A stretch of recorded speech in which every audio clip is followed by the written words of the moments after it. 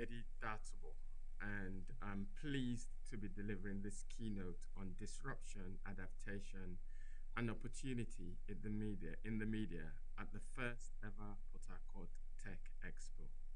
Now, I'm really sorry I can't be with you on this occasion due to urgent business commitments, but I didn't want to pass up this opportunity to speak to you. It's particularly pleasing for me as a Port Harcourt boy to see the city of Port Harcourt join the desire to be part of shaping the future of tech. And there's no reason why we can't be part of that future, like other major cities in the world, such as Bangalore, Singapore, Nairobi, Cape Town.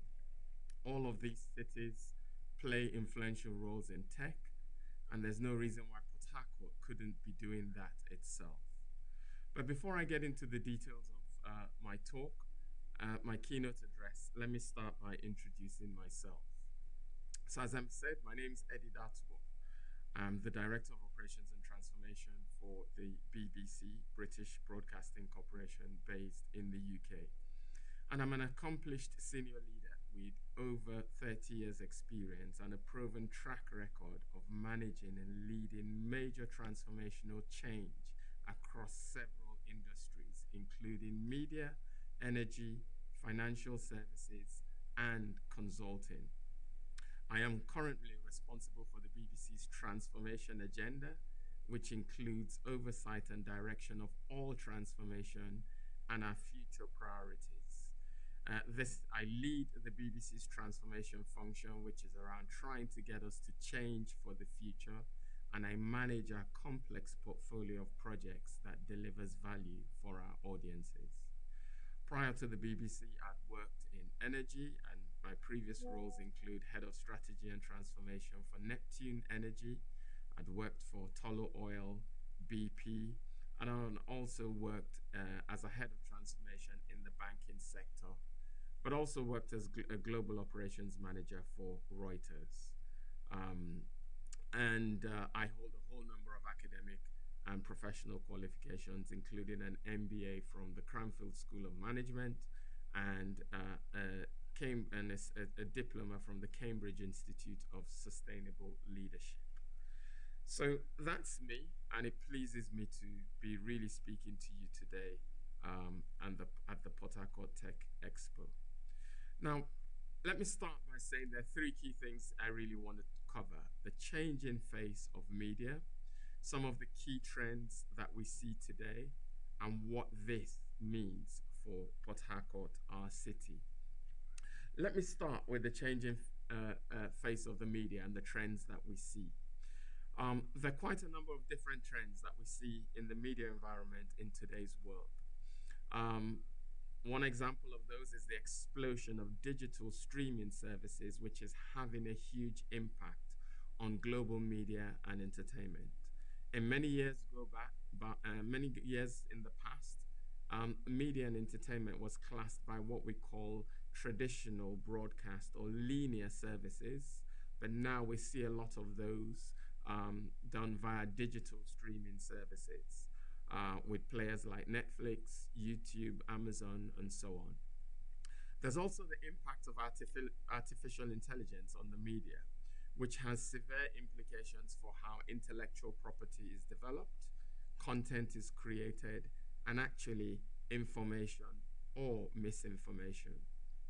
There's competition from everywhere and anywhere. And what we see today is that media players are no longer the traditional media organizations, but there are some more lasting, bigger organizations coming from different areas, particularly in the tech space. And I'll talk about that a little bit more much later.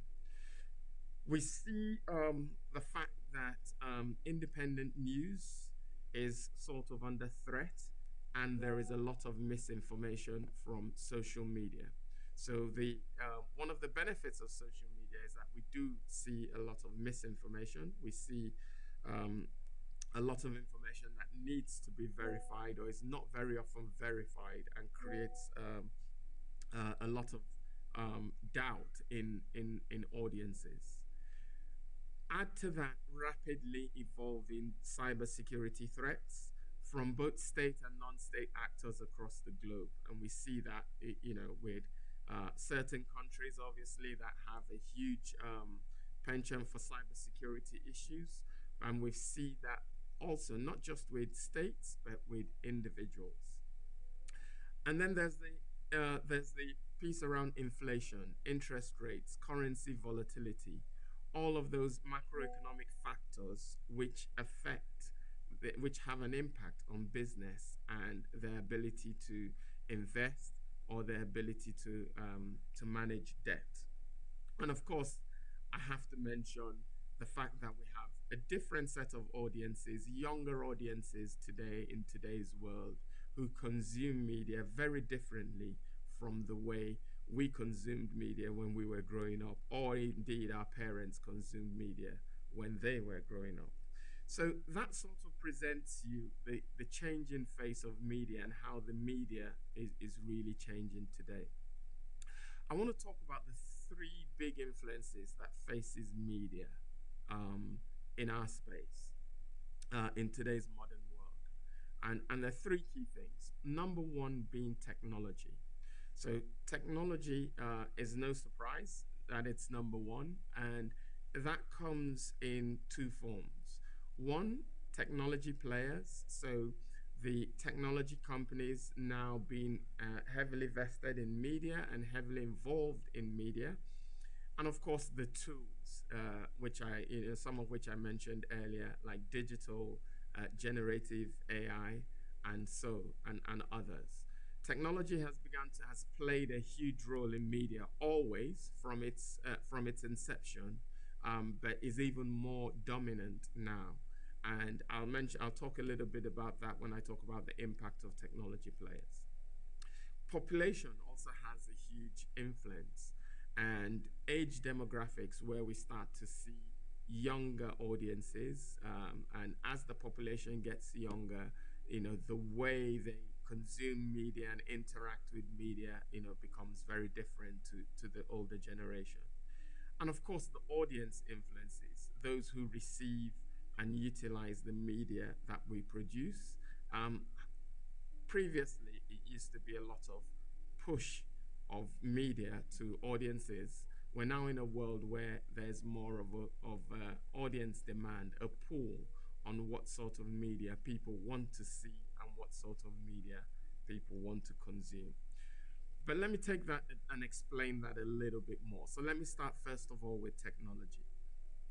If you looked at a media map in, say, the year 2007, it largely constituted a few large or medium-sized media players based in Europe, US, UK, and possibly the rest of the world.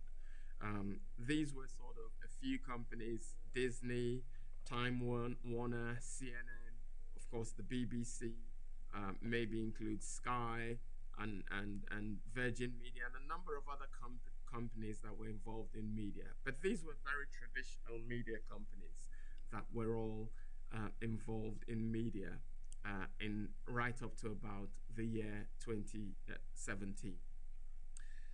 If, however, we take a look at the media map today in 2024, it's a very different proposition.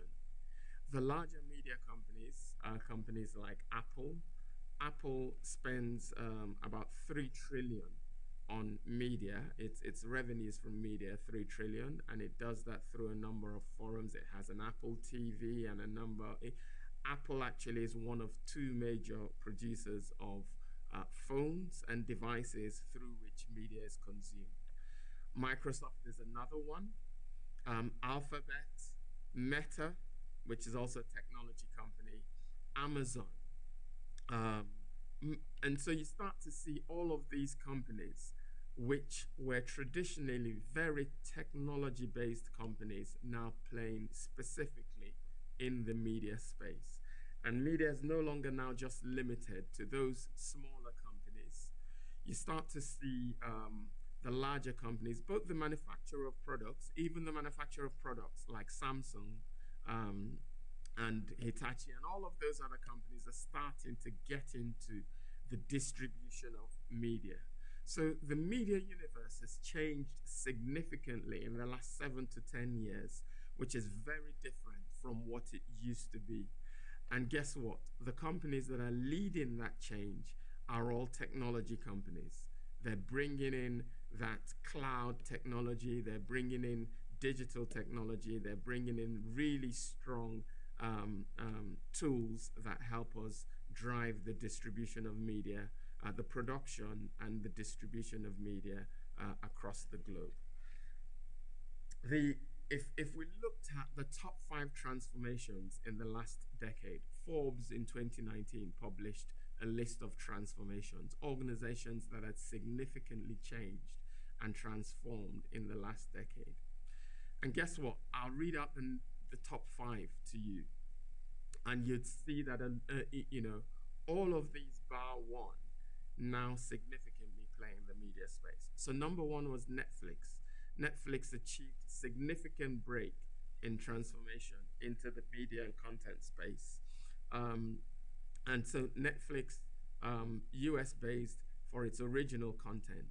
Now, most of you would know the story that there was a company called Blockbusters. People used to go off and rent videos, home videos that they could watch in their home. I think there was a time when we all used to watch home videos, and we all used to be able to watch them, record them, and play them back. You'll be surprised that actually Blockbusters were offered the chance to buy Netflix for a few tens of millions, not hundreds, tens of millions, and they declined. Interestingly, Blockbusters no longer exists today, and Netflix are one of the world's number 1 leaders in the production of original content. So that just shows you how things significantly change and transform in this space. Number 2 in that list is Adobe. Adobe, who produced the Acrobat Reader and a number of other tools, are also well known for their digital experiences. Number 3 is Amazon Web Services. Amazon grew through their web services and have gone from just distributing books and distributing, which they originally started in, to distributing content, logistics, and a whole number of other things. Number 4 in that list was Tencent. Tencent started off as a fintech and transportation company in China, but they, guess what, have also jumped into the media space. And number 5 is Microsoft, who through its intelligent cloud also gets involved significantly, has grown significantly and transformed in the last decade. 4 of these 5 companies I've mentioned are all now big media players and all play a significant role in the delivery of media. So what used to be traditional media in the past is no longer what we see. What we see today now is the huge influence of tech companies in the media space. Let me now come to population, and population is the next thing. I talked earlier on about the changing audiences, and in 2024, the United Nations published their stats on global population across the world. When you look at the global population in the world today, 33% of the world population is under 20, I beg your pardon. 30% is between 20 to 39. 23% is between 40 to 59.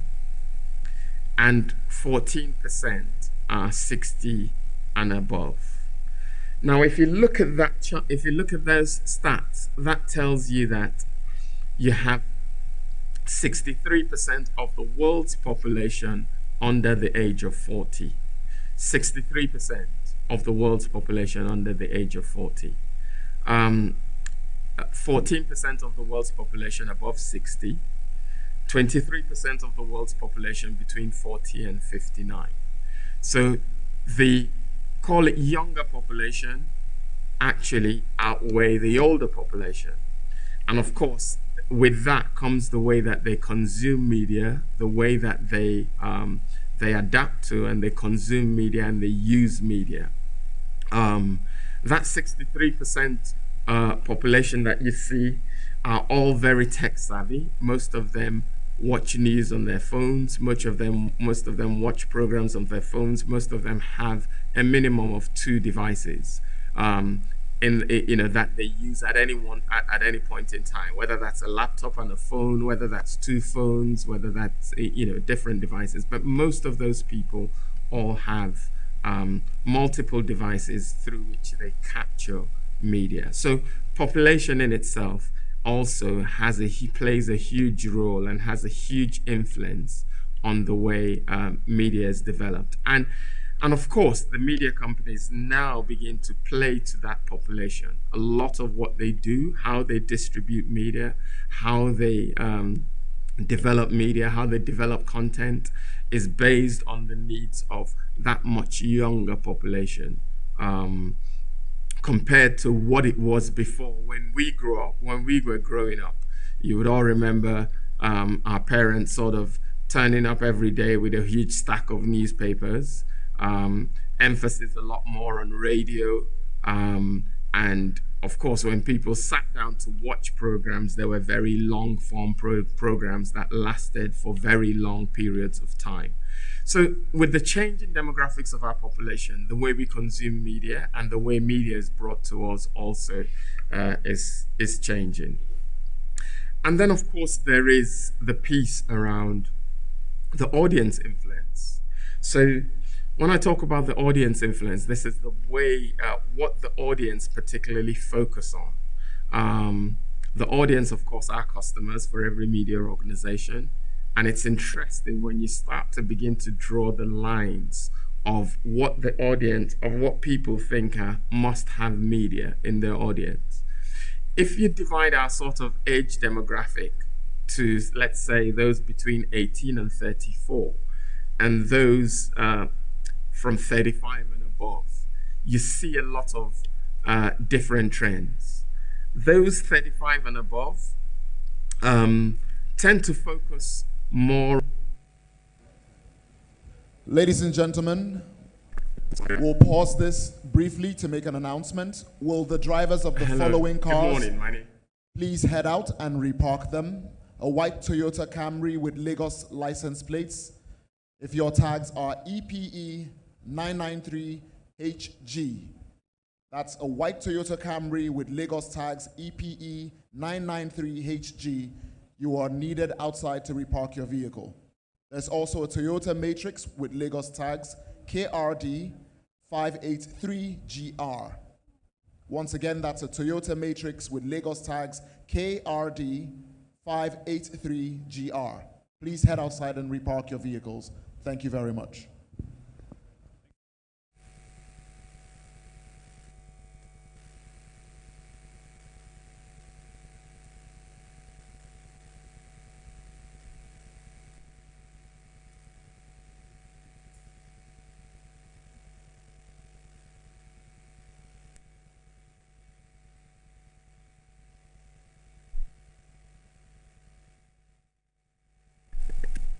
'35 and above, you see a lot of different trends. Hello, good morning. My name's Eddie Dartable. Tend to focus more on major programs. They're not so much into the reading and the advertising and the gaming and all of that sort of stuff. But if you switch that to the 18 to 34s, you see a very different picture. 100% of all those in the 18 to 34 bracket all are influenced by social media. They all have multiple social media accounts and they consume news, information, content through their various social media accounts. 98% of that 18 to 34 are major SVOD users. By SVOD, I mean short video on demand users. So 98% of those would go in and watch programs, short videos on demand, really short, TikTok clips, really short video demand pieces. That, when you compare that to the older demographic, is just about 80%. So you see the audience savviness in terms of being able to consume media. 85% of that younger audience all stream music, and that's compared to only about 56% of the 35s and above who stream music. So streaming music on the phone actually, or on your device, also plays a huge part.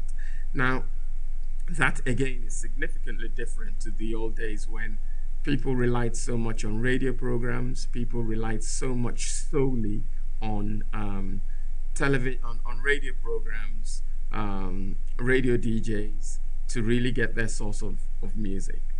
And here's another one. Gaming is a significant one that has also cropped up. So 84% of that younger audience are all into gaming and would play different games on their devices. Whether that's Candy Crush or something else, they are all involved in different forms of gaming. Now, compare that to the older 35s and above, that's only 47%. So you start to begin to see the way in which people are focusing, this sort of media types that people are focusing on, that is driven by these audiences. Social media, short video on demand, music streaming, gaming, and then you start to get into things like podcasts and pay TV. And once that audience has a particular influence on a particular form of media, then of course the media companies have to think about how they get to that audience, through those means. So it's no surprise, of course, Meta, Facebook, Instagram, TikTok, all doing well. YouTube, because that is where our younger audiences are very often found. So, what does this really mean? I think one of the things I want to come in and talk about here is really around the importance of things like generative AI. I talked about technology and generative AI.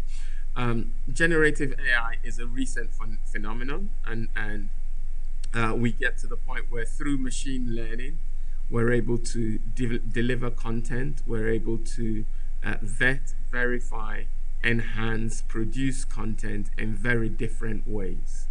The top 3 trends for Gen AI in the media business, apart from innovation, are really around improving content creation, production, and management. So it gives us an opportunity to be able to create more content, to be able to produce and manage content in ways that we never did that before.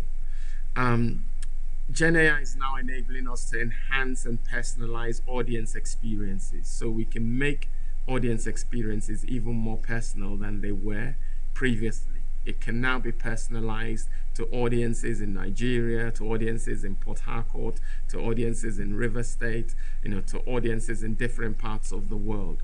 You could use algorithms in Gen AI to really make sure your content is tailored for specific people. And also it helps you get increasing return on investment and monetization. You're able to monetize your investments a lot more.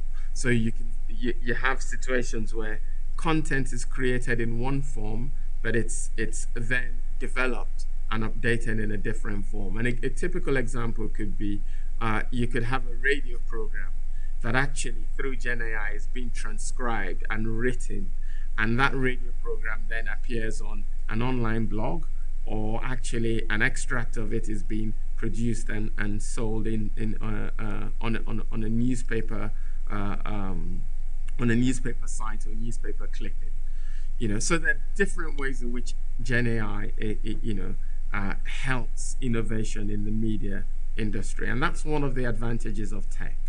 A lot of people think differently about Gen AI, but I think it's here to stay, and it's not there to take away jobs, but it's there to enhance jobs. It's there to improve the quality of the things that we do. It's there to really enhance what we do. And one of the ways in which we've seen the use of Gen AI improve is where it's being used to verify sources of information, to detect deep fakes. So fake videos that are circling around, you're able to very quickly use Gen AI algorithms to determine whether those are real videos, whether those have been shot in the right locations, and whether those really truly reflect what they say they are. I think one of my charges will be for everyone to really look at Gen AI and say how we can embrace that in the media, in the media space, how we can use that technology. And I think in the organization that I work in, we are running a number of pilots that would help us develop ways in which we can take our media production and content creation and management to another level. I think one of the things I'd also say is that we live in an audience-focused era, as I said, where the battle to win audiences and attention is key. So media companies can no longer rest on their laurels. There is a huge battle to win audiences, and these are not just regionally or nationally, these are globally. The companies that are winning audiences in your locality, in your state, in your local government area, in your community are global companies, and they use their global dissemination of content to be able to reach people a lot quicker. We must be savvy in terms of getting onto that and getting ourselves involved as content creators, as media people, to be able to ensure, using tech, to be able to ensure also that our news, our entertainment, our information reaches the world far and wide. It's also important that media companies must innovate and find digitally smart ways to connect with their audiences. So if you're still what I call a bricks and mortar broadcast and linear media organization playing in that space, then you really need to be thinking about how you will use, the digital tools at your disposal to connect with your audiences locally and globally. I think one of the things I'll just use to paint this example is if I give you a few stats about Amazon. And everybody remembers Amazon, that originally came onto the scene as a bookseller.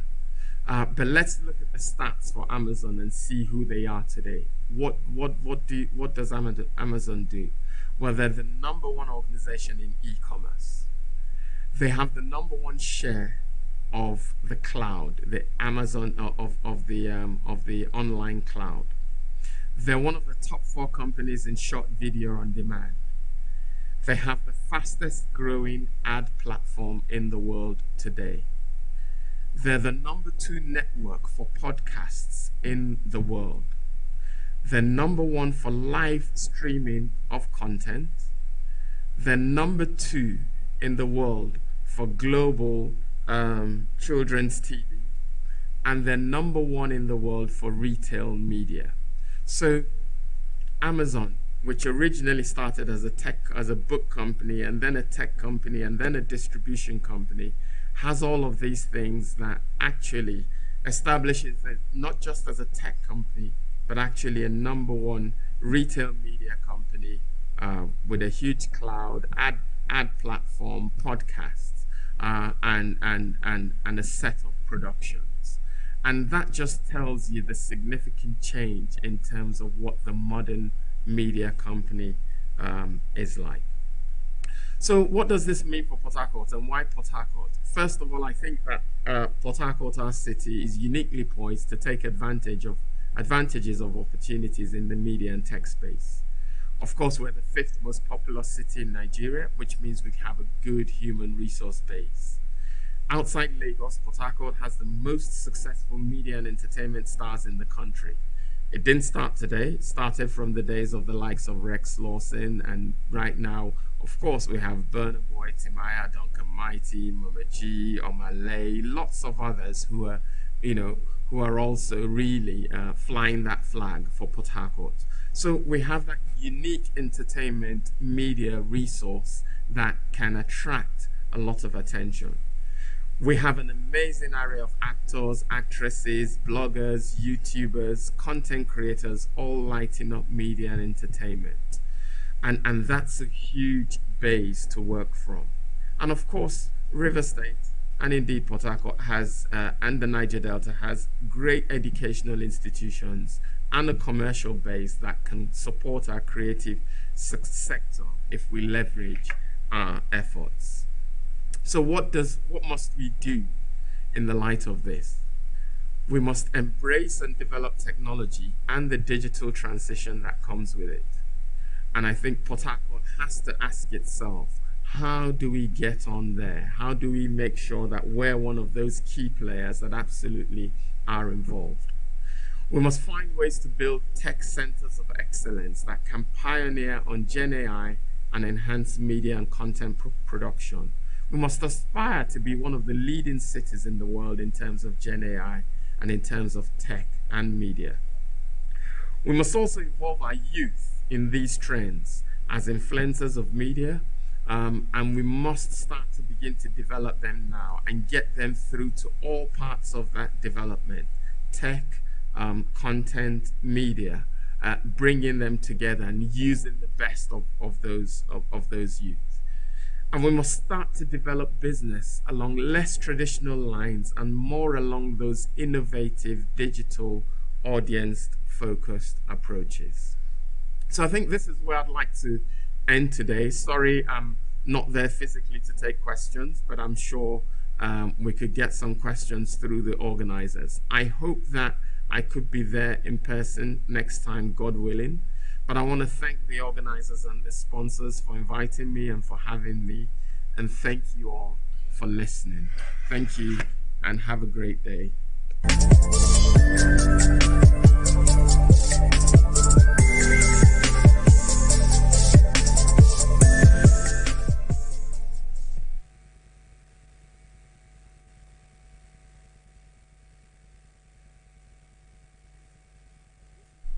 Hello, good morning. My name's Edtech, and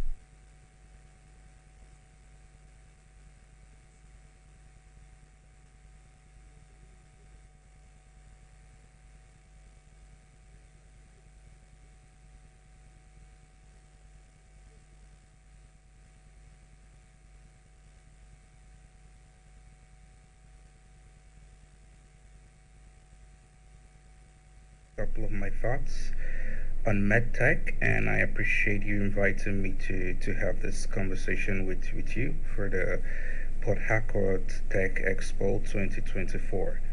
My name is Dr. Chinedu Araka.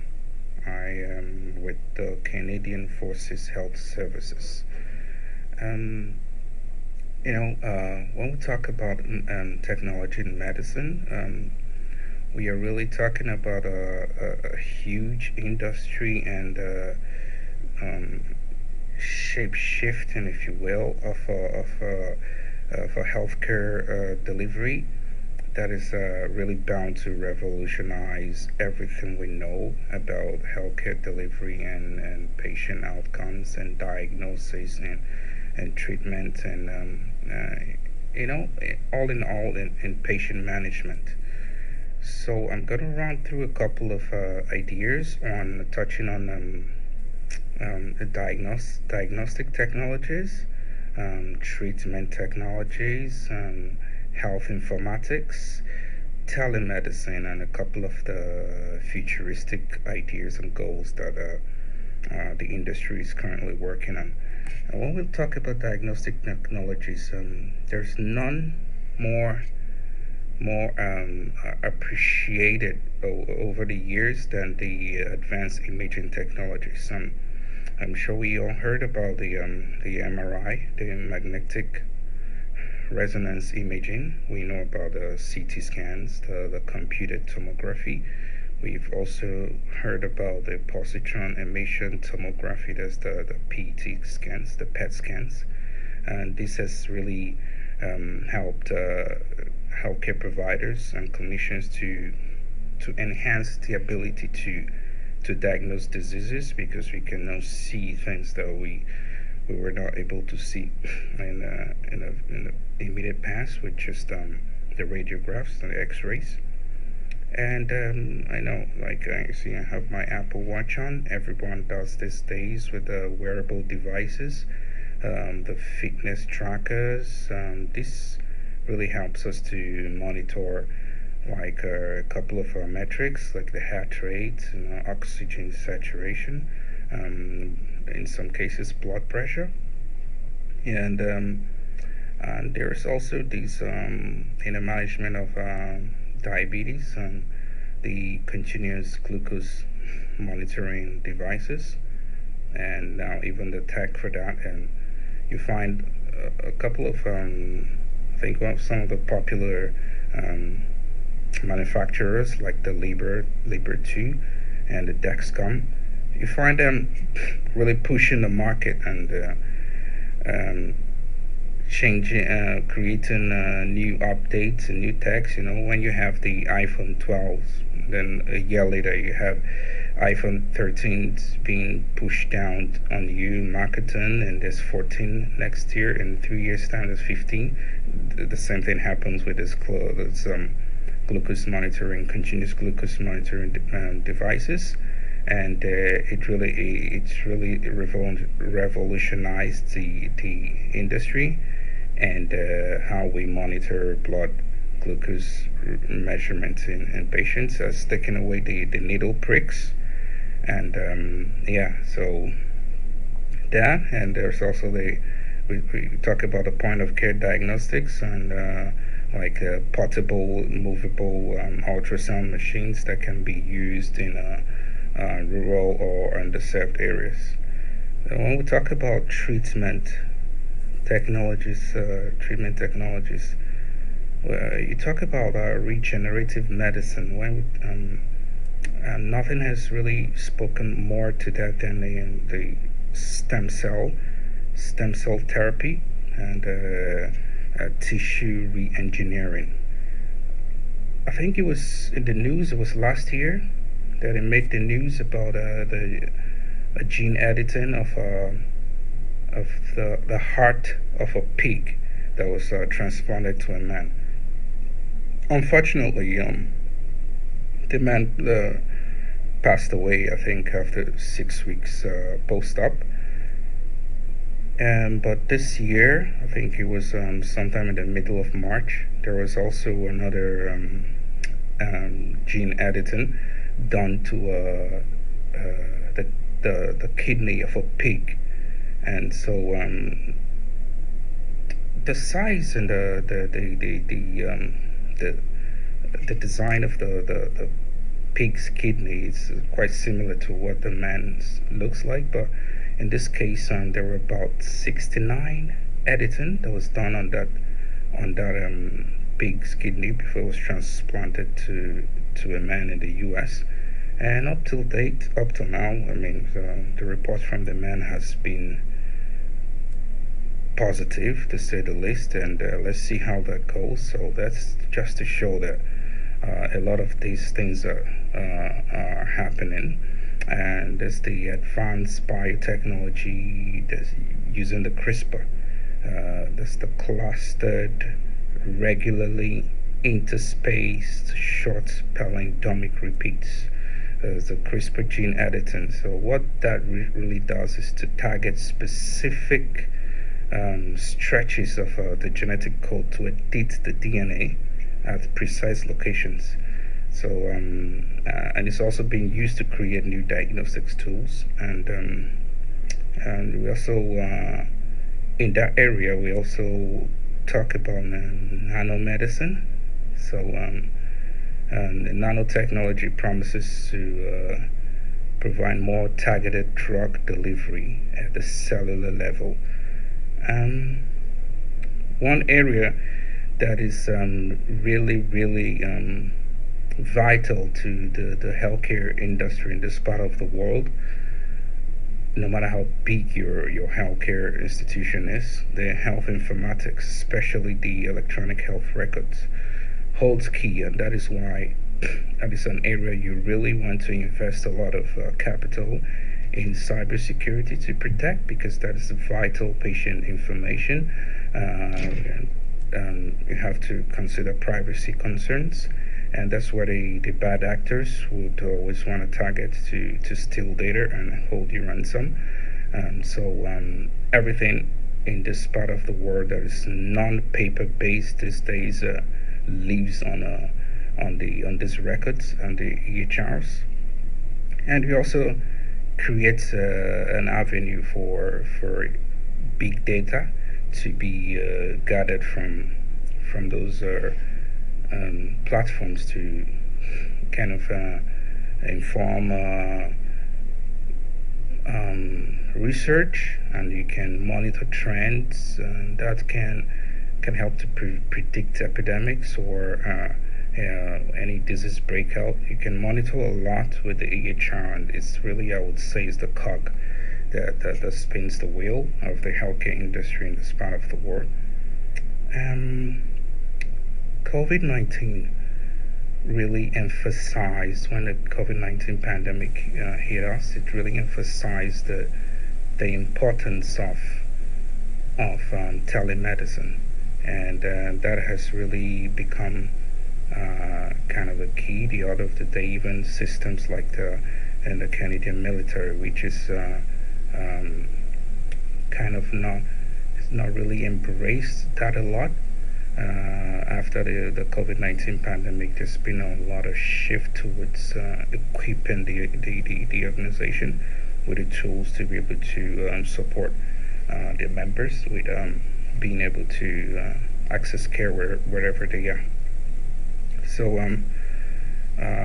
we also have telehealth startups that are also looking at the opportunity to invest in a long time ignored chronic diseases. There's a case I read about the other day. There's a lady in the U.S. that had moved states twice because the physician who was able to diagnose a rare disease in her had to move for professional reasons. So she always moved to the state where the doctor moved to, because she felt like there was no other person that can care for her the way that doctor had, because she had suffered for this for a long time, and it was only this physician that managed to get the correct diagnosis and support her with the treatment.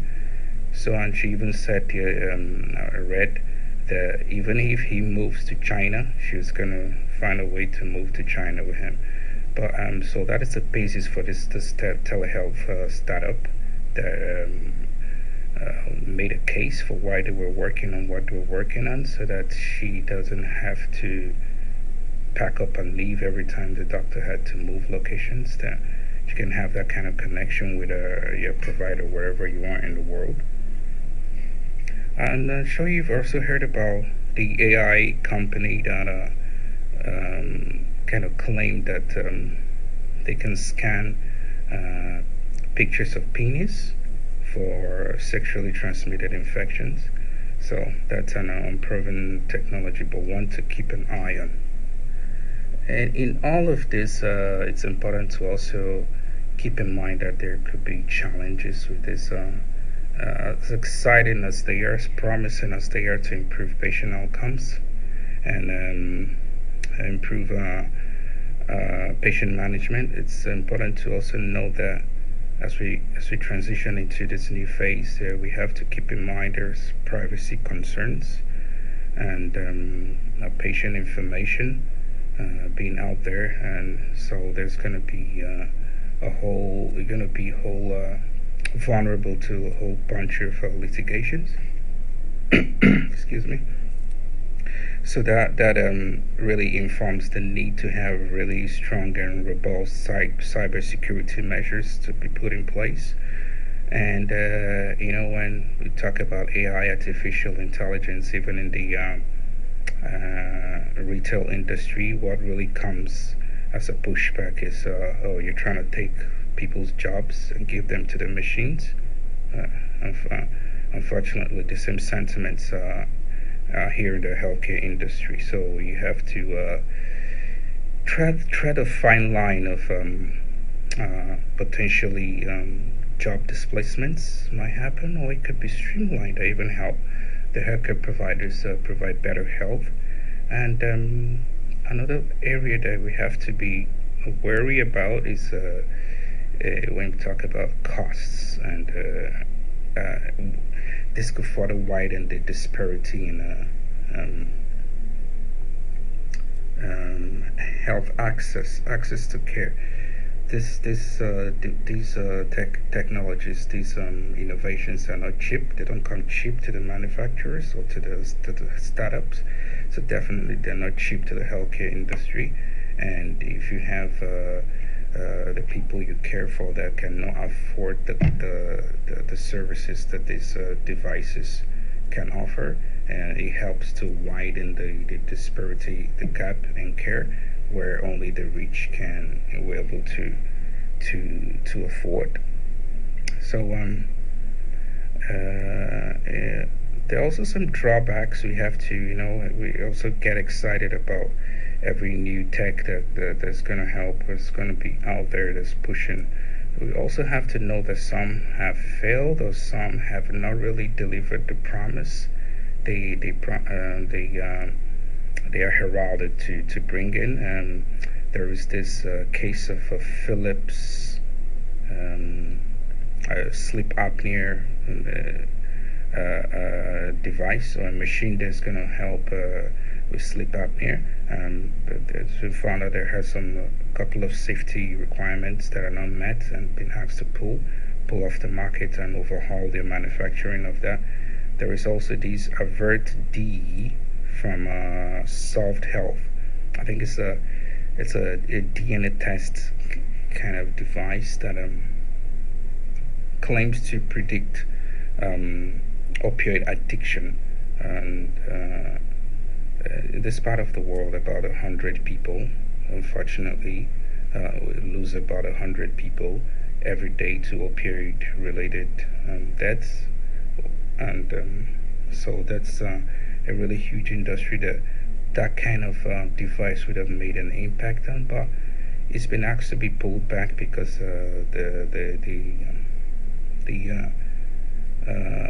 it's not being. Critics say that the results or the test lacks a strong scientific backing in the design and the manufacturing of that. So we'll see how that goes. And there are a couple of ones out there in the past. We heard about I can't remember her name again right now, the lady that dropped out of school at the time that claimed her blood tests can identify a myriad of diseases.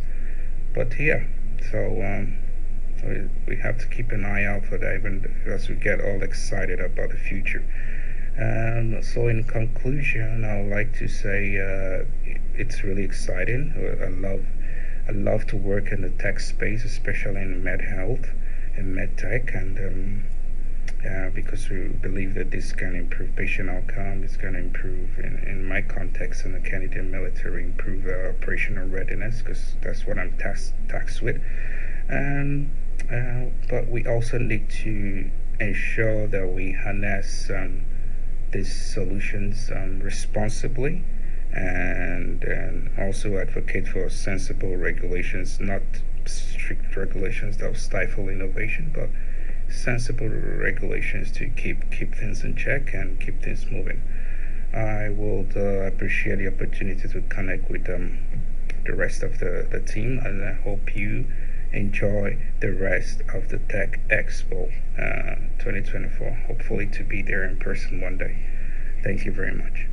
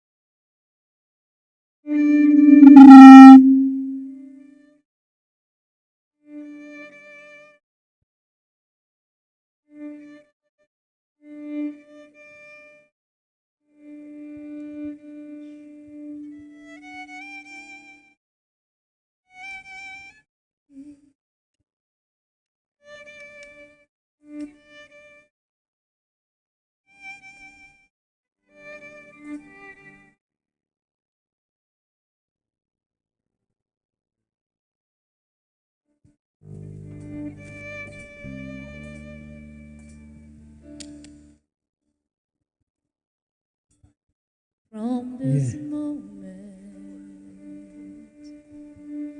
life has begun.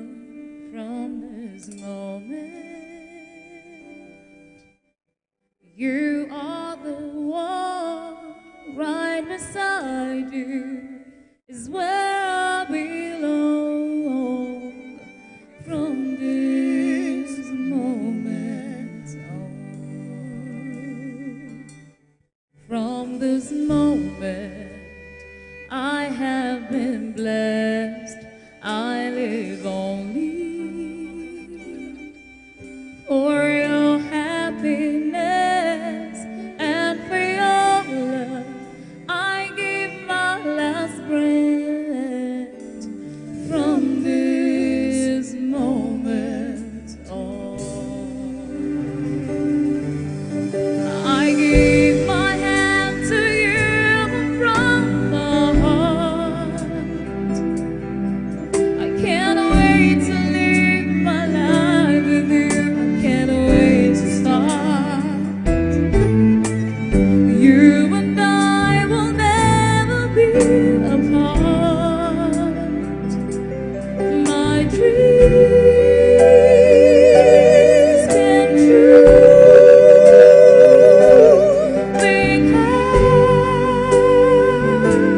because of you. From this moment, as long as I live, I will love you.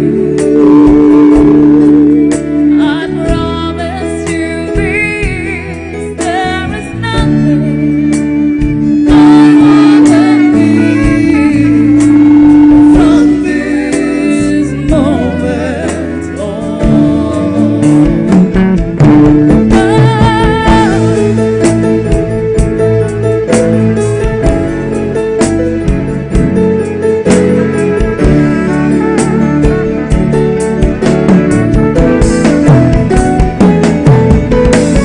You're the reason I believe in love, and you're the answer to my prayers from up above. All we need is just the two of us. My dreams come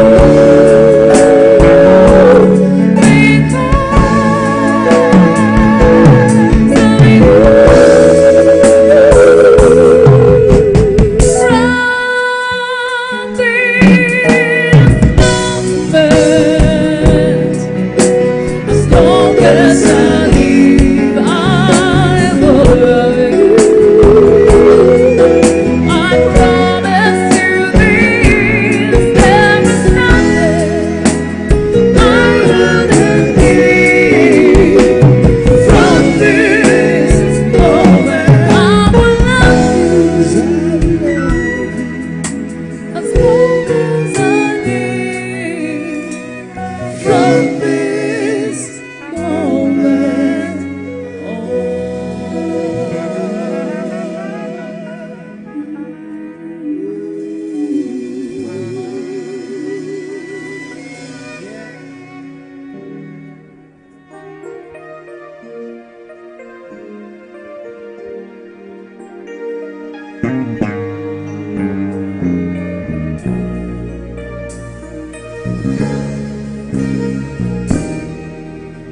sometimes the snow comes down in June. Sometimes the sun goes round the moon. I see the passion in your eyes. Sometimes it's all a big surprise. 'Cause there was a time when all I did was wish. You tell me this is love. It's not the way I hoped, oh how I planned, but somehow it's enough. And now we're standing face to face. Isn't this world a crazy place? Just when I thought a chance had You go and save the best for last.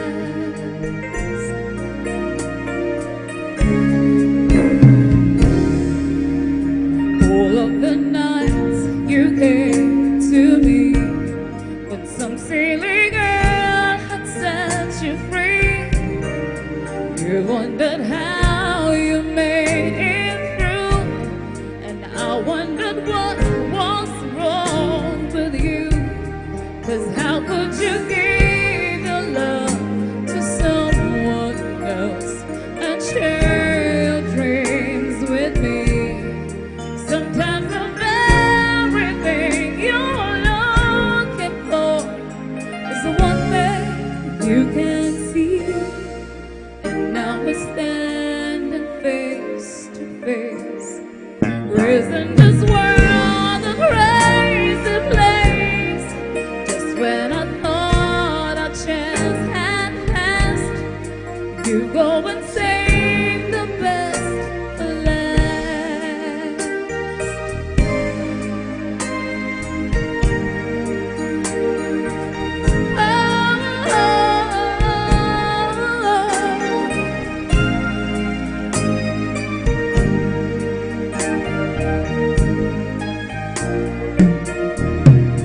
Sometimes of everything you're looking for is the one thing you can see. Sometimes the snow comes down in June. Sometimes the sun goes round the moon. Just when I thought our chance had passed, you go and save the best for last.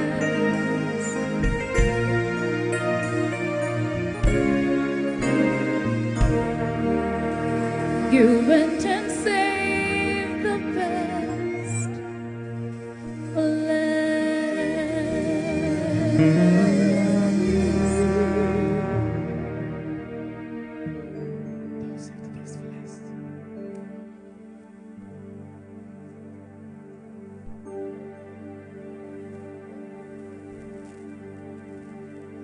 if I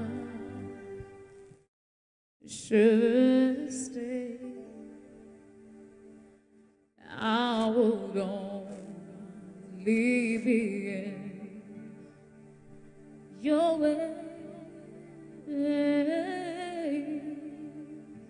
And so I go, but I think of you every step of the way.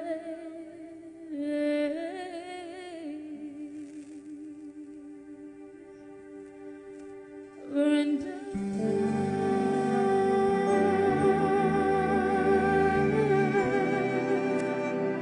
will always love you.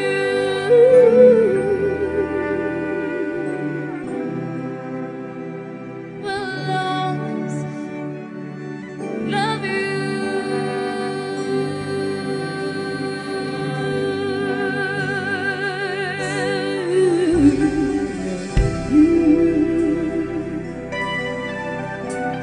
My darling,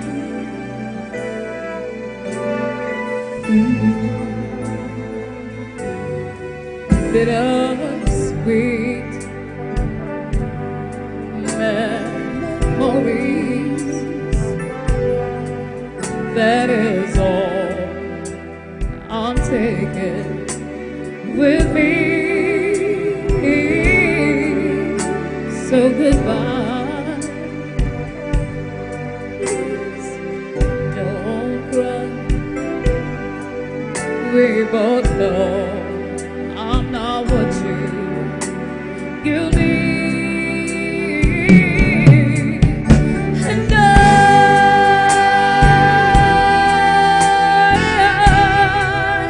will always love you.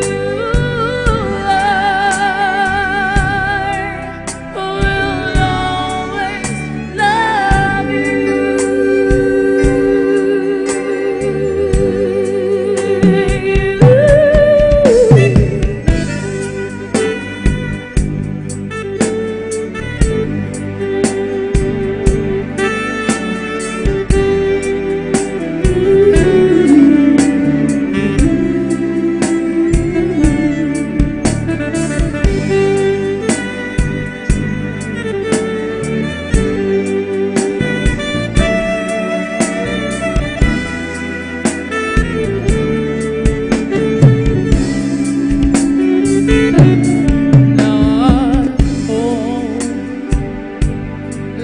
you're too kind,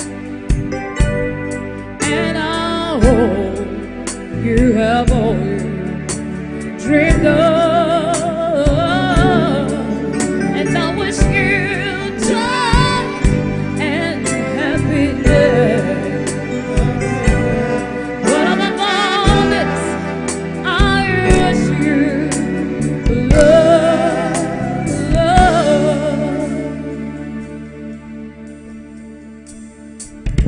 And I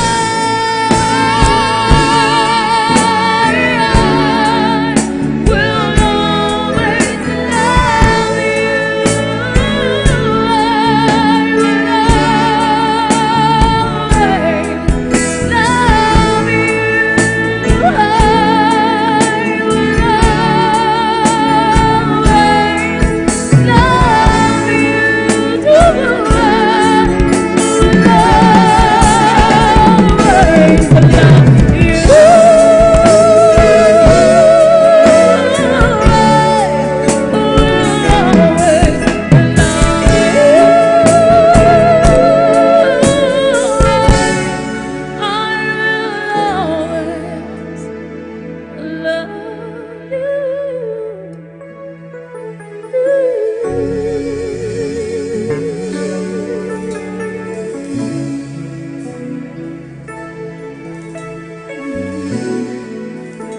will always love you.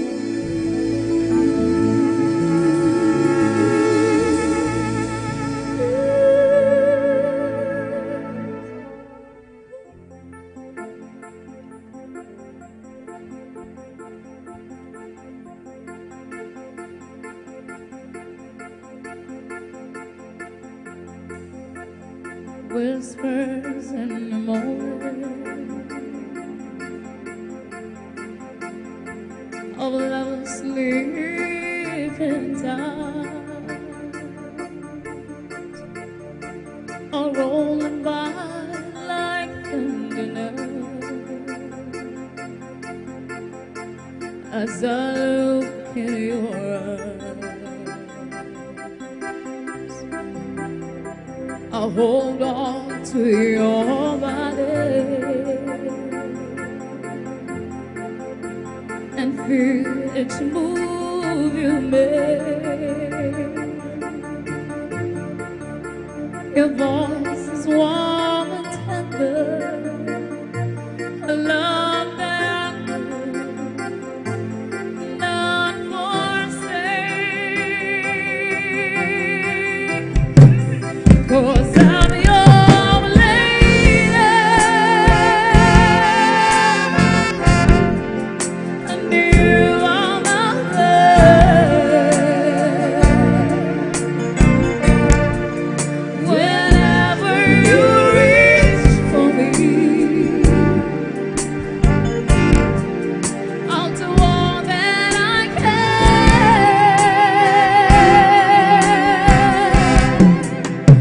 Lost is how I'm feeling, lying in your arms. When the world's outside so much to take, it all ends when I'm with you. Even though there may be times it seems I'm far away,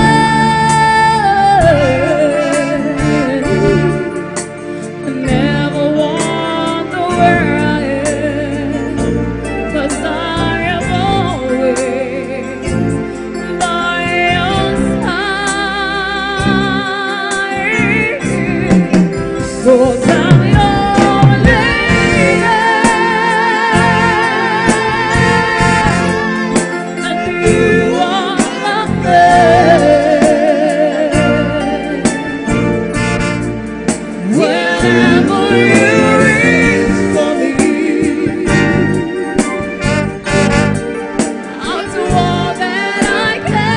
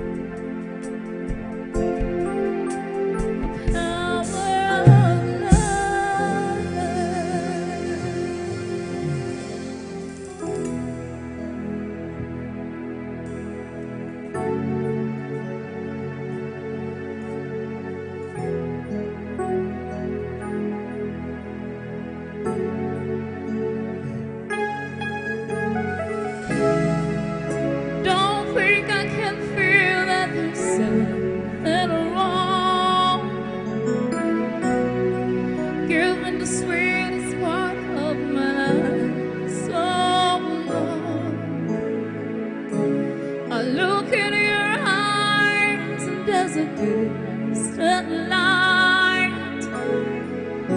So you and I know there'll be a storm tonight. And this is getting serious. This is serious. Are you thinking about you? Or else don't say what you're about to say. Look back before you leave my life, and be sure before you close that door, before you roll those dice, baby, think twice, baby, think twice for the sake of my love, for the memories, for the final fate that was you and me. Baby, I know it and it's real, so rise and higher ground. So when you halfway up, you always halfway down. And this is getting serious.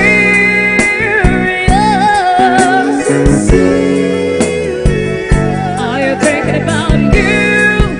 Or else don't say what you're about to say. Look back before you leave my life, and be sure before you close that door, before you roll those dice.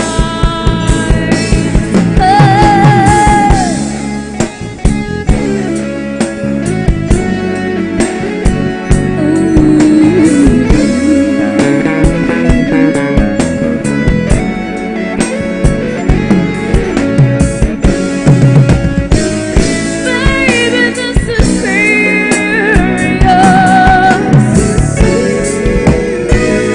Are you thinking about you? Or else don't say what you're about to say. Look back before you leave my life, and be sure before you close that door, before you roll those dice. Baby, think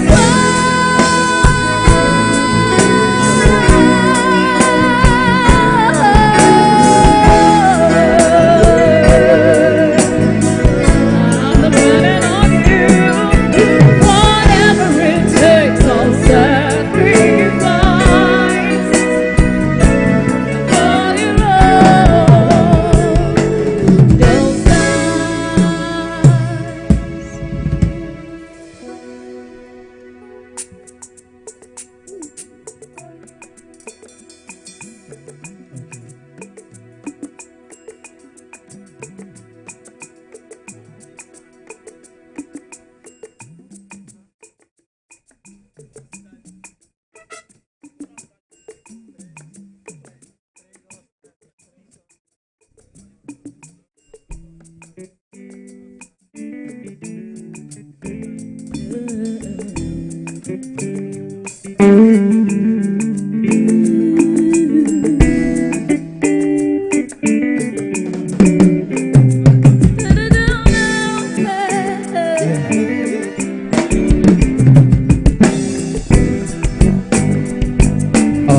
Let's bring you back to Nigeria. Yeah. Yes, I'm the most street credible. I'm from Nigeria, from Nigeria. Street credibility. Check my fans, yeah. Don't be lie, yeah. Don't be lie, yeah. Don't be lie. Kini mo jabelo. No. Good job, hello. See, I'm the most street credible. Say, hands of Nigeria, straight from Nigeria. Street credibility. Yeah. Check my fans, about make you hear I got. No be lie, yeah. No be lie, yeah. No be lie, give me good job, hello. No be lie, give me good job, hello.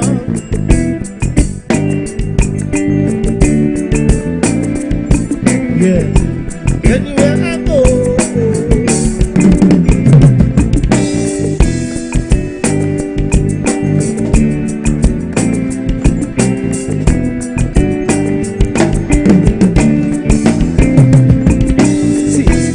Come here before you, I go talk, I'm as I see ya. I no go use any sugar cover up. Call me your malam and I know you understand them. When I see you go distress them, you know, but just gotta grab it too. See, always peacefully do it very nicely. We find the wahala, nobody is treasure when proof. Guaranteed to always nice up your body. I know we sound still bragging, but it's true that I'm talking. Don't deny God's grace. So right now we are the zebra crossing. No cars are passing. It's just reality flashing. We go to Popua. I love you to Popua. I'm on this one, you know, be Shakara. This one I surely confirm. You know the most sweet credible. Out of Nigeria, straight for Nigeria. Sweet credibility. Yeah. Check my fans about the year I got. No be lie, yeah. No be lie, yeah. No be lie, give him a job, hello. Yeah. Listen. My name again, scratch it so well, make it go insane. I be the chosen one, I remain number one of Nigeria. My brain walking all day, like say I know be man-made. But the sweets keep urging me to do more. What's more in common with this brand new one? One on the positive, I be the great one. I'm a boy shutters, I be at the big one. What you more for just like a million. And like a son to let on time, I show you to show me. I think you should know. Yes, I beg you. Listen. See. When you see me come around, I got you looking at me. Yes, I don't need to spend my cash, cause my swag's no hard to see. Cause my swag's don't lie, you can't deny. You're feeling right, yeah. You're feeling nice to be by my side. No need for fronting, yeah. Let me tell you something, yeah. No need for longing. If you feel so good, just standing by my side. No need for fronting, yeah. Let me tell you something, yeah. No need for longing. If you feel so good, just standing by my side. So if you see me drive by, I like your boy. I got no swag, I like your boy. I put more batters, I like your boy. Cause I'm chilling with matters, I like your boy. If you see me drive by, I like your boy. I got no swag, I like your boy. I put more batters, I like your boy. Cause I'm chilling with matters, I like your boy. Hey girl, you got me thinking you're many things I could do to you. Hey girl, you got me wishing I could take you home with me, no rush. Wanna step out of time, super close. Be my girl, what you are. I am fresh and fly. Don't deny, nothing to do. No need for fronting, girl. Let me tell you something, girl. No need for longing. If you feel so good, just standing by my side. No need for fronting. Let me tell you something. No need for longing. If you feel so good, just standing by my side. So if you see me drive by, I like your boy. I got no swag, I like your boy. I put more batters, I like your boy. Cause I'm cheap beats matters, I like your boy. If you see me drive by, I like your boy. I got no swag, I like your boy. I put more batters, I like your boy. Cause I'm cheap beats matters. Yeah, see. You don't last. Hey. Now everybody go to breakfast. Shy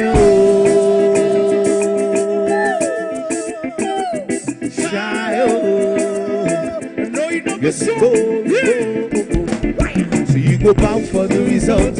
I'm nothing to discuss, cause I do it by default and without any doubt. I'm be a doubt, I no go feed take your insult. I'm a mind that's really talk. I put my life into my job and I know I'm in trouble. She manipulates my love. I know holy and I know they get posed like a Baba Fryo. My eye, don't cry, say I need to go and show you. I need to go and show you. I need to go and show you. Oh, I need to show you. Show you. I need to go and show you. I need to go and show you. I need to go and show you.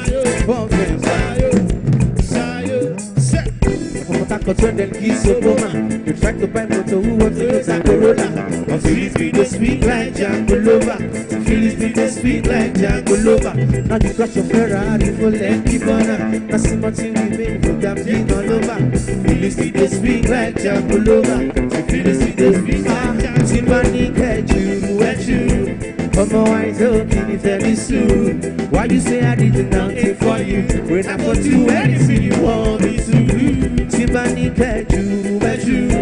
Come on, I told you very soon. Why you say I did nothing for you when I put you anything you want me to do? See, maybe another time, maybe another life. You will be my wife and we get it right. But it don't last year. Now everybody go chop breakfast. Have to say bye bye oh, to the love of my life, my eye oh. Don't cry, say I need to go and try oh. I need to go and try oh.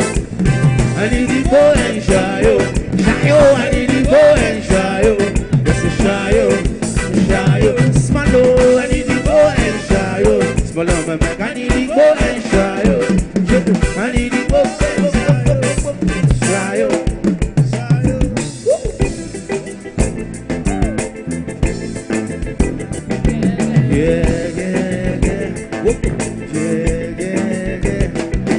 Cause I know go fit in fight and I come my party. Make on a no shy all over a shy I know go fit in fight and I come my party. Make on a see me gonna no shy. Make gonna see me gonna no shy. Make gonna I say me gonna no shy. Make gonna see me gonna no shy. Make gonna I say me gonna no shy. Make gonna all of lega.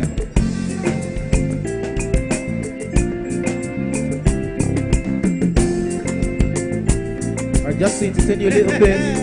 What's that I'm saying? Some good sounds for good years. As we wait for the next thing to come up.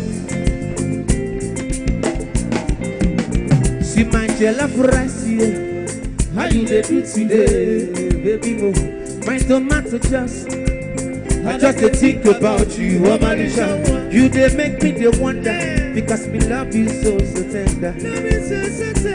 Now I am turning, cause here is so boring. Baby boy, see for a very long time I done the shivo, on the bill like send a fever, and they can't you cold. Oh you not see more, see baby and they can't you go, baby boy. Oh you not see more. Baby, I didn't let you go, baby, go. Oh, you not to more. Baby, I didn't let you go. Yeah. She make you run, come so fast. Come, Barubia, Messi go die, hey, yeah. Messi go die, hey, yeah. He get when you go, you to Pueblo. From Malicha, Castle, I wanna stop, be on the shoulders. It is getting cold now. For a very long time I done the Shivo and it be like saying a fever and they catch it cold. Oh you not to more. Baby and they catch it cold. Oh you not to more. Baby and they catch it cold. Oh you not to more. Oh you not to more. Oh you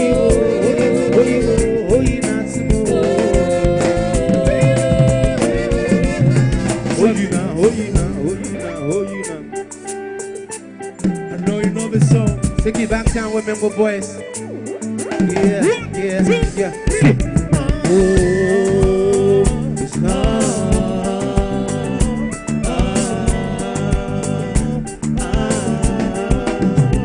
it's been a lot of toasting. Lots of guys have been up to her, but she told them she was waiting for the one that God was sent to fulfill the kind of craving, the special kind of loving. She won't be love or understanding. Come rain, come shining. People started to say that she want more men like this right. All that she want was a man that says the light. Say she's a fool of being of a kind. All that she want is good love, not be fine. So she kind of girl, how to come by. This kind of girl, she I want to make my wife. The only one, say no more. The part of what the people say. Cause I say, every time that I look into your eyes, I see fire breathing. Fire. And if you look into my eyes, you see desire breathing. Desire. Say if love is a crime, I want to be wanted. Yeah. If love is a crime, I'm willing to be haunted. Yeah. I got a lot of respect for you, cause your mind is so rare. It's so rare. I know it's hard to imagine, but I know you've out there. You're out there. Say if love is a crime, I want to be wanted. Wanted. If love is a crime, I'm willing to be haunted. Yeah, she said to me, do you wanna be the last man standing? Yeah. She said to me, do you wanna be the only man complimenting? Wait, oh yeah. So girl, I wanna be your beginning and your ending. I wanna be the only one that you descending. See, I can't believe she's still a virgin. See, lots of guys have been up to her, but there was no compromising. She been strong, she been keeping herself until the day of her wedding. Under the right, see, before the right person, the person deserving for the special kind of love. Thank you.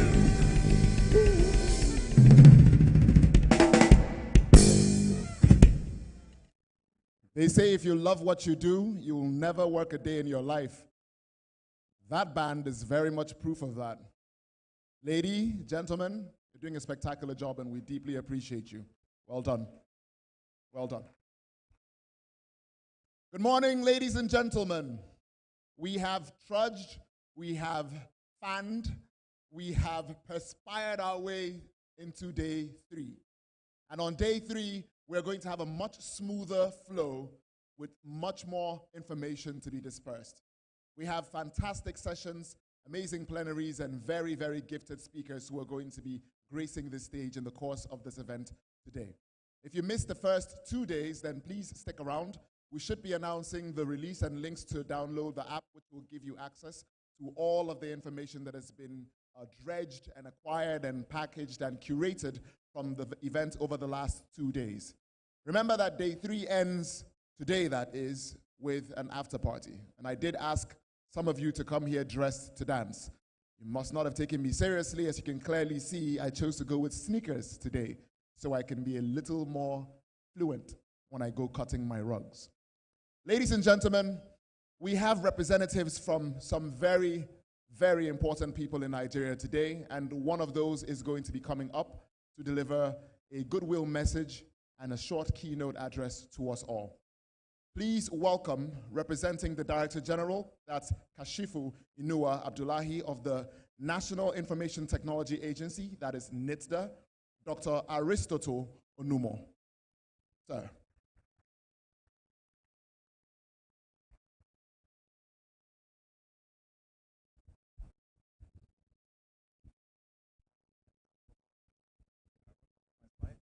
Yes.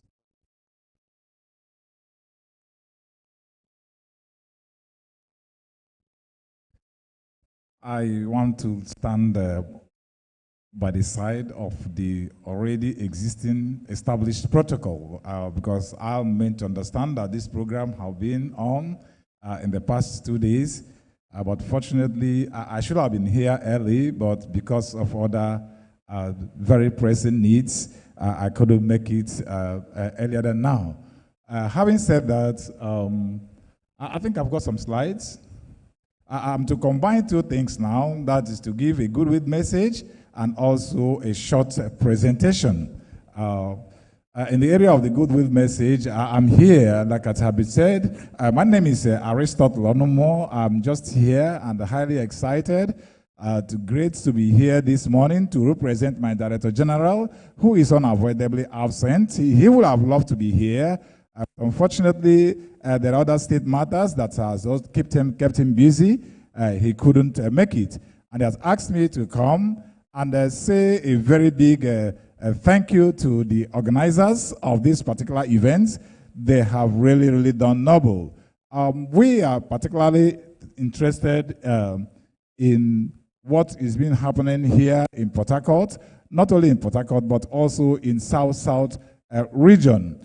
Neither as an agency has taken it upon themselves, to go further, to create a very credible platform to ensure that all Nigerians of all walks of life, of all ages, are all included in our program. And that's why I'm going to share with us briefly some of the journeys that we are making to ensure that we make this particular promise a reality, as we intend to ensure that we empower all Nigerians, to make Nigeria a nation that is digitally empowered, fostering inclusiveness, inclusive economic growth, and also through technological development. And that's what we ensure that we want to achieve as an agency and also as a people who are serving the people, anchoring on our core values, which is number one, people's first, and also innovativeness and professionalism. Anchoring on these three core values, we intend to deliver quality service and quality goods to our customer, being you that is seated here as a people that we have been set out to serve. I think my slide up.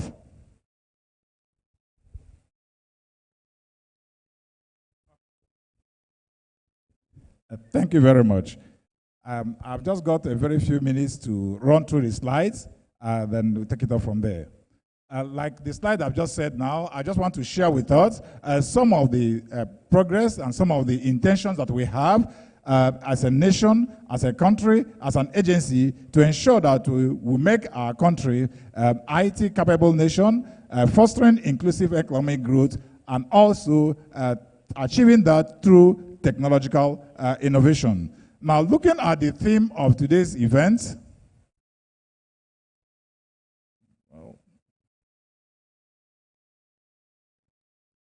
okay.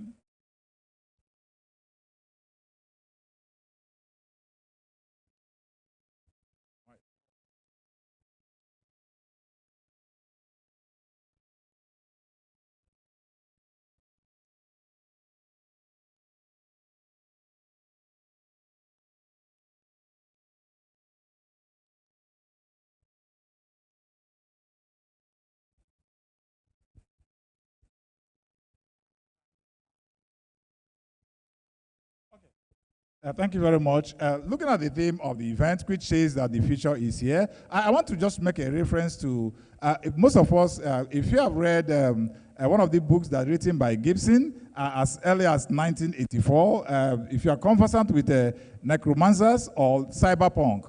Now, in that particular book that he wrote, he made a statement. He said, the future is here, but unfortunately, that future is not evenly distributed. What technology has done for us at this time is not only that, if he was talking about the future being there as of 1984, now today, I don't understand what we cannot talk about the future.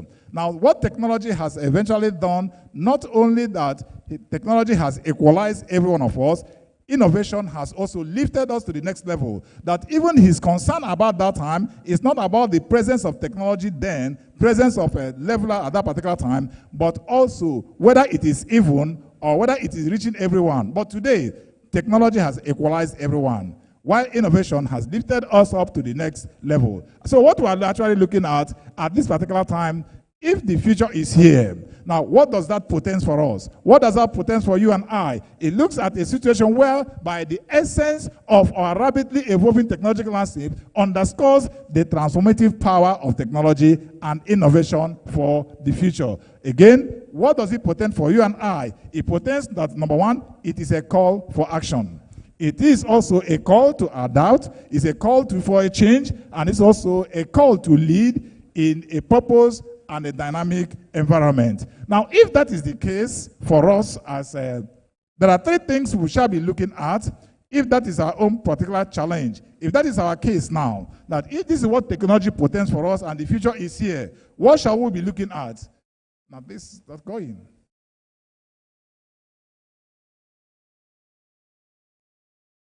Now, we shall be looking at three things. Now, the three things we shall be looking at, number one, we must embrace innovation. Now, if we are going to embrace innovation and make it a success, now the innovation must be collaborative. We must emphasize and elevate partnership and collaboration. Now, not only that, we must also consider, the issue of ethics in terms of our responsibility, in terms of forging with innovation, in terms of forging with technology.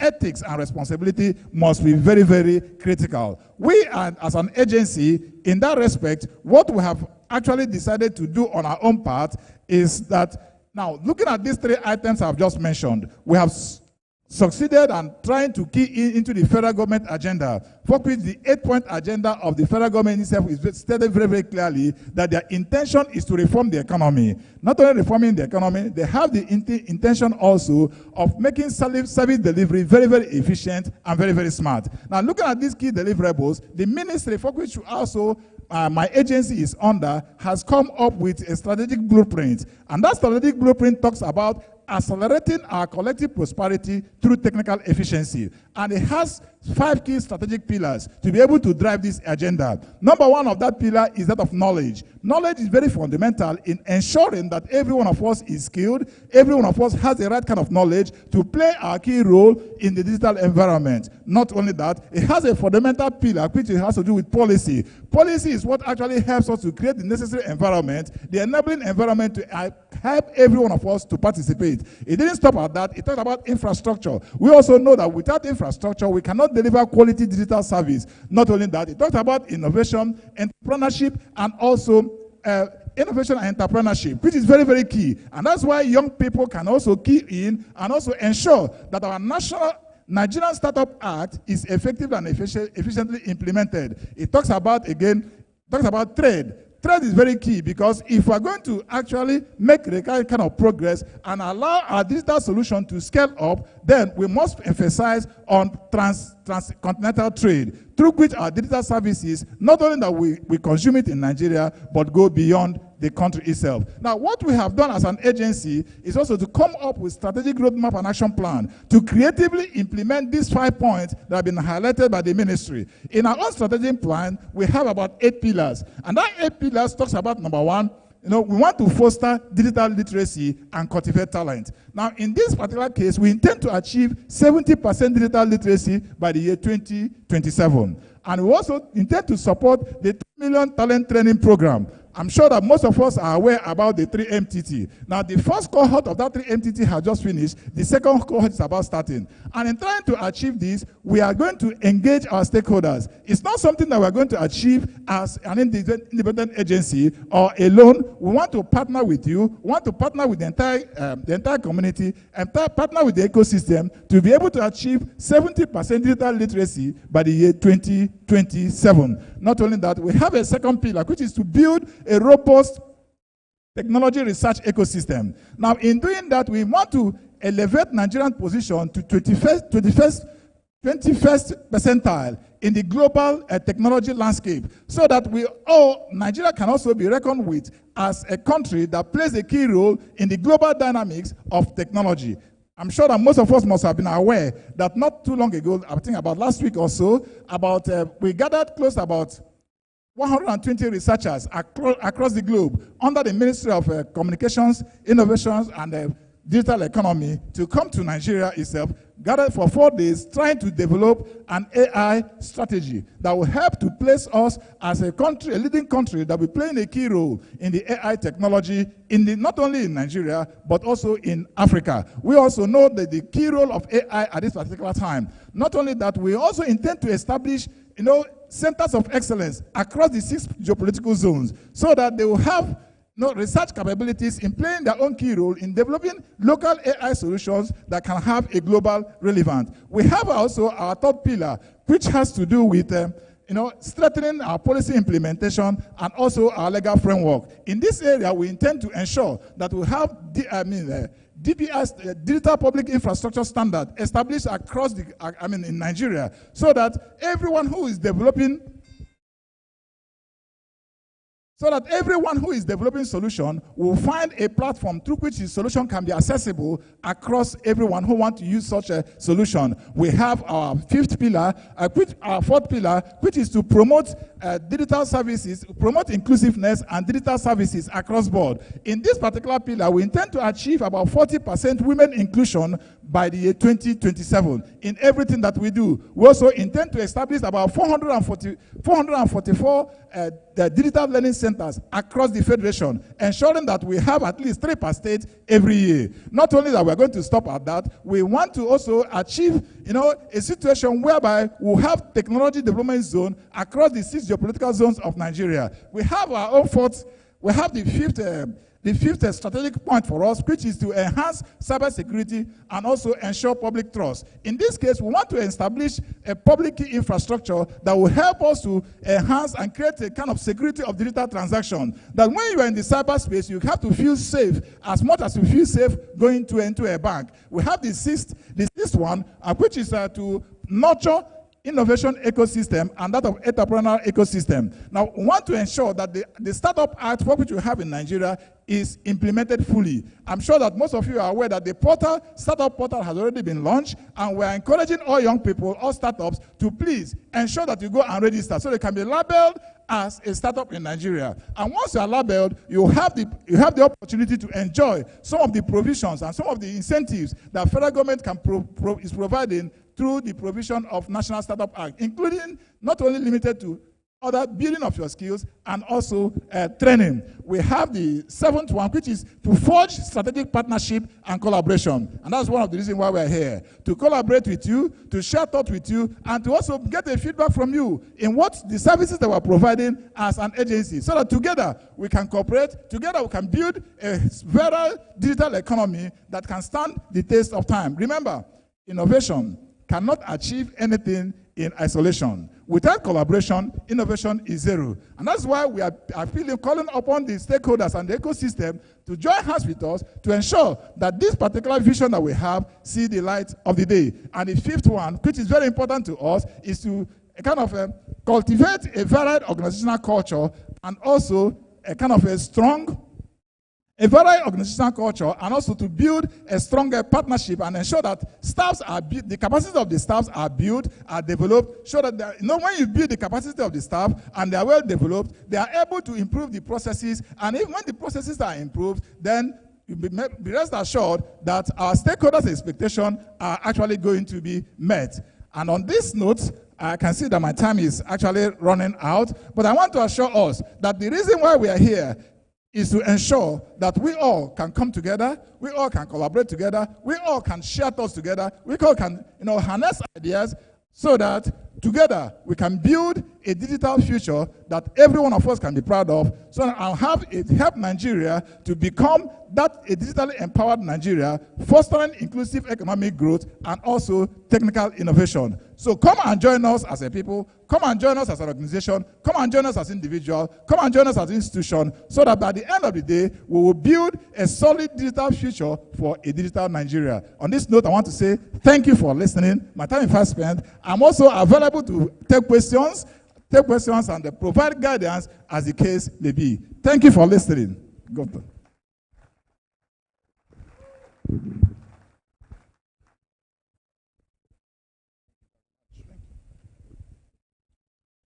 Okay. When we started our journey here a few days ago, most of us were sure that it would be best for our dreams if we had collaboration from the agencies that power, support, protect, and set policy for the technology space in Nigeria. And it's very heartwarming to see those agencies not just say that they will back us up, but also show up here and let us hear it from them directly. Thank you very much, Doctor. Okay, it's time for us to dive right into our first session. And I am super excited about this one. And it's not just because the session has so many stellar individuals in it, it's also because of the pedigree of people who are going to be speaking on education technology. Before we kick off into that, let's have a show of hands. How many software developers are in the audience today? Raise your hand, please. And why are you guys always huddled in one corner? Coders, man. All right, hands down. Here's another question. How many software developers who are in the audience have learned some new skill, let's say in the last 3 to 6 months, off the internet? Show of hands. That's what I thought I'd find. It's almost impossible to be relevant in this space without continually improving and updating your knowledge base. And unfortunately, real-life education simply can't keep up with the speed at which digital education is traveling. Which brings us to the people who are going to be speaking on the Edtech panel. Folks who are very experienced at digital education and education in general. I'm going to take my sweet time introducing them, and I will ask you to please bear with me. These are important.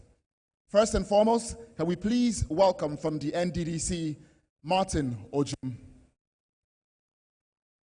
Is Martin here? Martin, up you come. And I'm calling Martin first because Martin may be the only person with a certain special kind of chromosome who's going to be on the panel today. Martin.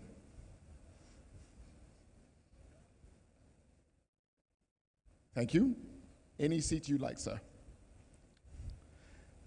Next, let's welcome the founder and community leader of Skill4 Data Community, Sandra Owor.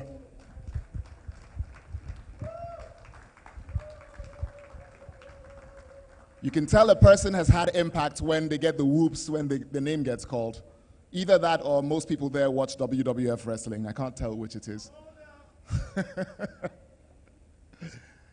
Welcome, Sandra. Next, please welcome the co-founder of Pop Central TV, that's channel 189 on DSTV, co-founder of the content production powerhouse Redbox Africa, and more recently, founder of Speaker Day, an immersive platform tackling local language learning, culture transfer, and knowledge transfer. Bola Yinka Obebe.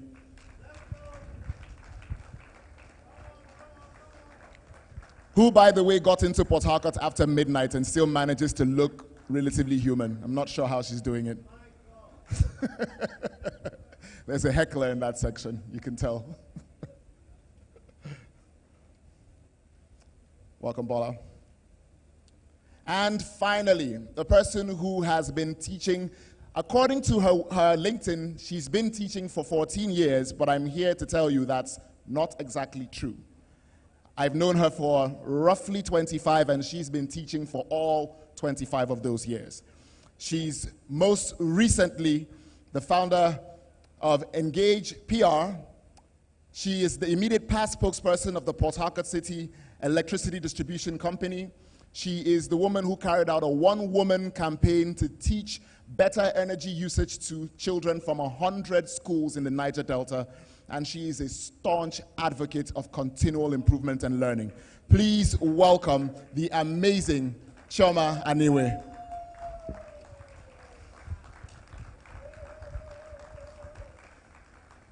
Sorry to have leaked your secrets, Chioma. Once upon a time, she used to be a fantastic dancer too, but she won't tell you that. Chioma is also going to be our moderator for this session, and I think I leave this in very good hands. Enjoy your session, folks.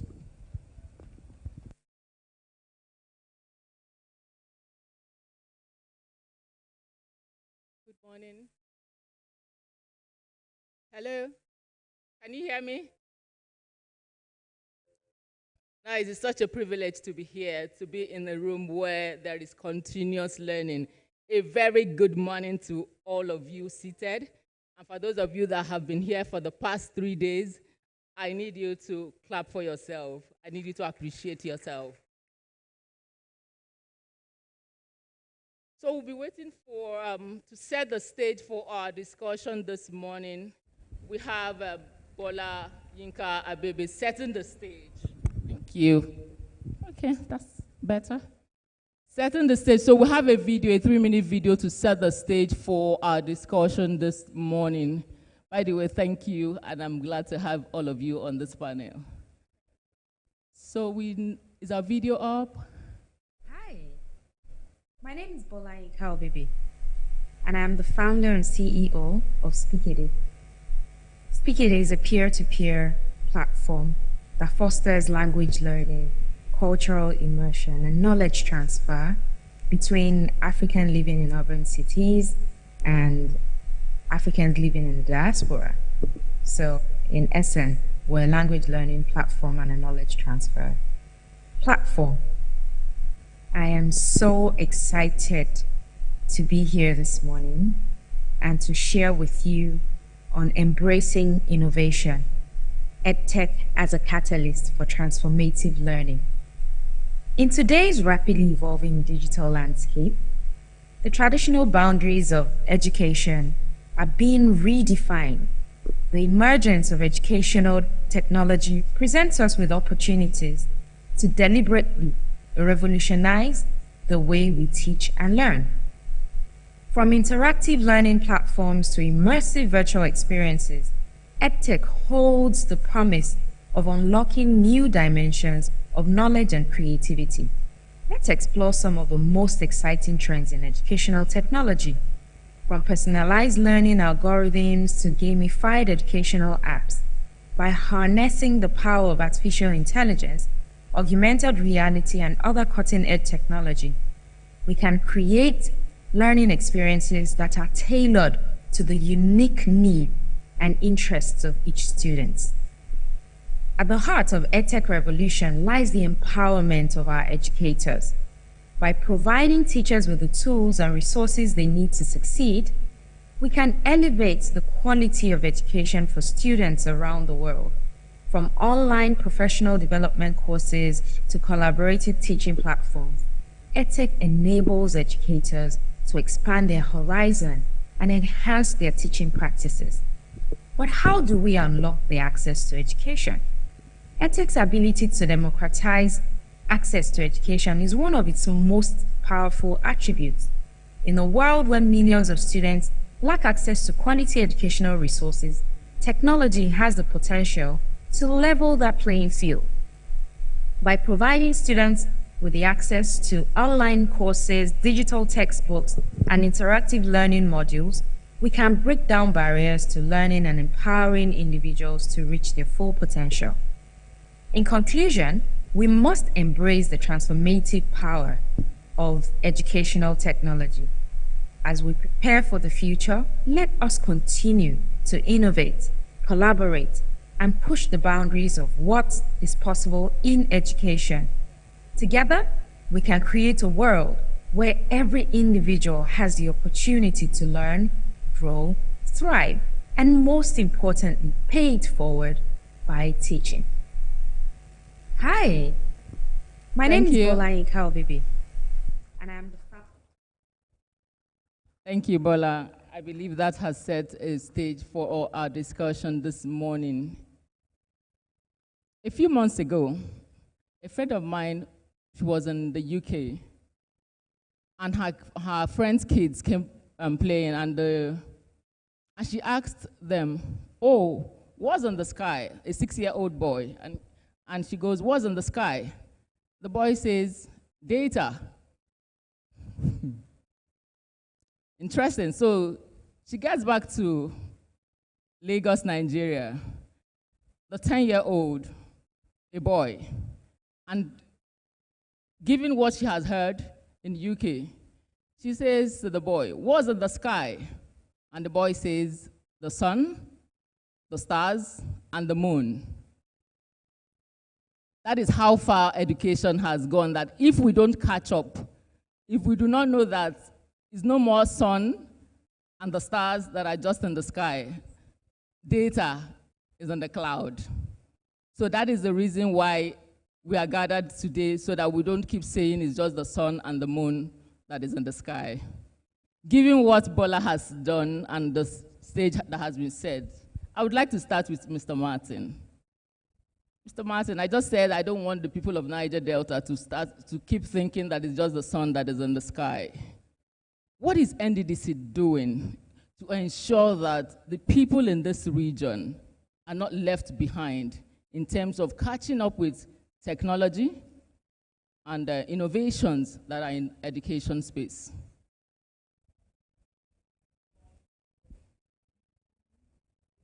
Everybody, I'm standing on the existing protocol.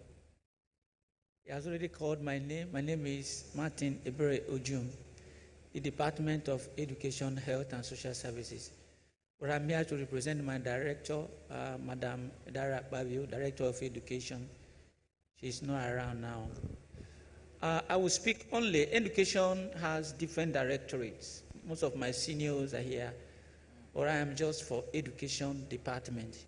So the question I will redirect it to myself: what is education of NNDC doing to ensure educational technology is deployed to Niger Delta region? So recently, the Education Department procured 45,000 U-lesson tablets that contains latest technology devices to enhance the teaching and learning in our primary and secondary school in Niger Delta. That contract contains two segments. The first segment is the delivery of the tablets to the end users, which is the primary and secondary school students. Then the second segment of it is to conduct a capacity building workshop for the teachers that will aid the students to navigate the tablets. So that is what we are doing in Education Department in relation to educational technology. Thank you very much. But while you were speaking, I just thought about it. You're giving out tablets for them to use. And one of the interesting things about these sessions we've been having is that everything is intertwined. Yesterday we talked about energy tech. So I'm just wondering, if you give me a tablet and you charge it before giving me, and after that it goes off, there's no electricity to power it, is it still a tablet in my hand? Does it still capture the purpose to which it's given? So in terms of sustainability, how am I going to keep using the tablet? How am I going to keep trying to fit into your good intention? So is there anything that is being done to ensure that the tablet stays on? Yes, NNDC, when we are planning, our planning is holistic. We talked about that. In fact, there was a section between us and U-lesson. We told them that because of the power outage in Nigeria, we must have a device that can sustain the U-lesson tablets. So the U-lesson has inbuilt solar charging system. So, and in this area, we are blessed with sunlight. So anywhere it's being deployed, by the exposure to the sunlight, it will charge itself. This is interesting. And thank you to NNDC for thinking ahead of the solution to sustain. It's one thing to have good intention, it's another thing to execute and also make sure that it comes to reality. Okay, so that takes me to Sandra. So what I hear them giving out are hardwares, but for the past 2 days, we've been hearing AI, we've been hearing all sorts of things that, in fact, when I went yesterday, I said, I think I have to upgrade myself. If there's an app in me, it's time to upgrade it after hearing what has been said in this room for the past 2 days. How are the teachers, what are the teachers going to do? What do they need to upscale So I have a device, but I also need to catch up. So I need you to talk to that. Thank you. Thank you so much. I have been introduced, so I'll just go straight to the question. Thank you. So learning is continuous, right? You know I always talk about theory. You know the theoretical part of it, and then you know the practical one. You get hands-on. So like what we've just heard about the device that NNDC is supplying to enable learning, to use a device like that or any device, of course, there's maybe like a manual to go through and understand it. There are also ways to improve yourself and stay relevant as a teacher. We have access to search engines. You could Google up anything. You could learn anything on maybe YouTube. To help you stay productive, you have to get familiar with productivity tools. There's so many of them. There's the Google Calendar. There's the community-based ones like Slack, and there are also simple ones, right? So to keep you, working, staying productive, working smarter, and all of that, you can utilize online platforms or search engines. First off, get yourself familiar with these things. You could just easily, most of our search engines these days are enabled by AI. So if you want to learn on something, say I'm a teacher and I have this topic to take tomorrow and you want to get concise guidelines, you could just quickly go there and search for it, and then you see a curriculum, and then you streamline it to yours and prepare for your stuff, your class, right? You could do that. Like I said, search engines, AI, it's all integrated. You don't need to struggle. You don't need to sweat anything. You don't need to start packing books and pen. You just come out with your slides ready and graphics that you have to, give your topic, and you just teach. Thank you very much. Yeah, so before we got here, Bola had prepared a PowerPoint presentation that he wanted us to use, and she got into the lounge where we were talking, and she goes, "We are in a tech expo. I think I'm going to use AI and convert it to a video." That's what we watched there. Within 3 minutes, she converted her PowerPoint presentation into a 3-minute video. So that was amazing, because you wanted to practicalize what you were going to be saying here. So, and it also got me thinking that in sometime in 1808, 1801, chalkboard was celebrated. Can you imagine that? That there was a time that projectors, laptops were celebrated. In fact, I read that the first laptop in the world was as heavy as the sewing machine. Imagine getting into this room with something as heavy as the sewing machine. And it was celebrated. And at some point, of course, when the World Wide Web, WW, came on board, it was really celebrated. And here is Bola taking less than 1 minute to convert a PowerPoint to video. Please, could you share more things that AI can do for the education sector? Thank you so much for that question. And yes, you're right. I'd prepared a document, to just set the stage. And it occurred to me that we're going to be speaking about people utilizing the tools to make them faster, quicker, and more effective. How about we do the same by ourselves? So I decided to, engage AI, like she said, and all of that was put together this morning, including the voiceover.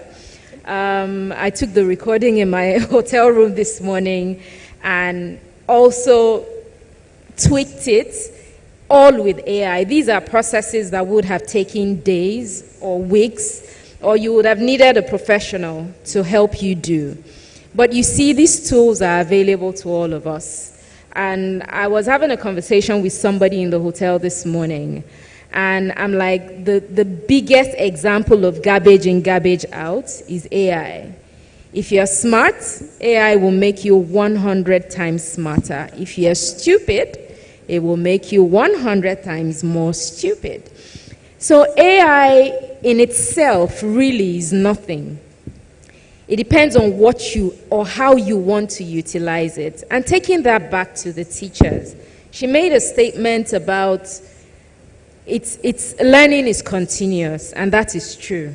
And you don't also have to limit what you're teaching your students to your area of expertise or even your explaining.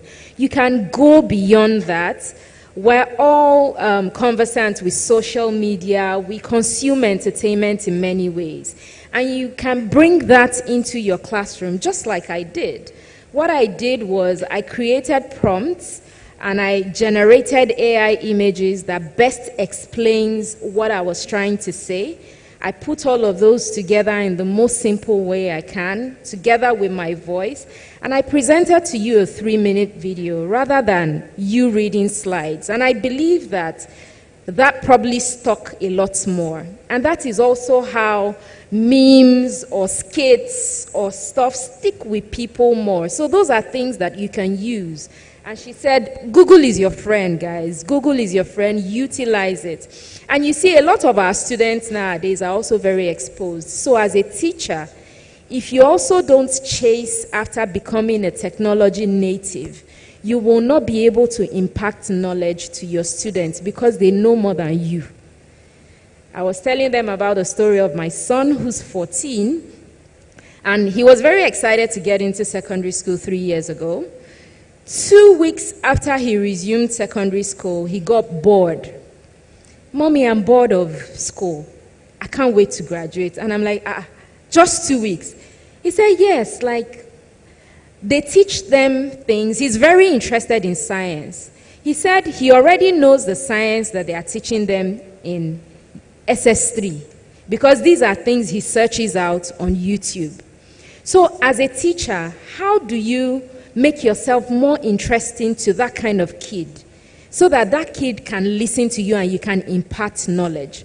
So like she said, continuous learning, search things out, and utilize the tools that are available to you, and never be too afraid to ask Google any question. No matter how silly you think it is, there's an answer for you, and actually you get better the more you use it. Thank you very much. So from an artist's perspective, when someone is given a clean canvas, you know it's easier to start painting afresh than when someone says, correct this and correct that. If you've never heard of AI and you just want to start, it's easier to start learning something new than for someone to say, make corrections and learn. Why am I saying this? It brings me to the issue of change. Everybody is saying AI. Everybody is saying change. To some people, it sounds really alien. You know, what you have known all your years. Some schools don't even use. We grew up using blackboards. Some schools don't use them anymore. They use smart boards, right? And so for today's teacher, and Sandra, I'm taking this to you. For today's teacher, how do you deal with the issue of resistance to change? How are you going to manage people not wanting to, no, leave that, I just need to get my hands dirty, it's chalk that I know. And to add to that, some of us, I didn't meet Slate, but I think some of the, well, my daughter says I'm older generation. Some of the older generation met Slate, where you go to school, you clean, and the next day you start afresh to write. Are there people that met that in this room? Oh, all of you are forming AI. Are there hands there? Please, a round of applause for the veterans in this room. So, why am I saying this? I need you to address the issue of change. How do you get the 21st century teacher to embrace this change? Thank you. It's an interesting question. So I heard about something, a word, mind block, right? Someone was speaking to me about something and then she said, that's a mind block. So that's a mind block, right? When you you don't think something works or it's going to be good for you, you just stick to what you know, you're stuck in your ways, you don't evolve, right? So to handle that, right, I'm going to give another instance. Maybe say recruiters looking through CVs, or you're going through a grant application, you see words and you don't want to accept that this person actually wrote this thing themselves. You think they use AI and you don't think it should be accepted. Why would you use AI to write and all of that? So that part I'm going to talk about it. AI doesn't make you dull. It doesn't make you drop your books. It just helps you with structure. Now, we are saying AI, use AI. She mentioned that she used AI to put the video together, record her voice, and all of that. It doesn't say drop the book or learn other things or the theory or understand. I mean, before you go on the chat, you already know what you want to ask it. You sort of have an idea, but you just want structure. You want to have them listed and, give words to your topic or something like that. So I would say that we should open up our minds to innovation, because you cannot bring a fat textbook to teach today's generation. Her child will slip off in class, right? So no one's saying you should come with all the AI robotic words, but open up to learning, because it makes you work smarter. When you want to work smarter, and today, remember this, technology helps you work smarter. So that way when you think about working smarter and being productive, you would step out of that barrier or that mind block. You would drop it. I want to excel at my job. You have a deadline, or something comes up and you need to submit in 10, 20, 30 minutes, or you have a presentation. You use technology, you use what you have access to. And how do you access it? You have a phone, you have a device, you have a laptop, you have access to internet. I think some of us do. So you spend time using that to navigate the entire, that, and then search for easy ways to help you be productive. And removing mind blocks would make you teach better, and you would fall in love with young people, because there is progress with their learning. Do you get? There's progress. So when you take off what you used to know and embrace new things, you're able to deliver properly, you're able to deliver efficiently, and you would see progress in your students. You will see that they are responding. Nobody is bored. Nobody is sleeping in class. They are excited about the next thing. They are even looking forward with questions ready for you, because you have embraced a pattern of learning. You've understood their pattern of receiving this knowledge you want to transfer, and you're able to deliver it like that. Thank you. Bola. So I just wanted to add. Can you hear me? Okay. So I just wanted to add that, first of all, there's nothing wrong with what you know and how you already pass on knowledge. Once we have that clear, whether it's slate or it's chalk, or like people in my office, for example, they come to meetings and they come with their phones. And sometimes I get really upset because it looks like they're distracted. You are in a meeting and everybody is right on their phones. And they're like, no, I'm on Notepad. I'm still, up till today, the traditional, you go with your notebook and write. So if that works for you, that's fine. But in terms of evolving, I think what takes off that mind block, if we're to address the how, is find somebody to show you something. I think most times people resist change because they actually don't know where to start from and they're afraid of failing. If you have someone, either a mentor or a teacher, yes, a teacher can get a teacher. It can be an online class. It can be a physical person. In fact, it can be your child or a younger person. Just show you how to utilize certain tools. And please, baby steps. You don't have to, don't give yourself too high a target. You know, it can start with, my sister, for example, she struggles with using a laptop sometimes. If it's more than her work email and her PowerPoint, she doesn't know anything else. If she's to engage something else, she literally picks up the phone to call me. Oh, Bola, I have problems with my Netflix. What do I do? Those are the type of learnings or teaching or mentoring that I'm talking about. When you want to improve, and the reason you need to do this is because it's a lifeline thing. And I'll use a very simple analogy of Uber and taxis.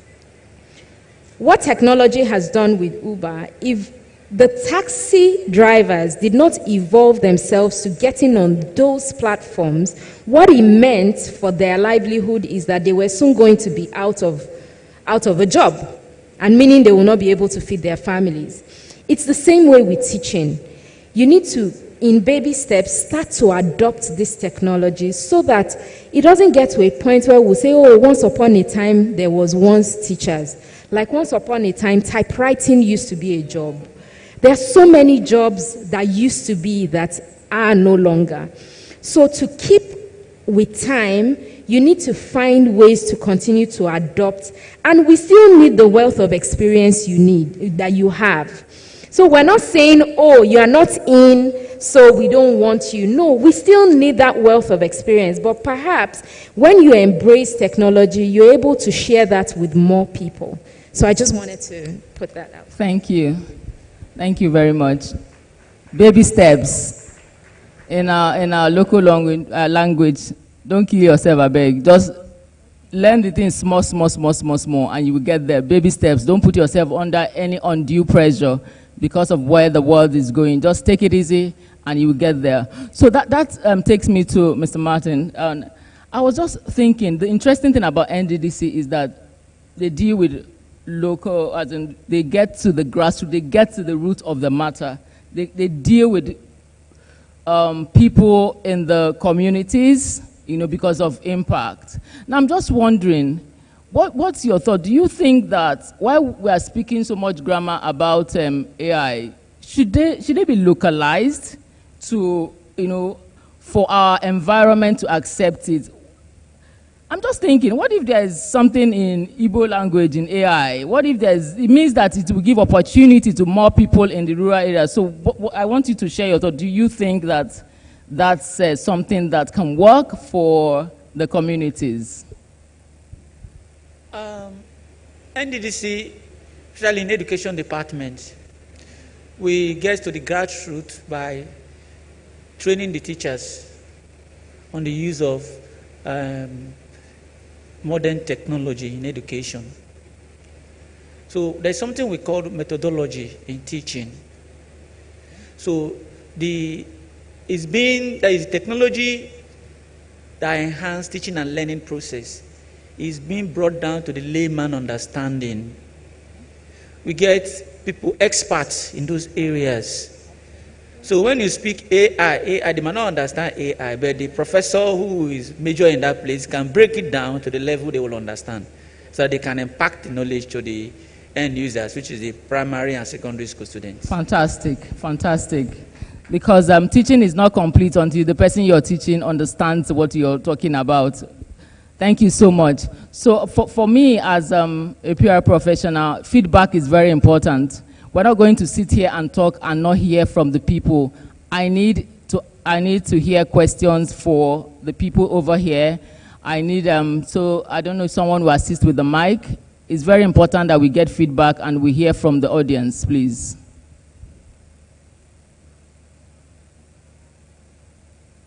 I can see a hand up there, please.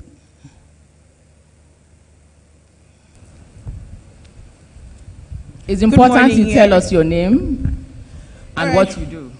Good morning, everyone. My name is Gift Omagile Abigo. I'm a classroom teacher. By the way, I studied English education. So we are right out the foundation of everything in education. I was tempted to ask questions yesterday, but I decided not to because I was very vocal the day on agriculture.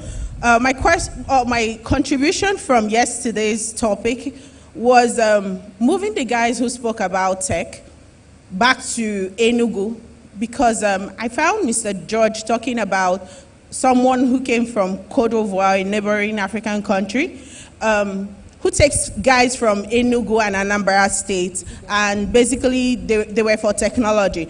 I wanted to point that out. Now, if there are persons in the classroom and they've been paying attention, before COVID, Anambra State won an international recognition, an award actually, for a tech competition.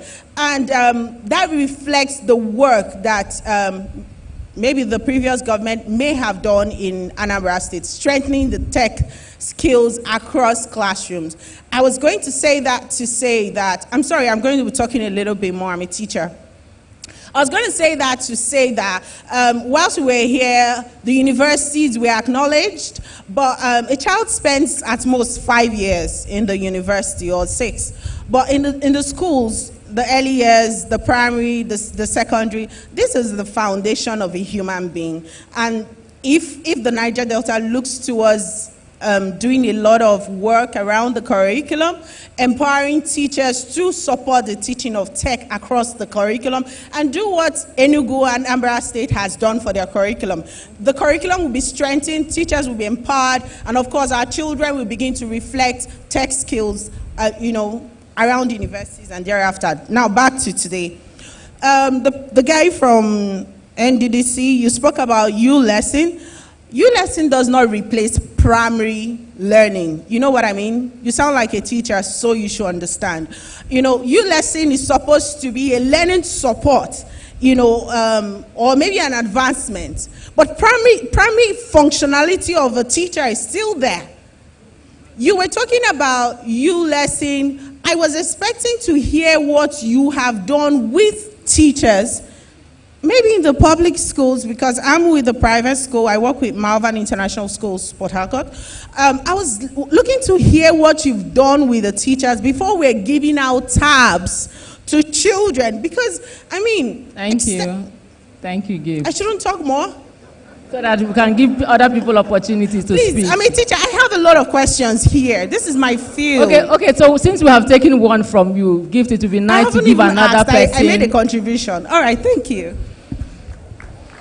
Thank you. And the interesting part of this gathering is that the NNDC personnel, the directors, a lot of them are in this room. So it's a conversation you might also want to have. And the passion in your voice tells us that you have so much to contribute to this sector. We are excited that you're in our midst today, and gladly, I'm sure the directors will be willing to hear your more views on that. Thank you so much, Gift. Okay. Could we take another person, please? Yes, my name is Favor Roberts, and I'm here as a tech enthusiast. So my question is based on the use of AI. We cannot overemphasize the use of AI, and I use it. My question now is on the excessive use of AI. So we've been talking about using AI all the time, but at some point it might replace our confidence. At some point you will be totally dependent on it. So how do we mitigate this? Thank you. Well, I think you should take that. Hello, okay. Sorry, I didn't catch your name, but I think that's a very brilliant question. Speaking of dependence or no dependence, I think you might be focusing on the wrong thing. I think if your focus is on productivity and efficiency, you basically find what helps you get there the fastest and in the most efficient ways. Who knew how dependent we would be on mobile phones at the time phones came into Nigeria? If that was in our forefront, we probably wouldn't have mobile phones today. But a lot of us cannot step out of our houses without our phones. You literally drive out, you remember you've forgotten your phone, then you go back home. Your watch is now almost irrelevant because you have a mobile phone. Think of almost everything, your diary, your contact list, almost your bank, your money is on your phone. So rather than fight, this, because there are lots of discussions for and against AI, and I think we're just focusing on the wrong things. Well, what's your goal? What are you trying to achieve? If AI does it for you, by all means, use it. If it doesn't do it for you, please stay on your lane, right? But if you think it helps you, go the length. Let your eye be set on the goal. Because whether you like it or not, the change is here. And the change is with us. You either adapt and evolve, or you fall by the roadside. Thank you. Do we have more questions? We'll just take 2 more so they can give. Okay, Sandra, you want to add to that? Yes, I want to add to that. So the word excessive, I think I get that. Can you hear me, please? Yes. So for a community leader like me, I want to reach out to many people. I want education to get to you from wherever you are. Wherever you are, you should have access to education. I cannot be at your home. I cannot be at your classrooms. I may not be able to mentor everyone at a time. But the AI thing, it helps with gathering data and personalizing learning. So in technology, in platforms, builders can relate. When you're building a platform, you're thinking about reach, you're thinking about efficiency. You want to integrate that to help reach more people, to help solve their problems about maybe mentorship. And to do that, you cannot achieve that without predictive analysis. You work with data. Now, for AI, you're faced with the bots, but you train it with what you give it. It's trained mechanism. What you put in it is what it gives you. So as you continue to train it with that, like platforms where you're learning, you come on a platform to maybe learn a course. It sees your patterns, your behavior on that platform. It's able to predict your learning style, how much you learn, and the courses you're interested in. It brings it to you. You're now seeing more things you could learn to improve in that area. So, like she said, it is what you need it for. It is not just there to, it has its targets, right? So you're a teacher, you probably need it. You're a builder, you need it. If you have a vision, you have a solution, you need it to reach people. You need it to solve personalized problems. And on our platform, Skillful, we want to be able to gather your thoughts, what you tell the platform, and solve your pain in learning. You need a mentor. You need someone to guide you. You have a problem with learning SQL, for instance. The only way we can receive all that feedback and the platform gives you what you need to excel in your career is predictive analysis. So the platform is trained with so much data, and then all that is predicted to give you something that can guide you, and it's a stress-free life, really. I don't think it's excessive, except you're using it for something different. Every time you go to it, but like she said, who knows what the future holds? It could be like our mobile phones tomorrow. Everyone will start learning online. You won't need to go to a classroom. You won't need to maybe pay so much to commute to a place or meet a mentor. You can get there from anywhere in the world. As the data comes in, it is channeled towards you and your problem, and it solves it. So I think that's what the whole idea is about. It's so much. Thank you. Thank you, Sandra. Thank you. Our time, would like to speak to that? Yes, I was going to come to you. Please respond to gift. Okay. Let me respond to her questions. Maybe you came in, I don't know whether she's late when I was explaining what NNDC is doing for teachers. One of the things I said is that NNDC organized capacity building workshop capacity building workshop. Teachers are trained on methodology, how to impart knowledge to the students. That is one of the things NNDC is doing. In a short while, teachers will be drawn from public schools across the Niger Delta to educate them the use of U-lesson tablets and the modern educational technology in a short while. Then another thing we do, NNDC have what we call Foreign Postgraduate Scholarship Program. They just awarded about 250 scholarships for masters overseas. Teachers are also encouraged if they are interested. All right. Another thing we do again, we have what we call research grants. Research grants. I am in that department, so I can tell you what we are doing. I said I'm going to discuss based on the unit I am. Research grants. Grants are given to teachers who wants to do research in their area of specialty. I'm sure I answered your question. Yes, you have answered number 1. Gifty will be waiting for you to answer number 2, 3, and 4 when you are off the stage. So be ready to answer Gift.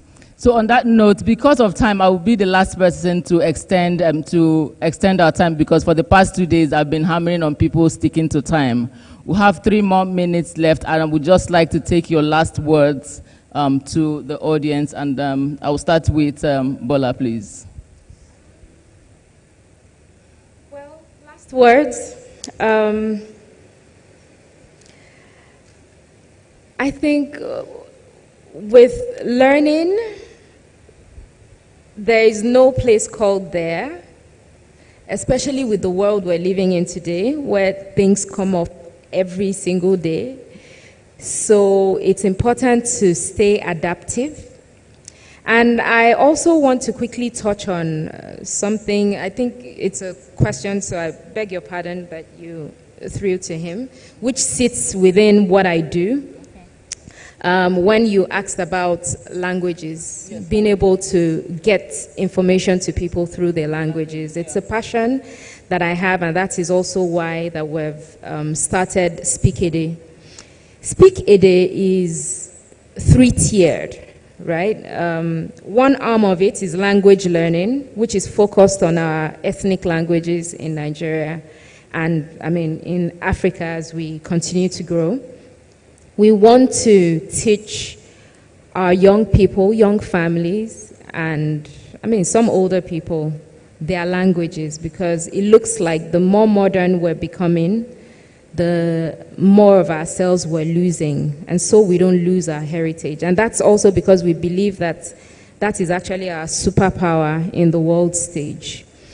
So that's part. The second part is cultural immersion. And the third part is why I want to focus on knowledge exchange or knowledge transfer.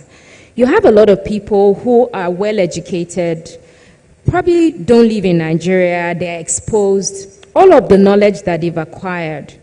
We find that there is a huge bridge or a huge divide. They are unable to transfer that knowledge back home to the masses. Why? Language. It's either when they speak, and I hope I'm also not doing that, speaking over people's heads, yes. It's either when they speak, people don't get it. So there is a divide, and we want to be able to bridge that by providing not just language learning, but providing skills or courses in languages. So that, you see, this 200 million population that we're always throwing around becomes actually real to us, where everybody is actually equipped and skilled to deliver. You don't have to learn English to know how to code. You don't have to learn English to know how to provide healthcare. Some of those lessons or knowledge can be transferred to people if we break it down through language. So to round up, let's be adaptive. And as we're growing and the world is moving in a fast pace, we don't get left behind. Thank you. Sandra, I have 30 seconds for you to talk, please. Okay, I'll be quick. So I would want to encourage everyone in the room to utilize tools online. There is no barrier, really. You have access to YouTube. You have access to your search engines now enabled by AI. I mean, if you've seen some of the Meta products, they have that. So you want to learn how to cook, that's education, right, in a certain level. You can learn that online. You want to learn how to teach. You could learn the techniques of teaching online. You want to learn a course, a skill, you could do that online. Just put yourself there, find a time, a convenient time, and learn something. Practice online learning so that you don't have to spend so much going to a place and saying, if it's not physical, I cannot do it. Thank you. All right, our time is up, but in order to have gender equality, I'm going to allow Mr. Martin to speak for another 20 seconds. Mr. Martin, please, your last words. Okay, I will thank the organizers of this program for giving NNDC the opportunity to showcase their program. Thank you so much. I also encourage our audience that we have a website. NNDC has a website. The IT department maybe will make it available to you. When you log on, you see what NNDC is doing in the area of educational technology. Thank you, and God bless. And it's on this note I will say thank you to my wonderful panelists, and thank you for a very attentive audience. Thank you, NNDC, for putting this together. And my last word is keep learning. You're never too old to stop learning. Thank you.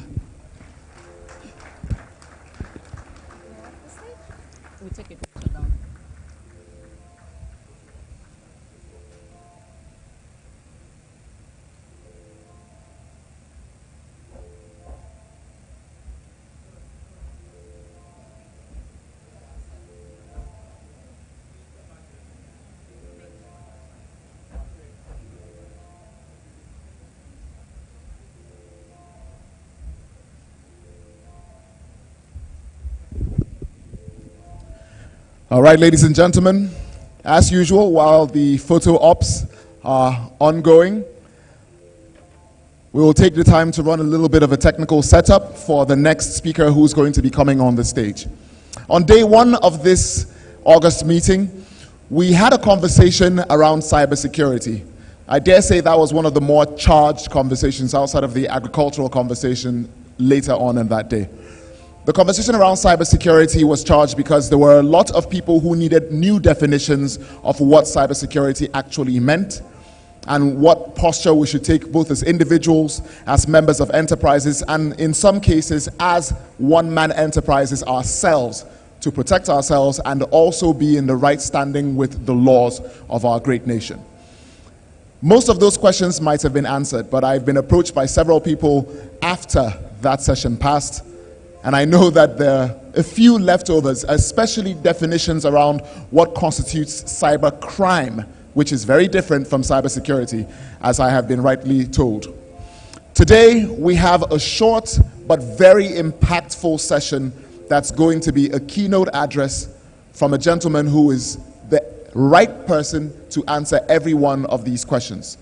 Ladies and gentlemen, please welcome a digital forensics expert par excellence, and the head of forensics at the EFCC, Dr. Geoffrey Okolori.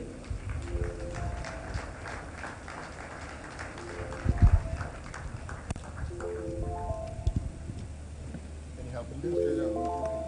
Thank you very much. Here.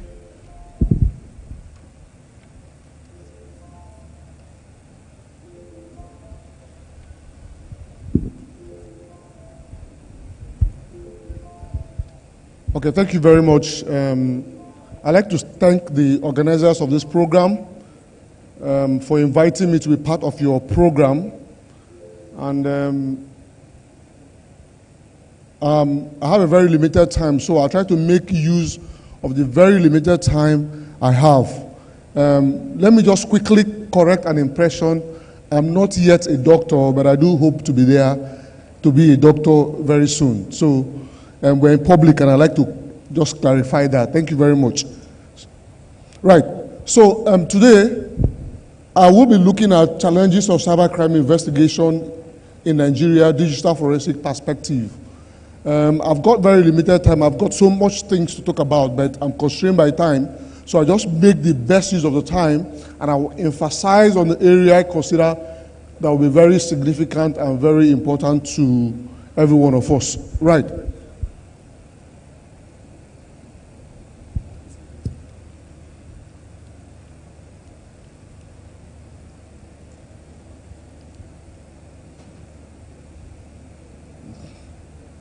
Okay.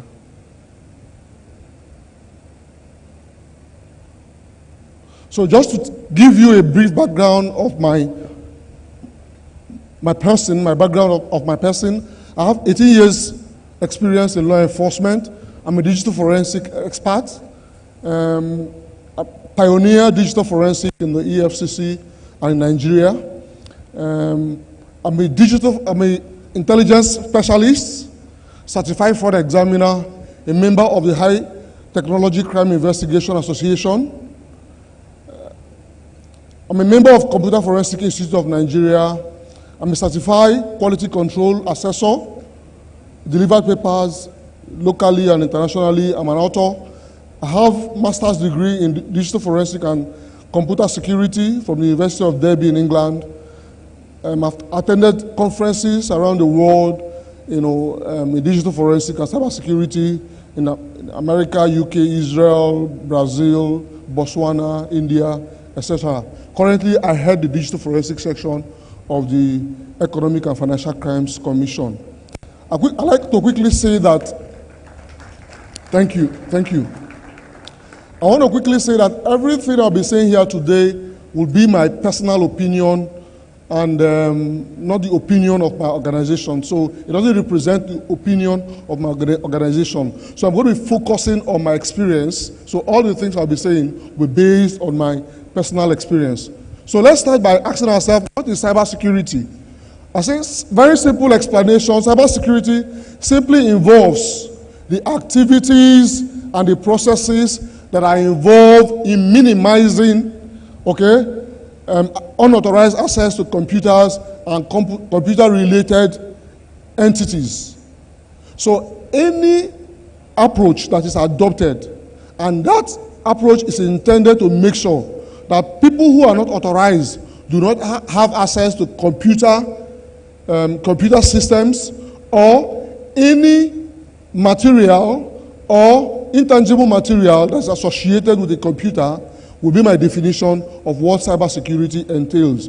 Those entities will include the cloud, critical infrastructure, network applications, Internet of Things, and the operators themselves. And how do I mean? Now, if we have all of the algorithm in terms of cybersecurity, we are very fine in terms of the infrastructure, and we are not good at the operator. Through social engineering, the operator can be compromised. Then security is not guaranteed. So every of these aspects, every of these entities must be put into consideration in guaranteeing cyber security. So having that understanding, we look at what does cybersecurity actually involve. In my opinion, it will involve policy. So we need to make policies, the appropriate policies that guarantees cybersecurity, very important, We need to look at cybersecurity concept. What are the concepts? How do we define our terms in our organization? Very important. We look at safeguarding, security safeguards. For example, I found out situations where somebody is no longer in an organization, but the person still has a profile in that organization. And sometimes the person still has his or her own credential, which means somebody else can still use that credential to gain access to the institutional space or domain when the person is no longer in that organization. So we need to look at all of these things. Guidelines includes guidelines. It includes risk management strategy.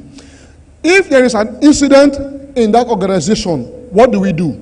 How do we manage it? So that is still part of cybersecurity. Also, capacity development. So I've had the opportunity to train bankers. And sometimes you just find out that people are in the banks, but they don't understand why they are doing what they are doing. And that happens in not just within the banking sector, in other institutions also. So people need to understand, why am I doing this? Why do I need to change my password within certain period? Why do I do that? Why am I not allowed to use my personal flash drives in computer? Okay, so all of this is very, very important. Training also for those who manage our network is also very important. Our practices, what is our work culture? How do people behave within the environment, within the workspace? Assurances, collaborations. If we have something wrong in our organization, where do we go to? Are there organizations that we can collaborate with to resolve that issue? That's also very important. Deterrence, which is where the law enforcement will come in. To say if somebody violates principles or guidelines or policies, what are the consequences of such violations? Okay, and the technologies. So all of these and much more are the considerations that we put in place in guaranteeing cybersecurity within an organization. Then the question is, what then is the concerns? When we talk about cybersecurity, what are the concerns? And I classify them into 3 simple categories. Number 1 is the loss of money. Of course, you know, money is a great asset, and thousands, millions of people have lost so much money through a compromise on their cyberspace. And we have seen that over and over. As a matter of fact, some people, by virtue of how much money they have lost, they went to the extent of even taking their own life, committing suicide, because they could not imagine that all the monies they worked throughout their life, in a split of second, somebody else somewhere who they cannot see has just collected everything. Okay? And I have a paper that is published. In that paper, we did an investigation interviewing people what makes cyber crime different from conventional crime. And one of the things we found out is that there is no physical attachment to the victim. So if an armed robber is hitting hard on somebody, there could come a point where the perpetrator or the criminal will begin to have a rethink because of the reaction of the victim. Is that correct? In cybercrime, the victim doesn't have that kind of attachment because there's no physical connection with the victim. So that's another thing that we have found out that seems to promote cybercrime, because there's no emotional attachment to the victim. Right. So loss of money. And money now can be in fiat currency, which is your naira, dollars, and all that, or it can also be in digital currency, okay, like Bitcoin and the rest of the currency, digital currencies. Also, loss of assets. Assets are very important. An asset can be in the form of services, can be in the form of intellectual property, it can be in terms of computers and all whatnot. Imagine a situation where you have the Central Bank of Nigeria. Okay, there's ransomware on the Central Bank of Nigeria, which means that the Central Bank of Nigeria cannot operate until it pays the ransom, okay, or even any of the banks in Nigeria.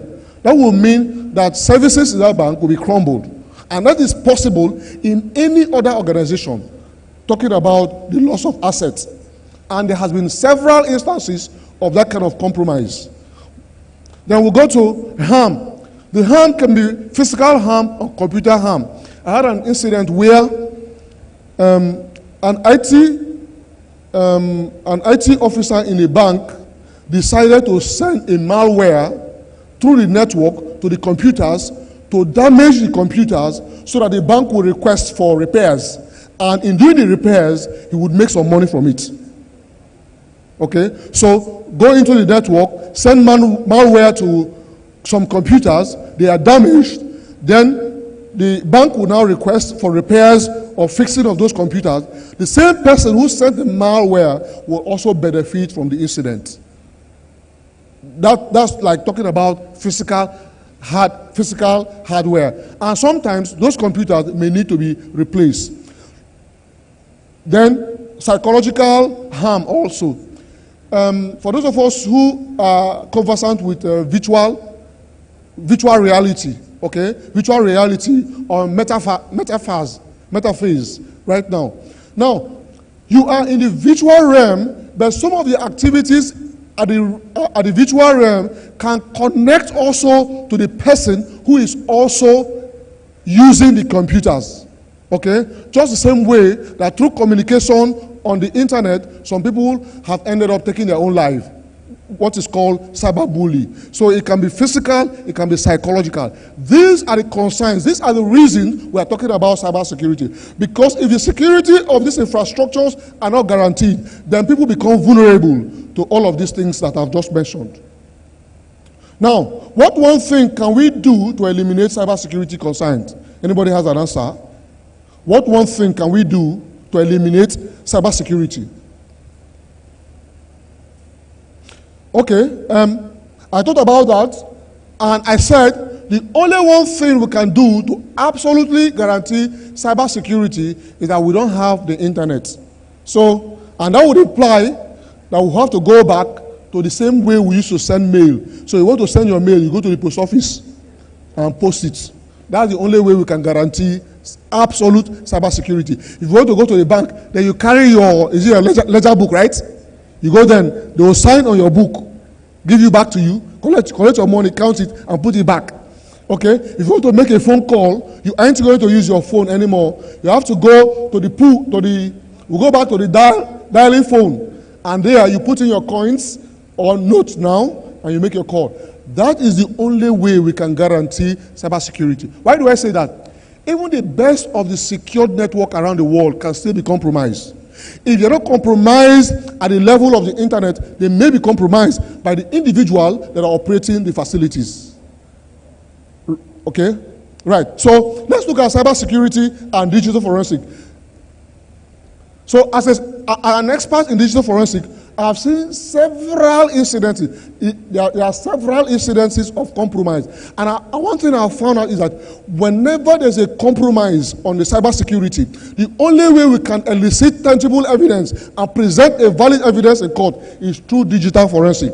Because digital forensic guarantees the security and integrity of the data, that we present a valid evidence, acceptable evidence, preserved evidence, authenticated evidence in court that becomes admissible for the judge to rule on. So digital forensic is very critical in talking about cybersecurity. Because every time there's a compromise, we need an expert who understands the dynamics at the realm of cybersecurity to be able to explain the operations within the realms of the cyberspace to the understanding of the judge and everyone involved for the judge to rule on the matter. So we cannot do without digital forensic when we talk about cybersecurity. Now the question is, what then is forensics? What then is forensics?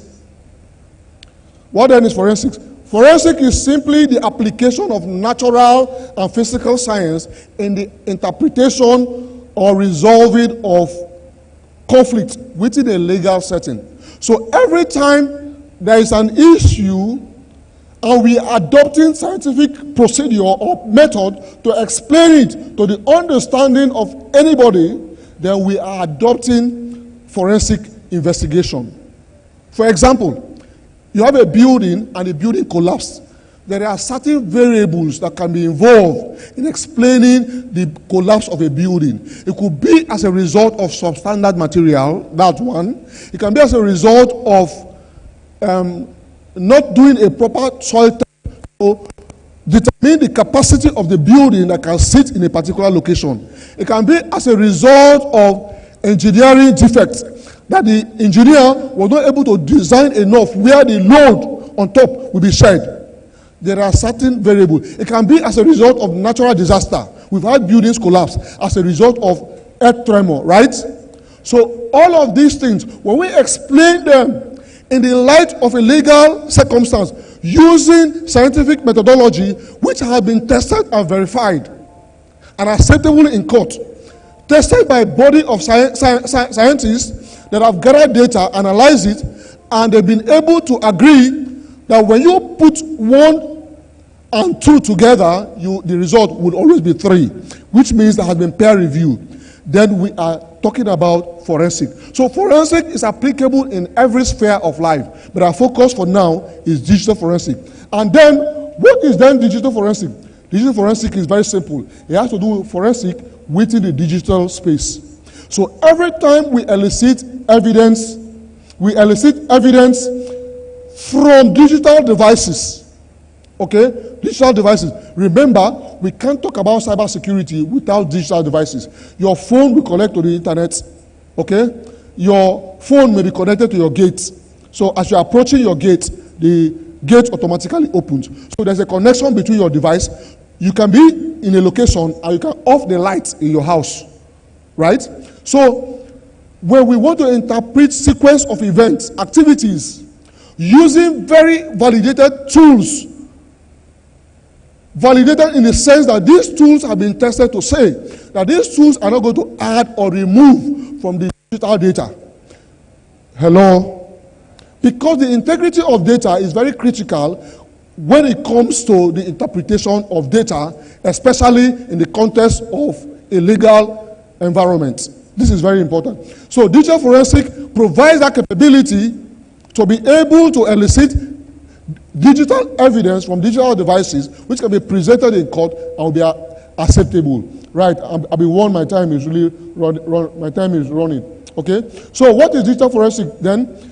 Digital forensic helps and provides us the capability to investigate electronic related crimes, cyber-enabled crimes, and involving the use of computers, cellular phones, and other digital storage devices. Now, what are the challenges in cybersecurity and digital forensic? And I decided to frame it this way: nurturing the seedless garden. And what do I mean by that? In simple terms, what does it mean to nurture the seedless gardens? One of the things I have found from experience is that training in Nigeria and beyond, and in some locations, is said to be done on the basis of patronage. So if I'm making the decision in my office to send people on training, I choose people I like. I patronize them. Not necessarily that the people I'm sending are the people who are going to come back and use the training to enhance the organization. Rather, I'm giving it as an incentive to them because they are my good books. If we have to build our cybersecurity capability, we have to do away with that culture. People should be trained based on the need assessment. Right. Okay, the people who were speaking before talked about knowledge transfer. We also found out that there is no program in most organizations to transfer knowledge. So once somebody has some level of knowledge, his or her role changes, there's no program to say, look, you can't go to your next role with the same knowledge you have acquired, because we've invested in you in terms of training, we've invested in you in terms of technical capabilities, and a lot more. So there has to be a process of guaranteeing that once you are no more in that role, that knowledge is transferred. That is also lacking. And I call that nurturing the seedless garden. Second one is the silent desert, which is conflict of interest. We want to buy this product, and this product is what will be efficient and effective in serving the purpose. But I'm going to give the contract to my brother. And my brother does not have the access to give us the right equipment that will give us what we actually need as an organization. So giving of contract and equipment become a thing of patronage instead of giving people who have the right technical capability, have the training capability, and also can provide us after product purchase services, maintenance services. This is what I call the silent desert. Okay? Then the next one is the snake oil in the craft, which is quackery. So you have a lot of people, because our processes here can be compromised in terms of people getting the required competency, to provide the services. Anybody can register anything and be said to be doing anything.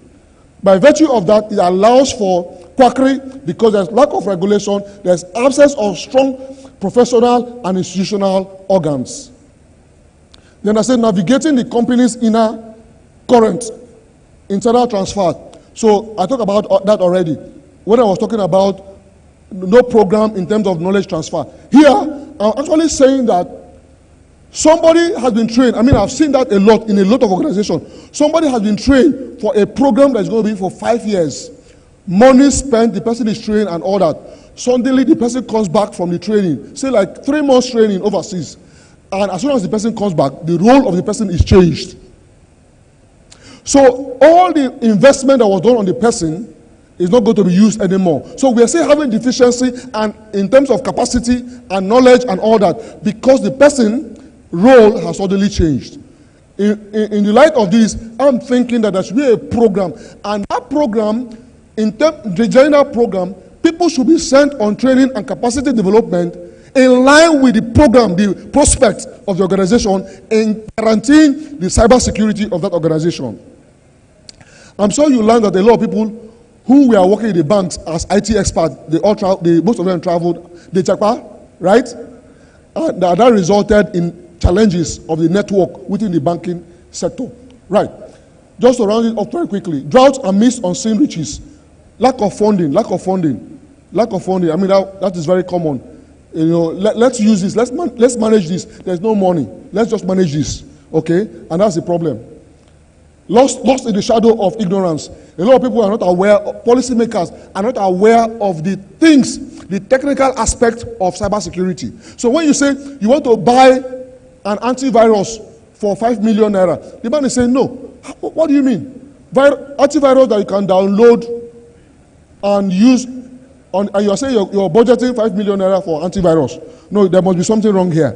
Because the man does not understand. He thinks that the same antivirus you can download and use in his computer is the same antivirus he can use for the organization. So he cannot understand why you should budget 5 million naira for antivirus.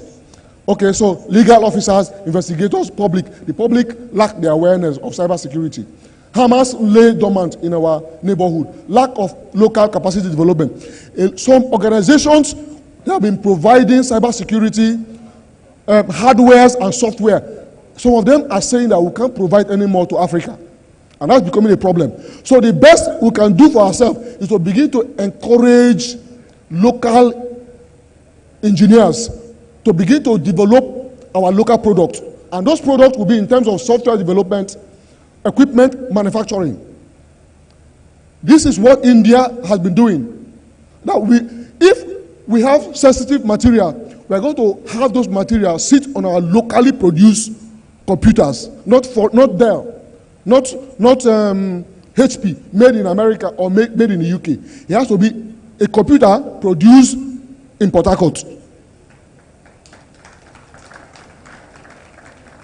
Stranded at the crossroad of public and private partnership. There's lack of government and private partnership. That is also very important.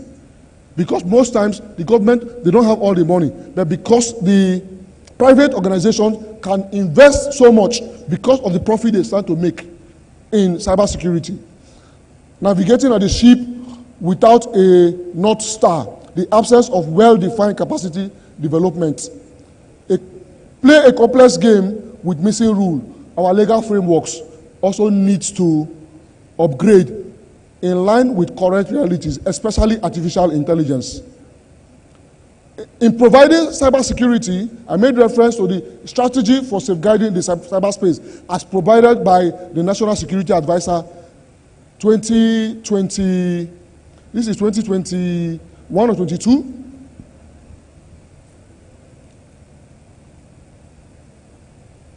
2021. Then going forward, what do we do?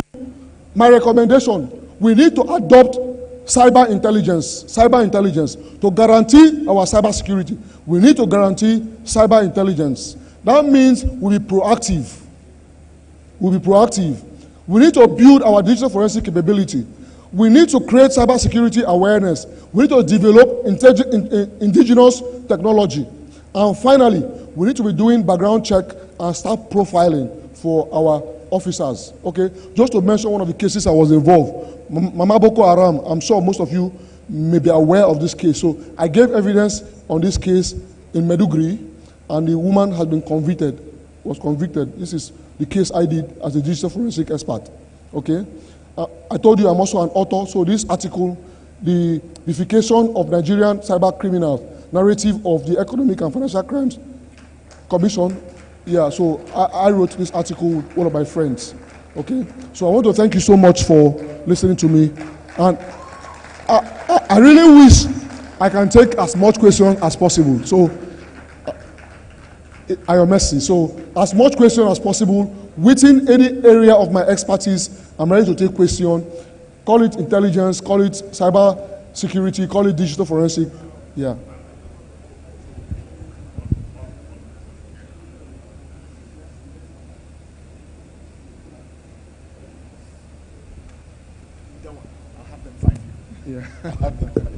Ladies and gentlemen, could we have a round of applause for our speaker?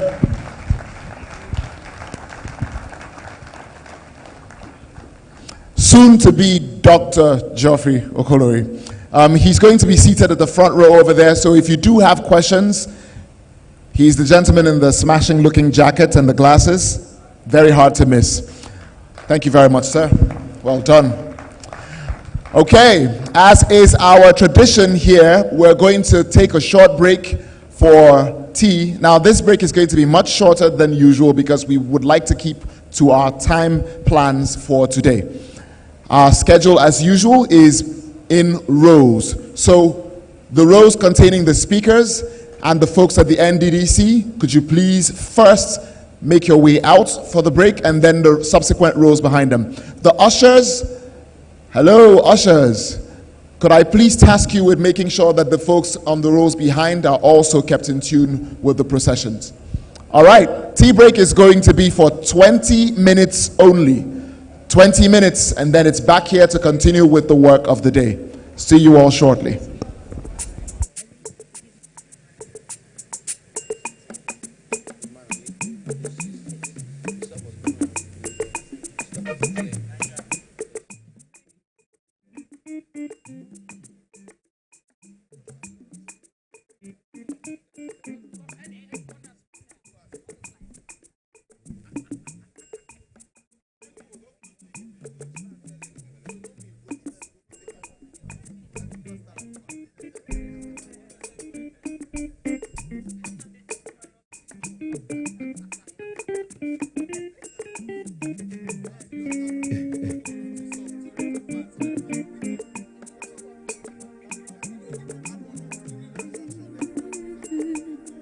Okay.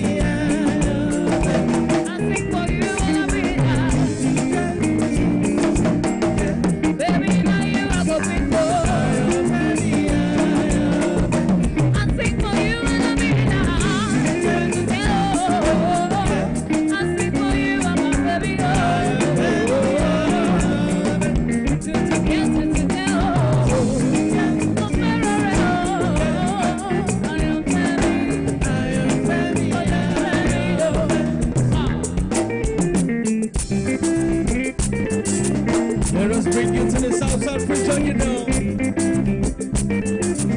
Yes, sir.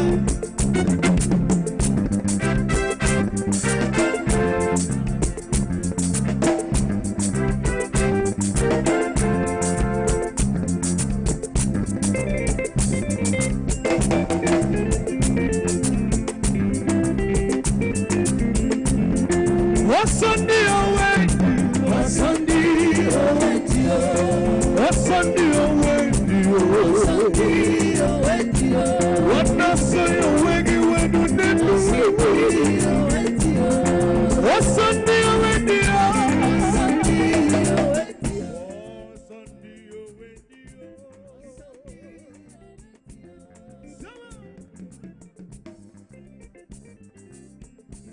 If I made the money, I put it in. If I made the money, I still in. If I made the money, I put it low, couldn't know why. If I made the money, I still in. I made a reason I put the book. And you put Salana money.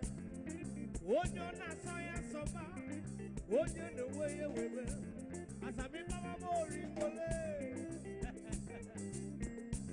one day more in the oil, pull up a junction, fucking in oil.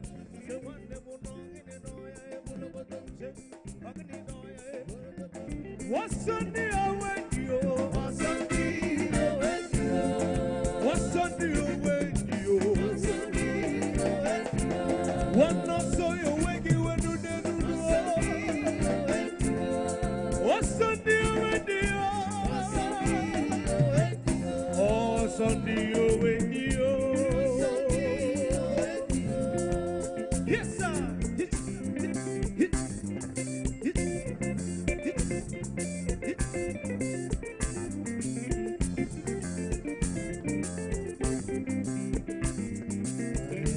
If I made the money, I pull it in.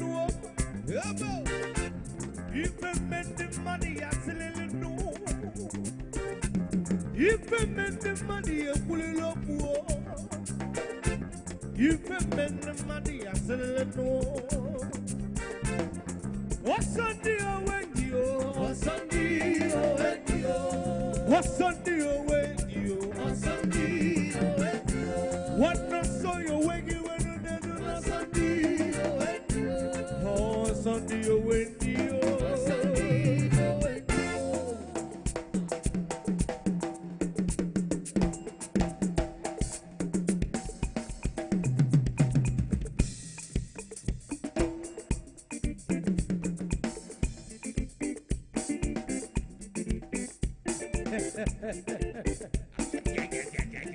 If you know, you know. And if you don't know, now you know. Are you ready now? Now you know. Now you know. If you know, you know. You make it balance in town. Come on, say, now you know. Now you know. Now you know. As if you ever get good. I get what they know. Say, how much is money? It's nothing. Balling. Premium or nothing. Now you know. Now you know. Never get good. I get what they know. Ayagaya, diggy, ayagaya, bum, ayagaya, diggy, ayagaya, summer, bum, ayagaya, diggy, ayagaya, bum, ayagaya, diggy, ayagaya, undisputed, undefeated, honorable, luxury or nothing. Money is talking, blessings upon blessings. I get what they on them, man. How you gonna do that? How much is born? How much is born? You balling. So premium or nothing. Now you know. Now you know. Never get good. I get what they on them, man. Ayagaya, diggy, ayagaya, come on, ayagaya, diggy, ayagaya, hey.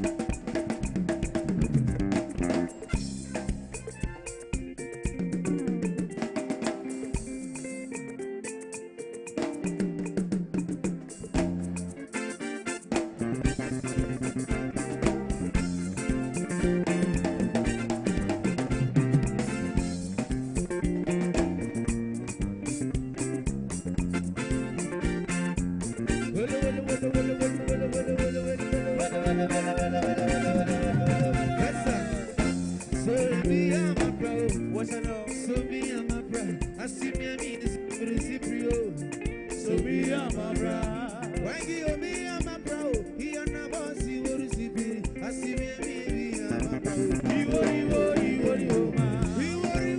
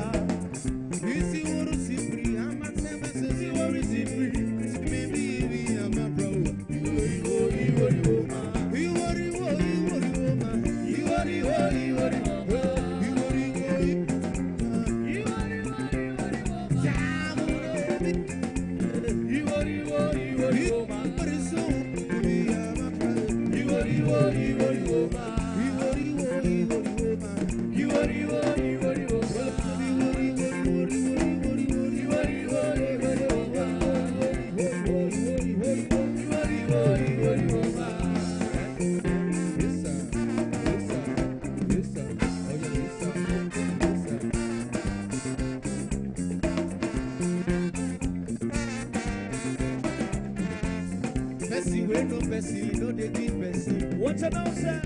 If you want no Bessie, you no go first Bessie. I know they sick, you won't give me medicine. I get somebody, you won't help me spend my money. Why? Allow me to enjoy myself. Allow me to enjoy myself. Allow me to enjoy myself. Allow me to enjoy myself. Allow me to enjoy myself. Allow me to enjoy myself. Allow me to enjoy myself. Allow me, oh, I'm a winner, I'm a winner. What you know, sir? Winner. Just believe that I'm a winner. Yes, just believe. Oh, see, I would never do it like you do it. Just believe I'm a do it. Just make you do it like I do it, like I do it. Allow me to enjoy myself. Allow me to enjoy myself. Allow me to enjoy myself. Allow me to see, allow me, oh, allow me to enjoy myself. Allow me to enjoy myself. Allow me to enjoy myself. Allow me, oh, see the work, keep it, fire. See the work, keep it, fire. See the work, keep it, fire. See the work, fire. See the work, go, fire. See the work, fire. See the work, go, fire. See the work, yeah. Yes, sir.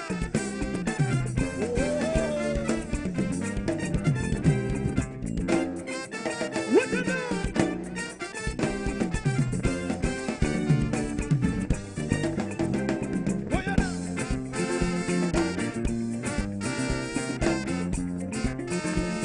The trumpet mic.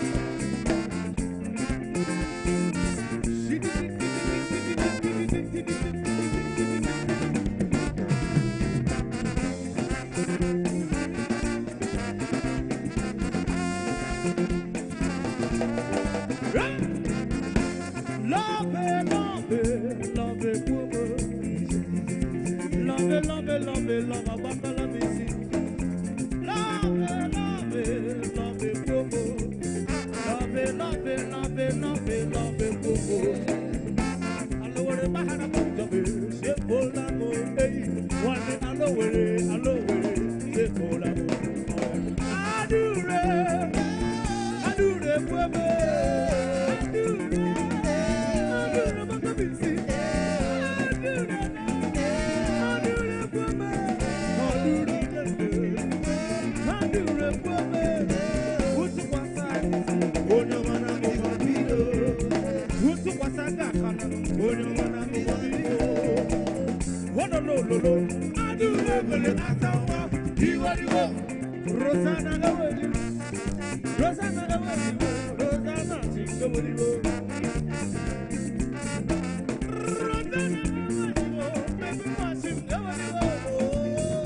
I do this.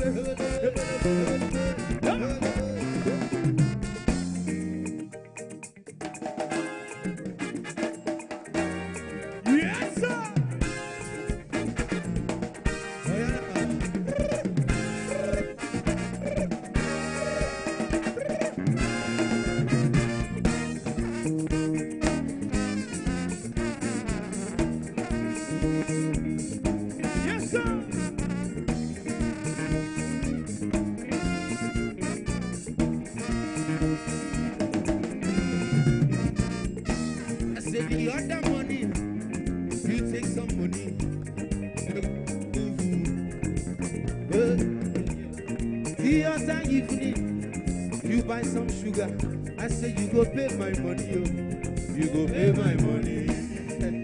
Yes, sir. I just sell sour, I just sell sugar, I just sell pizza. Today na sabo, tomorrow no you go back. Angelina pay my money, Angelina pay my money, Angelina pay my money, Angelina pay my money. Tomorrow no we go again. Today I chankara. I say you go pay who? You go pay my money. You Angelina pay my money. Angelina pay my money. You tomorrow no you go again. Say you go pay oh you go pay my money. You Angelina pay my money.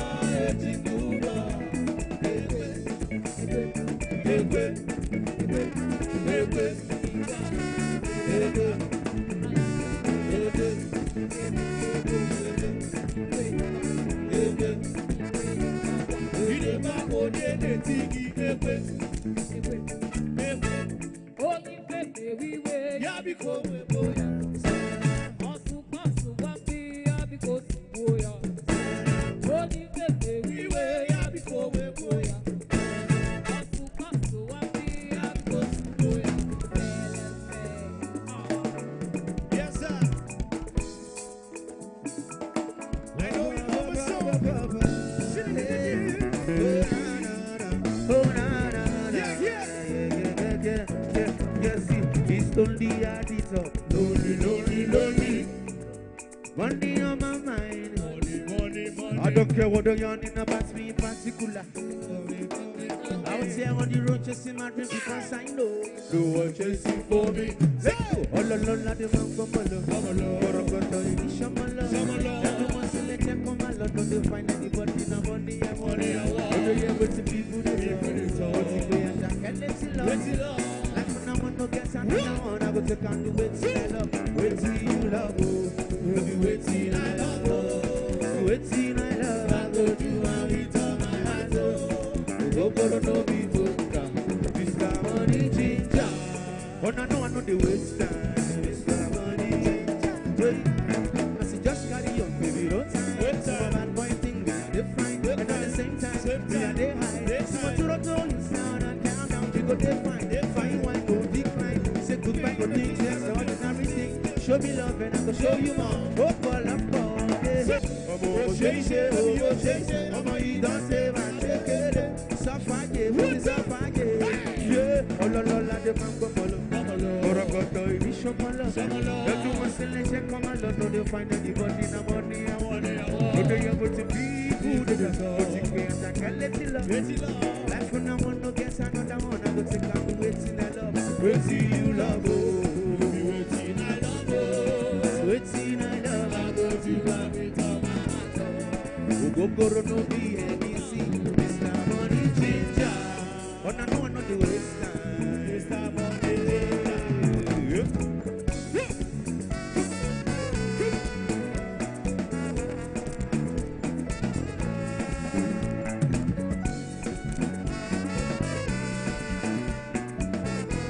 Wait.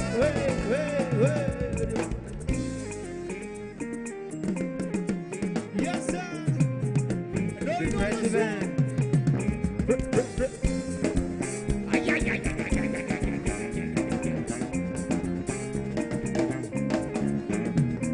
Nice, you get started. Oh, yeah, say you get started. But you know, nice, you get started. You get started. But you know, bomb, you get started. You get started. But you know, nice, you get started. You get started. I say, call on your brother, no good is not gonna. What did you do? Never gonna. What did you rise in my temperature? I say, call on your brother, no good is not gonna. What did you never see my brother? You make a salute your commander. Then if you balance Diego, I leave the back. When I go to Diego, the Maradona. Well, if I like me a Sueto, the Marisa. See your back, give it to Diego. Follow your place, go. Say today that the place. Pay for your way. See, I go pay for your days. You day for your way.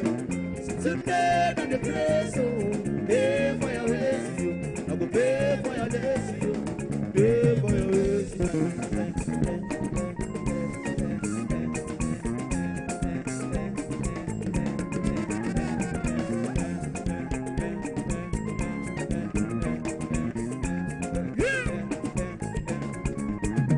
Why you waste the wood to me one day? You go die, you reach it. I go keep baby to me now. Let me check your area. Wait till your cylinder. 20 kg, each one. If I feel the gas, I go carry something. Must go kill a man. A man must die. See people who kill Jesus Christ. Come on, soldiers. You are born in China. I won't go there. Cause wherever I look in your eyes, nothing I see inside. I say my village people hating for hating. Till they can't tolerate it. Why? See my Kelly and the best.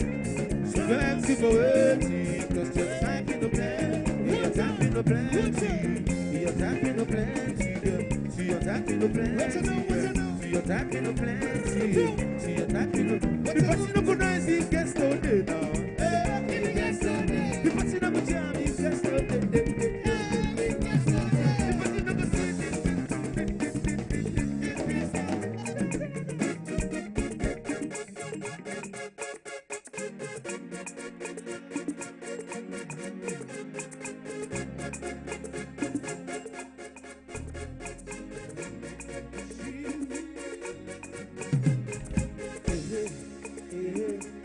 volume.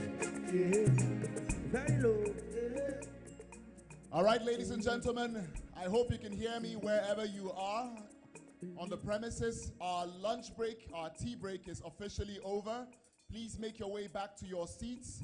The next speaker is warmed up, ready and excited to meet every single one of you. And I hope that feeling is mutual.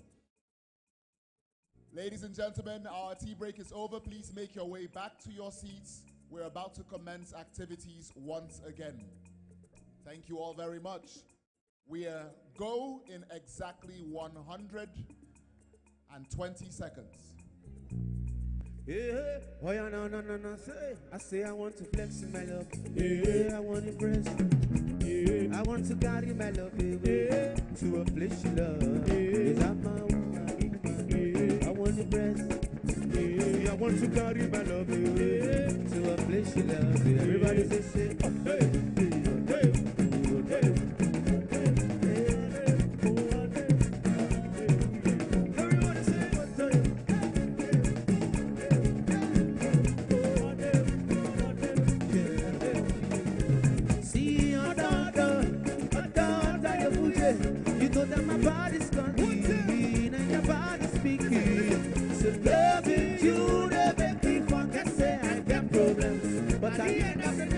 It's about true friends.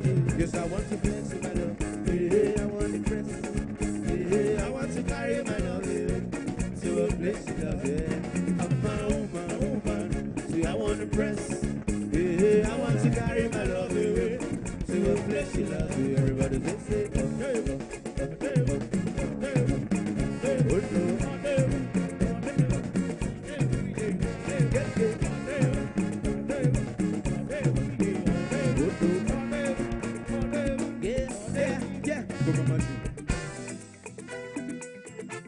Yes, sir. Okay, now.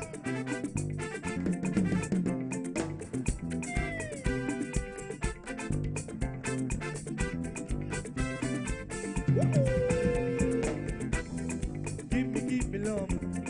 Make me jolly. Give me love, oh baby. Make me jolly. Say pulu baby. See baby, make me jolly. Say pulu baby. See baby, make me jolly. One more time, say give me love. Make me jolly. Say give me love, oh baby. Make me jolly. Say pulu baby. Baby, make me jolly. Pulu baby. Baby, make me jolly. Wow. You make me go out. While I got problem. Say wow. See you make me go out. You make me go out. Say wow. See you make me go out.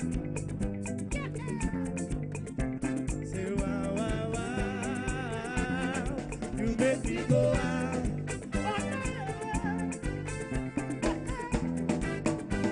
Oh, Celeste, what's it on, sir? Oh, Celeste, oh, Celeste, oh, Celeste. Listen, oh, you take out my money, put some for your head, you. For your head, you, mama, yeah. Oh, you take out my money, put some for your waist. Put some for your waist, you. For your waist, you.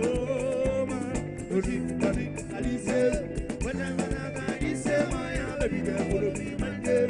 Baby girl, follow me, Maya. Alicia, Maya, Maya, this Maya. Baby girl, follow me, my girl. Baby girl, follow me, Maya. Say, baby, can we do this tonight, yo? Say, baby, can we do this for life, yo?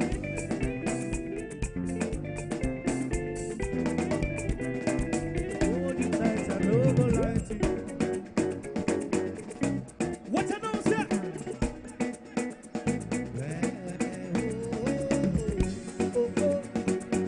Yes, sir. Yeah. Everybody say, low key. All of them don't notice. I'm not joking. All my guys, them know me. Since so I've been writing the story. No no be OG, but if you ask them, then no be. I know the blow trees, so you only be lonely. Music shows me, just know this and no be. I tell lonely, but I'm never lonely. Sexy ladies, go and feel me slowly. It's not the love I see, I became so boy, I've seen her. Fear nobody, only Jehovah. Looking for Lord and the Gopher. Who's in boots for a liver? Trying to put the cook on the sheets. One down, I know the movie too bad. Big girl, go back to the shika. Said, they never see me coming. Oh, we are this story. That job boy, really good for it. Hey, see the good boy. Yeah, we'll show you some money. I never weep, I never see you. All right. Thank you very much to the band. Oh, I see most of the seats are filled back in. Fantastic.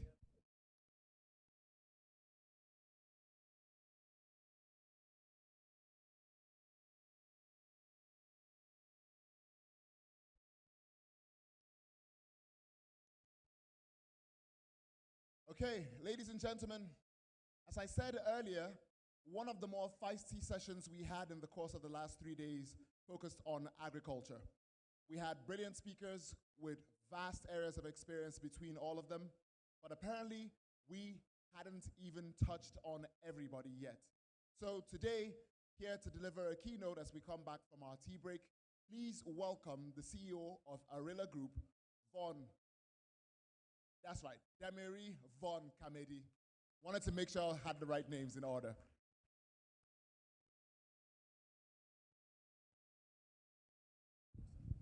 Yeah.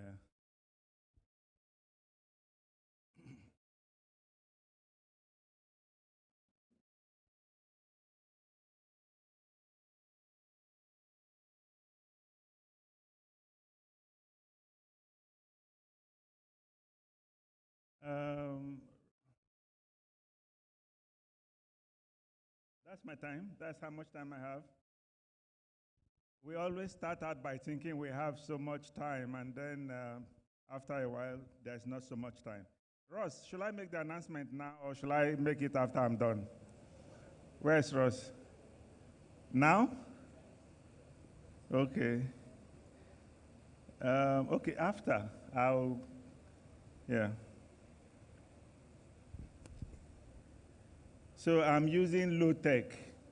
There is no AI generated or supported presentation, neither is there even a PowerPoint presentation. So I'm just going to make some general remarks around the subject of AgTech and technology generally.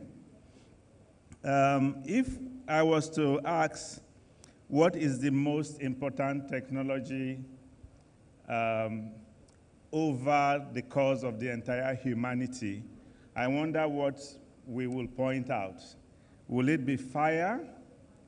Will it be the light bulb, the telephone, the aeroplane, the personal computer, internet, or iron?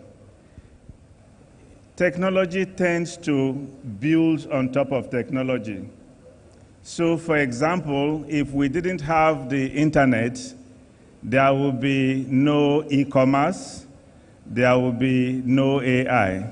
So sometimes people tend to be ahead of the technology because they do not have the supporting technology to make the required progress. I would like to, at this point, thank the NNDC and other sponsors of this program, and of course the organizers for bringing everyone together to touch on the subject of technology and its central place in the development of society. In this particular case, the Niger Delta. I hope that at the end of this conference, we will have not only learned a lot, but we will have built networks that we will find useful in our careers and in our businesses. For people who are in the business of building technology, obviously it's important to make sure that you build technology that solves a problem instead of technology that creates a problem. Sometimes technology that creates a problem is also useful.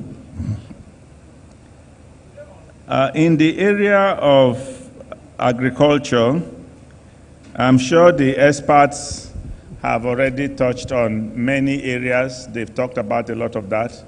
But I think it's important to comment that we have to have the required foundation. So for example, we can talk about, sorry, it's hot.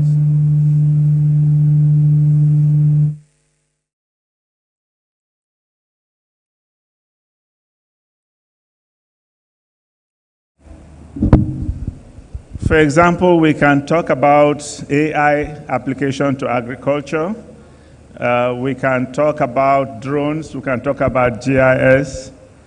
But there are certain important foundations that we must still have in place. For the Niger Delta, what we do not have is even the basic land upon which to farm. There's not enough of that. And even if we want to develop land by clearing land for that, we have again now to be guided by technology. We have to be guided by land use technology, using GIS to find the best place that needs to be conserved, the best place for cassava, the best place for rice, and so on and so forth. Another area where technology is very critical in agriculture is in planning.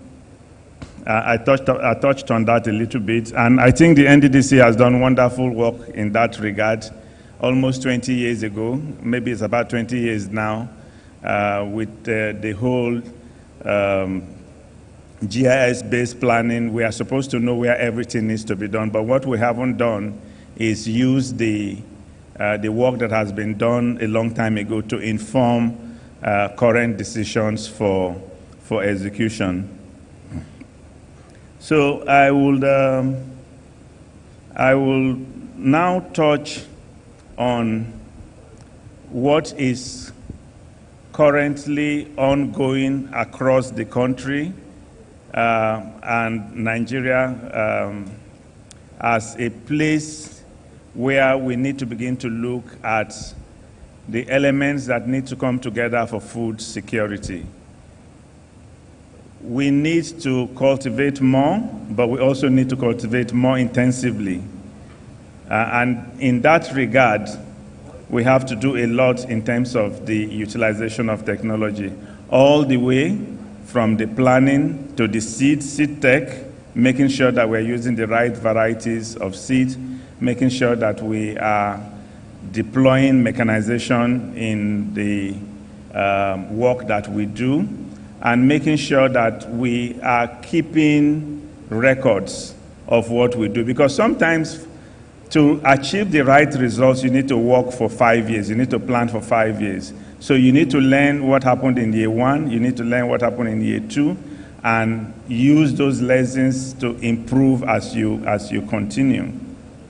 And so that's where data science becomes very, very critical. A lot of people embark on business without any data analytics before, in the middle, or after every season of the business. We have to be able to ensure that we use data. We have to be able to ensure that we use the right financial technology to support what we are doing, not just in agriculture, but in almost every other thing that we do.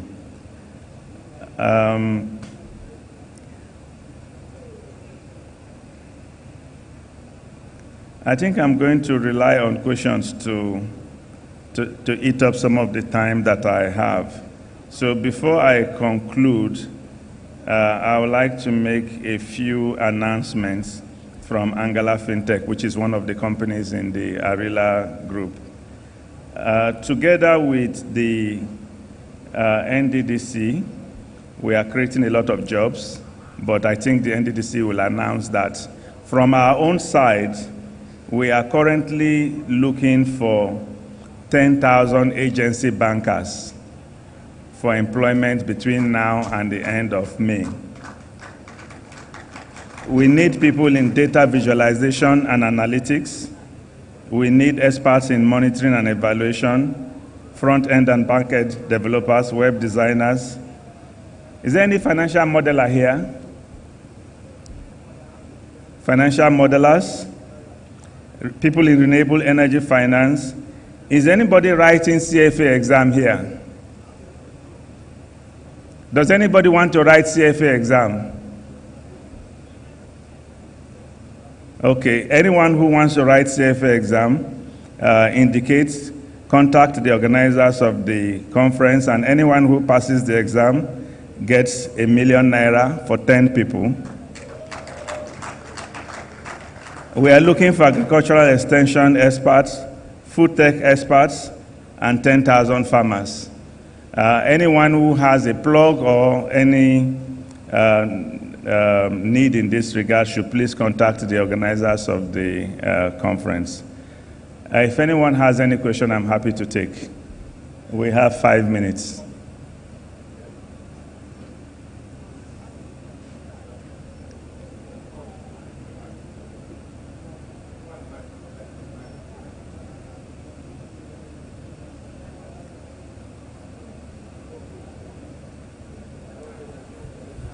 Okay, I guess we are done then. No, we're not, sir.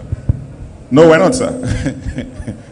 If questions don't come, contributions will come. So I want to thank you very much, my big brother, for what you have done. I've witnessed this kind of situation a lot of times when people come, especially from the oil and gas, and people say, oh, we always give opportunities, and then people do not come. We're glad with what you have done. But because we don't want to lose this opportunity, I'll just beg of you to give us the areas of specificity, the areas that you want to engage people, and give us just a month.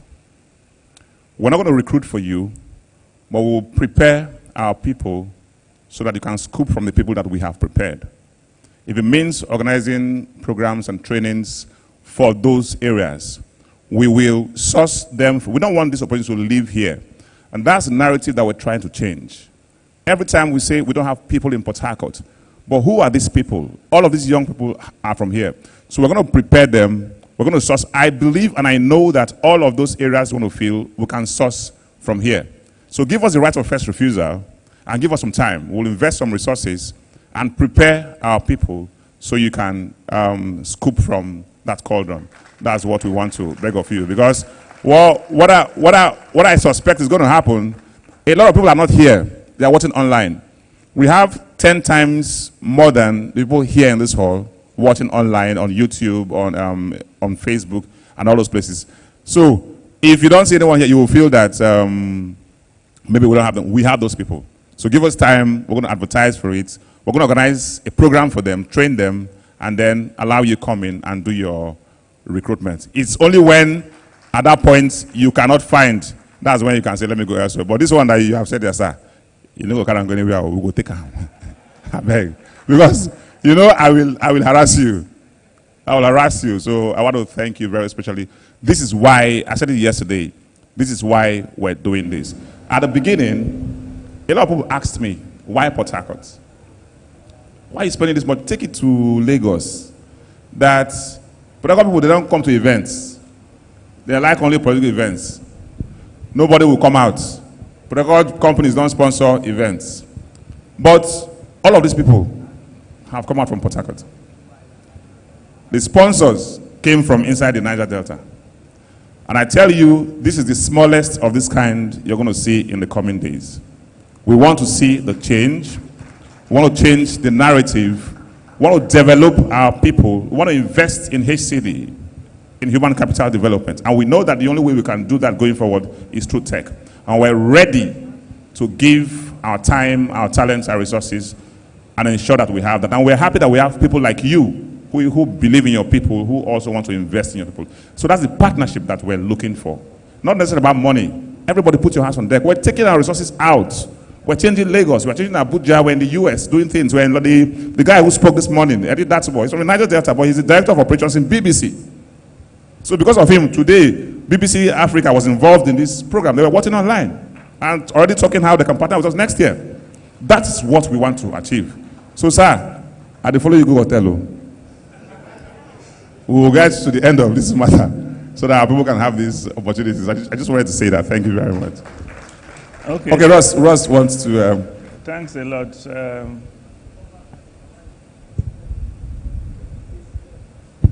Thank you, Mr. Vaughan. It's a pleasure to have you here.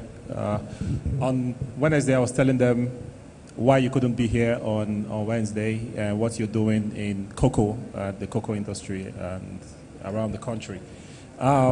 Before you take, I know there are a few people who want to ask questions, but I know there is a pitching session today, and I think some developers and a few guys in technology will be pitching.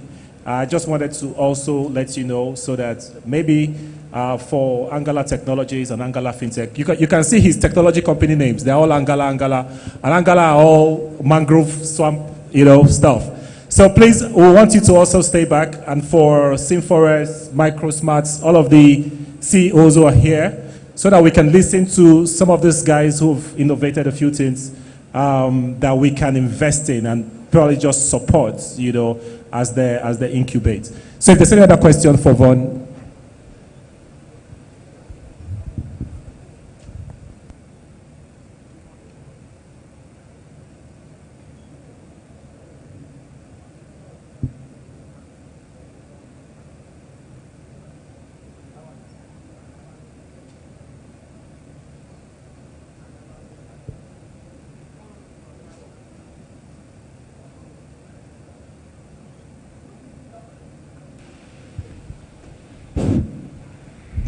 Good day. Please, do you also accept applications from junior developers and people?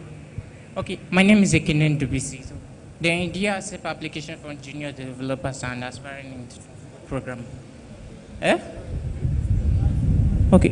Do you accept applications from junior developers and from just smaller devs? Because I have some things I do of my own and if we don't accept junior developers, where are we going to find the senior ones? We need to grow our own timber as well. Because yes, so absolutely yes. Okay, I think I'll try to fill in for that because I think the requirement I may not meet all of them. So the organizers will I want to thank. You again for organizing this. I don't actually even think that we are doing anybody any favor because we have targets we have to meet and we need all these people to be able to do what we need to do. When I asked if anybody was writing the CFA exam, nobody even indicated. And we need financial modelers. Nigeria needs financial modelers. If you'll be on a long queue if you have to do financial modeling for whatever project or fundraising you are doing. And it's a very difficult exam, but if you pass the exam, you will not be looking for jobs. Jobs will be looking for you. So we will sit down with the hub and really plan out things so that we make sure that we prepare people for the need of our society. Thank you very much.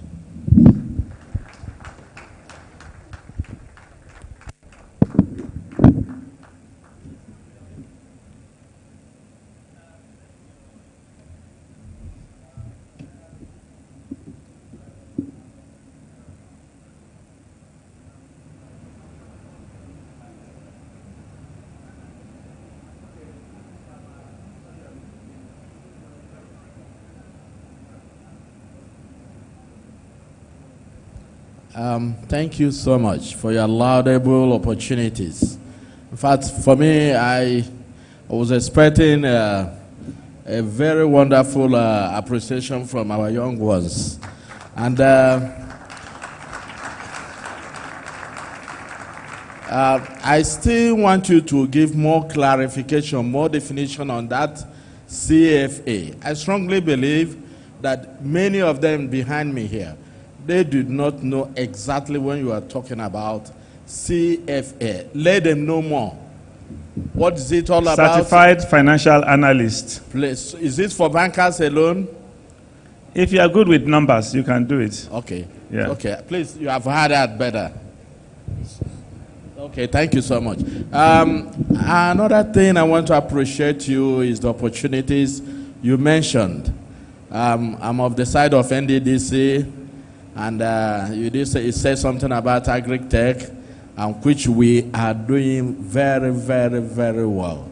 And we would want you, if you may will, how you collaborate with NNDC, because you have a very wonderful opportunities. Okay. We have a directorate, commercial and industrial development. So you may wish to come down. We need you. You need us, so that we can do wonderful. Here. Yeah, no, not here on the podium. We'll discuss further. I appreciate. Thank you so much. Thank you.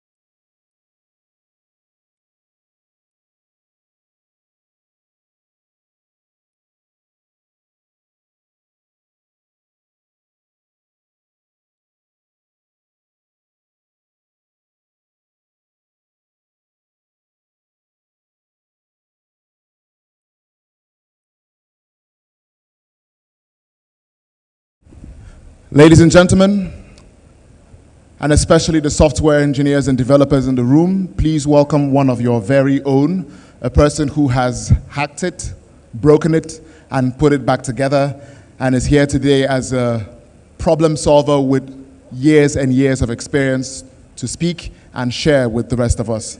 Please welcome Ibifuru Asawo.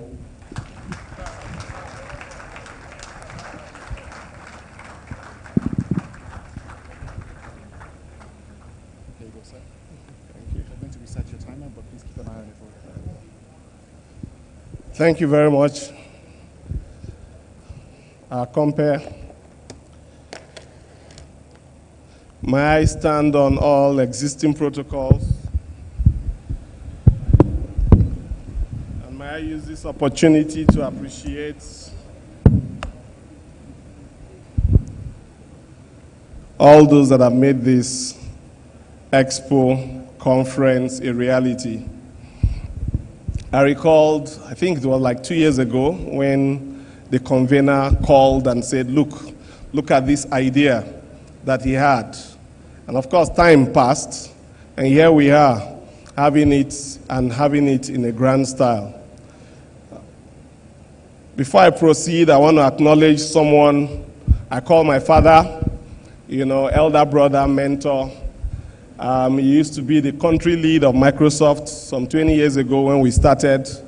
We were in our early 20s when we started. He took us by hand and led us through. So, Mr. Chinye, I want to say big welcome to Port Harcourt and thank you for all that you have done for us. Okay? Appreciating him because as I came in here, I'd seen quite a number of people that had met me talking about the Tech Creek, what we did, and they were saying, Code Gaminators 4.0, 5.0, and I think 3 of them had stopped me, telling me different testimonies and where they are now. And that wouldn't have been possible without people like him that took the pains to encourage us, in our early 20s when we started this journey. Today, I'll be looking at the impact and challenges of e-governance in developing nations, a closer look at Nigeria. I've done this work for 20 years now, and the first 15 years when we started, of course, as a college startup, most of you've heard our story, the Rivers State University of Science and Technology. When we started, we just wanted to solve one problem.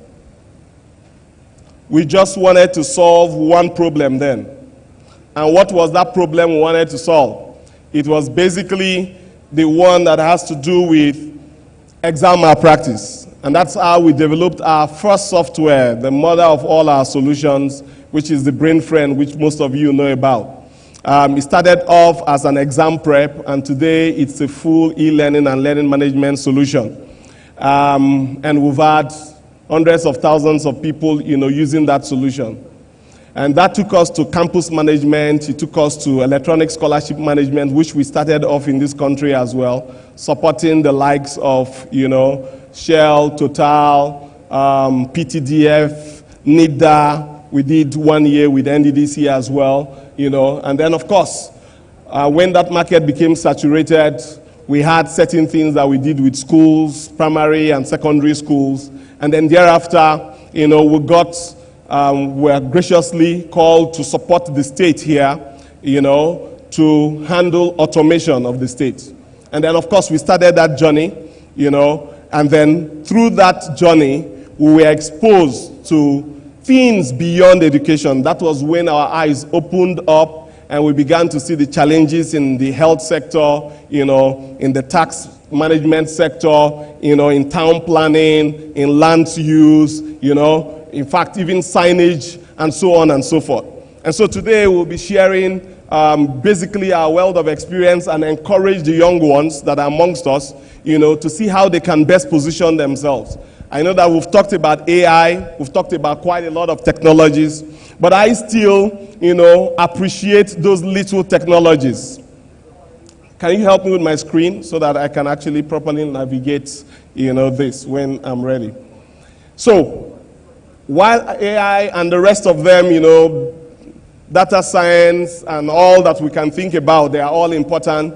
I tell people, start with the basics that you know.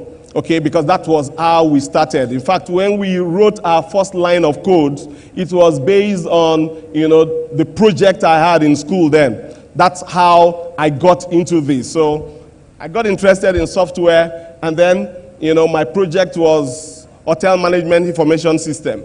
That was how I started with Visual Basic, Access Database. They were elementary, but they gave the stepping stone that we've used to climb, and today we are doing quite a lot across the country.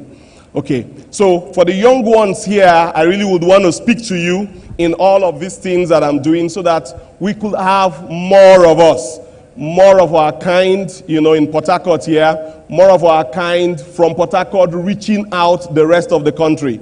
Okay, we manage government institutions now in Lagos State. We manage government institutions in Oyo State. We manage in Ekiti State. We manage in Osun State. We manage in FCT. We manage in Kebbi State. We are starting off with Sokoto, Nasarawa, and Gombe as well. And it's all happening from what? From here in Port Harcourt.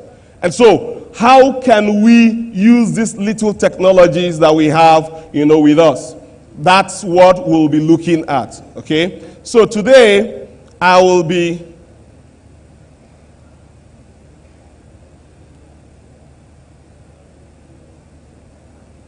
So what is e-governance? Of course, it refers to what? The use of electronic means for interaction between government and citizens. So you have the bit that has to do with what they call G2C, and then, of course, with businesses, and then government to government as well. That's the whole idea of when you hear e-government. So it's not a big deal. It's basically using technology so that government can actually interact with businesses, government can interact with citizens, and government can interact with government. That is the entire, framework around e-government. How do we use technology? And this country, in the last couple of years, have started that journey. Though not very effective and efficient yet, but the journey has begun. And we want to say thumbs up to us, but there are still many mountains and lands for us, to conquer. So I'll move to the next slide. What are the pillars? There are processes, people, technology, and resources. The key pillars for e-government. So when we say government to citizens, government wants a better interaction with the citizens. So why would we have people line up at NNDC? So when we come to NNDC, we line up, we want to see one director, we want to see one this, we want to do that, we want to complete one form, we want to do this, we want to do that. And the question is, can these things be automated, just like you've done in your scholarship? Before now, people will fill those manual forms or write those applications, send them, people will filter all of those things. So all of these things, government to citizens, how can we improve in it? If I have my payment stock, in a government institution, do I need to go down there physically? The answer is no. I don't need to go down there physically. I can actually also track how my files are moving, within that government institution, because there is, a platform for me to track my activities. So government to government, if NNDC is to speak to EFCC, or NNDC is to even speak, departments are meant to speak, should they move file in hand from one desk to the other? The answer is no. In this time and age, there are workflow process management solutions that can actually be used effectively, to run that. The same thing with contractors, vendors, suppliers, government to business. There are things that can actually be done. And so processes, every department has a process in a government institution, whether it's health, whether it's education, whether it's, finance, wherever, tax management, there are processes. So if you go to the hospital, you must queue at what? At the records. After the records, the nurses will take your vitals. After that, you make your payment for consultation, you will see a doctor. The doctor, after, consulting, will tell you, go for further investigation, or go, I give you a prescription, or he makes a referral, or if your illness is too serious, he will admit you. These are processes that are standard anywhere. How do we automate them so that these things can be seamless? Some of the things that we are trying to do in Rivers State currently now is that while you are well, you can actually register. So in the next 3 months, there will be roaming possible now in Rivers State. So you can move from one hospital to the other. You don't need to move your records. That's part of e-government in health that we're actually looking at. So if I'm sick and I'm around Marine Base, there is a health center here. I can run in there and my records are available. And the protocols to access my records, two-factor authentication, and so on and so forth are things that are being put in place so that patients can roam. Just the way we roam, when we go to UK, you can roam with your lines. That's the way. So if you find yourself in Degema or in Joinkrama, and then you need to visit the hospital, you don't need to pull your records. The doctor seeing you has access to your records as you give the permission and all of that. So these are things that are in the works and that, we are working on. The other bit,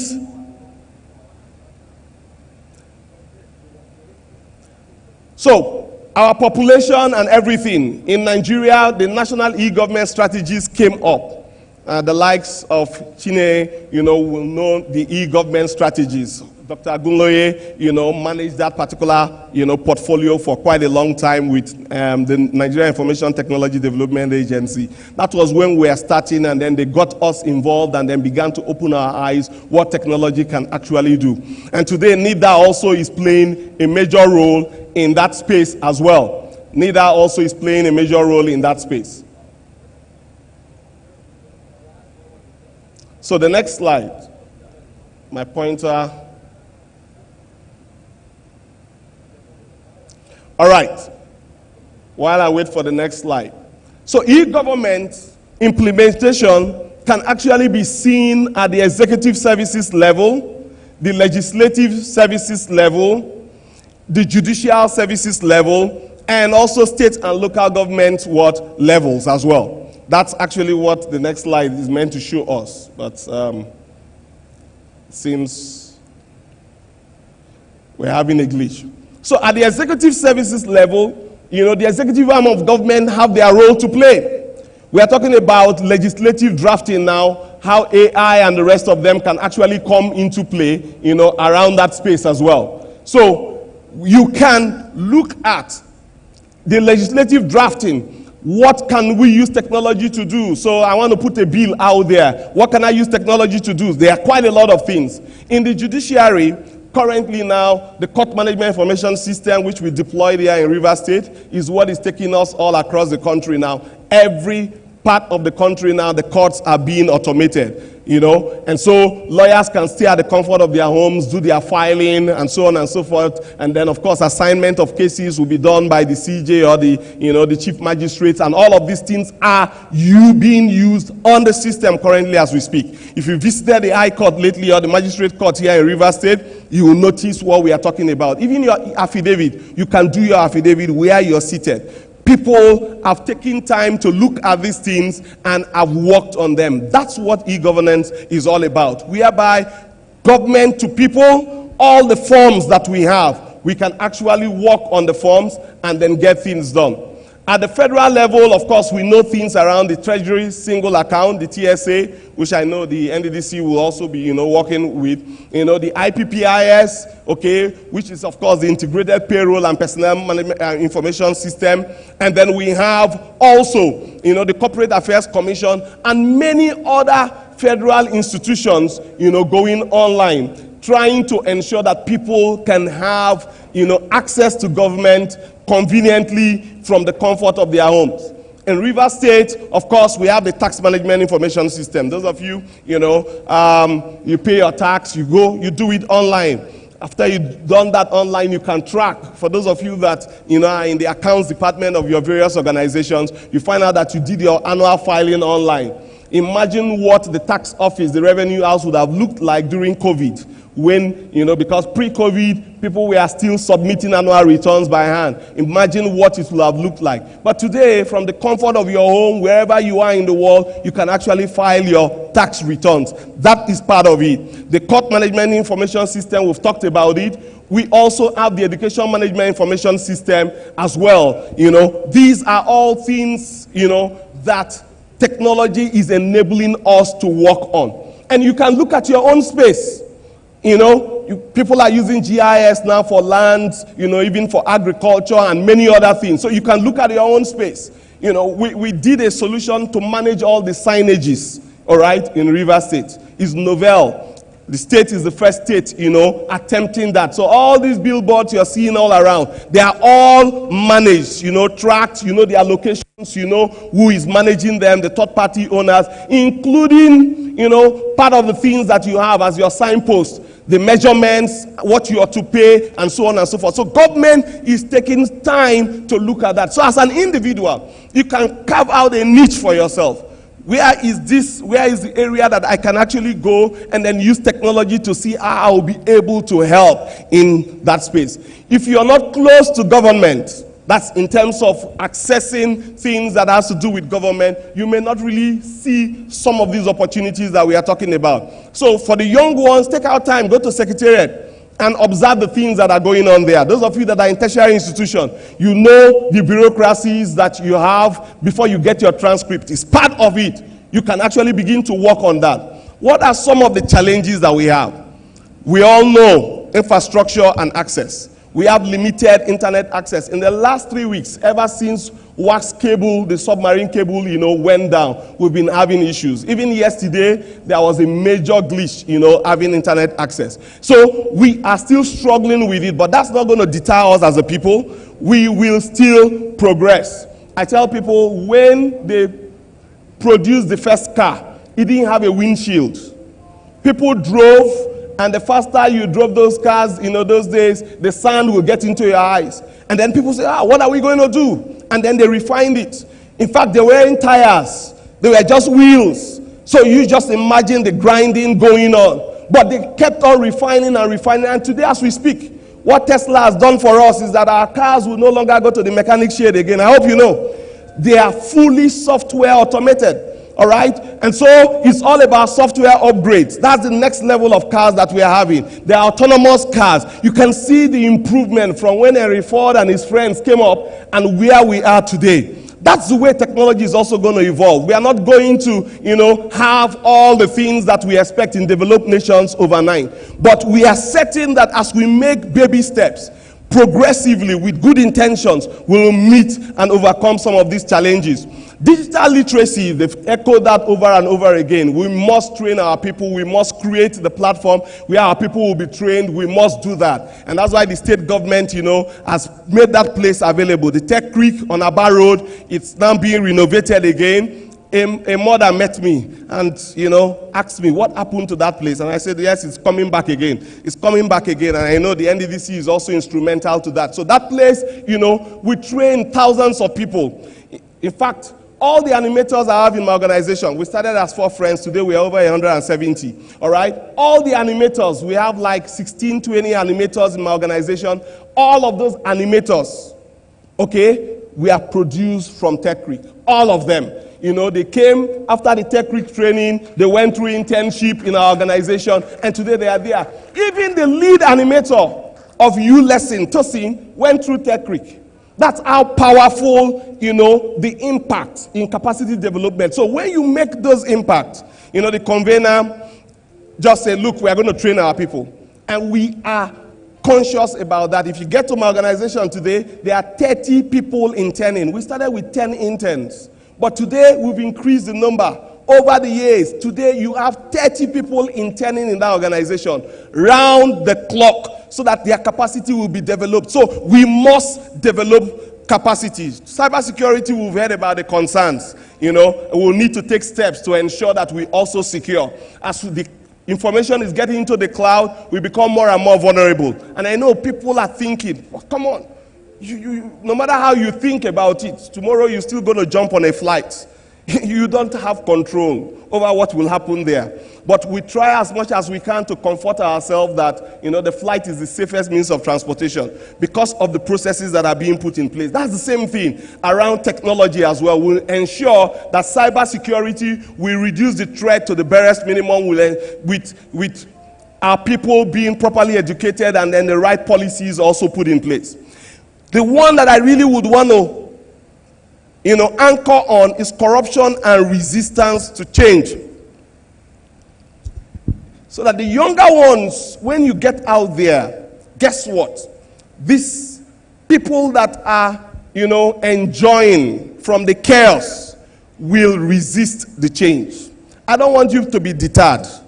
I don't want you to be what? To be deterred. You will keep on asking until you get things done. Chineye is here. Before we started doing stuff with JAMB, it took us 14 years. 14 years. 14 years we were knocking. It was 2015, after we had a presentation with, the president then, that JAMB, it was in that meeting, that was when it was concluded that JAMB should go what? Electronic. Because we made that proposition. It was our software that was actually proposed there. And so, it took a while. From 2004, when I left Gombe, where I served, till 2015, it tells you the kind of doggedness.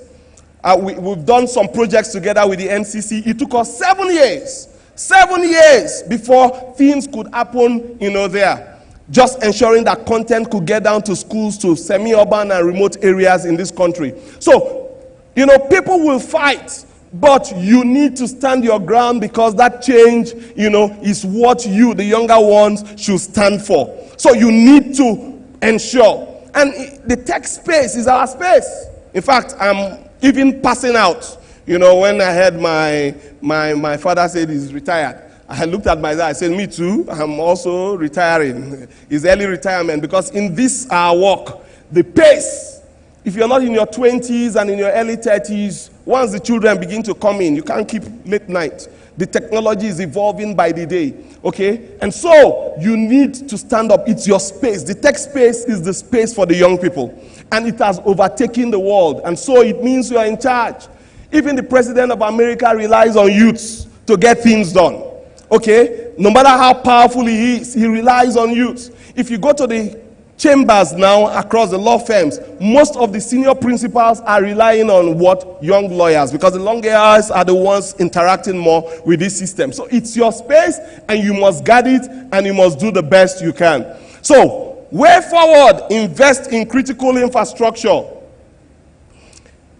Invest in it. The government at all levels and private individuals like some of us are doing, we must keep on investing in critical infrastructure. We don't have up to 10% of the internet access that we require as a 200 million population. So we need to drive it. We need to dig deeper.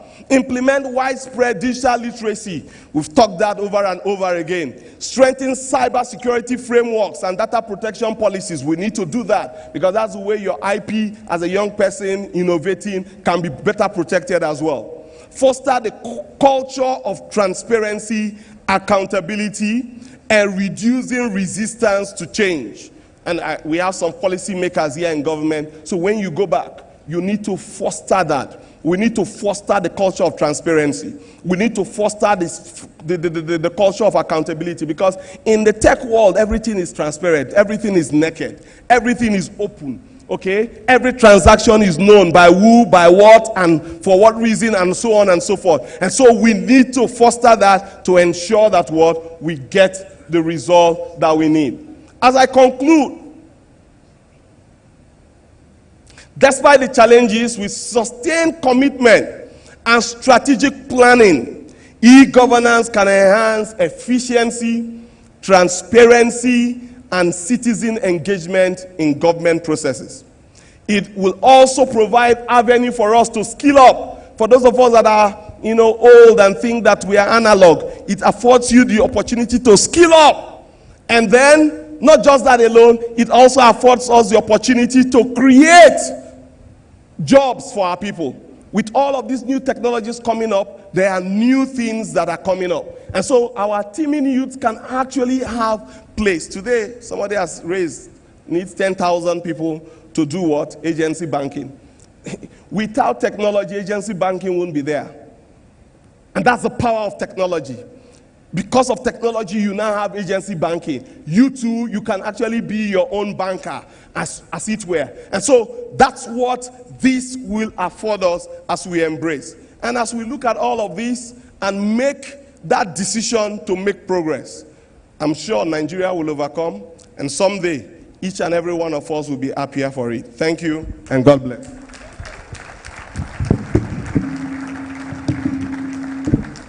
Sorry, I overshot my time.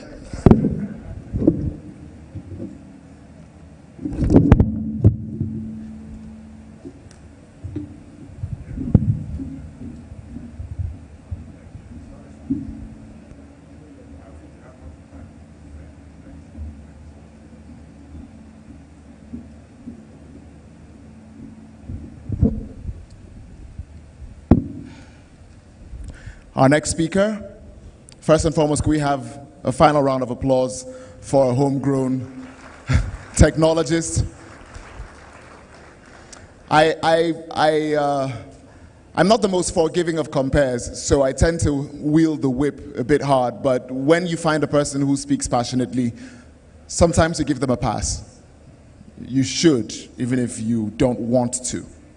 Our next speaker was honored by the University of Lagos as the guest lecturer at the special 53rd Convocation and 60th Anniversary Lecture. He joined Microsoft Corporation as general manager in 2007, and he's currently the principal secretary to the governor and chief strategy officer of the Abia State government, where he supports transformation under the Governor Alex Chioma Oti dispensation. Ladies and gentlemen, please welcome Chineye Mba Uzoku.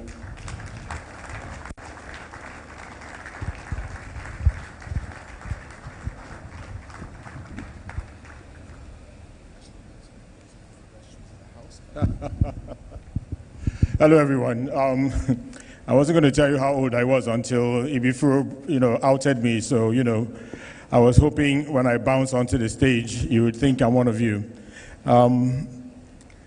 Unfortunately, it is what it is. The good news I have for you is that I was once like you. And one day you're going to be like me. So you have to work hard. You have to work really hard. And it's important that you keep that in mind, because I feel very strongly that we have a challenge of time. My generation and the ones that have come before us, including the one that they often call in sometimes when they reflect on Nigeria, they talk about a wasted generation. I hope you can hear me, because my voice is, can you hear me at the back? Sorry? Okay, great, thank you. Sometimes they talk about a wasted generation in Nigeria, and those guys fight back aggressively. I used to call them a wasted generation too, but now I am kind of like where they were, and I know many of you look at us and we say we wasted your time. The clearest answer to that, and the clearest indication of that, I think, is the number of people who actually want to leave Nigeria, not to come to Nigeria. I came from a family that lived in the US for a while, and my father made the mistake of coming back to Nigeria, and otherwise, maybe you would have been watching me on YouTube, or you would have been watching me on DSTV or something, dancing or acting somewhere. But he came back and he brought us back here, and he came with a fervor to serve his country. We landed in university campus and we spent the next 20 years or so in that space. And yeah, Nigeria just grew on us. I often try to be very happy when I'm talking to young people because that's what they want to hear. I was going to suggest to the gentleman who was talking about CFA that he forgot the most important point. How much are we going? I mean, if you had told them that a CFA earns $50,000, once he graduates, I'm sure this hall they would have swarmed the stage. If you tell them that it was going to be $100,000 after once you pass the entry stage to the intermediate stage, please stay in your seats because it would have been even worse. And if you had told them that within 3 years of working aggressively as a business analyst, as a digital scientist, if you are as good as you wish to be, you could be earning as much as $150,000, I believe that they would have locked the door and kept you here until you started teaching immediately. For this generation, it's always ego ole, ego ole. And they're asking a good question, a very, very good question. And the reason why they ask that question, why it's so important to this generation, I believe, is that they understand that the clock is ticking. For this generation, for the digital first generation, the clock is ticking much faster than any generation in human history. The amount of knowledge that you have to learn on an ongoing basis, the speed at which what you think you know becomes obsolete, the pace at which the things that you do, you think are normal, become things of the old. It's unprecedented in human history. And the worst part is that it's not slowing down. It's actually going faster and faster and faster. If you're 16 years old and you're in this room, your actual age is probably going to be about 30. If you're 18 and you're in this room, you're probably approaching 40. There is no time. And because there is no time, young people are in a hurry. I used to be in a hurry, but see where it landed me. I think you need to be smart about what you're in a hurry about. And for now, for everyone living in the kind of economy in which we live, in the society in which we live, looking across the internet and seeing the possibilities and seeing people like yourselves, what they're making of themselves, the great things that they're producing. When you go onto the internet and you hear of this Nigerian in Harvard, or this person in Stanford, or this person in London, and you think about all the guys who you were with in primary school and how many of them are still here with us, it is, of course, tempting, maybe even logical and rational, to think that the only way that you can be like them is to go to wherever they are. Makes a lot of sense. For my generation, those of us who have been fortunate enough to work and acquire the resources to be able to do so, our children live here. That's the diaspora that you hear about. They're out there and they ain't coming back. They speak like ain't. They kind of like wave at you on FaceTime. They have their girlfriends, their lives and everything are out there. Even the big house that you built in the village, they're not going to come and live in it. They say, Dad, what am I going to do with that? He can buy it in a week of hard work. He can buy that big house that you took you 25 years to build. My dad started building his house When we came back, I was still a young kid. I was in secondary school. We finally moved into the house when I had finished university, so you can go and check.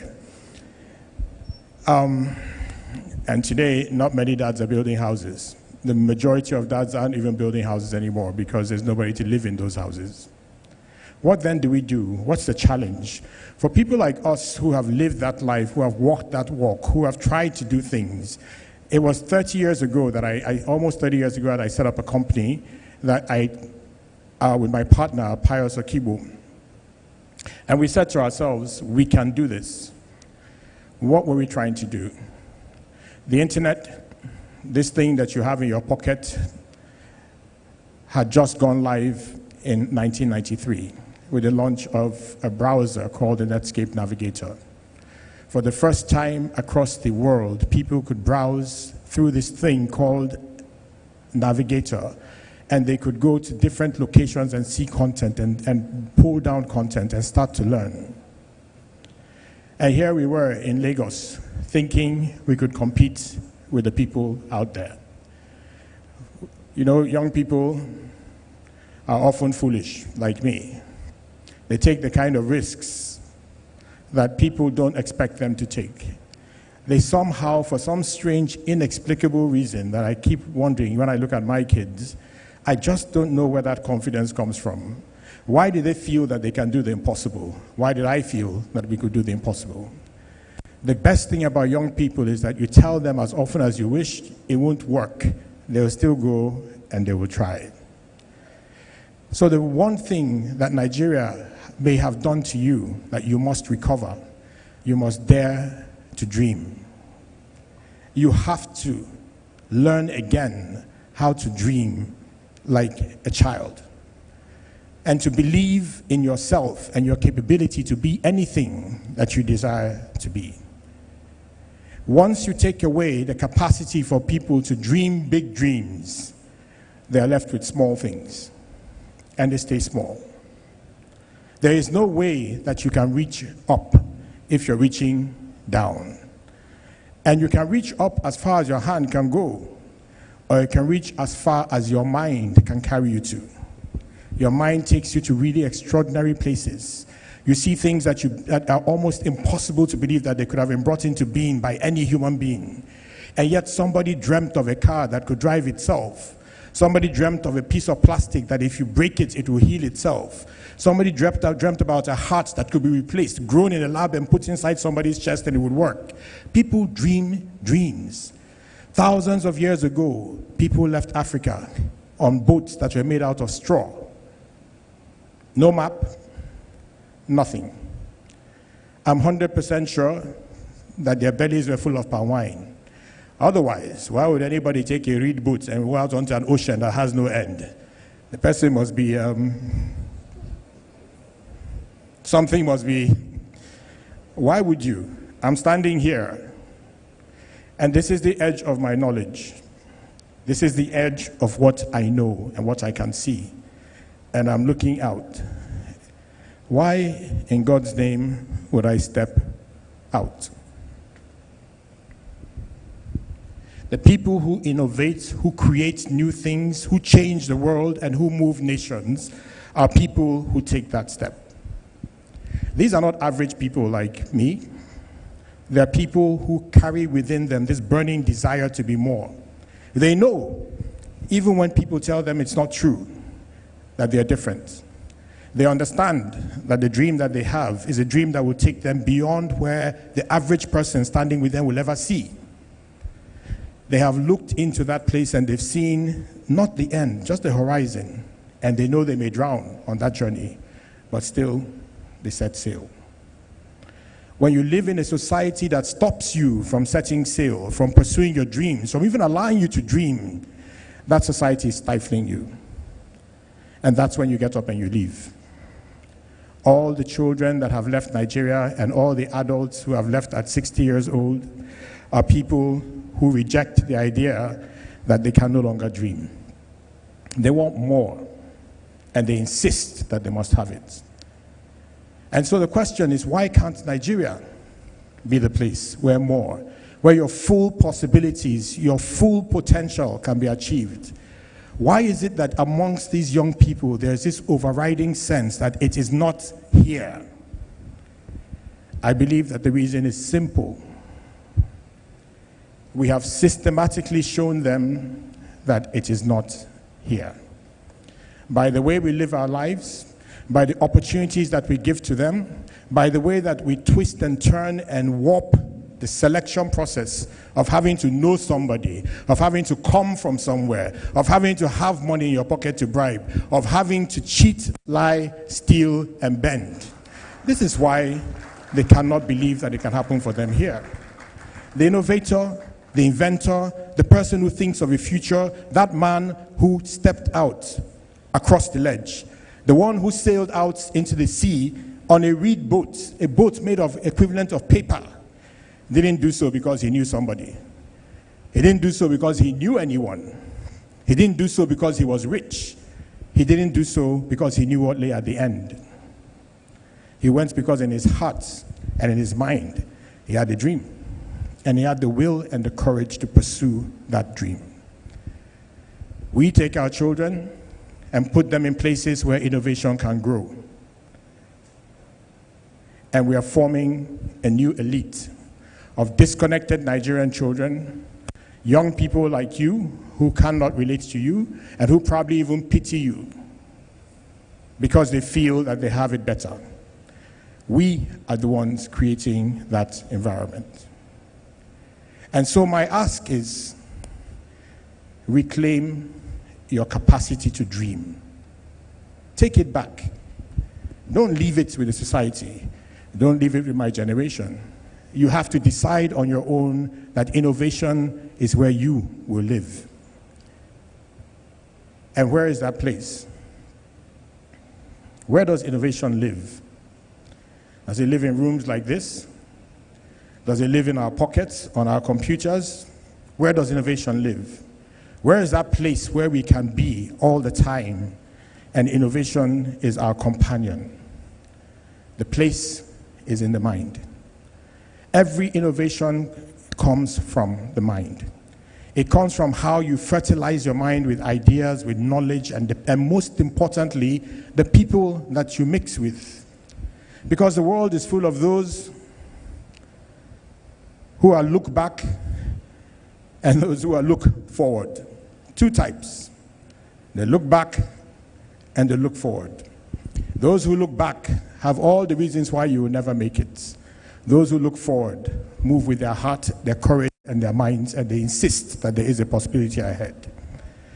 The more look back people you have around you, I didn't say you should look around, but the more look back people that you have around you and that you keep around you, it becomes impossible for you to move forward. The more look back people that you have around you, the more difficult it becomes for you to become an innovator. The less you read and fertilize your mind with knowledge, with exposure, with experience, and learning from people who have something to teach you, the more you move yourself into a space where innovation will actually grow. Innovation is not an apple that drops on your head like Isaac Newton. Innovation is not some idea that comes when you have smoked something or you drank too much Red Bull. I know you. I know you guys. Red Bull and something, huh? I know you guys. Innovation is what happens when you exercise your mind like a boxer trains himself to fight. In the process of asking questions, questions begin to ask questions of the questions. The answers are no longer enough. You're constantly checking, thinking, asking where, why, how, what. In that process, one day, there will be a flicker. Something will move in your head. Something will move in your heart. And you will know that you've found one thing that's an answer to a problem that could fundamentally change the world. But if you forfeit that opportunity of thinking, of living in the place where your mind constantly asks and agitates itself, then you have given up and you've given in. Take it back. And in the process of taking it back, our responsibility has to be to consistently find how do we create those areas, those protective islands of innovation, where people can leave where they are and enter into those spaces. That's why hubs are so important. And that's why innovation systems are so important. But ultimately, one thing in this federal Nigeria, and I say it with due respect to everyone here, innovation will only grow locally. It can only grow local. You can't sit here and innovate for Japan. You cannot sit here and innovate for Zamfara. If you want to innovate around Zamfara's problems, please go there. If you want to innovate around Japan's problem, please go there. Innovation is always local. Our challenge in the South-South, in Port Harcourt, is to create an environment for constant innovation, a home for those who dare to dream, and an opportunity for them to mingle with people who also dream like them. And from there, possibly from there, the next big one may show up. Thank you.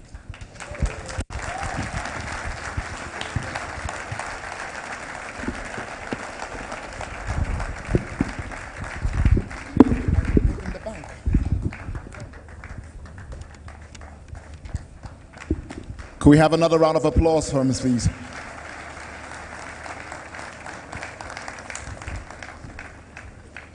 Chills, man. Chills. Okay. And on the heels of that very tough act to follow, we have a speaker who is going to also be a part of our next session. He is, however, going to give a very short address, and having worked on the funding end of technology for a short while, I will not say how long, I can say that this is probably one of the people you want to listen to the most closely.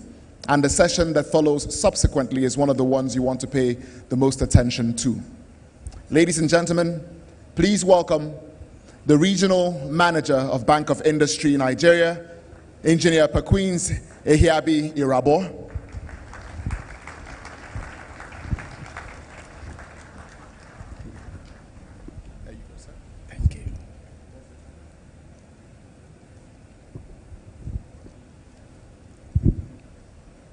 Good afternoon, ladies and gentlemen. It's a great pleasure to be in your midst this afternoon. And I want to thank especially the organizers of this program, my brother, Alpha George, and I also want to thank the sponsors, especially NNDC. I want to say whatever NNDC is willing to put in catalyzing the development of the Niger Delta region, Bank of Industry is willing to match that fund with you. Next week, just to say that it's not a platform money. You know, there are a lot of radio money, what you say in the radio that never crystallize. So it's not a platform promise. Next week, the governor of Rivers State will be flagging off a 4 billion fund with Bank of Industry partnering. So we have a 4 billion matching fund between Rivers State and Bank of Industry. And it is dedicated to fund nano, micro, small, and medium enterprises in Rivers State.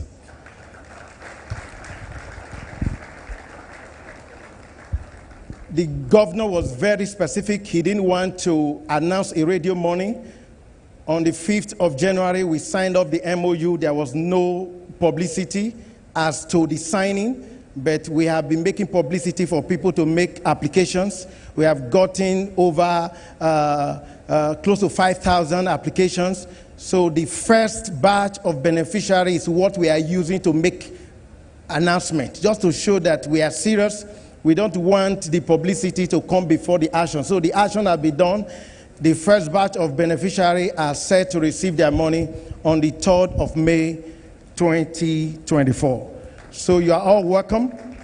It will be happening at the Obiwale Center. So just keep your ears open. I have just a few minutes to support the laudable initiative that we are doing here since the past 3 days. Bank of Industry is the oldest, is the largest financial institution in Nigeria, and is, for your information, is older than Nigeria. Bank of Industry started in 1959. So if we have survived so many administrations, whether it's political, whether it's military, you can show that we have something good going. And it should be a bank that you want to partner with. As at last year, our asset base is well over 3.5 trillion, and that is a government-owned bank. I want you to clap. It is a sign that something good is coming out from Nigeria. We don't draw from the National Treasury every year, but we have paid taxes to the federal government in the past 5 years, over 45 billion naira in taxes from a bank that is owned by Nigeria. But all the money I'm mentioning, they are not entering your pocket. So what is your business? I'm just echoing what somebody is thinking right now. Let's talk about the kind of businesses that Bank of Industry will want to support and the kind of entrepreneurs that we are looking at. What is business? Because if you don't understand the passion in a man's heart, you will not be able to draw the money in his hand. If you want to get the money in somebody's hand, like Bank of Industry, you must have to align with the passion in our heart. That is the way to forge relationship. Relationship is so key. Whenever you want to start up a business, you must have an ecosystem that is made up of stakeholders, and those stakeholders will have multi-dimensional interests. So you must understand that for you to forge ahead, you must be able to meet the interests of all your multi-dimensional stakeholders. So I define business as an ecosystem that guarantees the continuous satisfaction of the multi-dimensional interests of enterprising stakeholders through the exchange of mutually beneficial and profitable goods and services. You will not find that in any book, except you look into my book. But what that definition is trying to highlight is that business is about meeting the interests of stakeholders. You are the last person whose interest will be met. If you are a businessman here and it has not occurred to you that you will be the last person whose interest will be met, then you are not ready for business. Please stay away from the marketplace. Have you ever wondered why businessmen, they call their profit bottom line? Have you ever wondered? Please, if you can move it to page 19, because that is where I've moved to page 19. So have you ever wondered why businessmen call their profit bottom line? Because they are the last person to be served. The first person that benefits from your business is what we call the front line. Who can guess? Who is the first person that benefits? Who? The what? Customer. They are the one that benefit the first time for your business, and you will call it revenue, because they are the one that bring in the revenue. If you don't have anybody that is willing to exchange his hard-earned money for what you have labored to produce, you have labored in vain. So the customer is the king, and you must look for their interest first. What interest does a customer want? A customer wants value for money. That is why you can never politicize business. You can never, even if your mother is a baker, you may not be patronizing her if the bread is not good. True or true? You can't legislate business. You must serve the interest of the customer. And his interest is that he wants to buy from you and walk away and think that he cheated you. How many of you are like that? You want to go to the market, and when you finish buying, you are happy that, look, this was a good deal. So if your business or your product does not have value for money, forget about it. Forget about tech. The next set of people, if you look at your profit and loss account, it actually put down all the multi-stakeholders that you must meet their interests. Revenue, cost of goods sold. Who are those people benefiting from cost of goods sold? Your suppliers, your vendors. They are your partners in progress. They are the one bringing in all the raw materials. Then you now have gross profit. Then you now have operational costs. You now begin to talk of your overhead expenses. All these people must draw from your business before you, as the promoter, can have. Even your business will draw from your business before you are to get. They call it retained profit. From every profit you make, you must plow back to the business that make the profit so that it continues to grow before you can now say, shareholders, let us divide what remains. They call it dividend. So if you don't have this mindset of serving people, you are not a business person. So I have moved beyond what they call entrepreneurship. I now call it lovepreneurship. Tell your neighbor, lovepreneurship. So this is the highest form of entrepreneurship, where you know that the whole idea of going to the marketplace is to serve, never to make money. Money is only a reward that you have served well. Money is what? Only a reward that you have served well. So profit is a reward that you have served effectively and you have served efficiently. So if you have this mindset of service, you will never lack funding. I am talking about funding, but I'm coming from this angle. Because if you can show to everybody that you have a value that you want to give to the market, then funders will be your friend. True or true? So you never walk alone when you are a lovepreneur. So if I must give you a quote that you will remember, which I am not supposed to quote, but some of you that are spiritual will understand the quote, is that love so much loved the world, and he gave his only begotten son. That is a strong business quotation. That means when you love the world, you are to give your solution of nation. Your son is your solution of nation, but it only comes if you love the world. So if you are not a lover of people, you will never have ideas. Go and check. Creative people are always passionate about human beings. If you are not passionate about people, forget about creativity.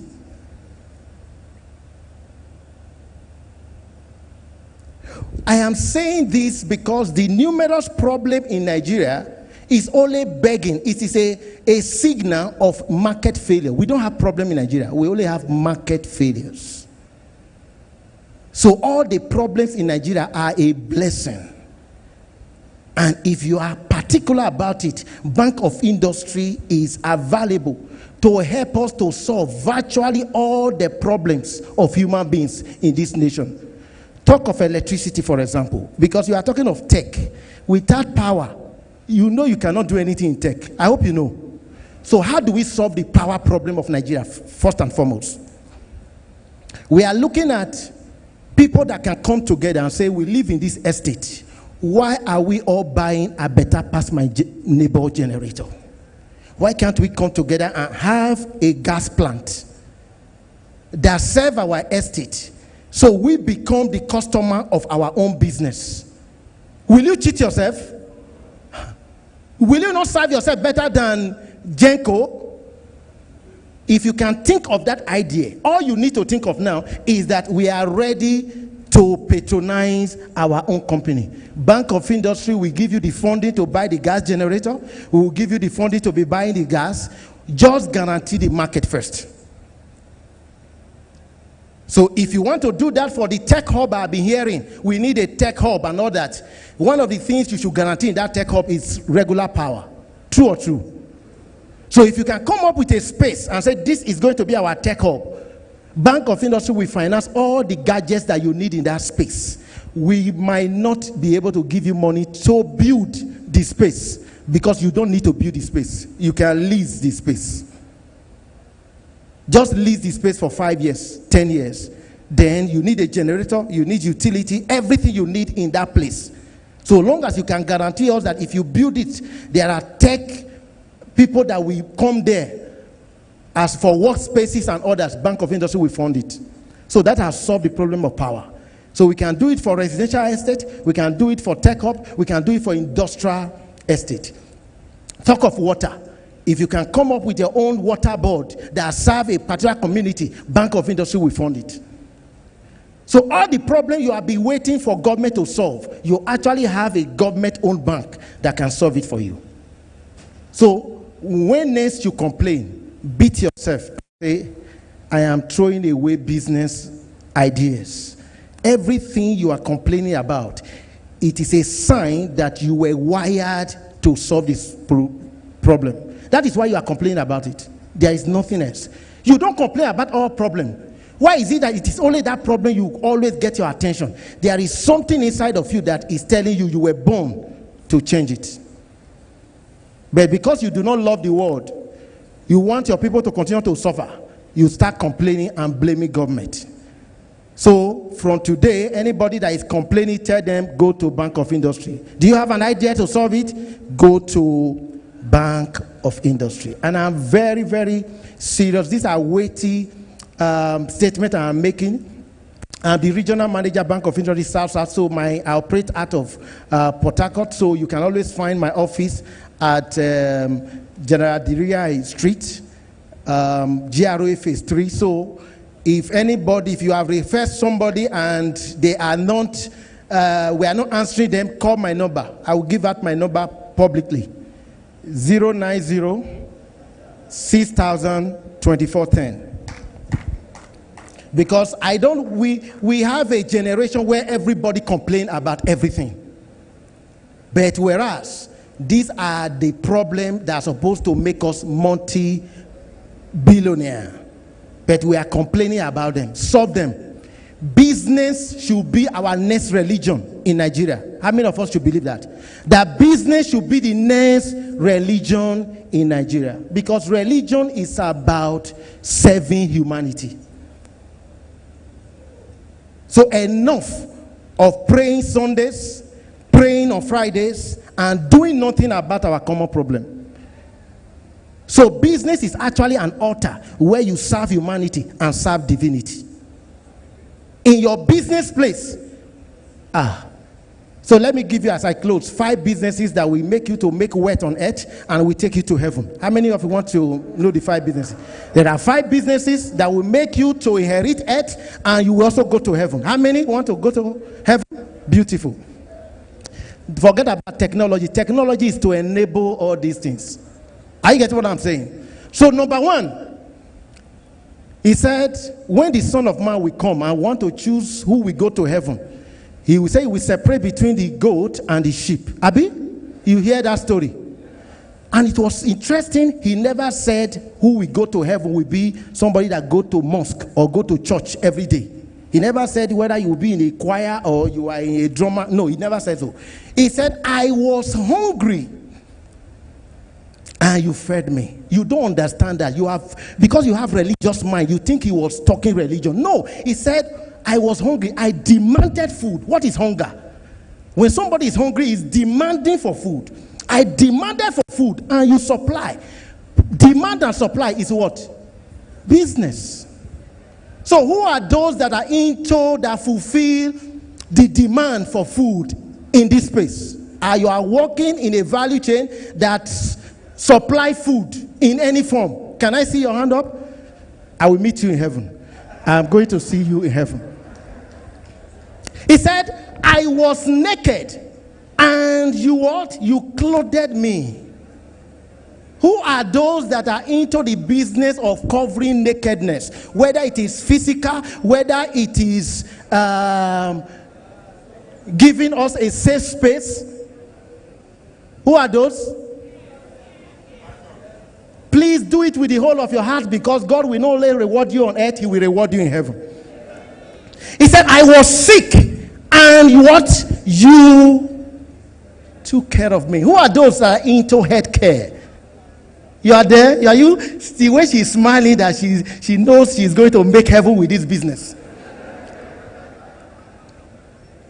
Then he now says something. He said, I was in prison and you visited me. This is a little bit tricky.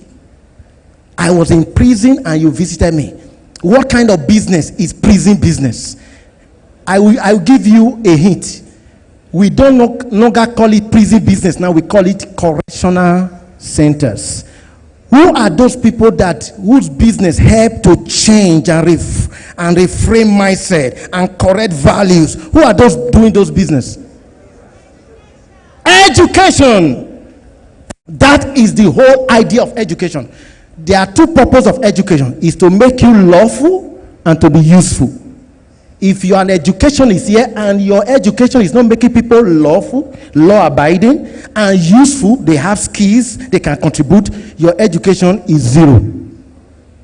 So that is the way to evaluate every educational system. Is it making people to be lawful or to be useful? You see, tell me, which can a community accommodate? To have a useful person and a lawless person, or to have a lawful person and a useless person? Which can our community accommodate? Useful and lawless. The community can accommodate such a human being. Useful and is lawless. The other one is lawful but is useless. There are two bad situations. But the society can manage one. Lawful and useless. Because education is about the two, making you lawful and useful. Why is it that it can accommodate somebody that is useless? If you are lawful, you are already useful. Even if you don't have any skill, if you can abide and make the environment to be peaceful, orderly, that is a lot of value you have contributed. So for you to remember those 5 business, it is name, N for nutrition, A for accommodation, M for medication, E for education, S for security. If you can build your tech around all that, because people are suffering from all these 5, they are the basic needs of humanity. You can never go wrong with it. If you can build your tech, not just for tech's sake, but to solve a problem that your fellow human beings have, that is the only guarantee that you can have partners that have fun and say, look, we want to put our money. Nobody wants to put our money because you are saying they will buy me. Foreign companies are going to seed capital. It will flow in. No. What value are you actually contributing to the society? When we can see that, we can resonate with you and we can support your dreams. God bless you. I want to believe the details, specific details, you will ask it in your question. I don't have so much time. God bless you, sir. I'm already seeing questions. Be seated.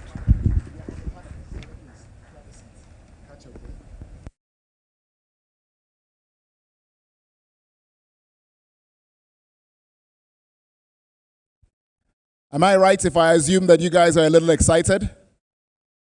How many people have the acronym NAME written on a notebook or their phone right now? Oh boy. Interesting times ahead for the Niger Delta region. Okay. Ladies and gentlemen, our next session is going to deal head on with tech funding. Now, technology funding is one of those topics that you either get completely correct or completely wrong.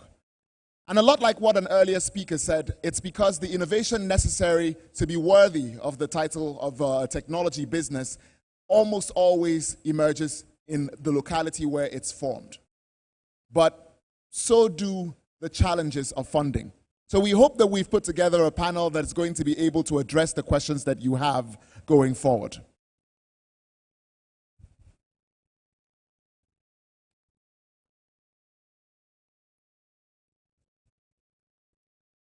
Oh, before we go too far ahead, I'm told that there's yet another dignitary in our midst. We have the essay to the governor of a river state here on ICT. Could you show yourself by waving your hand, sir? Could we have a round of applause for him? My. I like the fact that the representatives of the government of river states are both young and trendy these days. Nice. Very nice. All right. Let us bring our panelists up. First and foremost, it wouldn't even be the right panel if we didn't have our last speaker on it. So he's staying. We're just going to buy him a few moments so he catches his breath. But it's time to bring on the rest. Uche Aniche is a tech enthusiast. He's the convener of Startup South. He's a general partner at Rebel Seed Capital and director of communications at the Imo Economic Summit Group. And he is our first panelist, or rather our second panelist here today. Uche, please join us up here. A round of applause for him, please. By the way, Uche sent me a really flattering picture of himself today, but because I'm a jealous person, I told the tech team not to use it. Sell one market at a time, my friend.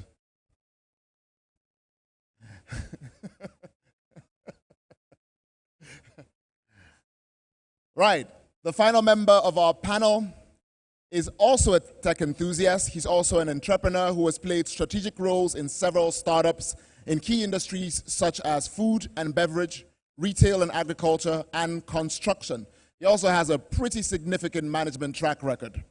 The best part of his profile is the fact that despite his significant educational laurels, he also lectures at the Garden City Premier Business School here in Port Harcourt, where he teaches strategic marketing and business development.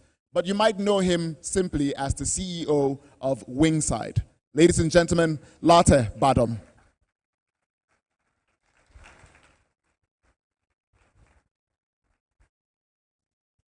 All right.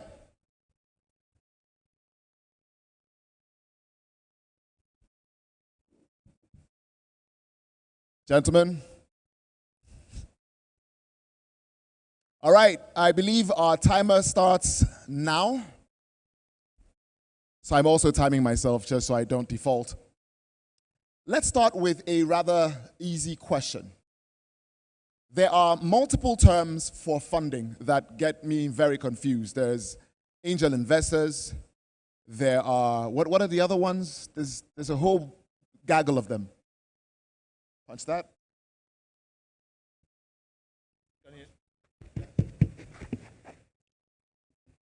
Yeah, just yeah. Boom, boom. Just first aid. Yeah. All right. So VCs, PEs, private equity companies, and venture capitalist companies. Oh, there's just two.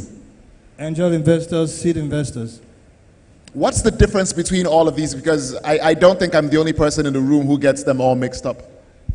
So VCs come at the early stage of a startup, mainly.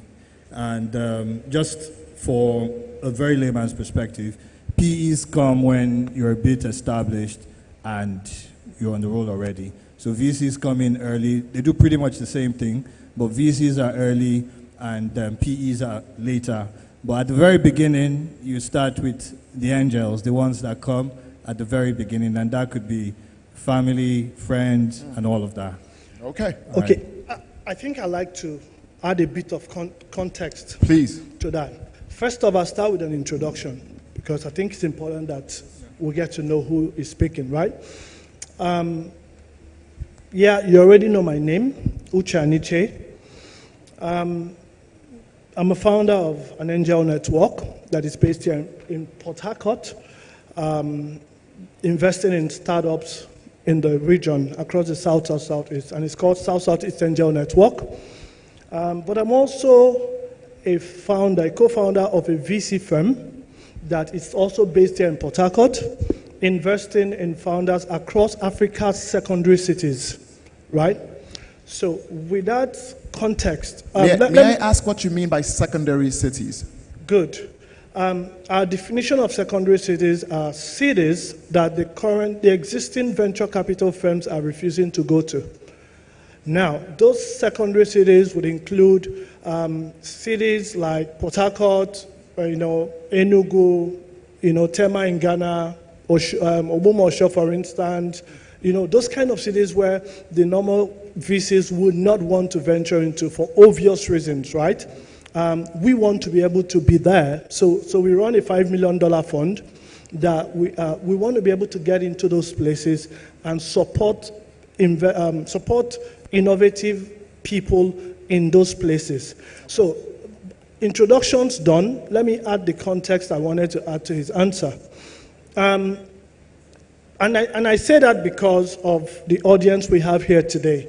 Because when we discuss funding, right, a lot of times people assume that, this funding thing is supposed to be done by a special breed of people, a lot of people that could support the innovation ecosystem, a lot of them are sitting down here today, but they don't realize that they could be part of the support for the innovation ecosystem.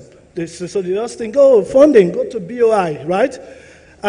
What they don't understand is that places like Silicon Valley that we all look up to are mostly people, private individuals, even up to the schools. So you have, Uniport has a strong alumni network, and all of that can be a strong angel investor network supporting solutions and innovations from Uniport, for instance. The same thing with UST, right?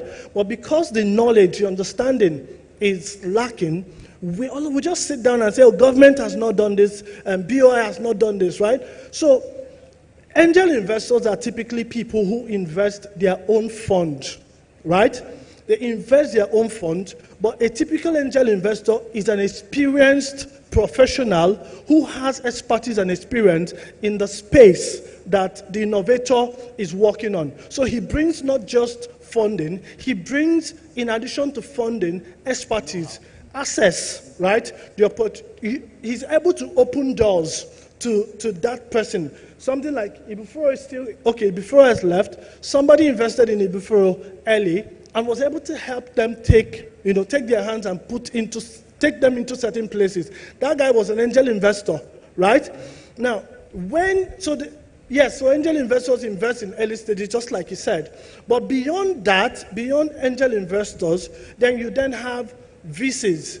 Now, who are the VCs? So unlike the angel investors, VCs do not necessarily invest their own funds. So you have GPs in venture capital firms who basically take money from private individuals and then help them to invest those funds in promising businesses in order to make return, right?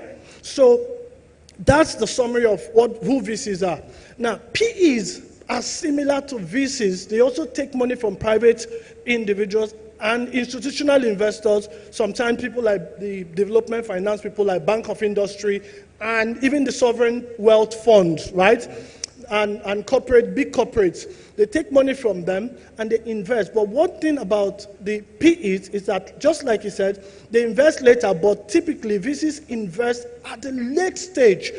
Typically when a business is about to exit. So most times you see VCs get into businesses when they are ready to IPO, right? So the same concept, but different stages. And that's the context I wanted to bring to this. Okay. And I'm already getting more education than my money's worth today. Love it very much. The idea of secondary cities has been around since I was a boy living here in Port Harcourt. And there is a metric which I'm not sure if anybody sitting here is familiar with, of the metropolises in the world and where cities like Lagos and Port Harcourt rank. Anyone know about this metric? Where cities and... Yeah, the metropolitan ranking of cities. Yeah, just add to that. So technology pretty much exists in ecosystem, that's what we call them. And ecosystems are what drives investments per se. For example, In the top 1,000 ecosystems for investment in technology, everybody knows Silicon Valley is at the top, number one. Now, in the top 1,000, you have 5 ecosystems from Nigeria. And what are those? First, Lagos. Second, Abuja. Third, Ibadan. Fourth, Enugu. And fifth, Port Harcourt. Now, these ecosystems are ranked based on the amount of investments that have come to them. But again, let me just throw more light on it. Lagos, being number 1 in Nigeria, is number 82 in the world. I'd explain that. 82 out of how many? Out of 1,000. And Port Harcourt, being again top 5 in Nigeria, is number 961. Now, yeah, so now interestingly, Port Harcourt. Well, hold up, wait, chill, wait. I'm not the only one who didn't like the sound of that, right? Hang on. There's 82 here. Blaze. Yeah, I think we shouldn't miss an opportunity to make a difference. So let's let him finish, and then we can add something to it. Those numbers upset me, Uche. Yeah, I know, but it's good that we're having that conversation here. All right. Just to add to that, Port Harcourt is the only ecosystem amongst the 9 Niger Delta states to be in the top 1,000. And they are number 961. Now, Africa as a continent has attracted a lot of investment in the past 5 years. In fact, last year alone, Africa attracted almost $3.3 billion. And I think it's an investment in an industry unlike many other industries. Guess what? Nigeria accounted for almost 30% of that, a little over $900 million, and Lagos took 87% of that. Now, I say this because they've been very intentional. Lagos is the hub of Africa. Lagos has more investment than any other ecosystem in Africa. After Lagos is Nairobi. Lagos alone, as of 2022, churned out, they have over, in fact, double the size of startup companies that were invested in compared to Nairobi, which is the second. So I'm saying double. Lagos had over 200, about 212. Nairobi had 109. So the point I'm trying to make is we are far behind in the Niger Delta, so far behind because it's not just about innovation. It's not just about how good your tech is. It has to be a business case. And it's not just a business case. It has to be, is the environment attractive enough to invest in? Is the ecosystem attractive enough to invest in? And what then is an ecosystem? An ecosystem is simply hubs or things. For example, what we're doing now is like a fire starter. It's like throwing a pebble in water, so then the ripple effect comes. Lagos grew in the past 5 years from having just 10 serious hubs to 85. Now, we have to be very, very intentional because those are the things that form an ecosystem that makes it attractive for investors to come. Because aside the investors, the products that we come up with and call technology, they must and they have to be, or they have to have a business connotation to them. It has to be a business case. Okay. Then hold up, Uche. Uche is. I want to add something to what he said. Okay. Because, like I said, we shouldn't miss the opportunities. It's okay to feel bad that Port Harcourt is 900 and something, right? But the way I am wired to think is, so what? So what are we going to do about it? Do you understand?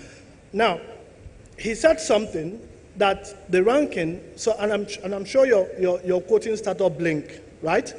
Now, the ranking is, it's been done, but the ranking is not just based on funding. And I think it's important everybody understands that. What other factors come into that ranking? Yeah, that's what I want to talk about. The ranking is based on a number of issues, including the vibrancy of the ecosystem. The number of startups in the city, for instance, listing on places like Crunchbase. I run Startup South, and I know that a number of times, so there's this thing happening around here. Sometimes we get fragmented because of tough. People just feel, oh, this is a tough thing. Let me protect my tough. And people don't realize that with collaboration, we can do so much more, right? He says Lagos is intentional. Yes, and I agree. And that brings me to another factor.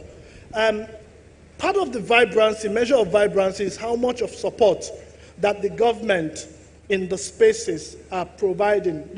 I believe that's what you speak to about environment, right? How much of support is the government providing to the ecosystem? How much of support are institutions like NNDC, for instance? How much of support are they providing to the ecosystem, right? Now, all of those things mix up. How many events? So vibrancy is also measured by how many events. And that's one of the reasons why I commend the organizers of this program. And I keep telling George, and I said to him, we need more of this level of events in Port Harcourt, for instance. We need to just, not just in Port Harcourt, and forgive me, every time I speak, I don't just speak for Port Harcourt. I speak for the entire region, South, South, Southeast, right? We need more of this event happening in Port Harcourt. We need more of this event happening in Enugu. We need more of this event happening in Owerri, right? This level of events, global events, because those are the things that attract these people eventually.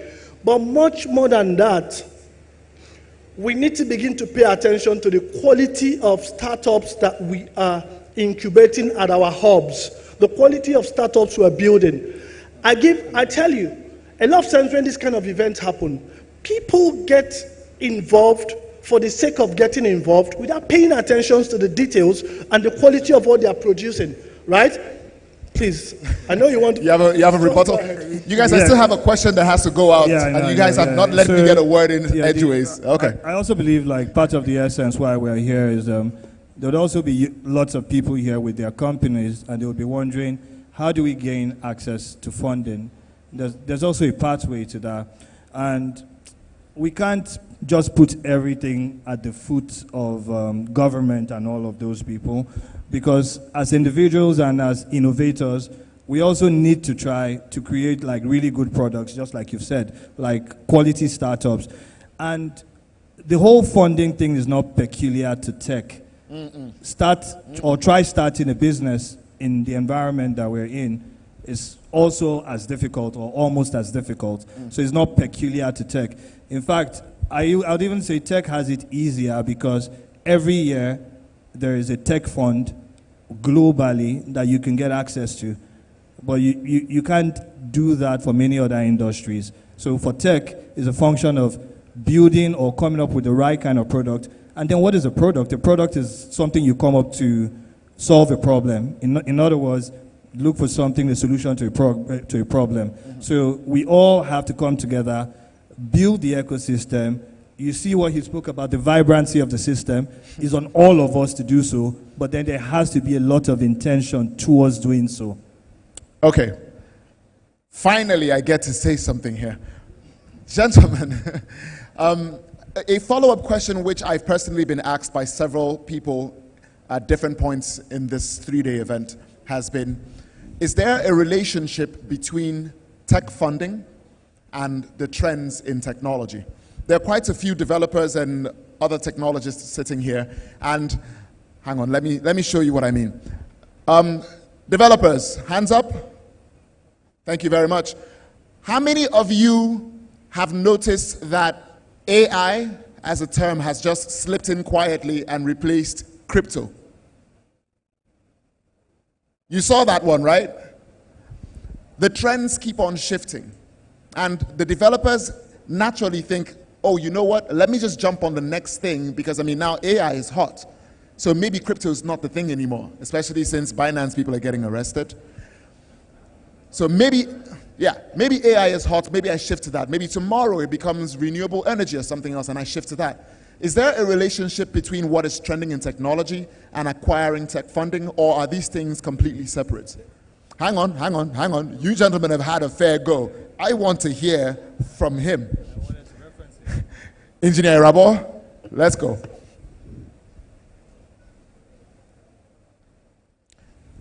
I think I will approach it from a different perspective. You can't ever catch up with trends. That was why I gave you an acronym of names. Have we solved our basic problems? They will forever remain with us. So all these are different ways we try to solve problems. So long as the basics remain, just focus on the basics. Just focus on a problem you know that people will have today, they will have tomorrow, they will have next tomorrow. Because you need that. It is market that actually drive. Whenever you are doing something that is actually impacting people, the funders are looking for you. Because in every society, there are three kinds of people.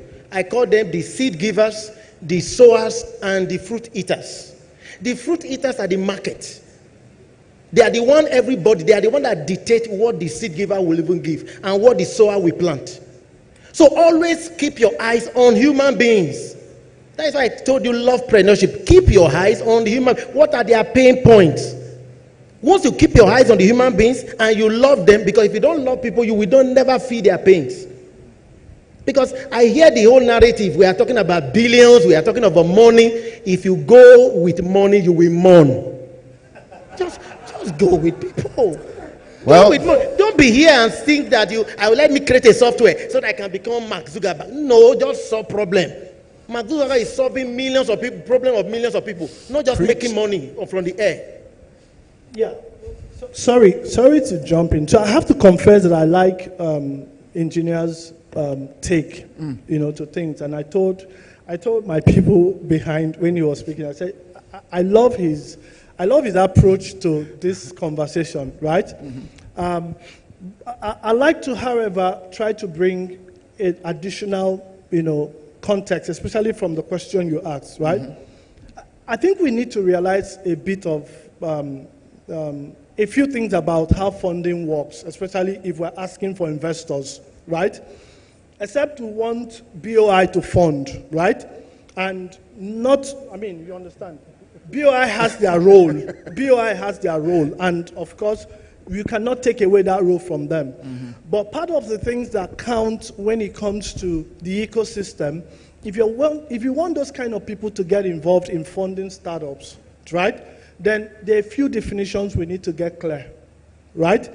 And that's part of when I spoke about quality of startup. It's part of what I was hinting at. If I take a sample in this hall today and I ask people here, please, what does startup mean to you? I can assure you that 80% of people here will raise up their hand and say a startup is a small business that's just starting. Who disagrees with me? Isn't that the definition of startup? Is that not the definition of startup? Is a small business that is just starting, right? True or false? Huh? They largely disagree with you. So you know. Okay, great. So you see? We have a smart audience, you might have noticed. Yeah. So I give it up to them. But the truth is, a lot of times, 80% of your audience believes that the startup is a small business that is just starting. Okay? Mm-hmm. And because you have that definition of startup, the quality of what they are working on, the quality of what they are building, is usually not attractive to the investors. A typical investor is expecting to put money in a business that he can exit with at the minimum. We used to tell people it's 25x, but we bring it down to 20x, right? If you these days, if you exit with 5x, you've done a good job, right? Mm. But here's the thing: they are looking for businesses that can scale. That's the fundamental. Mm-hmm. How do you take, whether it is names, you're taking the acronym names, how can you take it to millions of people? We're not just talking about you building something because you want to eat food, right? So there's this thing about ambition, okay? Mm-hmm. And unfortunately, ambition is one of the things that we have to do a lot of work, Yeah. There's this thing about ambition. How do you get the names? How do you take whatever names you choose to do into the hands of millions of people and possibly billions of people? That is what stands Mark Zuckerberg out. It's not just because he built Facebook. It is because there was MySpace before Facebook, right? Yeah, but MySpace didn't use... There was Yahoo Chat. But they didn't use React. That is the point. It is his ability to get Facebook into billions of people's hands, right? That stands him out. So if we are building, we need to understand that that's basically the definition of what startup is, because these people are looking to make money, okay? And if they can't make money from your fashion shop, so if you're doing your fashion shop in your little corner and you're asking investors to come and invest, I'm sorry, banks can actually give you money because you're turning, there's already, cash flow. There's positive cash flow. Banks, that's where banks come in. They can give you money to do that. But there is no evidence of their ability to scale. Can I come in briefly? Please. So, regarding your question and engineer's answer, I totally agree with him, but I'll just explain to you what I mean. Every business, when you're starting up, every business should be local at the beginning, because there's also what you call like proof of concept. At the beginning, you try it on a small scale, and I agree with him, for investors, for you to attract investors are looking for what can scale. Now, again, not every business is designed, or not every tech business is designed for millions of people. Yes. You could come up with solutions that businesses use. There are many, many B2B businesses out there. There are many applications. In fact, software as a service is increasingly popular now. And they're just, so when we think or we talk of a tech fund, it's not just, first of all, just start by what solutions locally can I provide? What problem is out there, first of all, from a very basic level? Then the second question is this solution or is this problem, is it profitable long term? Because it doesn't need to be profitable at the beginning, because you're trying to create value. Value is what you're trying to create. You're trying to provide a solution to a problem. And it has to start local, because you don't understand the problem of a different metropolis, so you may not know what's going on there. But the ones you're seeing in front of you, and to get this thing going, I think that's how it should begin. However, there are different businesses you can also start that has no boundaries that you can use round. So again, from the most basic level, which is where I think we should start from as an ecosystem, is to have solutions to different problems that are primarily local. Then after that, we start to step up and go up. Thank you. To your question about trend. One step backwards. Go right ahead. Yes. Funding follows trend, and the reason is because of exit. All right. Exit is important. Today, almost everybody is investing in AI, right? And this is where I agree with him. But again, it is our reality. We have not solved a lot of our basic problems, right? But again, until our people begin to be involved in investing, right? It will be difficult to tell people not to follow trend. Because if my money is coming, if my investors are coming from the US, for instance, that's my LPs, let's say my limited partners are US based, right? The reason some of them are going to be investing in my fund or supporting my fund is because higher up the ladder, the startups that are investing at this stage, they can give them more value up and they can take more value from them. And that's the exit, right? So AI is trending because that's almost what everybody is going at. And there will be a time when acquisitions and merger will begin to happen, because you know how tech grows is that after the rush, there's a consolidation, right? At a point, the consolidation will happen and people will begin to merge and begin to buy up other people. And that's how the exit and liquidity happens in the ecosystem. And so that's one of the reasons why it follows trend. But we can recreate that. We can recreate that in our own reality, right? And that would take a lot of people here who have the capacity and the capability to get involved, to actually become LPs and become angel investors, right? So I'm going to follow that up with a question. If, and this is hypothetical, if there were individuals here who had the wallet capabilities to say, you know what, I would like to go ahead and invest. What is the entryway for them? Okay. All right, let me start. So, many years ago, when I'd use myself as an example, when we're doing like tech startups and starting these companies, there were no funds here or people to meet. So at the time, there was one of the places I made a pitch. It was called Lagos Angel Network. And they had a network of angel investors. These were private individuals that were put together, and they entrusted their monies with professionals. And they were not VCs, they were not a PE company, or they were not PEs. They were just angel investors. But then they all came together and called it LAN. And every year they would fund 10 businesses. So different businesses would come, they would make a pitch, and out of all the businesses that came to do a pitch, they would pick 10, and then they would advise the investors, invest in this 10 this year. So every year, in other words, in 5 years by themselves, they would invest in 50 companies. Now, they didn't wait for the government, they didn't wait for nothing. These were just normal, regular individuals that came together and entrusted a bunch of people that were business savvy to organize the pitch and take the monies to invest. So that's one way on a very basic level. And I'm happy to tell you that since 2018, I mean, when we discovered, like he said, he didn't have places to pitch here. It was part of the challenge, right? I mean, from 2015 when we started Startups Out, it was one of the recurring things we keep hearing from founders. And a lot of the founders in the ecosystem had to migrate from here, which is one of the reasons why I mean, it's okay to develop tech talent, but we should make sure that we're able to retain them. You cannot grow. No society can grow by losing their best people. Yes, sir. You lose your best people to other places, and then they come back spent, right? You will continue to play catch up to those places. So so I and a couple of people, we started engineering and thinking, how do we solve the problem? In 2018/2019, we created the South-Southeast Angel Network.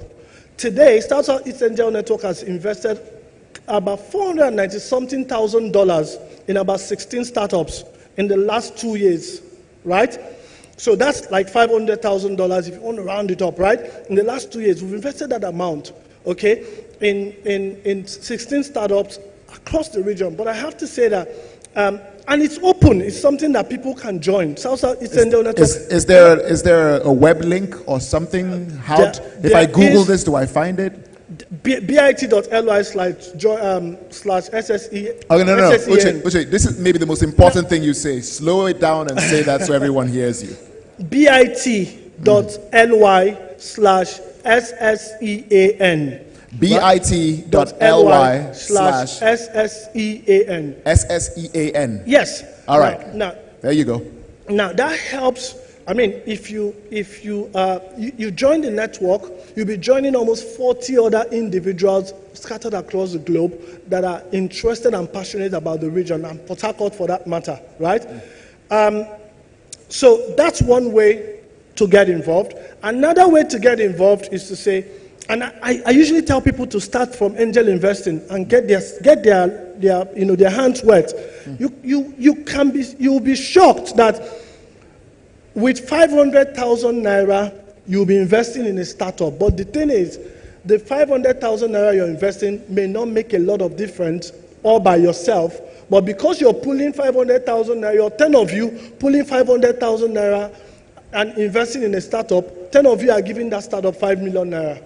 So assuming you have 10 million as an investment fund, for instance, annual investment budget, okay, you cannot take that 10 million and put in one startup. Even if you do, it's not going to be useful to that startup all by yourself, right? But you can do 20 startups at 500,000 naira each. And at the end of the day, let's say 20% of those startups succeed. You get your money back, as in the total money back, several times over. I mean, like everything in life, there's risk, right? Like everything in life, there's risk, but you have to understand that it is not, we tell people, get into angel investing with money you can afford to lose, right? But there is one thing you have to know going forward. It is better that you are getting involved in angel investing, whether you're losing the money or not, because you will be getting involved in helping the society become better. The young people and not so young people that you're engaging by investing in their businesses become less available to vices. Fair enough. So instead of having the money and securing yourself and building fences and putting all the gadgets to secure yourself, get involved in supporting young people to build value, build businesses and build value, and you will care less about security because they are already engaged and are less available to vices, and you will not be harmed. Yeah. So let's begin to look at security from that angle as well. Hang on, Lata is chomping at the bit. No, I was just saying that even though you want to be an angel investor, these things there has to be a plan, you know. And for me, I'll speak personally. I think as an ecosystem, aside being intentional about developing it, I think like there's a whole lot more that can be done. We have to tell ourselves because angel investors are just one part of it. Mm-hmm. We have to build incubators, or we have to have more incubators if they are, because what's an incubator? A new idea it's just going to die. It's just like a newborn baby. So it needs, because many tech companies, you don't start making profit immediately. Yeah. So you need the staying power. And then also, as an ecosystem, we need to be intentional and say, okay, look, should we have 6, 7, 8, 9, 10 accelerators? And these are all hubs that foster the development of an ecosystem. And in doing all of these things, they all come together, and then they form that collage for investments to happen. So it's not just a one thing or one company trying to do this. There are many stakeholders involved, and the intentional part that I mean is events like this are the things that bring all the stakeholders together. We have discussions, and then we meet, and after that it just starts. Before now, we don't have too many of these things happen. Okay. Hang on. No, we'll get back to that. So we're officially at our question time. That's 10 minutes to go before we wrap up this session. Could I please ask that the microphones be passed to individuals? Okay, if you would like to ask a question, please indicate by raising your hand up. So there's the lady there. Okay, there's a gentleman and the lady. Who else is there? The young bloke over there. There's someone there in the back. Could we get an extra mic and make sure it goes round to these folks? We can start. Okay, please introduce yourself and ask your question. Good afternoon, everybody. Good afternoon to the amazing panel. Engineer Erabo, hello. My name is Nona Usoro, and I work with the National Agricultural Development Fund as the head of M&E. My question is to you, Engineer Erabo. You mentioned $4 billion when you started. A partnership with the Rivers State government. I would like to ask, how much of that $4 billion has been earmarked for women-owned and led nano, micro, small, and medium-scale businesses? How much? So I have 3 questions. That's the first one. The second one is, I want you to be a bit specific regarding the basic requirements for businesses that to access the funding. You mentioned different types of businesses. I want you to explain to the audience what the basic requirements are to be able to access funding. And my third question is, what are your key priority sectors for funding? Thank you. Engineer Rabo. Thank you very much. I think that question will help me to answer some specifics. One of the things you did not add, which I want to add to that question, is that what is the interest rate? I hope you're interested to know the interest rate. So the interest rate for that partnership with the state government is 7.5. 7.5. But BOI traditional funding is 10%. We always like to do 10% because we pride ourselves as God's own bank. You know, God take 10%. I hope you know that. So we take 10%. So the state government was magnanimous to say the contribution of the state government will be earning 5%. So if you do that match, 10 plus 5, the average is 7.5. So the beneficiary of that matching fund, they only have to pay 7.5, because for every disbursement we make, 50% comes from the state government fund and 50% comes from BOI fund. So that is how we're able to do that. And we can do a lot of other partnership with other institutions like NNDC and do help a lot of people. So we are in that scheme, because the state government is involved, they allowed us to expand the sectors that BOI would not naturally finance. And one of those sectors is trading. Bank of Industry, we don't do trading. Any attempt we have, previous attempt at funding trading, we only restricted ourselves to trading in made in Nigerian products. But for this river state, because they are partnering with us, they have to tweak our risk acceptance criteria and say, please add, we have a lot of traders here who love that they are able to access trading, facility for trading. And so virtually we can do any form of business so long as it is value adding. Are you creating wealth and are you creating jobs? So BOI traditional sector would have been manufacturing, processing. We can do waste management. There are a lot of waste around. We can finance health sector. We can finance education. We can just think of anything that you can see in this hall. If you can produce it in Nigeria, Bank of Industry can fund you. We will fund M&M, machinery and materials. That means raw materials and packaging materials, plus all the machineries you need to finance it, to process it. We don't finance brick and mortar, your building.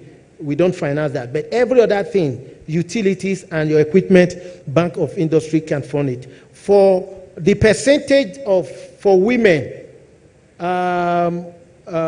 in that scheme, Bank of Industry, we are very gender sensitive. We actually even have a gender desk. So we are very particular when we go into funding. We always make room for youth and for women.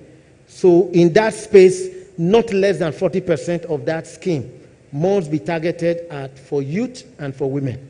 I don't know if I have answered. Yes, you have. But in terms of in terms of the kinds of businesses, how many we have to move to other questions. In business, what kind of business? Limited liability business name, those kind of specifics. Okay, for what we qualify you must already have a business, but we also make room for startup. But there are two legs to that matching fund.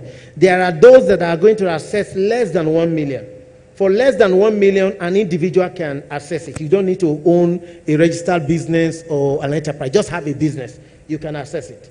But above 1 million, you must have an enterprise. Up to 10 million, above 10 million, you must have a limited liability company. So between 1 million and 10 million, you need to have an enterprise, a business name. And what is the security you will have to provide us? It is 10% of the money that you are going to access. So if you apply for 10 million, 1 million, which will be placed in a fixed deposit, bearing interest for the tenure of the loan. And once you pay back the loan, the interest and the principal is returned back to you. So it is like encouraging you to save and also trying to determine whether you have the capacity of what you are asking for. Because everybody can just say, I need 10 million. Whenever and you have never even counted 100,000 of your own, you'll be asking for 10 million. So we say, if you must ask for 10 million, prove to us that you have something like 10% of it. Then 2 guarantors. You will need 2 guarantors for 10 million and below. Above 10 million, you need landed property. It must be a land that have a CFO in any state capital in Nigeria. And if you have it in Port Harcourt, we will gladly take it. All right. There was a gentleman in front over there who also wanted to ask a question. All right. Good afternoon, everybody. So this is not a question. No observations. It's important. It's important. This is not a question. So I'm just interfering because I feel this is the right moment for it. Bank of Industry, you're there. Mr. Uche, you're also by his side. And the truth is, for some couple of weeks since the initiation of the 4 billion naira loan, you know how I've been trying to advocate for the tech ecosystem to be really part of what's happening. But we're still in conversation. So for me, I think we should not just speak about this tech funding at this point, because if you ask me, it is one of the most critical part of the ecosystem for us to really come out with something valuable as an outcome of this program. So I would suggest, I would plead, I would solicit. Mr. Uche talked about the Lagos Angel Investor Network, right? So I want to ask her if we could leverage this platform today and see how to possibly work with Mr. Uche, Bank of Industry, you're there, and sir, you're here representing NNDC, if we could put forces together to see how to come up with something solid, like a Port Harcourt Angel Network that will support the bulk of startups that are here, because I've gone through it. I was in Lagos before I came here, and I know what it is trying to raise funds down there in Lagos, and we have all the opportunities here. The audience is already set up. We have CEOs, people that can really pull out those funds. It's just about we initiating it. By the side of this place is Heliconia. Each time I go there, I see whites and people that are really interested in knowing what's happening in Port Harcourt, and also sponsoring them in terms of finances. So I think at this moment we could just maybe agree together, sir, for us to work together and see if we could come up with our own Port Harcourt or River State Angel Network something. I believe strongly that it's going to cause a change. Thank you. All right, we're currently down to 57 seconds of our time left. Uche, so let's action now. You set the criteria. We have some CEOs here. We'll start the funds now. Sorry. Microsmart. George, can I say something? Shoot. Good. I'm okay with setting up a Port Harcourt Angel Network, right? I'm happy for us to do that. But I'm just wondering, I mean, do we need to replicate? Uche, that's number one. on. But again, let me say something. Uche, wait first now. Wait, let's raise the money first. How we administer it, we'll do. Microsmart Africa, you will help us coordinate this. We'll raise some funds. Other than the tech pitch and hackathon we're doing, separately, we'll raise some funds and then create a criteria for startups that can access those kind of funds. So here and now, I have proxy logics here. I have digital footprints here. I have Microsmart here. My big brother, Vaughn, is here. We're going to raise some funds. We'll pray and look for a proper structure to house the funds. As an outflow of what we're doing here today, let's know that beyond the people that will benefit from the funds that will come out today, we still have like some 20, 30 million somewhere waiting for one or two people that can access it. If we start from small, we can run to a 1 billion, waiting for people who are qualified. Challenge them. See, the money is here. Bring your solution. See the cash here. We'll automate it, put it online. So every 10 naira that enters, everybody knows that, see how much it has grown to. We have 100 million. No, it is you that we are waiting for now. So, no, our elder brother should start now. Roxy, Vaughn, are you going to start? How much are you going to give to us, sir? We're creating an angel fund to support small businesses. I will start it with 2 million naira. Then you will tell us how much you're going to give to us. And then we'll nominate an administrator for the funds. And then we're going to encourage them to we'll give them areas that they'll work on, fintech, waste management, edtech, all of that. We're raising the funds today. And I don't know if you should manage the funds. You know how to do these kind of things. Okay, you don't have time. Ross. But sir, let's just know. I'm sorry, I'm taking time, but I like practical stuff. Practical stuff. Thank you, sir. Okay, now you want to know the amount. Ross, what do you think? What should we do?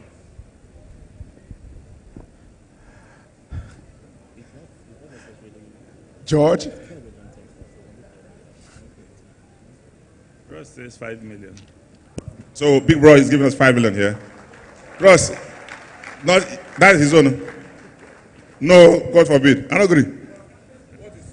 So the reason why we have decided to wait back, Proxylogics, Arilla, Microsmarts, and Digital Footprints, is actually because we wanted to see those pitching. And we actually have projects that are already ongoing that we will be ready to pitch on if we see competent people. And so in terms of the angel, what do you call it, angel fund that you're trying to raise, Arilla is doing 5 billion over time. I don't want to announce an amount that will limit us to what we can do, because currently we have a massive project. We just want to see guys that we can tie that money to. But I'm very confident that Proxylogics we're trying to set up a hub as well in Port Harcourt and a co-working space. I am very careful not to mention the amount, but we will not do anything less than 5 million to support what you're doing. But we are looking forward to seeing what the guys pitching. We want to see what the guys pitching are doing. So that's where we really want to target like ready funds into now. Thank you. Thank you. Charity begins at home. Let me begin with my own friends. Sir, Digital Footprint, sir. Yesterday they taught corporate governance. And one of the things they taught us was separating yourself from your business. The business is an institution. So I will not say anything for Proxylogics because there is a board and there is a structure in that regard. But as a Rivers man who is desirous of supporting young people, I will personally support with 1 million naira. Michael Smart.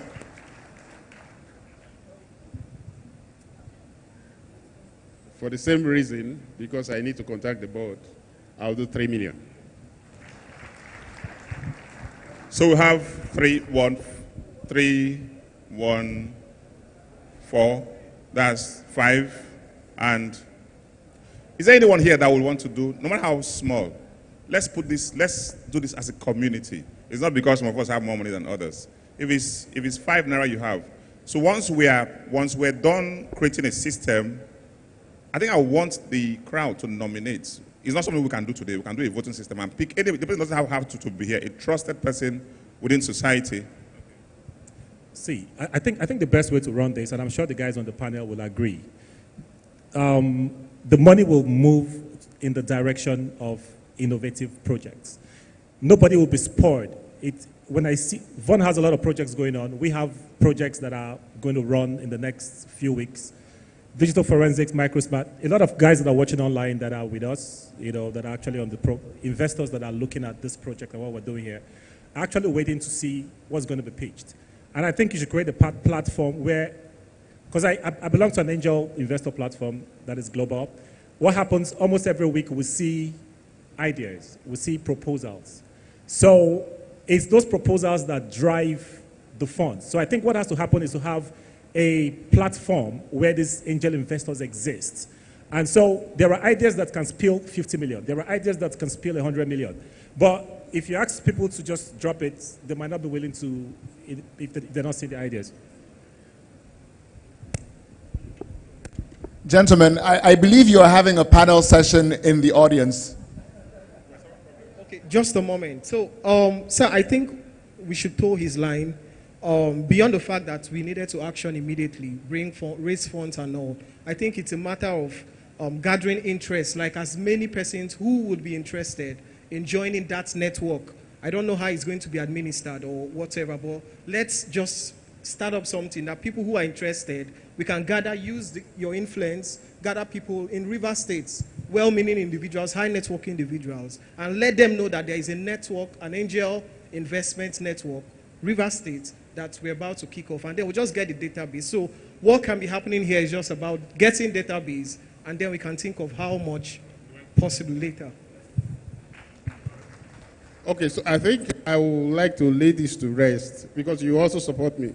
Individually, I will need to convince the board why I'm doing what I'm doing. But if it's a package that I know the entire, the board will be interested in, and this is what will be profitable, even if you don't have the physical cash there, you can tell the bank to help you and get this done. And Bank of Industry is there. We have the facility we can use to pull that type of thing out.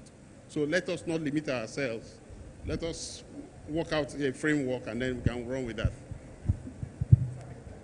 So I think, I'm so sorry, sir. I don't like to cut the session, but it was important. So we're going to put a structure together, maybe get consultants to build a structure for us. But the good thing is that we have seed funds that we can start with. So unofficially, the Port Harcourt Angel Network has begun.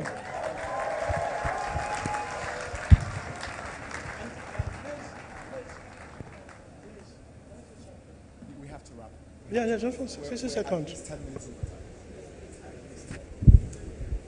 In what has to be one of the most unorthodox sessions we have conducted thus far here, I'm going to call this one a wrap, both because we're out of time for questions and far over time for our original session here. Gentlemen, could you please rise up and take a bow? Could we have a round of applause for them, please?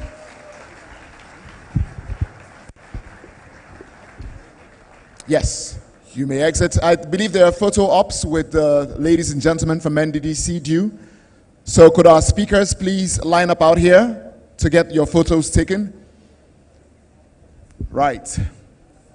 And while we're addressing that, if you came here or you piloted a red Honda Civic with the following plates, BWR 40DD, that's a red Honda Civic with license plate tags BWR 40DD, please go outside and repark your vehicle. Red Honda Civic with tags BWR 40DD. Thank you.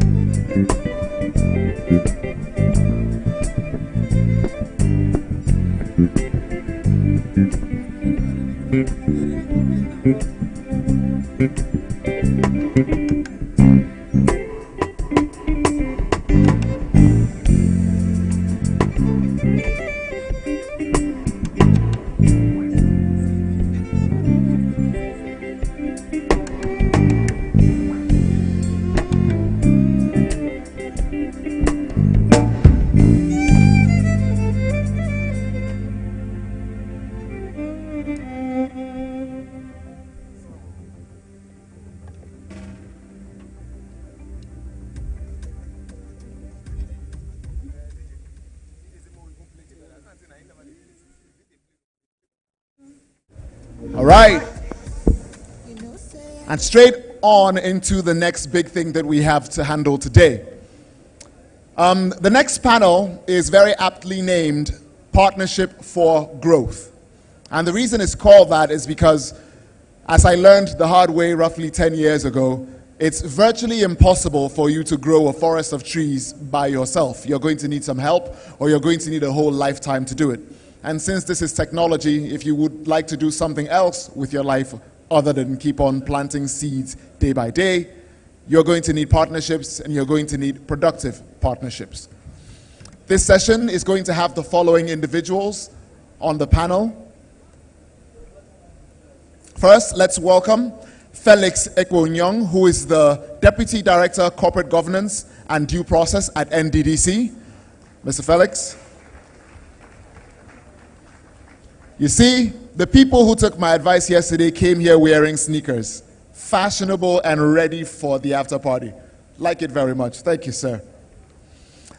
Next, let's welcome Engineer Patrick Isicheli, who is the Assistant Director, Business Applications and Training at NNDC, representing the Director for Information and Technology and Innovation Department. Patrick is a veteran of our stage. He's already weathered one turbulent battle here, so he knows what he's doing.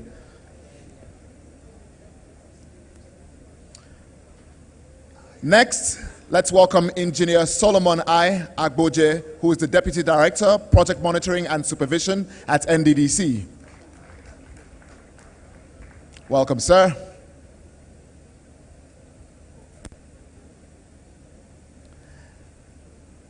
The Deputy Director, CRD, is Mr. Ebiobore M. Ake, and he's going to join us here as well. Is that a Mr. or a Mrs.? It never says in these things. You see, I knew I was wrong. Madame, please accept my humble apologies. Can we have a round of applause for her to make up for my error? Thank you. You're all very kind. Next, Dr. Oscar Bayisemore, who is the Assistant Director, Environmental Pollution and Control, EPC at NNDC.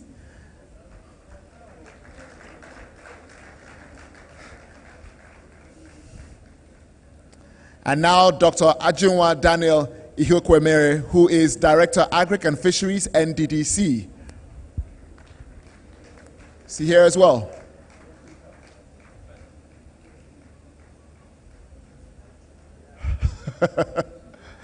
I should have known it was the High Chief. I should have known it was the High Chief. And finally, Nosiri U. Godwin, PhD, who is Director, Commercial and Industrial Development at NNDC.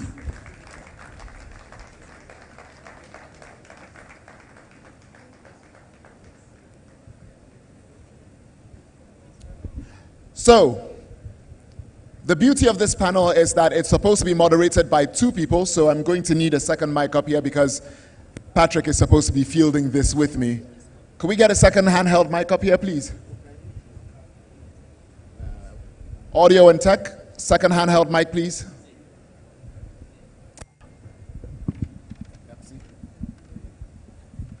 Patrick, it's a work day for me last time. So, you started. What am I supposed to do?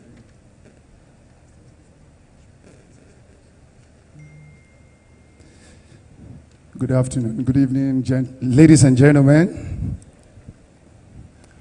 my distinguished colleagues, NNDC, and the youths of the Niger Delta, or the techies in the Niger Delta.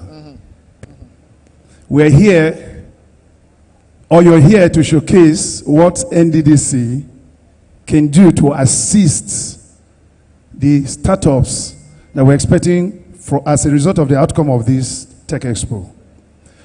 I would like from my extreme left, could you please introduce yourself and tell us how everyone seated here can benefit from the aftermath of this Tech Expo? Starting from the chief with the red cap.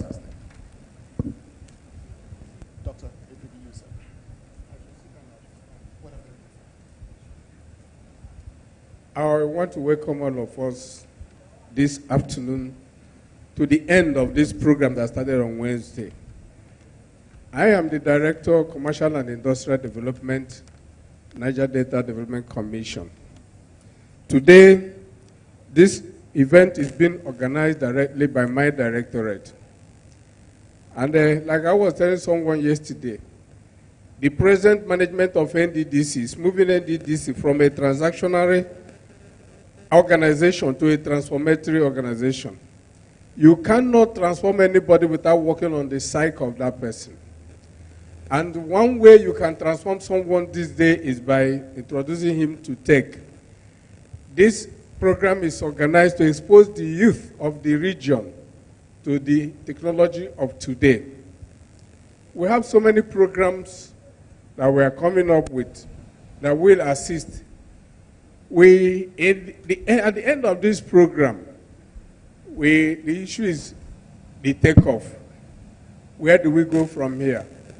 One of the programs of the Niger Delta Development Commission of the day, we have created the Niger Delta Chamber of Commerce that is to bring and harmonize business growth and development in the region. Yes, we have had chambers of commerce, but we want to have a chamber of commerce that work in tune and in line with the vision of the Niger Delta Development Commission. The first inaugural meeting of the chamber will be holding on Tuesday, and after that, the chamber will be inaugurated formally. There will be a sensitization program across the length and breadth of the region. Young and upcoming businesses will be encouraged to register under the Chamber of Commerce. And through the Chamber of Commerce, NNDC will be reaching out to young entrepreneurs in the region. We have other programs. We have internship. Day before yesterday, the director, Agric, who is by grace of God seated with us here, Dr. Dan Ajumwa, was telling us about the HOPE project. HOPE project was initiated by the Directorate of Commercial and Industrial Development under our Skills Development Department. The issue is this. Before now, we have had, but along the line, we find out that you may have one individual attending 1, 2, 3, 4, 5 trainings. He hasn't made use of any of them. But under the HOPE project, another challenge we had under our former training arrangement was we had issues with our selection system. People were selected based on who they know. But under whole project, you'll be selected based on your interest. You will not be selected based on who you know. Along the line, we'll reel out more and more other programs that we have under the Commercial and Industrial Development, Commercial and Industrial Development Directorate, through which NNDC will be reaching out to the youth of the Niger Delta. Thank you.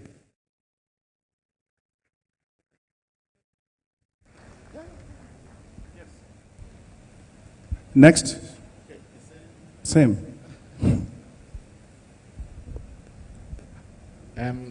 Good afternoon, everybody.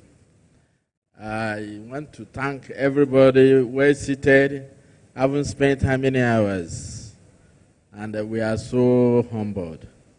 I want most to thank the Chief Executive, Niger Delta Development Commission, in the person of Dr. Samuel Obuku, who made this day a reality and who demonstrated his passion for the young entrepreneurs, for the intelligent ones in the region, by giving accelerated approval to say that this program sees the light of the day. May we raise hand for him.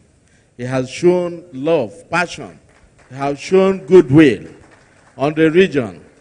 Since his emergence as the Managing Director and Chief Executive, he has not seen the vision of the transformation agenda of this region as put aside. He has taken all his time to think out what must be done to make our region a better place to be, a new narrative. Having said this, the question goes, what do we do for our young men here to get engaged and benefit from this program directly from NNDC? On Monday, 2 days ago, I said something that you must not know anybody to get involved in NNDC. You must not know anybody. And right now, I want to assure you, if you have a good proposal, prepare your proposal, what you think you can do best, what you think is your problem, your challenges. You are in agri-tech. In agri-tech. Agri-tech is the order of the day. We are doing a lot for those of them that have established large farm. And we are still going all out to look out for those that have not gotten the opportunity to have a business with NNDC. So if you are here, you have a farm, no matter how small, come up with your profile, define whatever you are doing, and bring it up, address it to Managing Director and Chief Executive. He will minute it down to the Director of Agric and Fishery, and we will handle it. Our EDP is a hard working man. We spend 2 days in the office and 3 days in the field, trying to navigate, trying to know what is happening. Not only writing your profile, you must make sure what you are putting down is what you are doing, because we will see it. We will come. This is a period, time of transformation. It's no longer a theory where you write whatever and you come to NNDC and you cash out. No longer cash out business. It's no longer transactional organization. It is transformational organization. Can you put a clap for NNDC? Yes. Thank you, High Chief. Yes. So what I'm trying to say, come up with your profile, come up with what you want, address it in the right way through MD. It will trickle down to us. We will handle it with good faith. That is one. And I want to add, for you to start something doing, it does not require millions. We are talking of fund, million. 100,000 naira can make you start a poultry farm. 100,000 naira. Take 2 cartons of 2 bears. Just buy one bag. After 2-3 weeks, sell it to the market, you make money. Take another one. Revolve it. It is possible. Even snaring. If you behind your compound, take a wire gauze, round it, buy a snail of 10,000 naira, pour it there. Take the drops from your kitchen, throw it there. Within 21 days, they start laying eggs. In the next 1 month, go there and see what those snails have done for you. There are so many things one can do. Thank you very much, Just the lazy one. Thank you so much. Thank you. Please be seated. All right. And I like the fact that we went from talking theory to sticking our fingers a little bit into the practicals, because that's where the next question is going. Muhammad Ali, I believe, was the person who put out the famous quote that no plan of attack survives first contact with the enemy. But I think what he said was, no excellently made plan for combat survives the first time you get punched in the jaw. So let's talk the brass tacks. Professor Solomon, I'm told you're the person to throw any questions about projects too. So we've had a lot of very, very, very interesting conversations here. We've thrown ideas back and forth. We've had sessions inside of sessions, as you could see at some point today. Where does NDDC go next with taking all of these ideas and making them things that can be actionable for the people here in the region? Okay. I'll try to answer your question in a manner that is as simple as possible. Okay, I'm Solomon Abuja. I'm a Deputy Director in Project Monitoring and Supervision.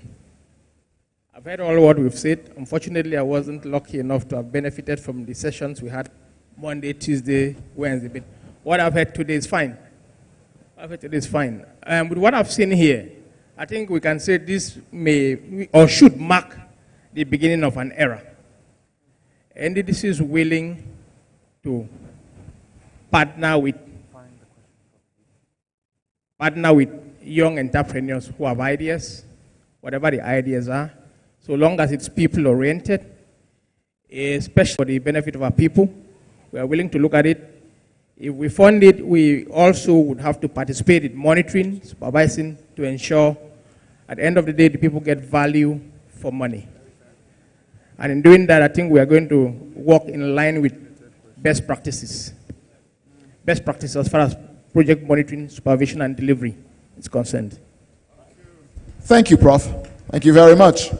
Short and sweet. Patrick, any questions? Not at all. Not? Okay. Well, I'm going to have a field day with this then. Please keep in mind that in about 5 minutes, we're going to open up the floor to the audience so you can ask your own questions of the members of the NDDC here. Who do I ask questions relating to community affairs? Ah, fantastic. Madame, the NDDC in the past had a reputation for being the intercessor when it came to making peace between communities that didn't really want to talk to each other. It became the common glue that held communities in the Niger Delta together. As we stride forward from a time when our products were industrial into a time where they're going to be more or less defined or predefined in some cases by technology, how is the NDDC going to break this new era, as Prof has rightly said, down so that the understanding of the value chain and the values that are going to flow down that chain is apparent to even the people in the not so metropolitan parts of the Niger Delta? Thank you. Is that working perfectly? Hello? Okay, thank you very much for that question. Please, audience, permit me to sit down. As I can see, my colleagues were all standing up, please. Let me just sit down. Thank you very much. I've already been introduced, and my concern really about what's going on here is that we are more involved in urban community, and we are not giving some kind of preference to the rural community, where we have the major part of the people who should be leveraging on this ecosystem that we're talking about. If they don't understand what we are doing, then all that we'll be doing may not, to a very large extent, impact effectively in the region. So I think this question is really apt. Community and rural development essentially, yeah, in the past we've been involved in interfacing, with issues that border on our projects, conflict issues that border on our projects, and communal crises that also border on encumbered objects in the right-of-way of our projects, meaning projects that cut across communities. And so we've had issues with contractors, we've had issues with the youths, we've had issues with women, we've had issues with men. And having said that, first of all, for the directorate in 2007, we came up with a tech idea to gather data of our communities in the region. And we started that with Southbridge software. I was even wondering why Southbridge is not here, because they are very much involved in software application. And so we started with them, and they were able to gather information on what the youths are doing at the rural communities, what the women are doing at the rural communities, and where are the flashpoints of crisis. They were able to gather all of this information. But as we proceed further, they came up again. One thing led to another. They couldn't deploy the software at the time, but the information has been gathered. And so they came up with what we now look at as a database management system, which the Southbridge called Comprehensive Community and Rural Development Information Management System, CRDIMS. And the essence of this is to serve as a tool to facilitate efficient data collection, analyze, ease decision making in terms of where we have flashpoints of conflict. And so having gathered this data, we will be able to deploy and know from the office where we are having issues at the community levels. That is where we are getting to in relation to the Tech Expo. So already we've started the process, and we hope that our management will do the needful going forward. Thank you. Thank you very much, Madam. And the next question I'll be going to Dr. Oscar. This is NDDC, and these are the Niger Delta. I'm a chemical engineer by training. And when I look at the streets of Port Harcourt, extremely dirty. You see refuse everywhere. You see plastics everywhere. I've gone to school. How can I convert this waste into wealth? As a student, or as an engineer, or as a master's degree or PhD degree holder, I've gone to school, I've acquired the necessary skills.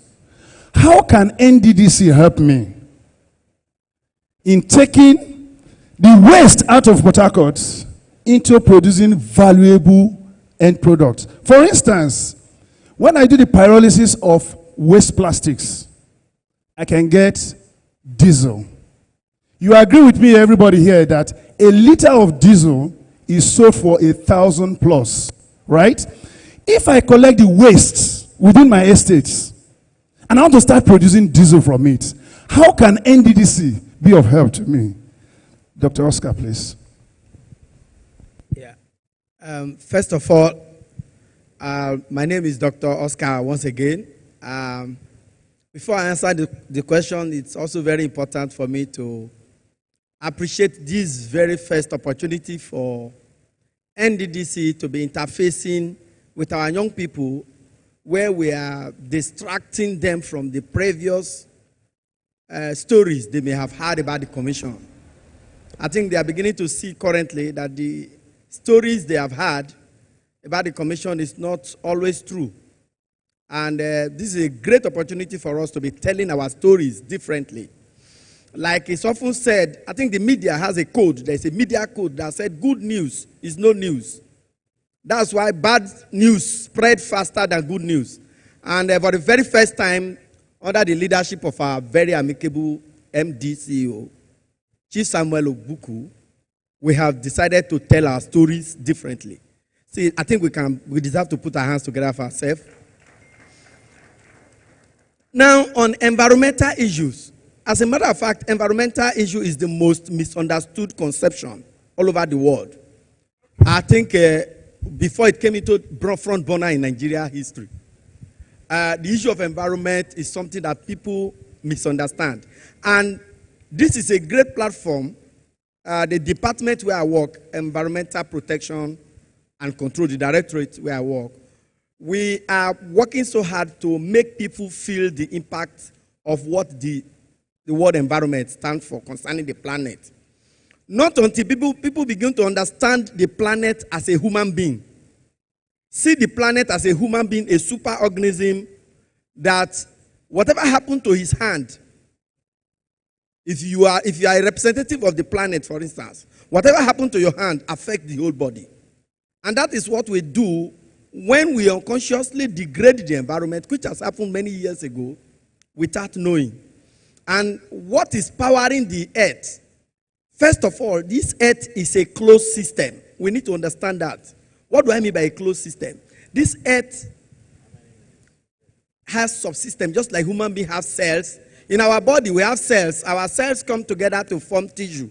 The tissues come together to form organs. It is the organs that form various systems, like you have digestive system, circulatory system, skeletal system. The same way it goes on the earth, this earth that we are, is a closed system that is powered just by 4 subsystems.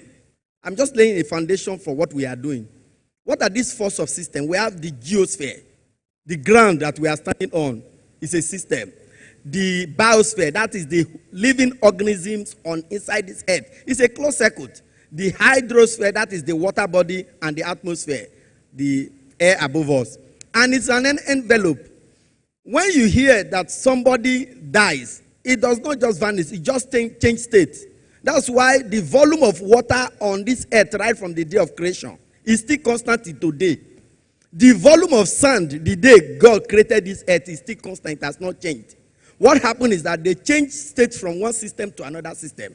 In other words, when you are constantly or unconsciously polluting a section of the planet, unknown to you that you are destroying the entire system. And that is how a whole lot of people contributed so much to this climate change. You can see Port Harcourt was very hot past few months. What was responsible is climate change, which you and I have contributed to. So the role of environmental protection and control is to make each and every one of us as we are here, especially the young people, to be environmental stewards. We are working so hard to make you environmental managers. That is why there is one important event we do annually. We call it, of course, it's a global event called World Environment Day. World Environment Day is a day set aside June 5th of every year, where we escalate environmental issues to the knowledge of every man and promoting a specific objective of every action that you are supposed to take or whatever engagement you are supposed to do to contribute to a healthier planet. So one of the benefits that will be a fallout of this event is how these young entrepreneurs begin to put in place systems that we can use, because already there is a lot of proposals on ground that we are working on from the waiting for approval on waste management strategies that will be eco-friendly. In other words, we are going to be beyond just mere disposal.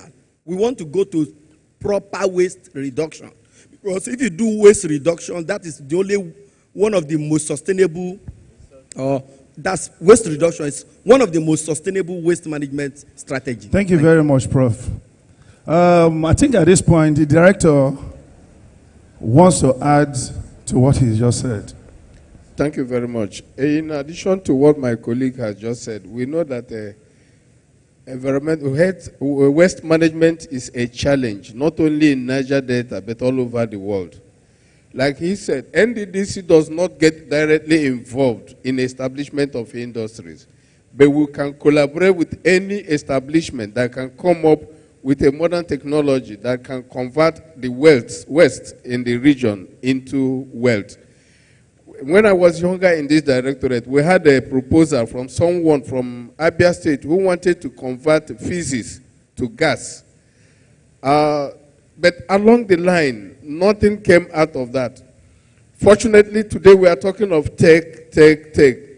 Any establishment, any individual, any group that can come up with a modern, a more effective way of managing and converting waste into wealth, I am sure NNDC will attend to that. Thank you.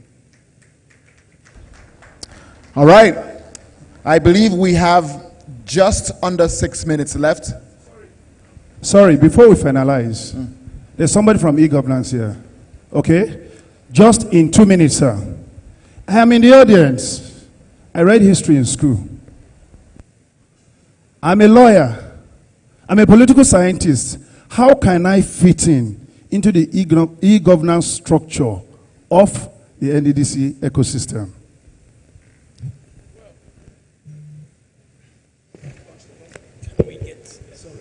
I want to stand on every already established protocols since the inception of this program today. I want to restrict myself to e-governance. We've heard a lot about e-governance here. I want to say that through the inspirational leadership of our MD CEO, Dr. Samuel Ogbuku, the Commission is doing a lot of things differently now. It's possible, like you're aware, somebody cited an example in the morning. Our office is not inundated with crowds of people coming in, trying to make inquiries on all this, especially in this scholarship program. People can, on their own, through technology, be able to access our website or our portal and do those applications. I want to also state that recently it's possible for us to, for the MD to have a meeting with every staff of the Commission across the 9 states of the region and the Abuja liaison office without the staff having to move from all those states to Port Harcourt for such meetings. And this is done through technology, real time. And everybody can participate and ask questions from their locations. So the Commission is deploying e-governance to improve its services, enhance service delivery to the citizens. And a lot of citizens are having the opportunity to participate in what we are doing. The Project Hope, for instance, quite a lot of people also use the platforms, the tech platforms, to do the application. And we also have data that we gather in respect of the people that who are applying for this program. So actually the Commission is really moving in line with tech, and we believe that through the transformational leadership of our MD, that we'll be able to leverage more on technology, to be able to, like Ibuforo said earlier on, to be able for contractors to be able to access information about their payment without having to come to the Commission. Thank you very much. Now, the NNDC scholarship program is ongoing. Do I need to know somebody in NNDC to be able to access the portal? There's a foreign scholarship. It's advertised on your website, right? It's advertised on the NNDC website. I don't need to know anybody to apply for the scholarship. And as soon as you meet the criteria, what happens? Will I automatically get the scholarship? So, you may be able to meet the criteria, but there are processes. And the processes starts from the application. And after the application, if you meet the pre-qual, that is the pre-qualification standards, then you move to the next phase where the interview and all those exams comes in. And it is after this, and this is one of the programs that have actually given the Commission quite a lot of mileage. A lot of us can vouch for the Commission in respect of this program, because quite about 70–75% of it is gotten on merit. Thank you, sir. Right. Ladies and gentlemen, we have even less time than I'd originally hoped for, but I'm still going to throw out the opportunity for a handful, a very, very small, baby-sized handful of questions for members of the NNDC here. There's a lady out there, there's a gentleman there, and there's a lady out here. Okay, so 3 questions, that's about as much time as we have. Please keep in mind that I'd like questions, not observations. And audio, you have me on good authority. If observations start to seep out, you are allowed to fade the mic out. Okay, let's go. Good afternoon. Thank you again for this opportunity. I'm right at the NNDC's website, trying to, because I've done this a number of times, I'm trying to look out for the opportunities for scholarship. There's no education here. I'm wondering why and what the fate of those of us from the Niger Delta will be in terms of upscaling practices in education if it's not entered here. Thank you. Okay. Who would like to field this one?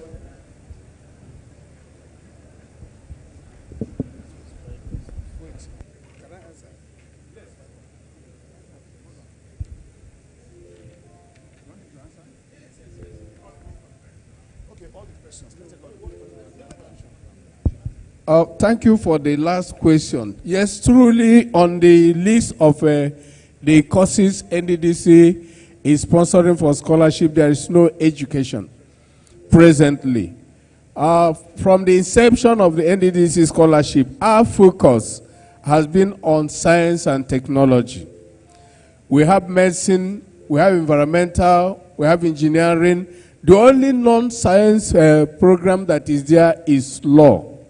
So I believe that maybe with time, we will go down into including other courses in our foreign scholarship program. For now, our major focus is on science and technology. Thank you. All right. The mic is by the second person who had his hand up.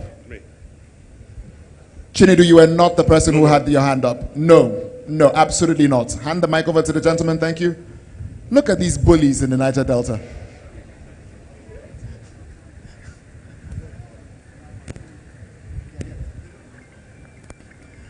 By the way, if anything untoward happens to me after this, please come and get Chinedu, because he's obviously showing threatening behavior here and he's bigger than me.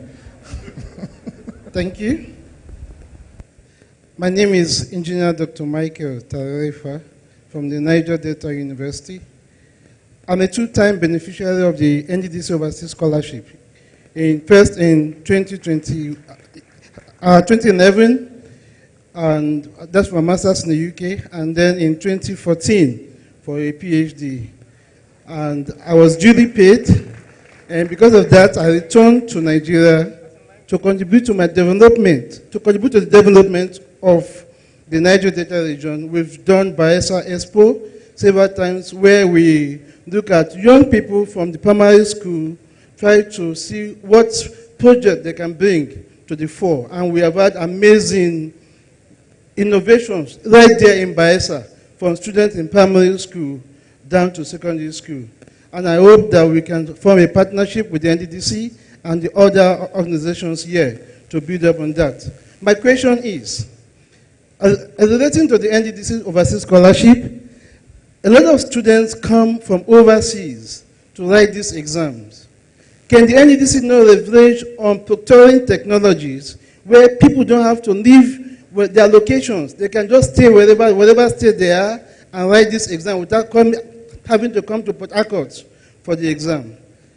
And secondly, I would like to know if the NNDC has a link on their website where people with innovative ideas can pitch or send in their proposals. And thank you very much. I think I will stop here. Excellent first question, actually. Okay, thank you, sir. I've heard your question. But I think, like we all know, e-governance is an evolving process.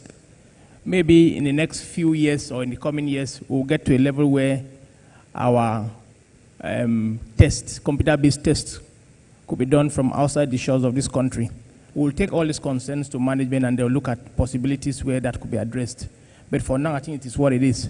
But I'm sure if more persons bring these suggestions and management attention is drawn to this, they may consider the possibility where these tests could be written from outside the shores of Nigeria. Thank you. All right. There's one more person. There's a lady in front over here. What's here? Okay, I see more hands up, and I know there's twice the inspiration for more questions. But here's the thing. The reason all of these folks are here is so you know them by name. We told you what all their names were. Walk up and ask questions. I promise they won't bite your head off. Yes, mine is a very simple question on wealth, waste to wealth. Yes, please. I want to know if there are modalities put in place to turn waste to wealth in order to curb unemployment in the region and Nigeria as a whole. Who will field this? Can I take that? All right. Thank you, Ma, for that question. I know that every investment, besides profit intent, is aimed at curbing unemployment. So whoever that comes up with a technology that will convert the vast waste in the region into wealth will eventually be generating a lot of employment. Thank you. Oh, there's an addendum to that?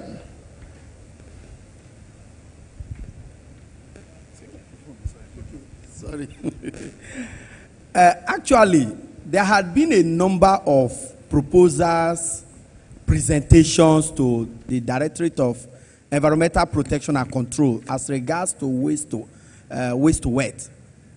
A whole lot of this proposal, like our management is always very careful in spending government expenditures, because many of the proposals that have come has always been foreign-based technologies. And when it is all foreign-based, first of all, the initial capital to go about it is huge.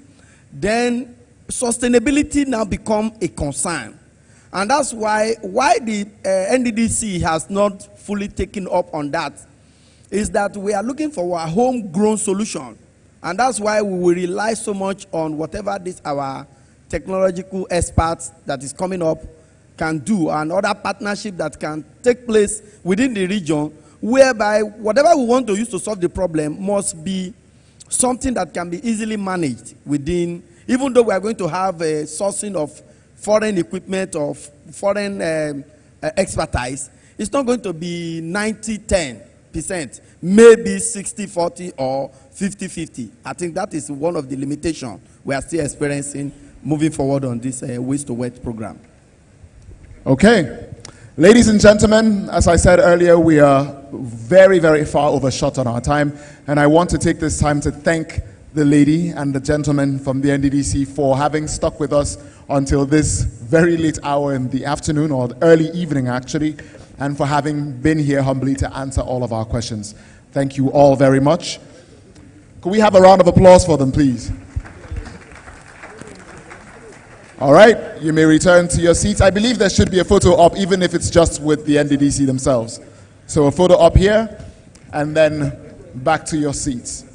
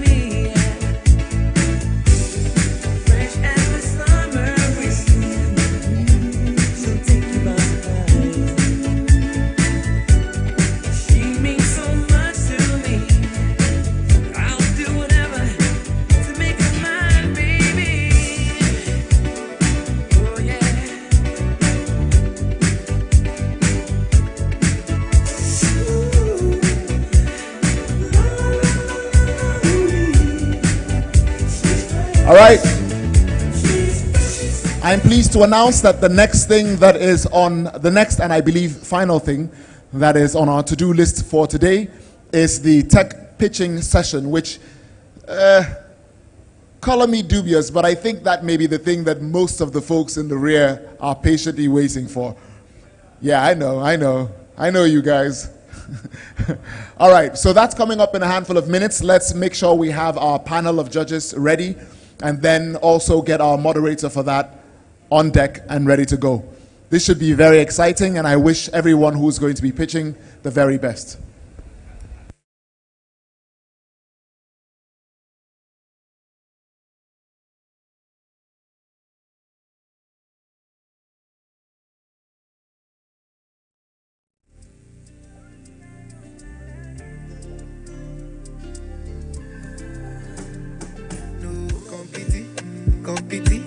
Competition for my lady. Oh no, cause she get everything where I need in a woman and more. My lady, if you see my lady, oh, it's not no more. You go know say people fine. You go know say God design in a LLA. Oh, na LLA. Oh, she na yansho, be like mattress. She na peso, be like actress. I say nobody be contest you. Oh, my baby, oh. She na yansho, she na peso, she na westo.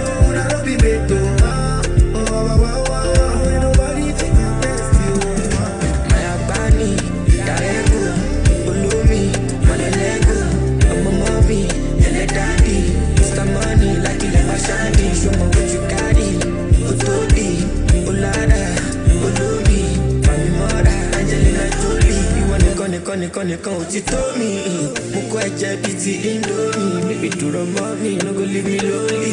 Gbàgbé Johnson, make you leave the story, má lọ kọ́ra mọ́ mi, cause you see me stony. Ìwọ ṣáà máa wò mí, bí mo ṣe ń jó, ìwọ ṣáà máa wò mí. Ó ní problem, ìwọ lálábàárò mi, ọlọ́ládé okòrí mi má dàpọ̀ mi. You want my soul, my soul, you be melody for my soul, girl, you're my own, my own. Can't leave you alone. Competition for my lady. Oh no, cause she get everything where I need in a woman and more. My lady, if you see my lady, oh, it's not no more. You go know say people fine. You go know say God design in a LLA. She na yansho, he like mattress. She na peso, he like actress. I say nobody be contest you.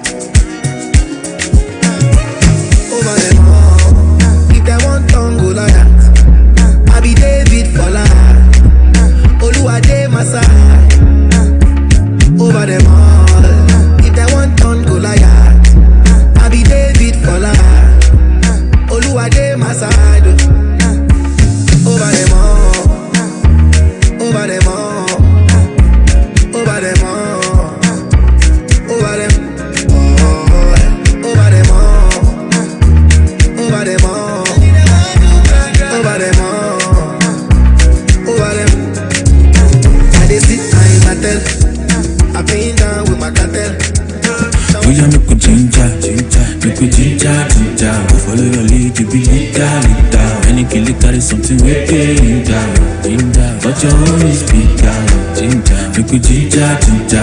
your lead, you be leader. Any killer carry something wicked down. But your own is big. Make a put up for your body, baby. No be poison. Anytime when you call, baby. Do they call the love happy like for your body, baby. No be poison. Anytime when you call, baby. Do they call the love happy like coming out to Gaza, we dey on deck, hey, not the fresh, I be green on, I be content, yeah. Anywhere where I keep it 100, yeah.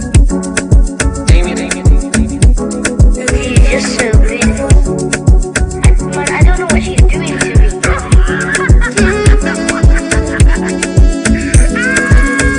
The way you hold my waist, I like I see they go. Calm down to save myself, but see outside the road. Guilty pleasures I take back.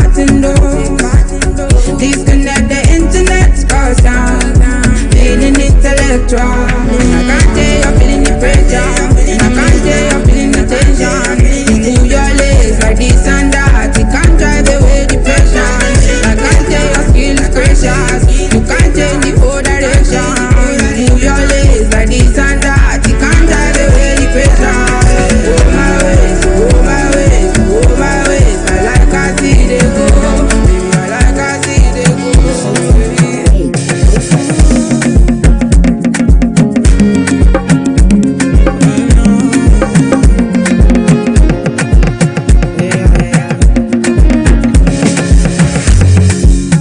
Which kind life where I never see? I carry God so I fear nothing. Steady increase in the commands. Original no be parody. You know fit clear for your memory. Whether now winter or summer, I get living life, see my fire burning bright within the inside me.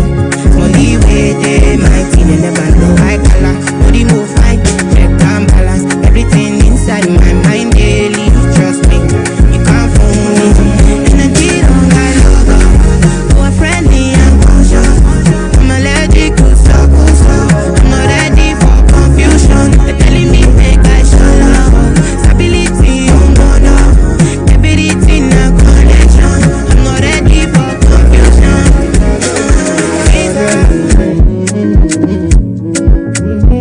I see my darling, sorry, come and be my testimony. You get is something I never see. She say she liking my melody. I see my darling, sorry, come and be my testimony. You get is something I never see. She say she liking my melody. Let me tell it and not something. And I say she will not go. If you leave me, not follow me. I didn't know that's for me. Say I never go these things, but I hope that you are well. I hope you might get every day I pray for you. Make it my God bless you. I never forget you. No, I won't forget you. See my shoulder, make you rest up for me. You know I got you. Let me be your friend in need. I'm running on shoulder. I don't keep some for you. You know go so far.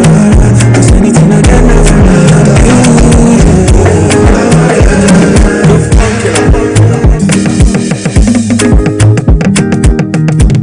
This is another Tolio for my one. Make I tell you what you happen for a bullet. Go this big party inside my a bullet. I went there with my best friend Kule. Kule they there with his girlfriend Shile. Ghetto girls them they like Takasufi. So many pretty girls they inside my mule. I just the one that say which can party everything yakba, everything there. Oh yeah, I get many girls when they come from away. 80 boys and they like to throw away.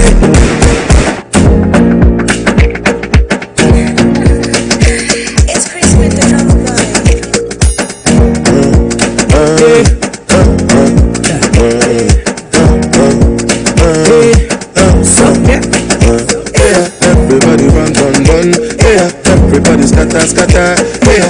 See don't catch fire, yeah. Boy, see don't start the Maya.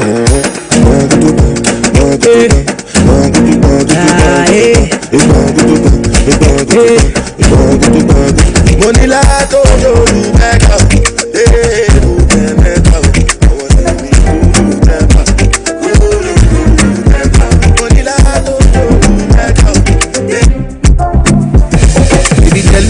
very honestly, your love is in a current. She no be whiny, they matter me. Oh, the Bentley and the money never confuse you, make you feel you're in love. Make I joke go body go, and this your no be so. Now I won't make you go. My baby no use it go. If I like a yo, if you tell me no story, baby my nana go. But before you go,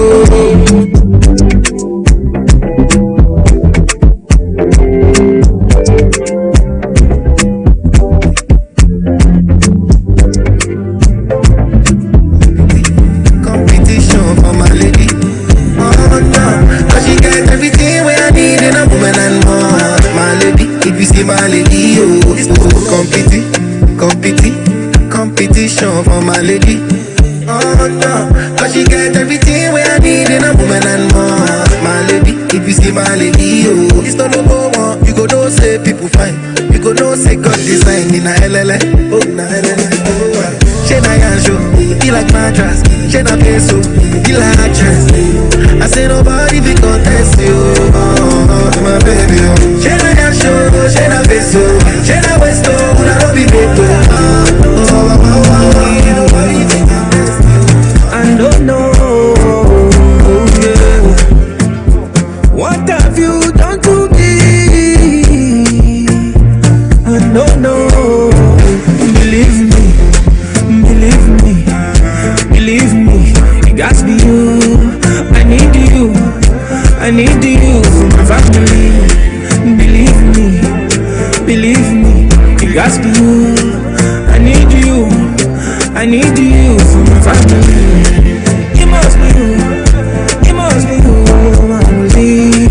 I need you for my family. It must be you, my family. I need you for my family. Oh baby, been in love with you for days. You know,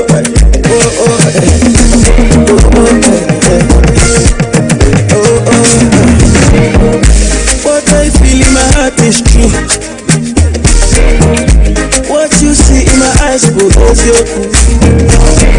Totally, baby, I'm ready for you. In the head to my heart and body, baby, I wanna dance for you, yeah. I wanna dance for you, baby. And I know you're gonna dance on me, yeah. Dance on me, baby. See, the love is very strong, oh, yeah, very strong, oh. We are very strong, oh, yeah. Diana, I wanna make you all, Diana, my baby, oh.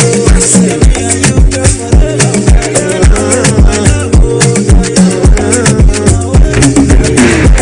Don't check my energy, I don't get time for no enemy.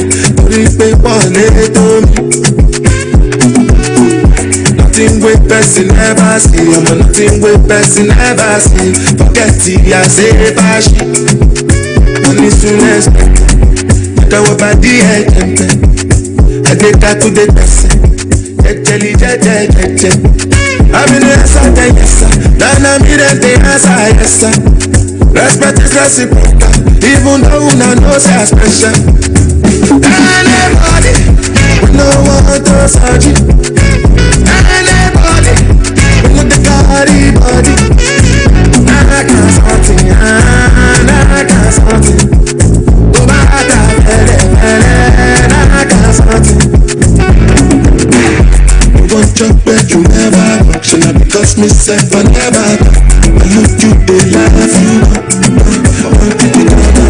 I shall not say the man who come, I not say this money on my mind. Money. Care what they yarning about me in particular. Come. Out here on the road chasing my dream because I know I'm chasing for me. All I did, I'm gonna love. But I show my love. If you don't see like you come alone, to find anybody, na money, I won't be around. They hear what the people they know.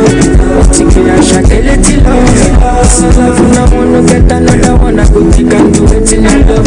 Waiting you love. Baby, waiting I love. Waiting I love. I go do and be the way I go. To be good. Stand on the change. Go down on the ways. Stand on the change. That's guy don't need no time. Bad one thing that I did fine. And at the same time, me I did I would try to move, stand out, calm down. You get fine like fire, wine, keep fine. Sick about it, that's all the nice things. Yeah, let's go. Ready, check. What? Yeah, comment tu t'appelles?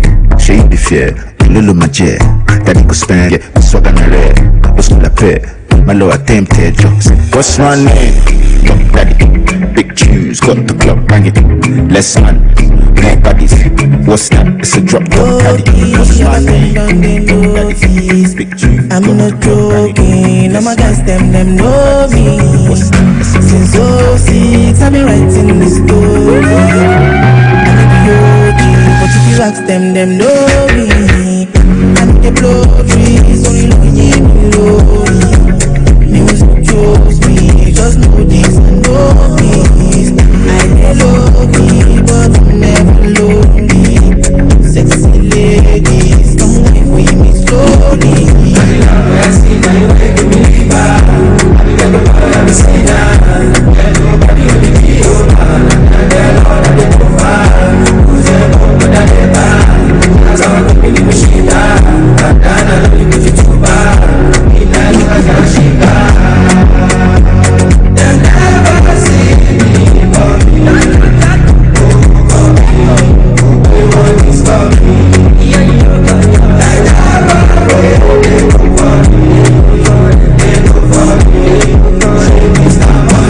I'm so weak, I never sleep. Till eternity, I'm on fire. My legacy will not die. My family is for life. And they would have peace. Them go crazy, them go die. Them go say, them don't know what's in this song. Low key, and I've been done with those. I'm not joking, all my guys them know me. So serious, I've been waiting this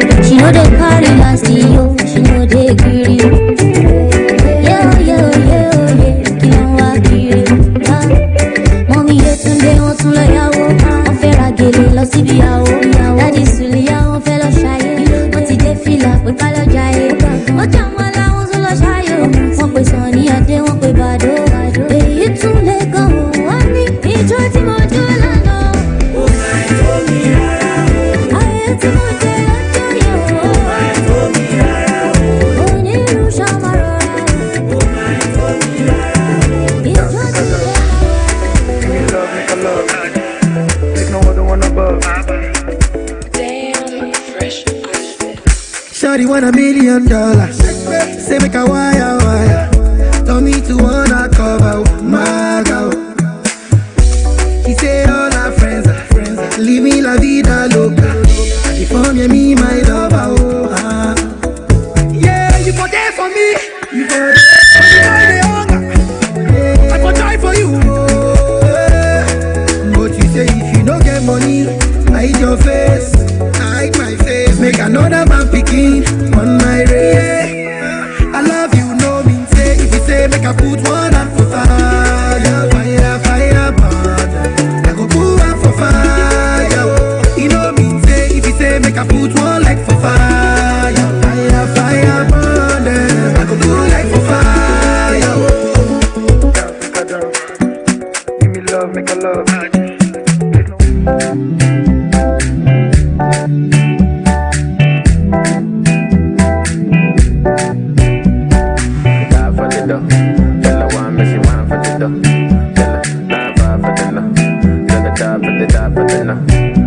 Ghana girl say she want marry me, yo. I hope say she sabi kukuwate. Hope your love go sweet past the sheet up. Baby girl, I say your body na killer, oh. Oh, yeah, I get it tired of your body, oh, only on your body. Got to tell for the corner, there's somebody made a call, I'm where see the wine, I'm see fire for body, oh. And if you follow me, go now, enjoyment go kill, I'm baby girl, you bad, girl, the way you whine, I demand over you, girl. I demand over you, girl. Say you are my woman, superwoman. I demand over you, girl. I demand over you, girl. Die for the love. Girl, I want me, she want for the love. Die for the love. Girl, I want me to die for the love. Die for the love. Girl, I want me, she want for the love.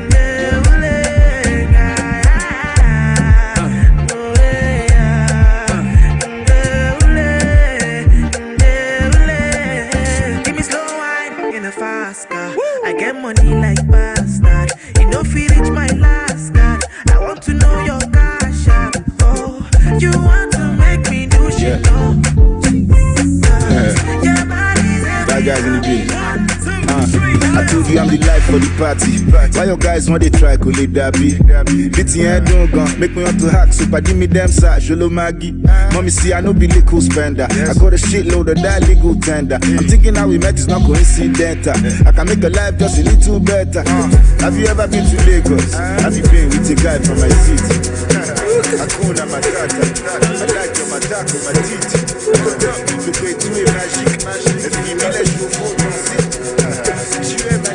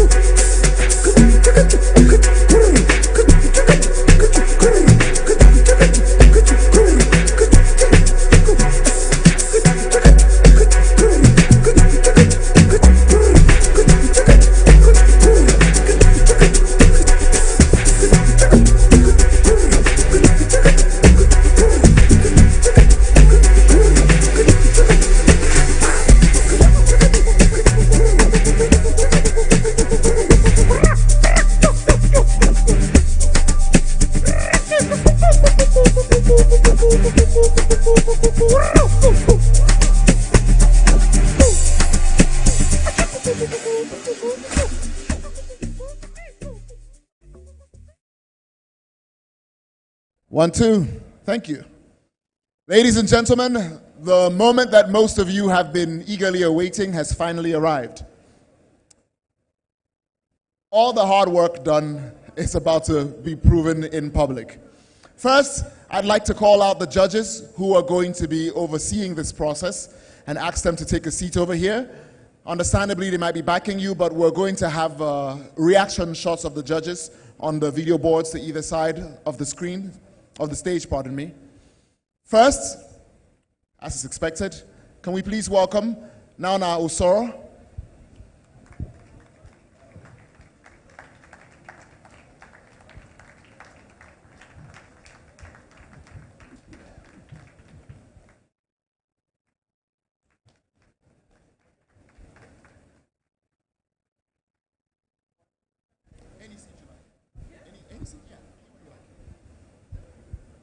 And next, Dr. Tombari Sibi.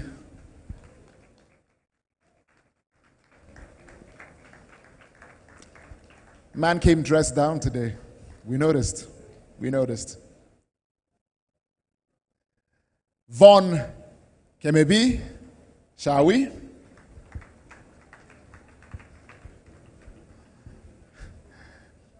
Von, I suspect you're going to be needing that coffee. Ross Alabor George.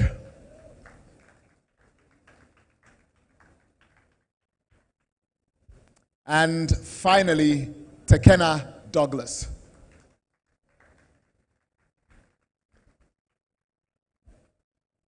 Okay, heavy hitters with a very, very major task on their hands to decide which innovation out of all the ones they're going to be witnessing today is worth all the marbles on the table. Okay, so here's how it's going to work. I'm going to call the name of the person who is going to be coming up to pitch. When they come up, we'll have a short introductory video introducing them to you, showing on the screens. And I'm going to ask you for one tiny bit of indulgence. For those of you who have never pitched anything, or have, but perhaps not to an audience this big or this busy, please understand that movement, the flash of cameras, and noise is incredibly distracting. So please, be kind, pay attention, and sit down. Thank you very much, and let's get this underway.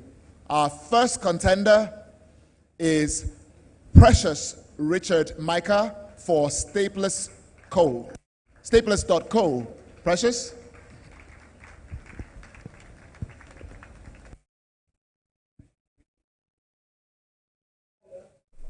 My name is Precious Richard Micah. I'm the co-founder and CEO of Staples. 40% of the food produced is actually wasted. We're trying to reduce that percentage by making sure food is delivered on demand to people in their houses, make sure farmers sell at good prices, and also we bring youths into agriculture. Join us as we deliver 1,000 fresh groceries to people in their houses in 2024. Thank you. Hello, good afternoon. Good afternoon to my judges. Good afternoon to the audience. I want to thank the NNDC for this opportunity. Real quick, I want to ask a question. If you're here and you like going to the market, please raise your hand up. You like going to the market, you love it. The experience has been very nice. Please wave your hands again. Very good. If you're here and you're between 20 to 30 and you have a farm here, please raise your hands up. 20 to 30, you have a farm. There are no hands in the air. Okay, I have 2 hands out of a lot of people in this hall. Now, what we're trying to do at Staples, we're trying to deliver fresh groceries to our customers, fresh and fast. Because 40% of the food produced is actually wasted because of not good application of technology and the logistics and the supply chain.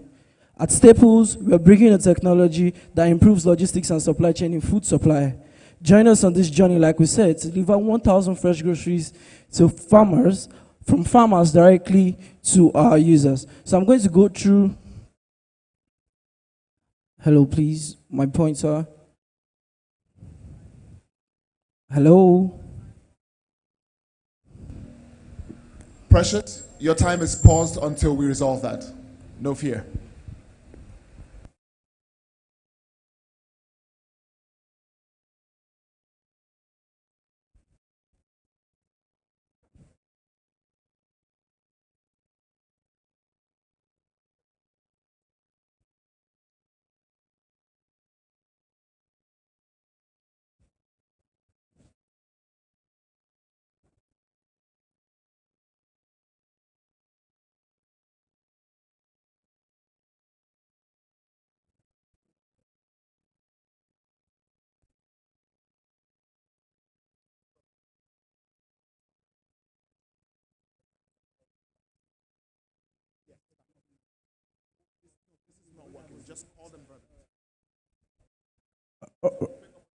All right, so I said 40% of the food produced is actually wasted because of due to lack of proper technology in the space. So please, the next slide, please real fast.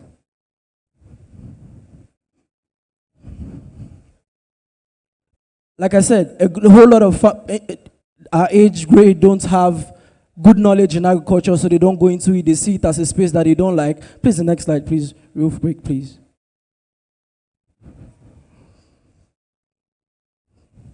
Staples, what we're trying to do, we're trying to deliver fresh groceries to people straight from the farm to our users. So this is a different technology that we're trying to bring into place. It's been there before, but there are some things that are not in place. There's no good warehousing structure. We're bringing that into place. There's no access to bulk purchase. So let's say as a farmer or as a business owner, how do I have access to a reliable farmer? I know good factories, food factories that try to buy things like plantain straight from HA. We have somebody that we just onboarded. We have plantain farmers in HA that are coming on our platform to be able to sell their plantain to restaurants. We just signed a deal with one restaurant, and we'll be looking to make that public for people to see. And also, that's what we're trying to do at Staples. So please move to the next slide, please. Move on. So the solution, we have a website that is currently live. You can go www.staples.co. You can also check our social media handles, Fresh Staples. Move on to the next slide, please.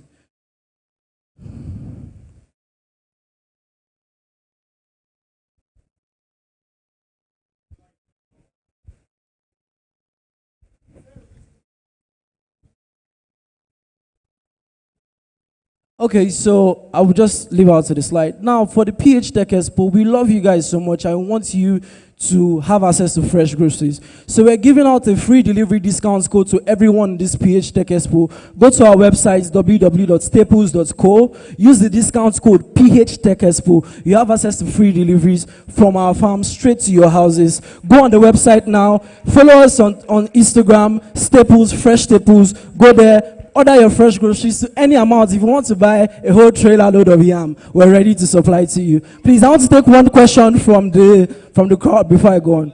Just one question. Please, one question. If you have any part, okay, one question there. All right, real quick, please. I don't have time. Hello, everyone. Good evening. My name is Eugene Favor. I just want to ask, is your business limited to individuals or medium-scale restaurants or a large scale business? Like I said that earlier, we have partnership with restaurants that will be able to deliver fresh groceries to them, thereby making the restaurant sell healthy food to our customers, keeping our customers healthy. The MOB's 100 years here, I believe, yeah? We want to stay up to 80 years. So we want you to stay healthy. Thank you so much. All right. Do I have questions from the judges, please?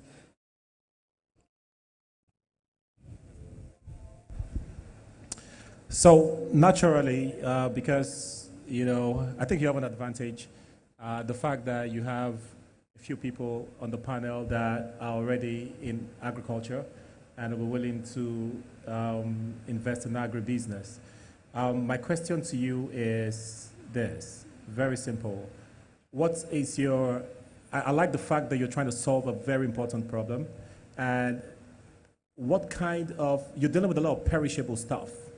Right? You're dealing with a lot of perishable stuff. And vegetables are perishable. And I saw your delivery methodology. It's a delivery box. Do you have any, for instance, if you have a client in Eleme or One or somewhere close to Eleme Junction, and you're supposed to deliver something that's perishable, the weather is crazy right now.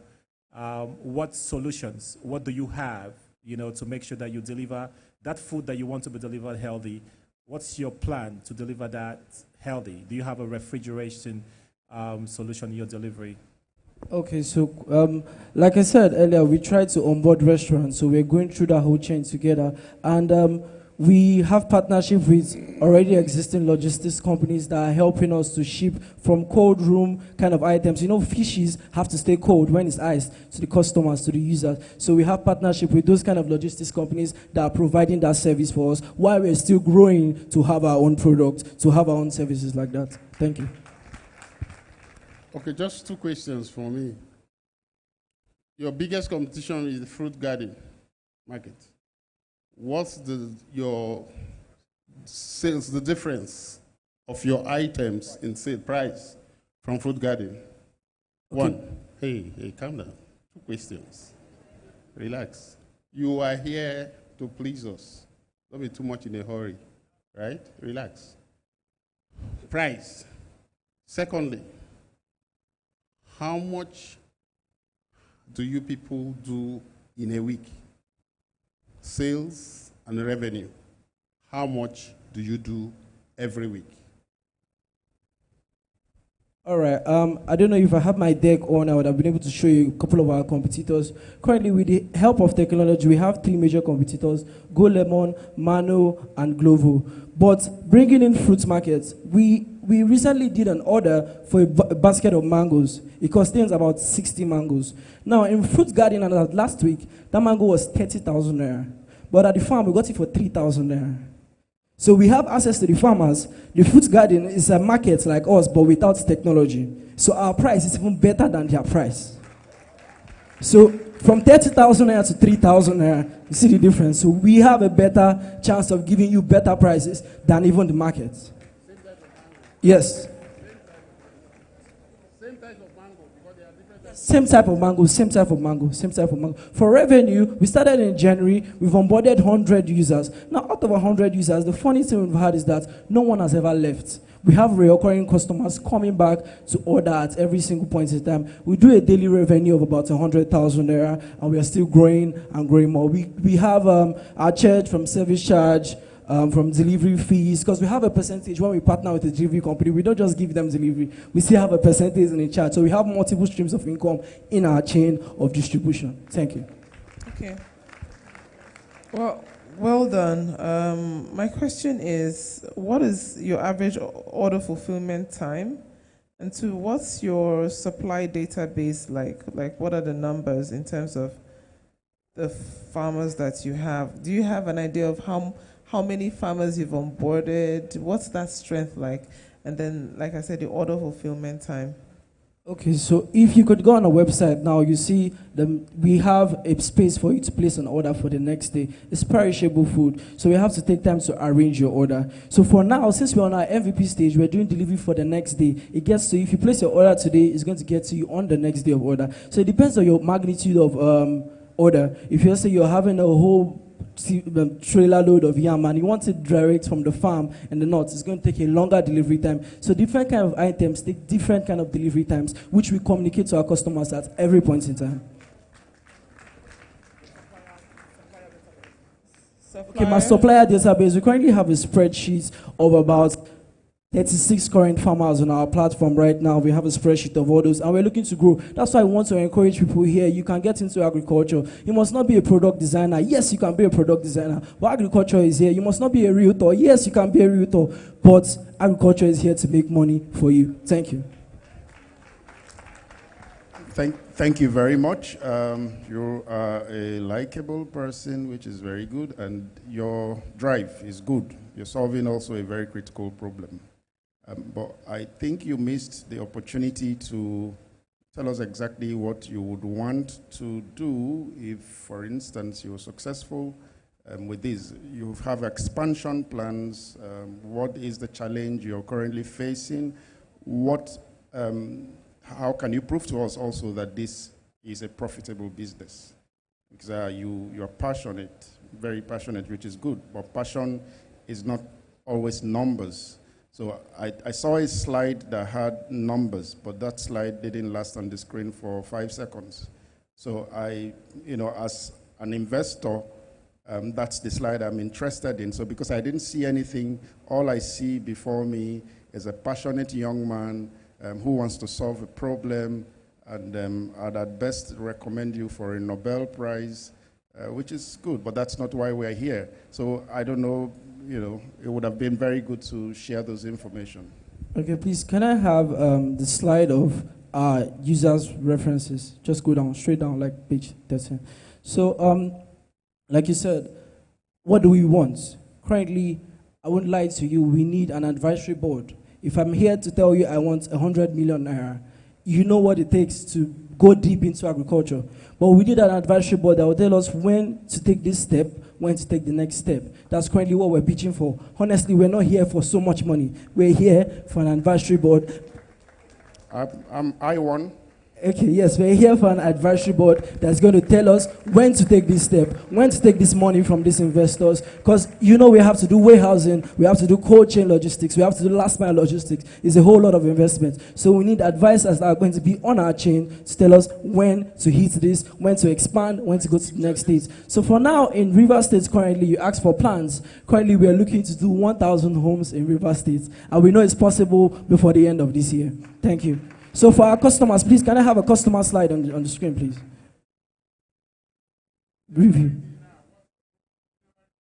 So we've been able to, in January, onboarded only 20 users from an event like this. But from then, these users have been able to bring up their friends and family. Now look at, I don't know if you can see the screen. These are people on Twitter going and telling people how, we didn't even force these people to drop their reviews. They dropped it authentically. This is someone that ordered mangoes and he dropped it on his Twitter and we saw it. People are using our product because they like it. I feel like everyone here deserves to also use our product too. And your family too deserves to stay healthy. Thank you.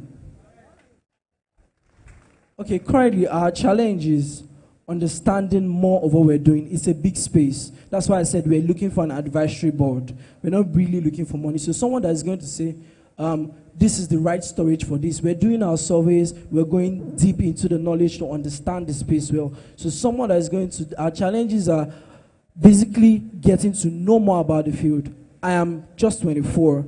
So you're over 50. You've known these things more than me. So if you're able to tell me this is this, this is that, then I'll be able to know that you've been able to do these things. Sometimes farmers even advise us on how to do certain things because they've been in the space longer. So an advisory board that has known this space, that's basically our challenge currently.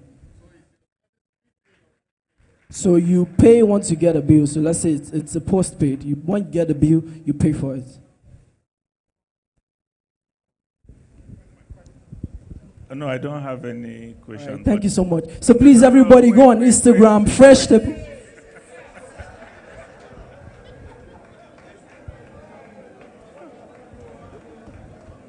Okay, so I don't have any question, but if you want, I can have a 2-hour meeting with you next week.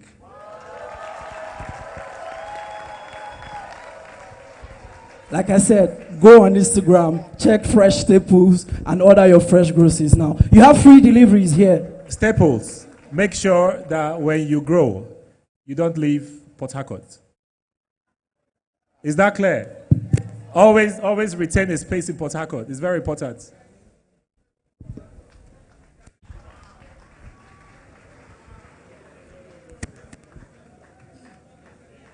Certain parts of that pitch, especially the questions from the judges, felt like defense day when you're leaving the university.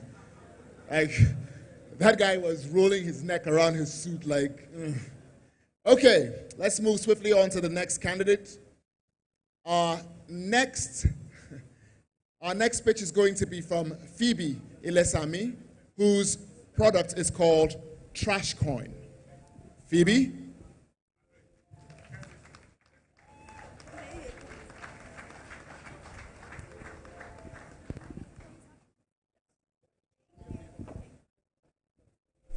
My name is Phoebe Ilesami, and our Trash Coin is a waste management system that digitizes waste collection in Africa by incentivizing people and giving plastic waste a value to promoting people to becoming eco-friendly in the society. Thank you very much.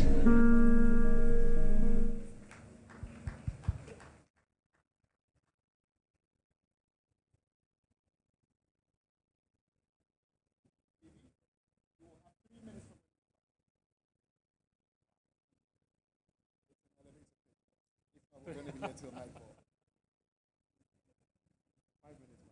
5 minutes would have walked. It doesn't make sense if they don't give the real.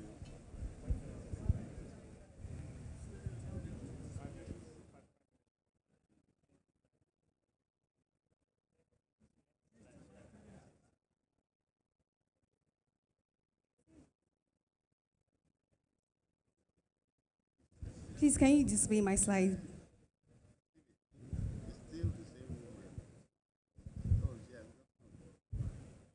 Okay. What if I told you plastic bottles killed over 180,000 people in the previous year in Nigeria, including Rivers State? Good evening, everyone. My name is Phoebe Ilesomi. I'm the co-founder of TrashCoin. And at TrashCoin, we're digitizing waste collection in Africa. Due to no proper waste management system in Nigeria and in Rivers State, waste from people's home usually look like this when not properly sorted out.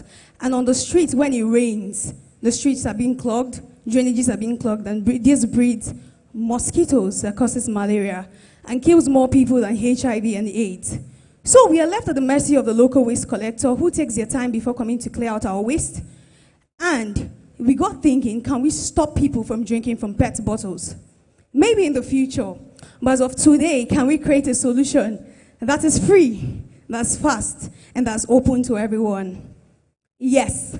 So we built TrashCoin, a digital waste management system that allows you to deposit your waste into your mobile phones and get incentivized from it. I know you'll be wondering how, right? From these incentives, you're able to buy airtime and data, electricity bill, TV subscription, health insurance, educational fees, and even withdraw to your mobile banking.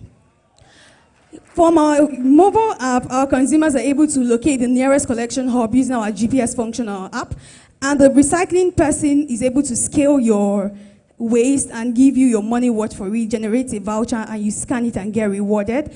The aggregator sells to the local recycling company, who sells to the manufacturing company.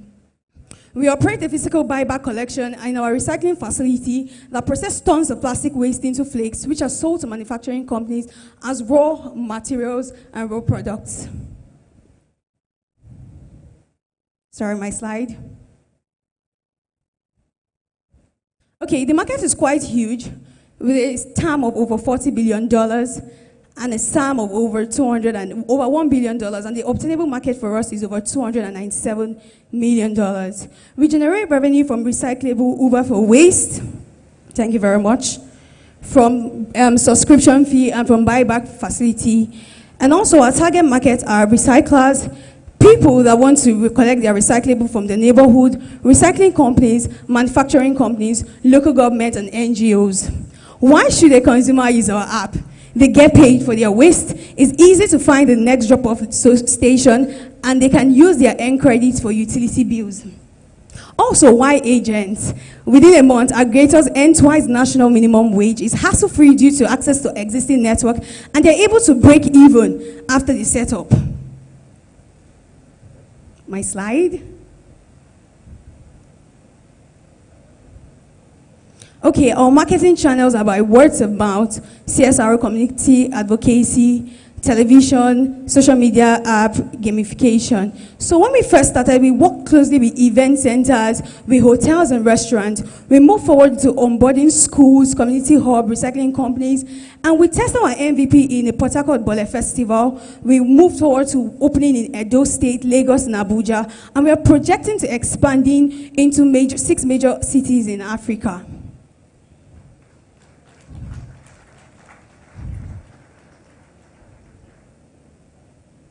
This is how we stand with our competitors. We offer digital solution, incentives to recycle, time to recycle, convenience, quality materials, and plastic credit. We have gotten $71,000 so far, won from competitions, and we'll be able to launch our mobile app, and also the Android and iOS. We have signed over 4,000 active users, built a 4-ton per day recycling plant. Our impact so far, we have processed over 500 kg pet waste, paid $7 million to over 3,300 families, also created 492 direct jobs and indirect jobs. 7 families have access to electricity, 217 people have enrolled in school, and 86 health insurance premium. We're currently seeking the sum of $500,000 as a pre-seed, and we're looking forward to building more collection network in Rivers State. I can remember the judges made mention of people are not getting jobs in Rivers State from the waste management sector.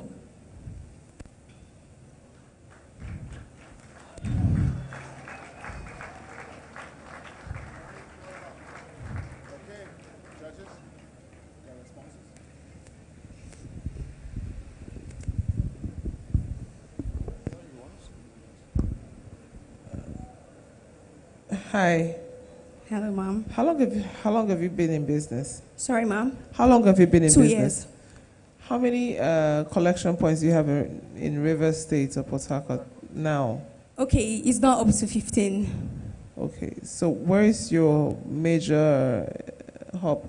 Like, you started up in Port Harcourt? Yes, ma'am. Okay, so far, just 15? Just 15. Why? Because most people are not aware. That's why our major challenge is the marketing and awareness. The previous Saturday, during Earth Day, we went out there to show awareness and create awareness for people to understand that you can actually turn your waste into wealth. Our motto is giving plastic waste a value. So you don't look at your PET bottles as waste anymore. Because most people, they will say, oh, the money, I need the money, I would sell it to market women. These women can sell it to the people that will put water inside you. You don't know who is next. Your family can be next. I can be the one next. We drink fake water. So why not recycle it and help the society by becoming eco-friendly? This is a way of building a sustainable environment, a sustainable place, society in Nigeria. Fantastic. How do you ensure that people bring their trash, they weigh it, and they're given a token, a token? Yes, ma'am. How do you ensure that process is there's no flaws? Okay, you have your digital scale, so you're present there, they are weighing it, you're seeing it, so package it, you get the worth of it. So on the app, you're able to now purchase all those things listed. You can pay for your JAMB or your WAEC. You can get your health insurance. No, what I'm saying is, even in the weighing, they could just put stuff inside, and it's heavier than it's supposed to be. No, we have a way of doing it. Okay. I wish we could have displayed that there. I mean, everything looks fine. I'm just trying to think of the different ways. We have a net. If we went to the last slide, we'd have seen our PPE materials for agents who are going to sign up using our app. So using the net, the hook, and everything to weigh, no matter how heavy it is, you will get the scale, the exact figure. So I think she's coming from the perspective where she understands that weighing is and this is for your own good, right? Okay, sir. She understands that weighing can be flawed. So somebody can give you 500 bottles empty and then drop a bottle with sand, right? So it happens for rice, it happens for beans, right? So she's trying to protect you, right? So that's fine. My question is very simple. I like your presentation, smooth and very impressive. Thank you very much. And I like the energy, I like the passion. But what is clearly, technology is local, and I'm happy the guy from Microsoft said that, and I said that on Wednesday. You're solving a local problem. Urban areas, in suburbs, you have this challenge. And as somebody with the background in environment, I'm very interested in this. But my concern is that you're local, but you're not consolidating locally. You're already spreading to other states while you have not. Port Harcourt is like, after Lagos, is like one of the biggest places you should really concentrate on. So why do you just have, in 2 years, you just have 15 collection centers? Okay, most people, they forget that using TrashCoin app, you're able to generate passive income. And most people, they also find it like, oh, they're calling our numbers. Can you come pick up our waste? They forget that using the app, we have said that over and over, that you can use the GPS function to locate the nearest collection hub. We're looking for agents that work closely with us, people that are passionate. We don't need people that they're all about the money. When people come to drop their waste, we're telling them, don't wait for the money alone. We understand you need money, fine. But also do it because you don't know who is next. People die because of malaria every day. And it kills more than HIV and AIDS. It kills faster. So you have to be able to So I get that. My question is, what efforts are you making to expanding that awareness? That's why I said we have that challenge, and that's why if so many people saw us last Saturday during Earth Day, we did the awareness. We partnered with Susty Vibe and UPS in making people understand that we need them to work closely with us. We need them to protect the environment. I'm a businessman. How much waste? No, first, is it only plastic you're doing? Plastic. Are you only focused on plastic? For now, yes, sir. For now. And you've run this for 2 years? Yes, sir. And you don't see the need to go to other waste, only plastics? No, How much okay. How much plastic do you generate from the 15 centers you have in Port Harcourt? In a week, we generate over 10,000 kg. That is 10 tons of waste weekly. So people say through the few agents we have. 10,000 kg is fine. That's okay. Okay, thank you very much, sir. So 750 ml bottle, how much do you purchase that for?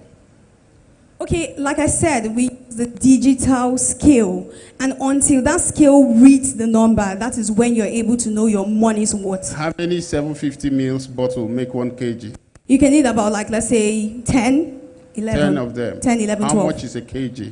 A kg currently is 200 naira. Good.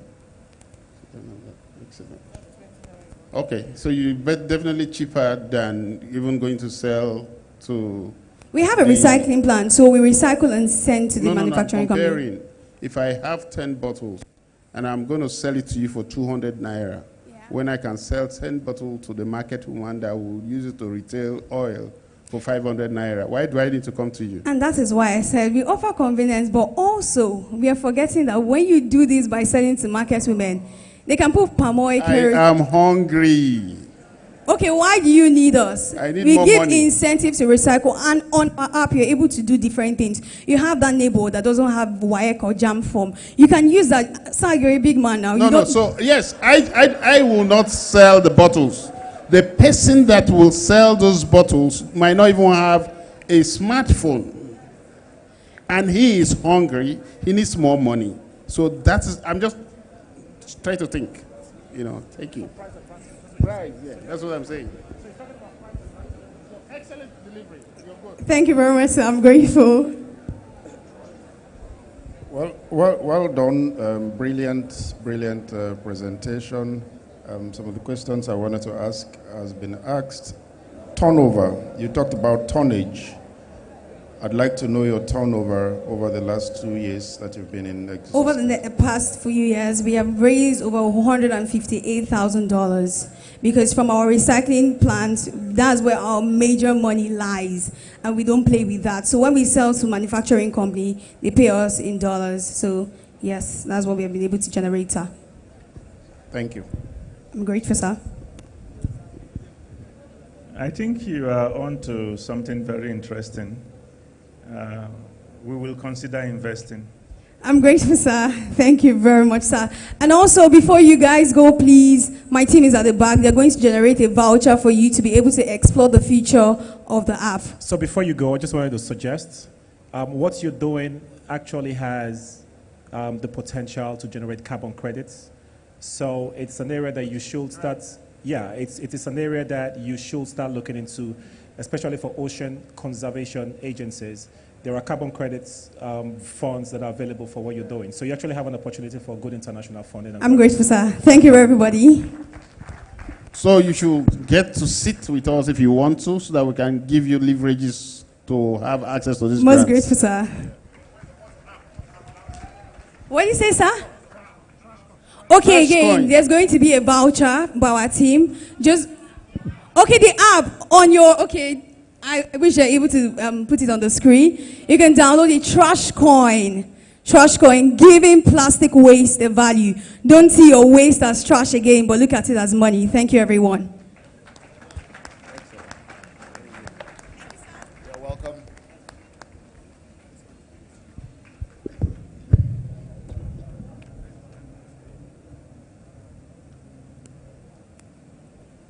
Okay, are we ready for the next contender?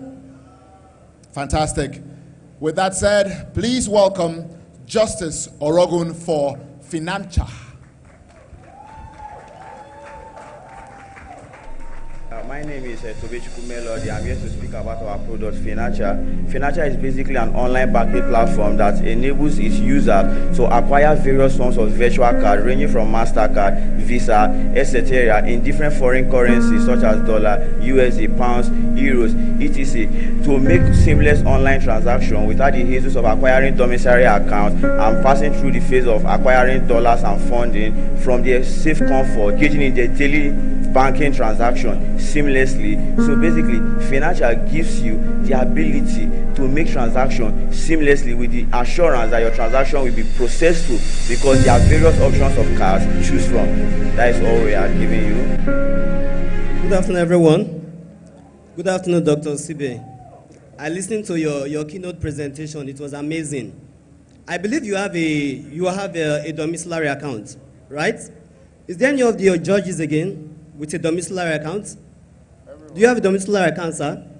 You have an account, domiciliary account, please. Yes, I do. All right.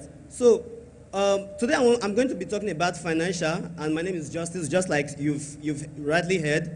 Now imagine the average Nigerian going through the stress of creating an account, a domiciliary account.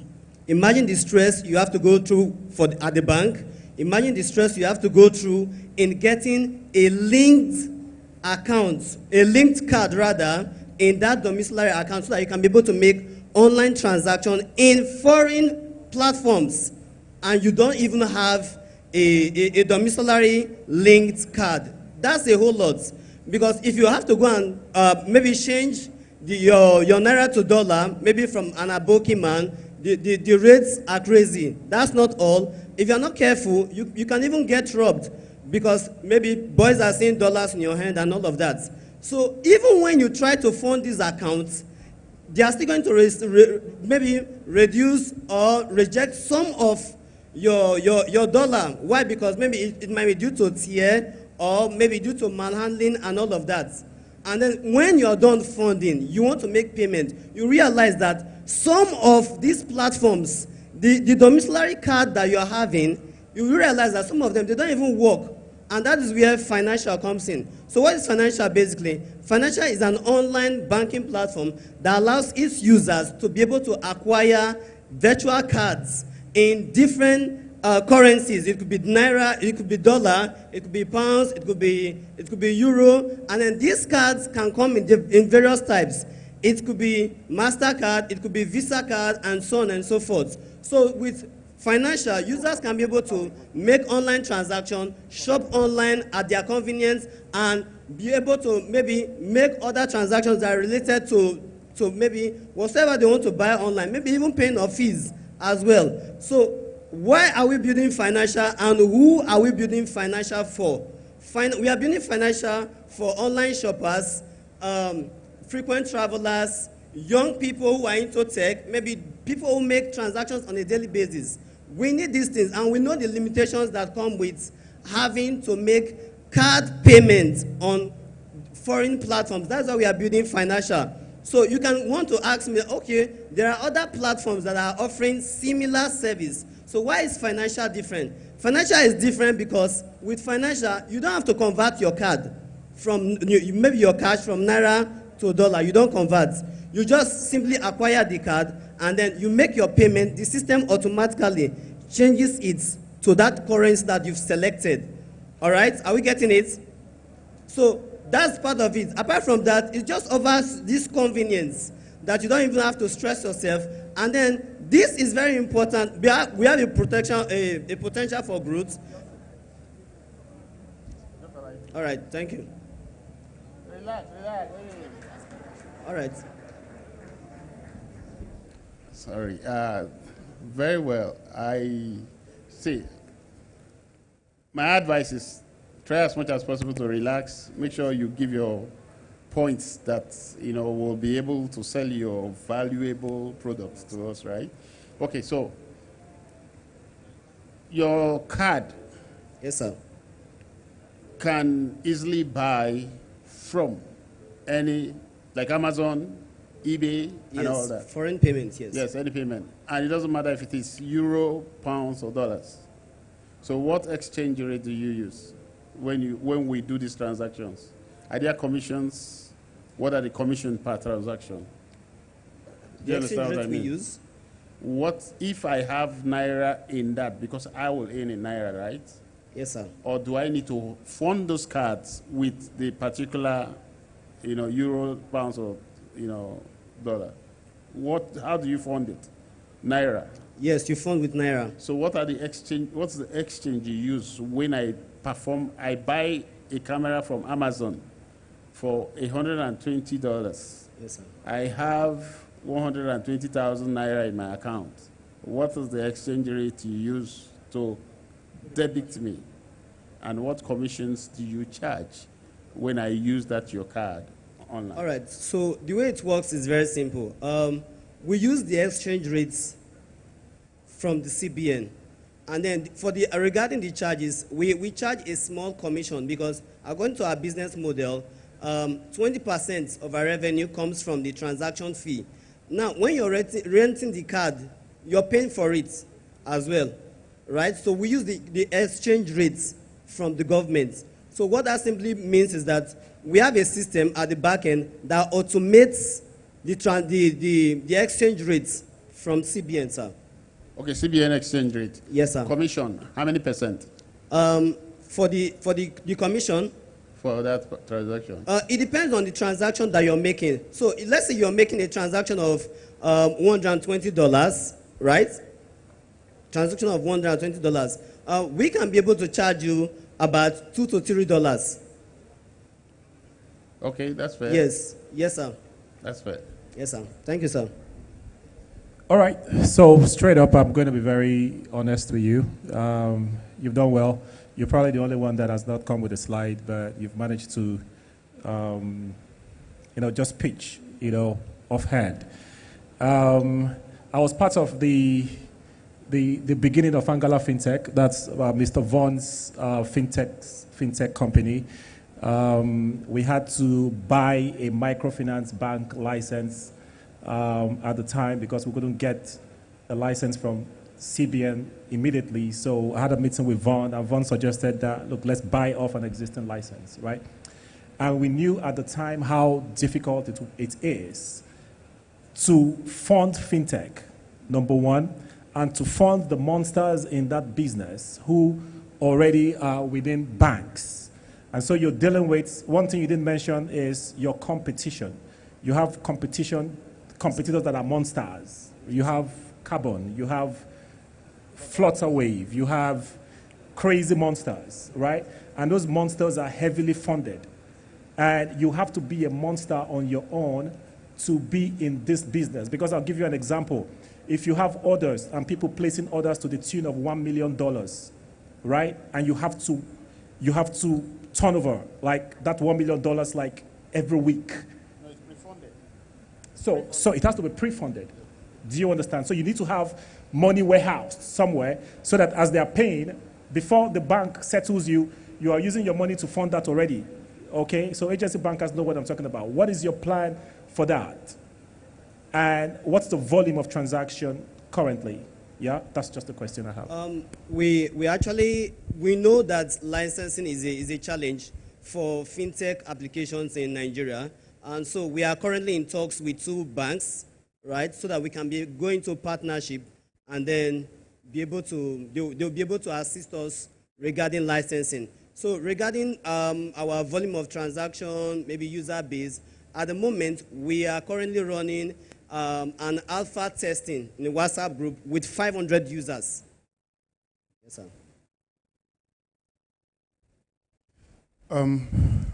Well done. Going from what Mr. Ross just said, I think next time try and get a pitch deck. It will help you organize your thought. I also struggle to understand very clearly how your system works. I struggle to do. I try to listen properly. There must be the inner exchange. Yeah, I can explain that. No, sir. you did. You did have the time to explain, but it doesn't make logical sense to me. There's something you're silent about, and I'm not going to put words into your mouth. But I think it is an idea you can continue to develop. I think at this stage it appears inchoate, so keep developing it. You might go somewhere. Now the reason is it's a very heavily regulated terrain that you're getting into. Apart from the financial aspects of it, there are other issues. There are, PCI DSS. You're talking about personal data. You know about data protection. You know about NDPA. Did you consider all of those things? You know about bank settlements. There's a very whole complicated thing out there. So don't stop. Don't quit. Keep developing the idea. Okay. Well done. Thank you very much. Thank you, sir. Do you have an office in Port Harcourt? currently we work from home. Okay, if you need an office, we can arrange for that. Thank you, sir. Thank you, sir. And we can have a deeper conversation about how you are doing what you are doing. But I think for you and for others, one thing that's important is to note that tech is just an enabler. Somebody mentioned it the other day. All you are doing is you are enabling people to change money from naira to whatever currency to buy whatever they are buying. And I will struggle to understand how you will be changing based on CBN rates. You don't have to answer because we'll still be in touch with each other, so don't worry. But first, look at the fundamental. The fundamental is that you are in the forex business. That's it. You are changing naira to different currencies to enable people buy things. That's what you are doing. Yeah, the problem that we are solving actually is that difficulty in making card payments in foreign platforms. There's no difficulty. There's difficulty, sir. There's no difficulty in opening DOM accounts. There's difficulty, sir. What's the difficulty? First of all, is going through bank processes. You're asking for NIN. Your signature is not well written. Do this one. Bring. It's just No, these are things you must do. Okay, first of all, from which account are they getting this virtual card? Right, so they already have a Naira card. If you have a Naira card, when you want to get a dollar card, it's just another form again. You must have already gotten the NIN and all these other things. So you are not avoiding any difficulty. Once you have to first have a Naira card, that difficulty has been addressed. What you are doing is that you are converting currency, and you appear to be converting it at a difficult rate. So where is the money coming from? So you may have the expertise to figure out the technology. That's the easier part of it. The main part is the actual business of finding the money to be exchanged. So how are you incentivizing the people who are bringing the dollars to exchange at the CBN rate? How are you incentivizing them? That's the real question. To build the technology and all that, I'm not saying, I can't even write one line of code, but I can tell you that is the easiest part of it. Thank you, sir.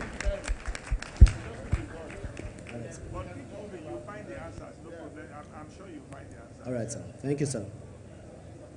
Thank you, sir.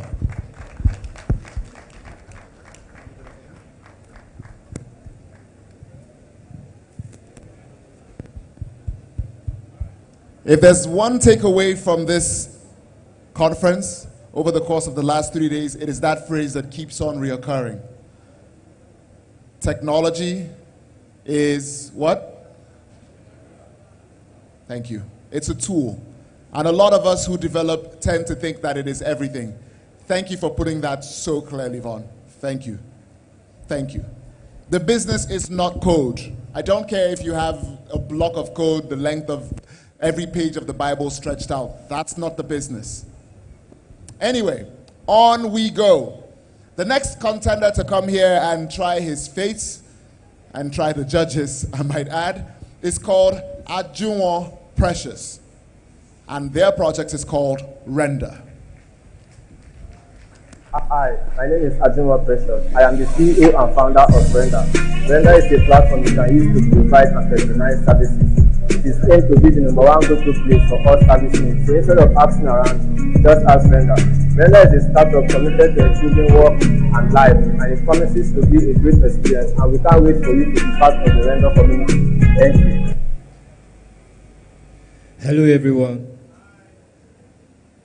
My friends used to come to me sometimes and ask me, do you know a mechanic? Do you know a fashion designer? Do you know who offers this service and that service? And sometimes I wonder, do they think I keep them somewhere? And I know you have this kind of friends, or you are the friend. So that's what brought about Render. Please, my slide, please.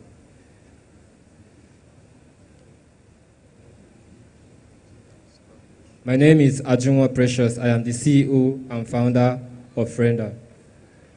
Render is aiming to be the #1 destination for all service needs.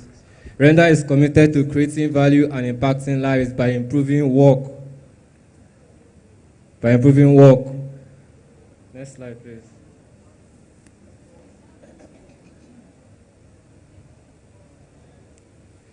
So, what is the problem? What is the problem?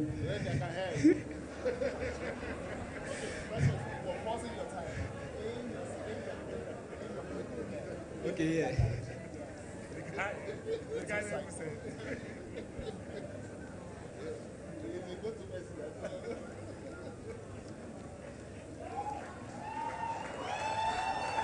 So the #1 problem we are trying to solve in the service industry is inefficiency, difficulty accessing services, and difficulty providing services. There's no platform that you can use to access any kind of service that you want. Either you jump from one platform to the other. So Render is trying to solve that problem. Lack of trust, concerns about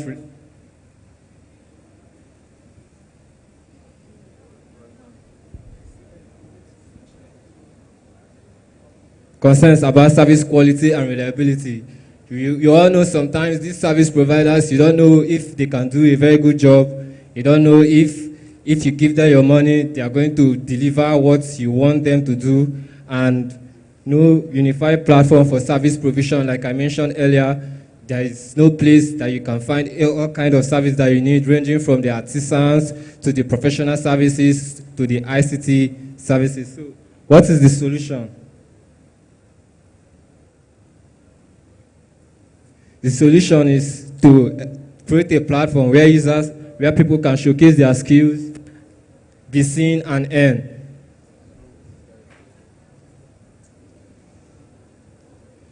And where people can locate any kind of services that they want, very easy from the convenience of their home. You can be in your homes, whatever service that you need. You can just go to the Render platform, you check whichever one that meets your needs, and you contact them.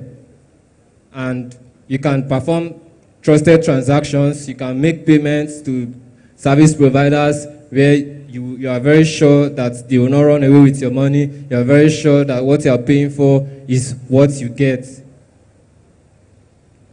So what does the product entail? Render helps service providers to build a legacy for themselves, whereby you know that whatever it is that you are doing on the platform, it is for you. So if you want people to contact you for whatever it is that you are doing, you have to be sure that you know what you are doing. So the Render platform empowers service providers to earn by just signing up, and you have created a revenue stream for yourself.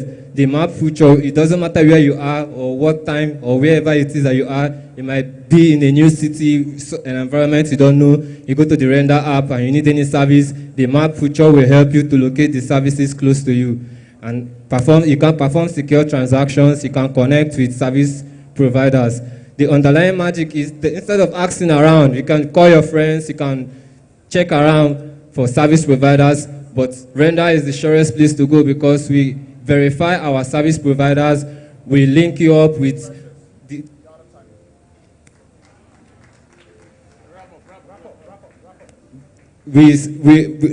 during our testing in 2023, we had over 100 users for our testing, and we launched in March 2024, and since then we have had over 200 downloads and 150 sign-ups during our MVP. Given 2 to 3 years, we are looking at 1 million users, and we have an amazing team that can make this come to reality. Thank you. Thank you, Ajuwo, the MD CEO of Render. I like the way you call it, and you owned it. But you see, that title also comes with a lot of responsibility. So because you have that title, I will talk to you brutally as a businessman. I see most of the time, and that's also is reflective of what Vaughn said earlier, technology is just an enabler. What I see here is an app, okay? I didn't hear too much of the business of what you want to sell. And it's good to see this a tech event, so it's good to see people like you, see your tech prowess and all of that. But if you know Steve Wozniak and you know Steve Jobs, Steve Wozniak is the engineer. He's the one who designs everything. But I'm sure you don't know who Woz is, but we all know who Steve Jobs is, the CEO of Apple. Everybody knows Steve Jobs more for Apple than Wozniak. So I think you need to look at, because the business you're trying to, the problem you're trying to solve is heavily logistical. It involves a lot of verification. You did mention it, but you didn't say much of how that is to be done. And let me tell you how Jumia was able to hedge the risk of trust in Nigeria. In America, you pay before they deliver. Nobody cares, you pay, because they trust the system, so you could pay. If your money is lost, they'll refund you. But when Jumia came here, people didn't trust the system. So what Jumia did was to say, okay, look, I will deliver the goods to you. When you see it, you pay. So they provided money to hedge that risk. In all of your presentations, I didn't quite see anything to hedge any risk. You did outline the problems, but in solving it, you looked more at what you click a mouse, you will get, but not what addresses those identified risks. You didn't mitigate them, you didn't state how you mitigate them. Thank you. Just to help Dr. Steve, what is your experience like? I mean, what wealth of experience do you have in these services? Take, for instance, plumbing. Take, for instance, a mechanic and all that. Have you been able to work in any of these industries? No. No. Very good. So how can you recommend a system or a person or a firm that can give me quality service, on-time service, and the best price? So these are the three things that make me make my decision. If I have a leaking roof, I want the guy that can fix it to come when I need him. I want him to go up there, do it once, and I will never see any drop of water, right? And I want to pay so that after paying him, I do not think I have overpaid this guy for that little work he has done. So quality service, on-time delivery, and then value for the money for the service that is given. How can you guarantee this for the reference you give from your application? Like they say, the application is just standing. I can go and place my own company there, but I'm giving shitty values or service. It will spoil your own reputation as the application that is recommending me. So how have you fashioned this out to be sure that you can check this? If it's not there, start to think about it, and we can help you do that. So the app is basically person to person. When you need a service, what we'll do is link you to whoever it is that is registered on our platform as a mechanic. Once the mechanic is registered and you come on the platform and we verify that this person is a real person, once you come to the platform and you register as a user, you see the list of mechanics, their ratings, the reviews that have been gotten from the previous users, and their jobs that they have done on their page. From there, you can make your decision of who is the best fit for the services that you're seeking. So they have a profile where you go and you see everything about them, their bio. Can you show us one? Okay. Let's have an example of one.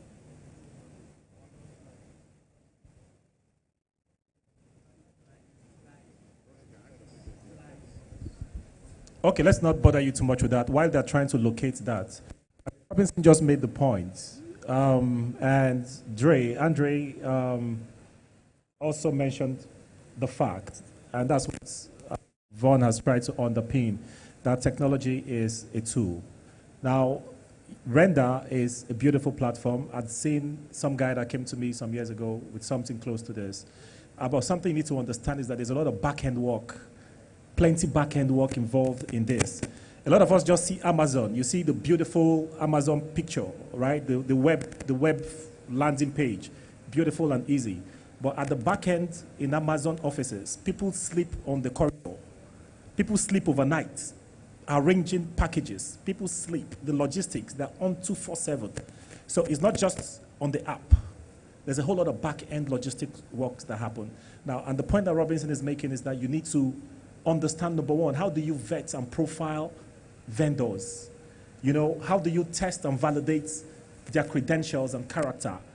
Mechanic, all these guys are very hard to deal with, right? Carpenters, you're dealing with a lot of artisans. A lot of them have character issues because by the time they start having a lot of customers, delivery becomes poor. Tailors, ask the women, they will tell you how difficult it is to work with tailors. Now, so what you're doing in essence is that you're probably trying to run a review, what do they call this stuff again? Is it a review page where people review, peer review? And people I can arrange 50 people to review and give me good reviews. But I like you, I like your passion, right? I've got a strong connection with what you're trying to do. What I can tell you is that if you guys can build up to 1,000 subscribers, then I probably think I want to take a risk. I want to invest in you if you can do 1,000 subscribers. Yeah. Thank you. All right. Thank you. Any more questions? Thank you very much. You can download the app. It's on Play Store and App Store. Thank you. Very good.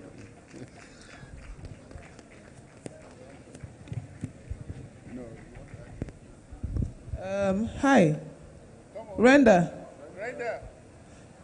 I have a question about payments, the payment transaction between the subscriber and the service provider. How is that done?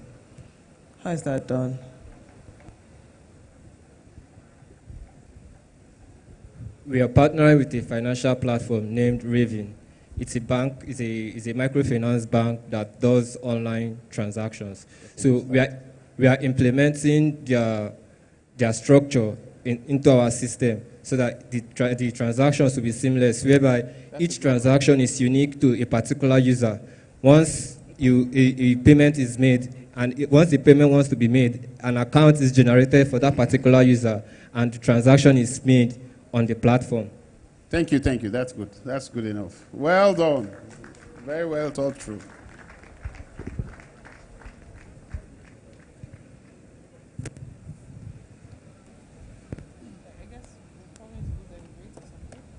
Yeah, but Okay. We should have a time. And now for the final person to try their luck and shoot their shot, as the Gen Zs say. Please welcome Gregory Discover.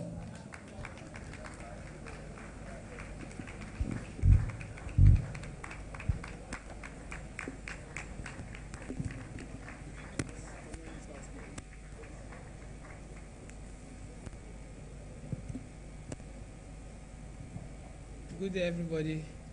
Standing on existing protocol. My name is Destiny, not Gregory. So I'm representing Discover.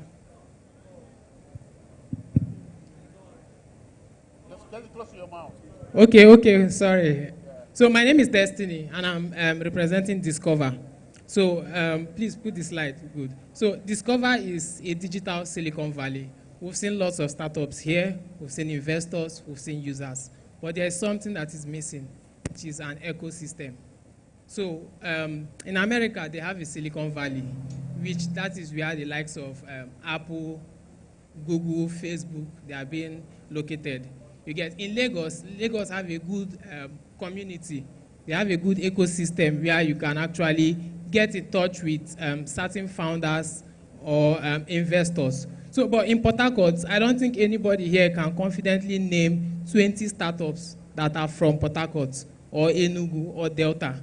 So that is the essence of Discover. What Discover does is it builds an ecosystem where startups are being onboarded. So as an investor, you can go over to Discover and check out startups, check their reviews, contact them.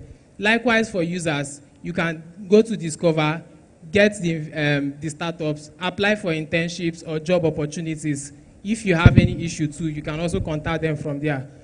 For the startups, you can actually launch your product on Discover and meet lots of users because we already have existing users. So once you launch, we'll notify every user and investor that this startup has launched.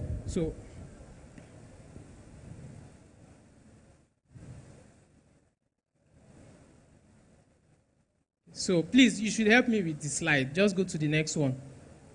So what are the benefits of being a startup on Discover? Is that we all know how expensive PRO and marketing is. And for Port Harcourt founders, the money is not really there.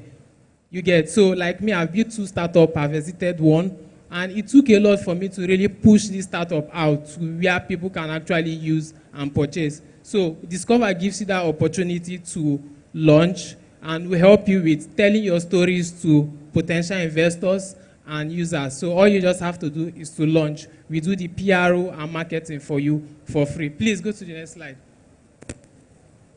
So, okay, our competitors are sort of like Product Hunt, Tech Cabal, LinkedIn, not like direct competitors, but these guys have a touch of what we are doing. For example, Tech Cabal pushes the stories of startups.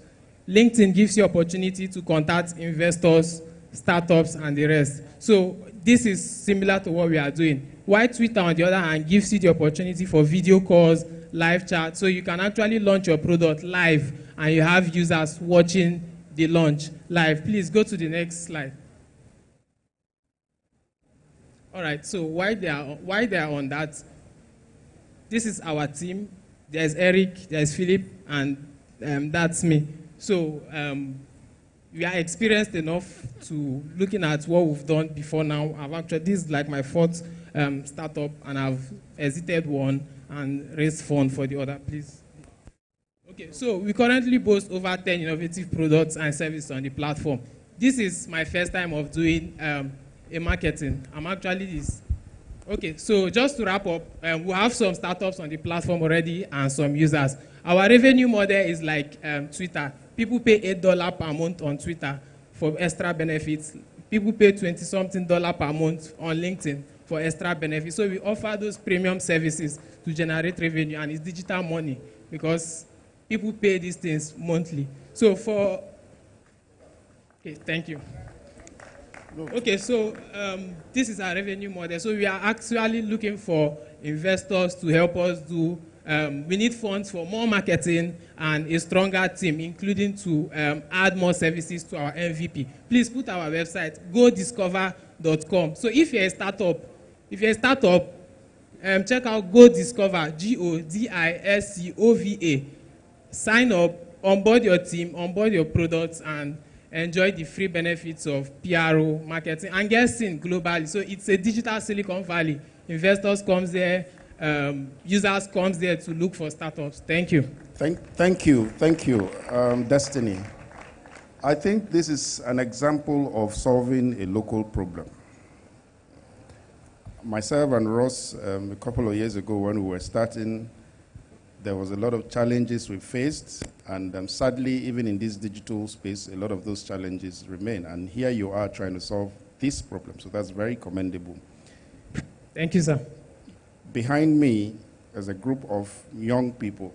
A lot of them, they have different skill set, they have different products, they have different talents, and a platform like this would be able to help, solve that. I saw your revenue model. While I'd like to see a lot more details, but I think it's a good start. So what I want to say is, if you need any sort of advice from me, I'll share my contact with you. Anytime, just give me a call, and I'll keep an eye on what you're doing, and potentially, if you're able to prove in the next 6 months to 1 year that it's worth a business, I think we can also commit financially. Thank you, sir. Thank you, sir. I really appreciate it. Totally very commendable, and very impressed. Your confidence level is high, and yes, truly for investors, it's the numbers.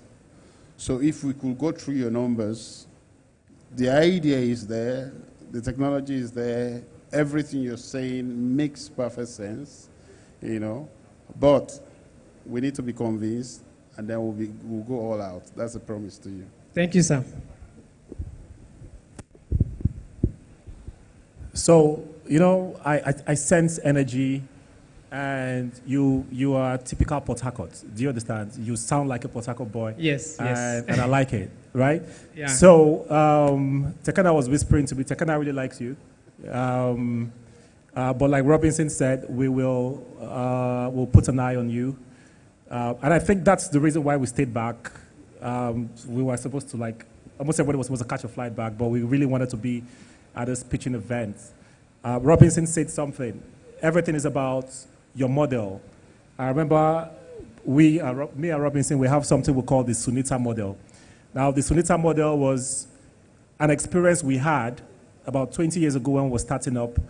We didn't have an office then, but we went to a company for a business, and we were at the gates. We couldn't enter, right? They bounced us because at the time we didn't even have cars.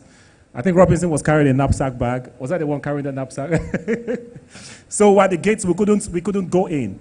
And we had a competitor that was an Indian guy, right? So the guy drove in with a very, what's the sound of that car? Sibe never forgets that car. A Kia car, a Kia, imagine.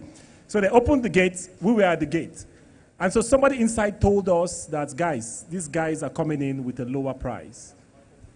Yeah, we had an insider, so he told us, so we looked for a bike, and we blew the bike back to our office, and then we crashed the price. No profits. We crashed the price below the Indian because we wanted to get a job.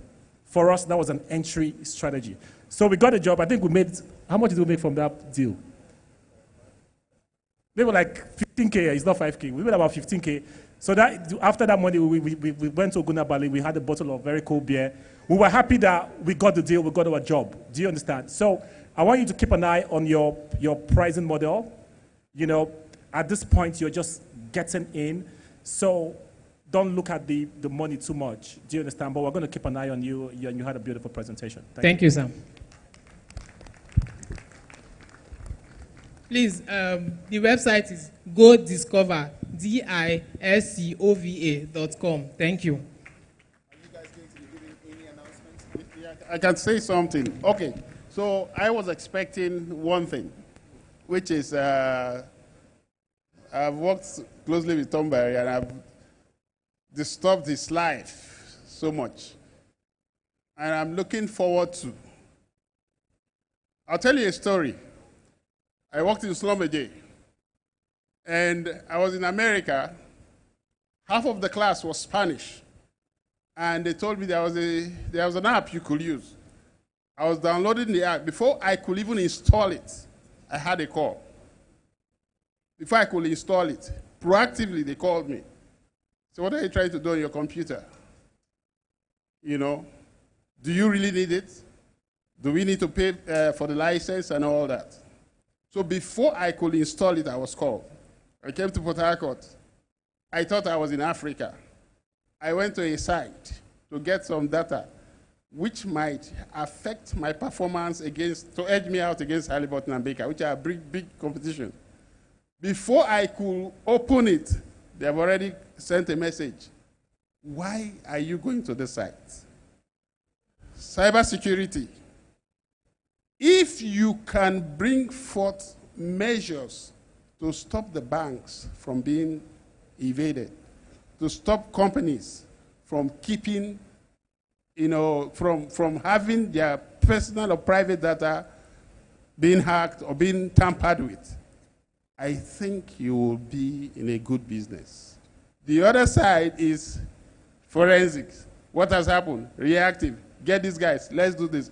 Let us stop them from doing it, and I think you'll be in business. Thank you very much.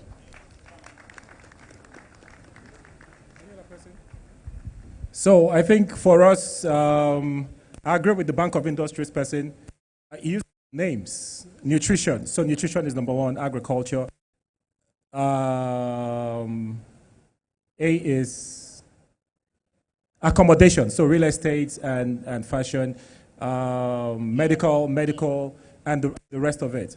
So for me, we are looking at, and I'm sure Von is in the same place, NatFund is also in the same place, companies that are really, really deep and pushing for products and technology. So agri-tech is like something that's really major for us. So we're willing to take on those kind of ideas. If it's a core agri-tech idea, you can get in touch with the organizers. We want to listen to you.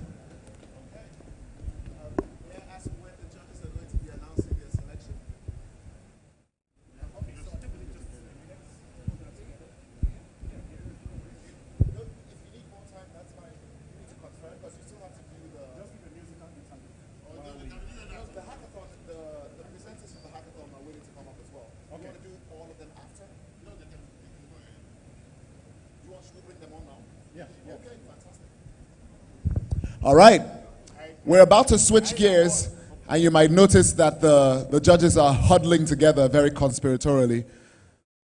Someone's destiny is about to get changed. Before we move on to displaying the finalists from the hackathon, I'd like to ask once again that the driver of the Honda Civic with Abuja license plates, BWR 40DD, that's Abuja license plates for a Honda Civic BWR 40DD. Please go outside and move your car once again. Thank you very much. Okay. Now, for those of us who have never really been in the presence of a hackathon, and there's no shame in that. My first hackathon was a handful of years ago. It doesn't really matter. This is how this works. A few developers sit down, sometimes they're in teams, sometimes they work as single individuals, excuse me, and they work on certain projects competitively. What we're going to be doing today is we're going to be rating those projects on a scale which the judges are going to be responsible for calling out. So, each person here has done a lot of work. They've put in tons and tons of hours. All their technical chops have been pushed to the limit, and they deserve both our appreciation and our respect. Yes? Yes? Okay. I'm glad we're on the same page at last. So let's welcome the very first person with their idea. Please put your hands together for Ibiso Gold Kulobo for Rent Assist.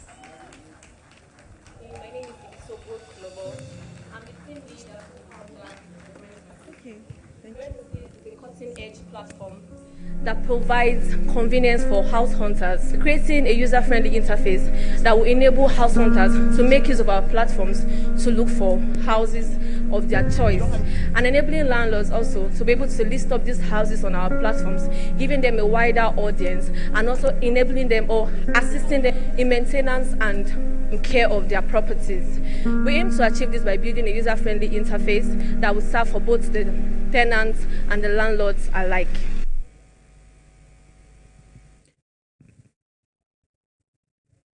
Good evening, judges. Good evening, everyone. My name is Ibiso Gold Kulobo. I am the co-founder and team lead of Rent Assist. Well, I can say for sure that maybe 50 or 60%. Hello. Okay, sorry, sir. Just 1 minute, and then you could start your pitch again. Okay. That way we can listen to you. Okay, sir. No problem, because we are trying to solve a problem now.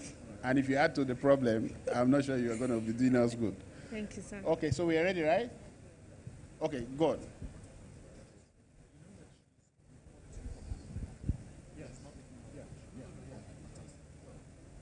Go ahead. Can I go, sir? Okay. Sorry, I will just repeat. My name is Ibiso Gold Kulobo. I'm a co-founder and the team lead of Rent Assist.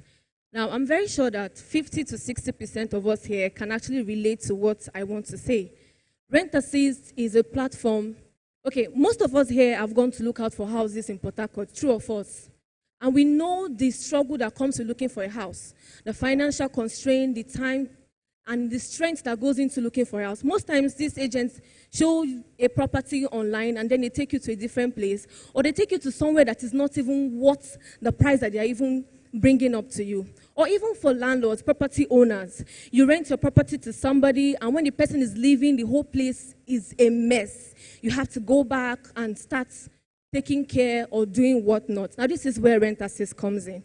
We're trying to create a user-friendly interface that would give convenience to home seekers. Like from the comfort of anywhere you are, you can just use our mobile app or our website and pick up a location a preferred location of your choice, and you will see houses there.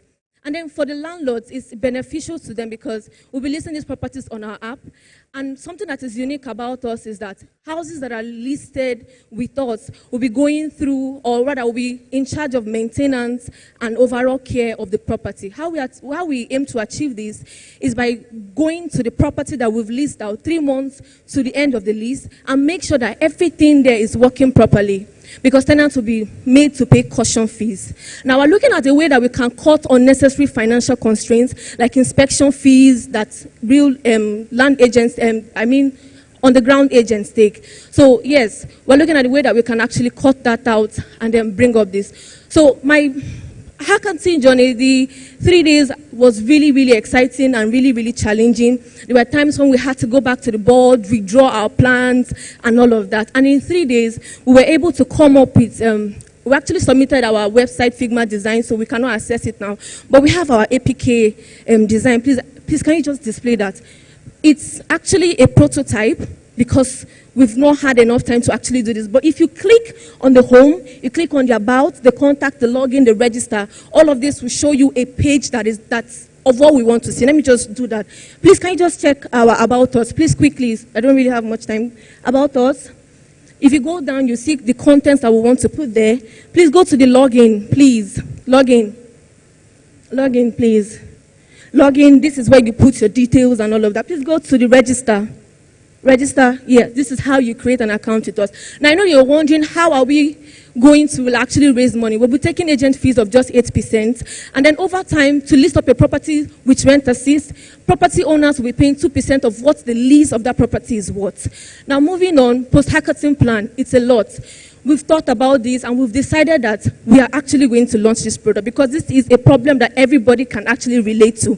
People in the diaspora that have properties, for fear of mismanagement, sell out their properties. But if you have a company that actually takes care of this property for you, you can be making money from it. We'll make sure that your payment for your property is seamless because we are not just agents, but we are actually the caretakers of these properties. I was about saying praise the Lord, but let's just move on. So, yes.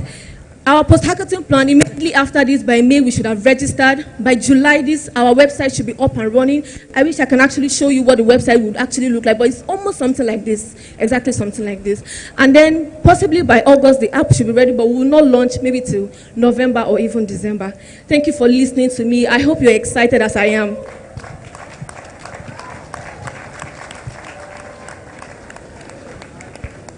Okay.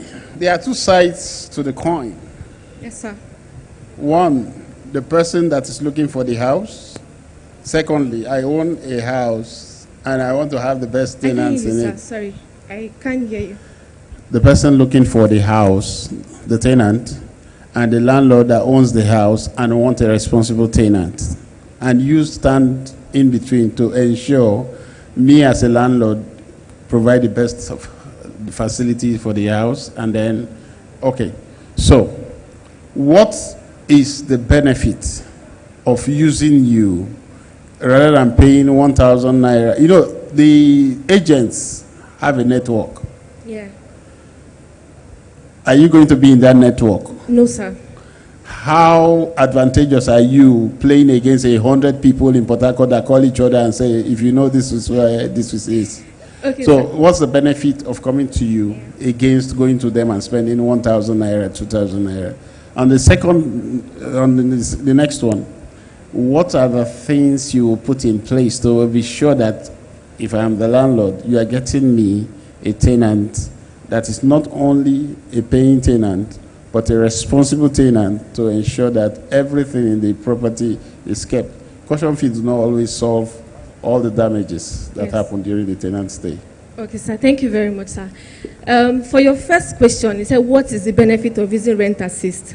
I'm sure that anybody that's gone out to look for a house will tell you that walking under the sun from street to street with an agent that will collect 2,000 is the least they will take from you to go and show you a property that you would not even like. That's the list. Now, as a landlord, why would you want to use an agent that will not be able to monitor your tenants when you can use an agency that will make sure that you have tenants that fit into your category? Now, this is how this works. Before I come to you to give you a proposal as a prospective tenant, mind you, as a prospective landlord rather, mind you, I'm not looking for every landlord in Port Harcourt. I will have specifications because my aim is to give my tenants or my clients that are tenants good houses that they can actually appreciate. So I would actually walk up to landlords that actually fit into the category while still remaining budget friendly at the same time. But I will walk up to you and I will tell you that, sir, please, I like your property and I would want you to actually work with us. It's going to be a symbiotic relationship. While you're working with me, I promise you that I will make sure that all your specifications of what your tenant should be, we'll have a discussion. You tell me what you want, and I will make sure that that tenant fits into that category. How do you make sure? How do you do that? I would interview the tenants. I have a relationship with I would actually be the first person to see them before you. So I would actually know these tenants, carry out security checks. I didn't mention that, sorry. Carry out security checks and all of that. Now, that's perfect. That's part perfect. of my challenges. Thank you very much. You asked a second question. What's the second question? You asked the second question that how do I contend with 100 on the ground? If you do a security check, everything will be in place, and then you can tell this person will not destroy my property. Yes. Thank you very much. Okay, sir. Thank you. Thank you. Thank you.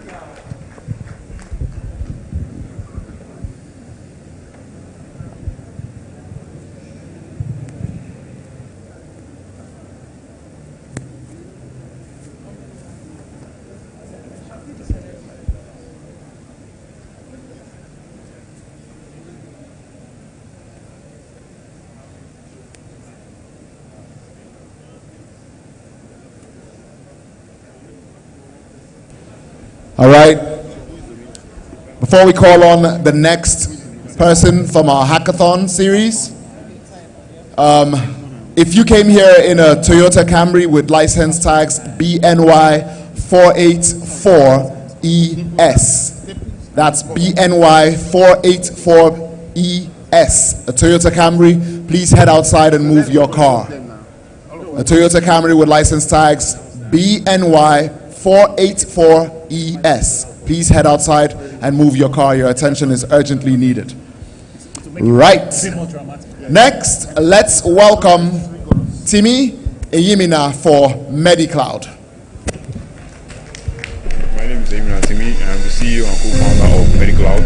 We are basically an electronic medical record system that specializes in storing medical records and trying to give people access to their medical records to give them power in terms of controlling management and managing and tracking their medical records, because it's a big gap in the ecosystem in Nigeria as a whole, in the medical industry. That's one of the challenges we face, you understand? So we believe that by giving people more power and giving people that access to their medical record, they'll be able to manage their healthcare in terms of knowing how to tailor their diet, their fitness, and basic activities that help improve their healthcare.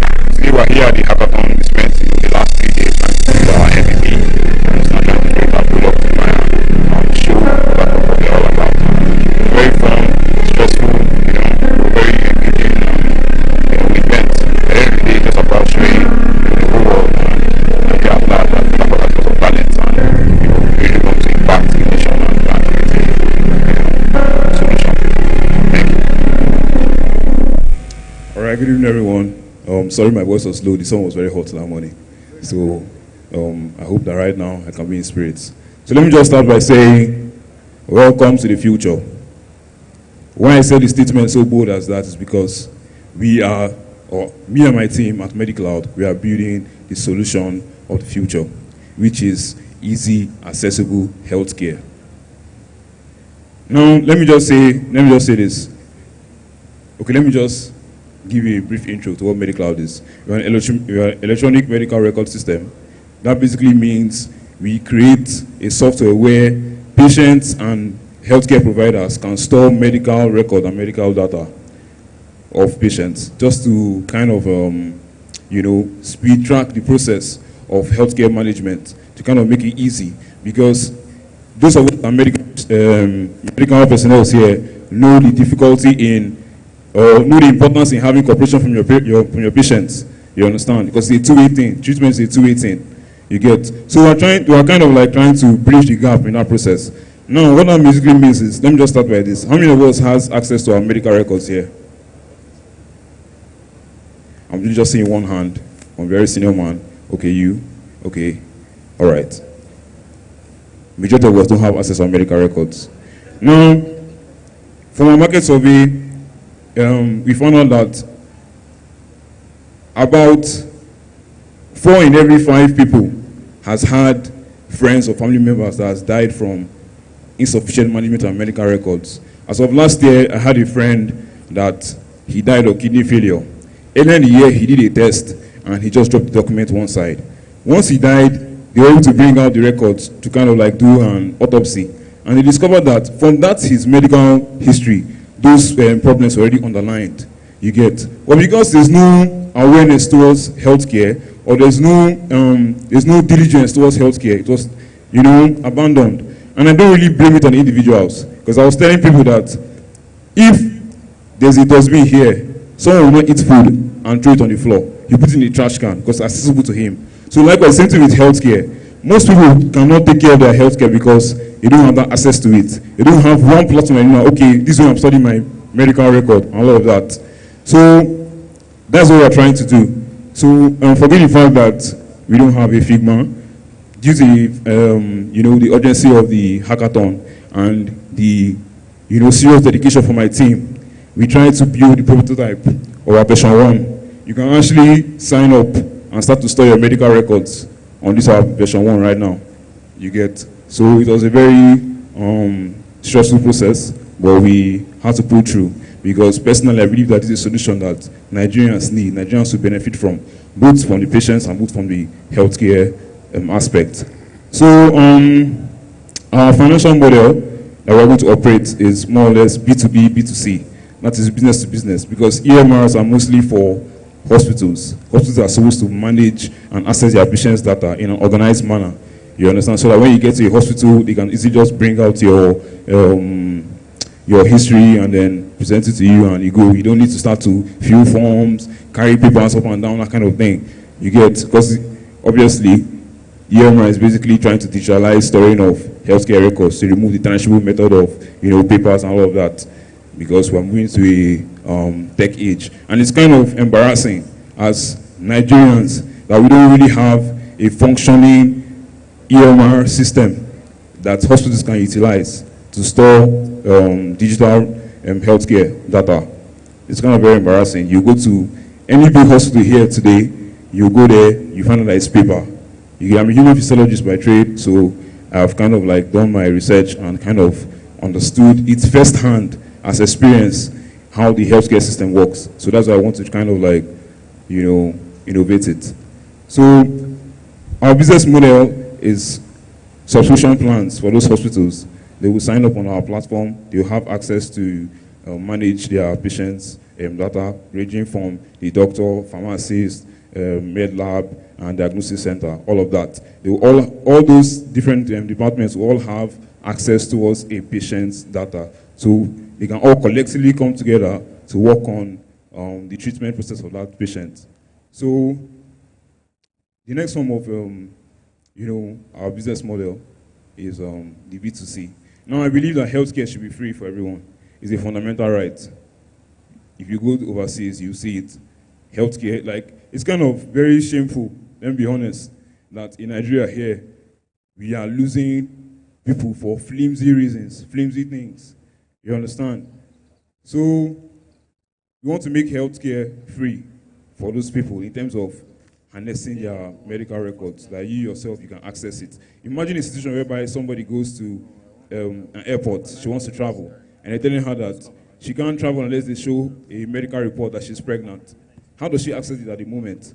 But with a medical record storage, she can easily just bring out her file and show them that, okay, this is what is on ground, that kind of thing. So the B2C model is kind of free for individuals, but we'll monetize it through ads. Ads that won't disturb them, that is just straightforward. So our post-hackathon plan is we've already been able to get about 10 plus signups just today on our platform. So judging from that metric, we feel it's very profitable in the sense of that this is what people want. So we want to spend the next 2 months to try and finish up and really clean up, to clean up the project before we actually take into the main marketplace. Yeah. Okay, thank you, Timmy. Thank you very much. First, the REMR, electronic medical record system in existence. That's one. So you didn't quite tell us what difference you're putting forward. I believe maybe the difference could be, oh yeah, it's cost effective or something. You didn't really say so. Also the business of it, the specifics of the business of it. I'll give you an example. During the COVID, not COVID, Ebola, during the other Ebola outbreak, I saw the way Nigeria was scrambling, trying to coordinate the response plan, doing contact tracing and using manual methods. So I went to work with my team and we designed a GIS-based public record management system. I later presented this at the Africa Joe Smart ceremony or something. I think it was even shortlisted for an award at the time. Now, that was a brilliant tool which we exhibited then, but it failed as a business because I didn't put into consideration the fact that potentially, how many customers do I have in the nation? I have one federal government and only 36 potential customers in the states. And you know, that's a small number for that level of investment. And so I couldn't market that, and it failed. So when you're doing a business like this, it's always good to thoroughly spend time, particularly a business like this, that there are 1,001 solutions and options out there who perhaps are more rooted than yours. So you need to do a lot more, you know, in terms of the business and the differentiation. What stands you out? Sorry, can I just respond to that in terms of, in terms of our competitive advantage? I just kind of rush it because of the time, you get me? So what actually makes our EMR stands out is AI integration for imputing data. That is the major challenges that current EMR models have. Just one question for you. Yes, sir.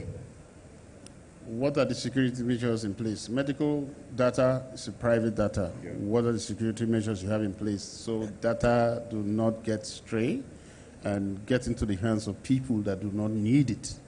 So what are the security systems? So already we're running an end-to-end encrypted method, and then also each patient or each user, even doctors, will have an access code to their profiles that controls their data. So unless you give out your access code, that's going to be breached. Excellent. Thank you very much. Yeah.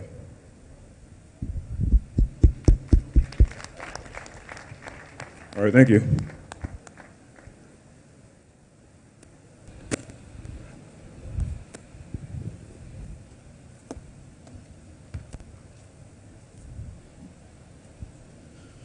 Okay, some tough questions tonight. Very tough questions. Oh, don't forget that at the end of all of this, there's still a raffle draw. Wow, that's the one thing you guys are excited about. Terrible. Just because you didn't come through to the hackathon and you're not winning anything right now. However, for those of you who will enter the raffle draw, there is one iPhone. Which one is it? An iPhone 15. I can't tell them one from the other anyway. But it's an iPhone 15 up for grabs and 2 Samsung phones. And I see what you guys did there. You treat the Samsungs like the bad-looking cousins in the family. I'm judging you. I'm judging you. Okay, let's see who's up next. Please put your hands together for Victory Okagbo with AgroVest. My name is Rachel Oburinokuma, and I'm the team lead for AgroVest. So AgroVest is an agricultural technology platform where we try to connect buyers to sellers directly, and we try to eradicate waste, post-harvest waste, and we try to empower people, more people, to agriculture. We know that in this part of the state or the country, a lot of persons shying away from agriculture. They feel agriculture is just for some set of persons. So our platform is coming in a way that will create awareness, provide workshops and all that. So everything that will be needed for people to partake more in agriculture, that's what our platform is coming to do. Thank you very much. Good evening, ladies and gentlemen. Good evening, judges. I am Okabo Victory, a team member of the AgroVest. Now you'll be wondering, I'm sure everyone here, without food, you won't be able to survive. You'll be wondering, what's AgroVest all about? AgroVest is a technological agricultural platform whereby we increase food security, we promote eco-friendly farming, we promote eco-friendly farming, and we also get to connect buyers and farmers together.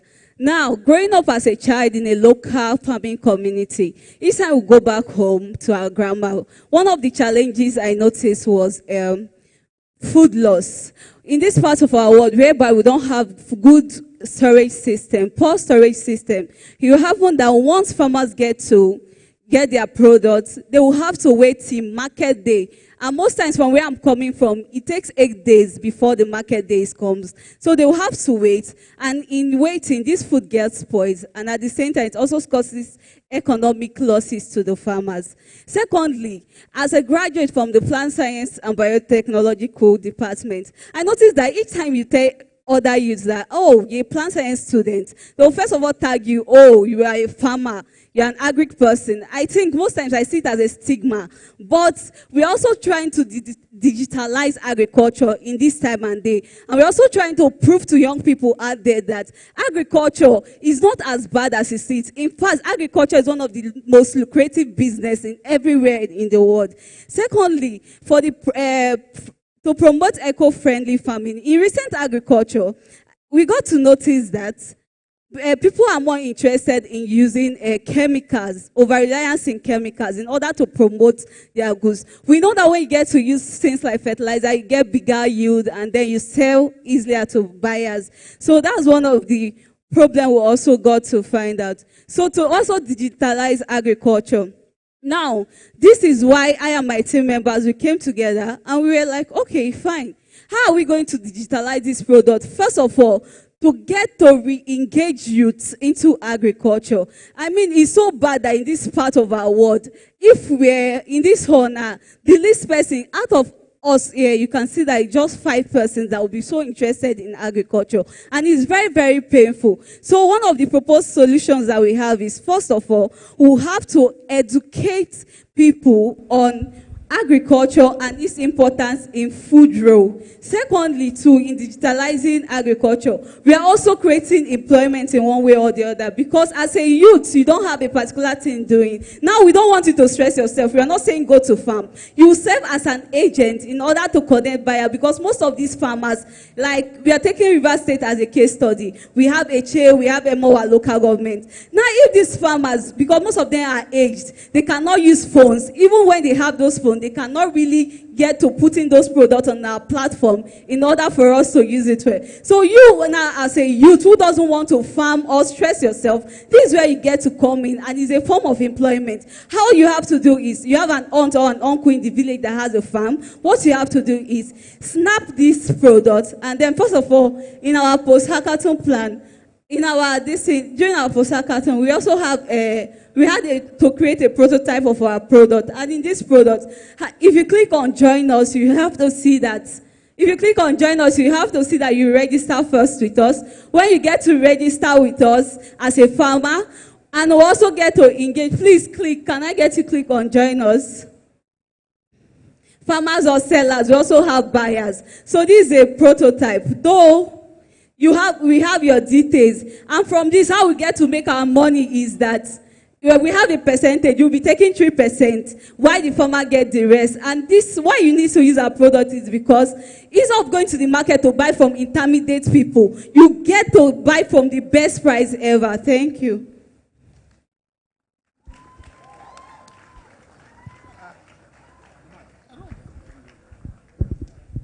Thank you very much. Just one question. Not a question, I like a presentation. You sounded like you were debating in favor of youths going into agriculture. So you're a good debater in that sense. But what I want to suggest, I want to see a partnership between you and Staples, because you're offering a service that Staples need.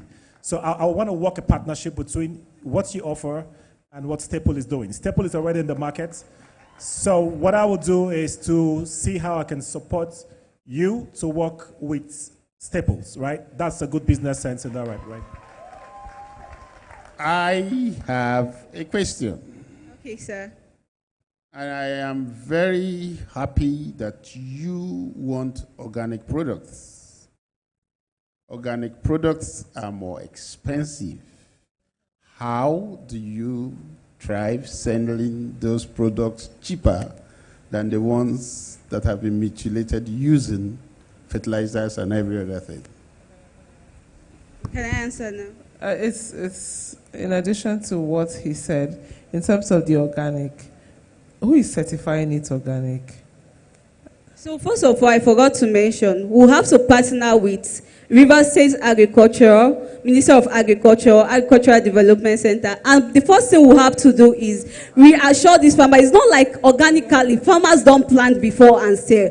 They do these things and they end. So what we first of all do is reassure this farmer that going back to organic farming is good. And how we get man, you say, sorry, can you come again with your question? Who certifies the products organic? So I can speak from my own experience, where I'm coming from.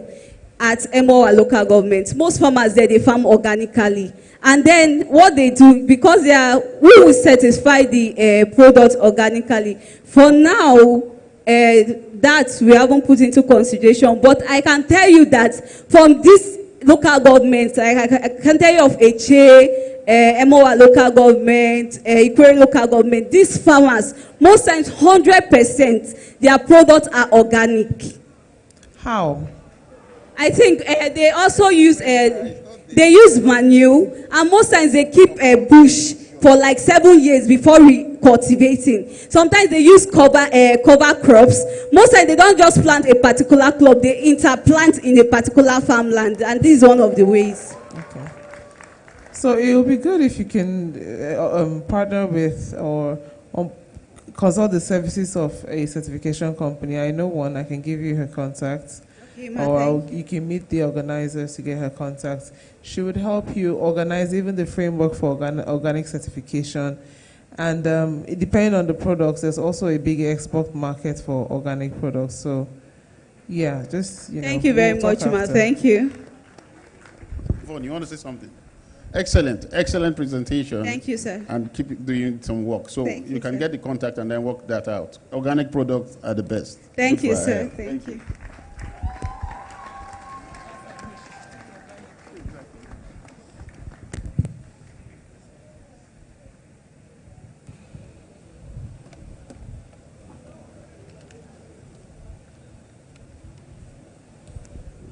Our next contender from the hackathon, mind you, is Vivian Ezieni for Titan Paralysis. Vivian?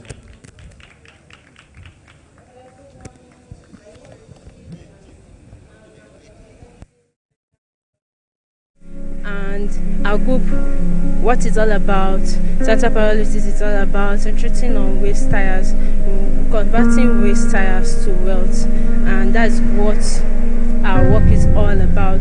And we'll be doing this to help the environment, and also is very, very economical. Thank you.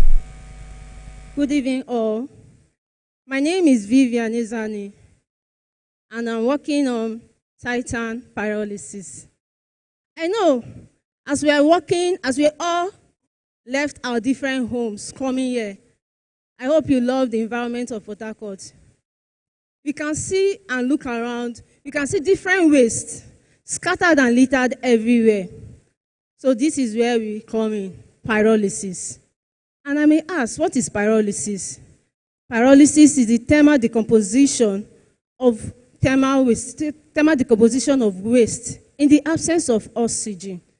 That means, let me put it in a layman term, you burn it without it escaping to the air. And in this context, what can we pyrolyze? Waste like plastics, sludges, PVCs, tires, and coal. But in this, our own work will be concentrating on tires, waste tires. If we look all over the city of Port Harcourt and Rivers State as a whole, we can see tires are littered everywhere. And you know, tires are non-biodegradable. They get there year to year, you see them, time to time, you see them. They just lie down there, causing menace to the society without it being depreciated. It will just remain there. And except in period of time like festive seasons, you see people use it to burn it, to do bonfire, which is very, very harmful to the human health, and it is not ecological friendly. So my team and I decided to work on this project during Hackathon. During the 2 days training, we are able to build a Figma link, as in a Figma project on what we want to work on. And we brainstormed and carried that market survey. We did on youths and students, even homemakers, to ask them if they've heard about pyrolysis, what it's all about, and to know, as in to get feedback from people, if they know that these tires that is littered everywhere can actually be turned to wealth. So our major aim is waste to wealth. And why do we choose tires out of all the waste products? Tires has its finished product is very, very profitable and is economical. From it, by the time you finish pyrolyzing tires, from it you get bio oil, you get syngas, you get char, and you get steel. The bio oil, you can use it to burn furnaces, like in the case of cement factories and high and big companies that uses heating furnaces. You can sell the steel to any of the steel industries. Then the char, when blended, can be used to tar our road. Then the syngas, we can recycle it back to the furnace to use in combustion. What are our post-Hackathon plans? Our post-Hackathon plans, we don't intend to end there. After now, we plan on acquiring a land, then taking this business, this idea to reality. In 3 months, 4 months' time, we'll be able to get, even if to collect tires, free collection, move around the streets, pack these tires and store it up. Then when we get investors, we'll kick on the business. Thank you.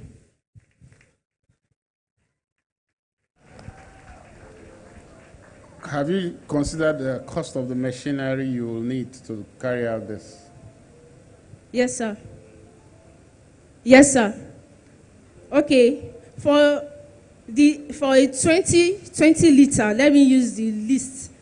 10 to 20 liter, if you want to get a production of 10 to 20 liter of bio oil, you need the equipment cost will be from let me say 30 to 50 million.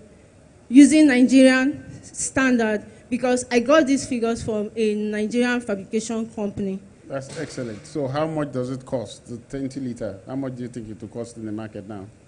The 20 liter, mine is bio oil. How much does it cost in the market now? In the market, not in Nigeria, that was in if abroad. You're exporting it, yes. If you're exporting it, roughly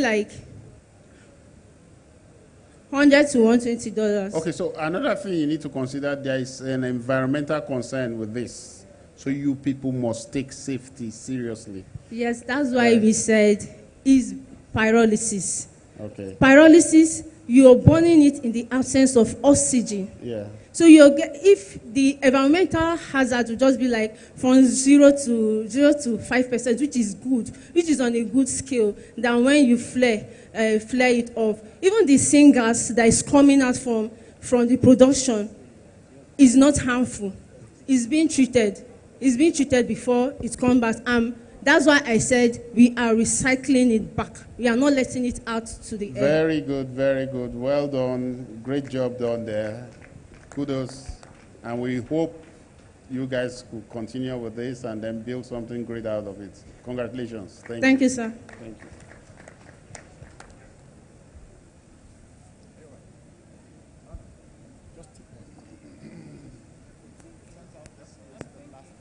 Oh, that's the last one.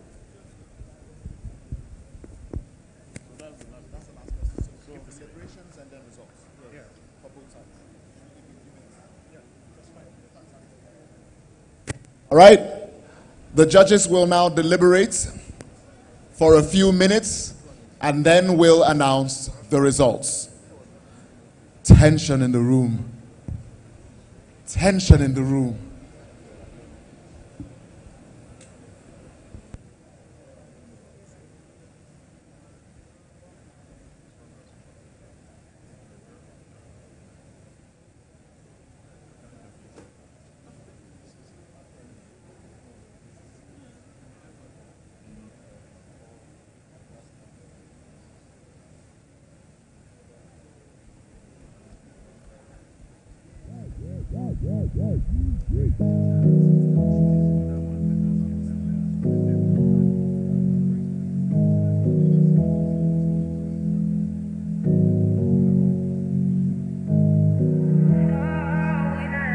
Follow the party kingpin at Uncle Nice _ DJ Try.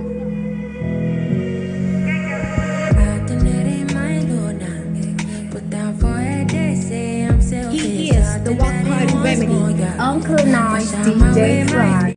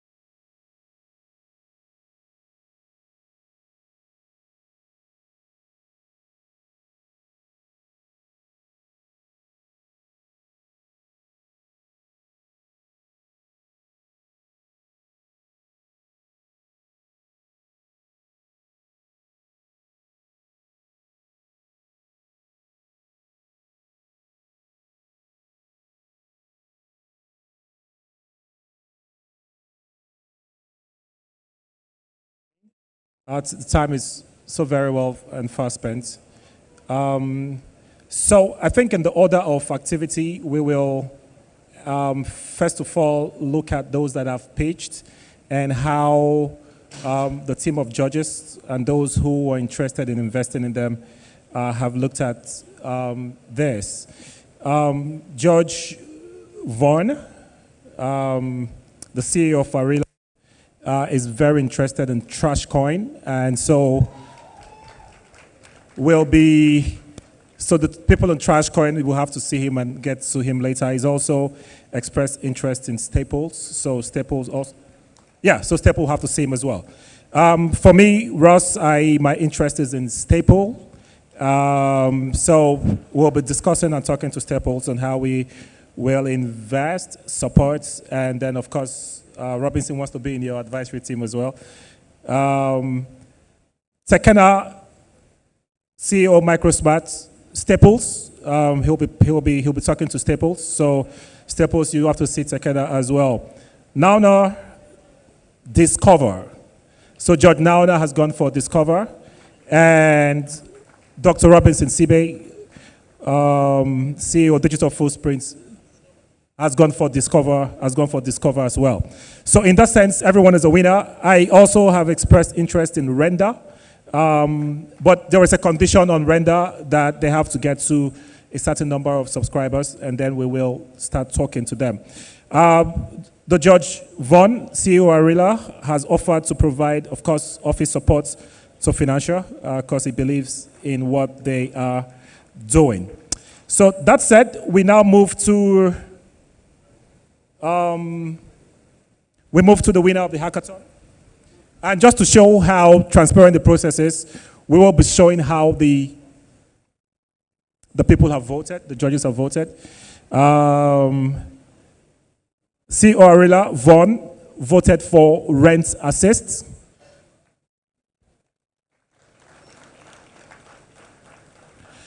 CEO Microsmart Tekena voted for AgroVest.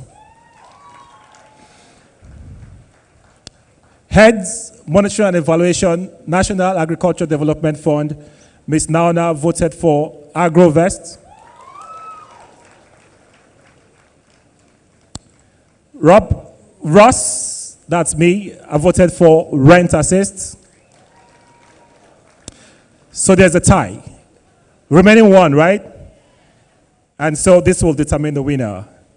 Robinson Sibe voted for AgroVest.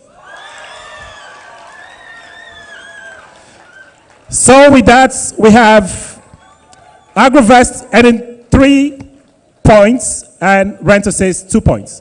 But then these two are winners because the organizers have expressed that they will fund the development for the solution for the second place winner. So Rent Assist is also going on with strong support. So I think at this point we will invite AgroVest and then invite the organizers to make a presentation. So the representative for AgroVest should come forward.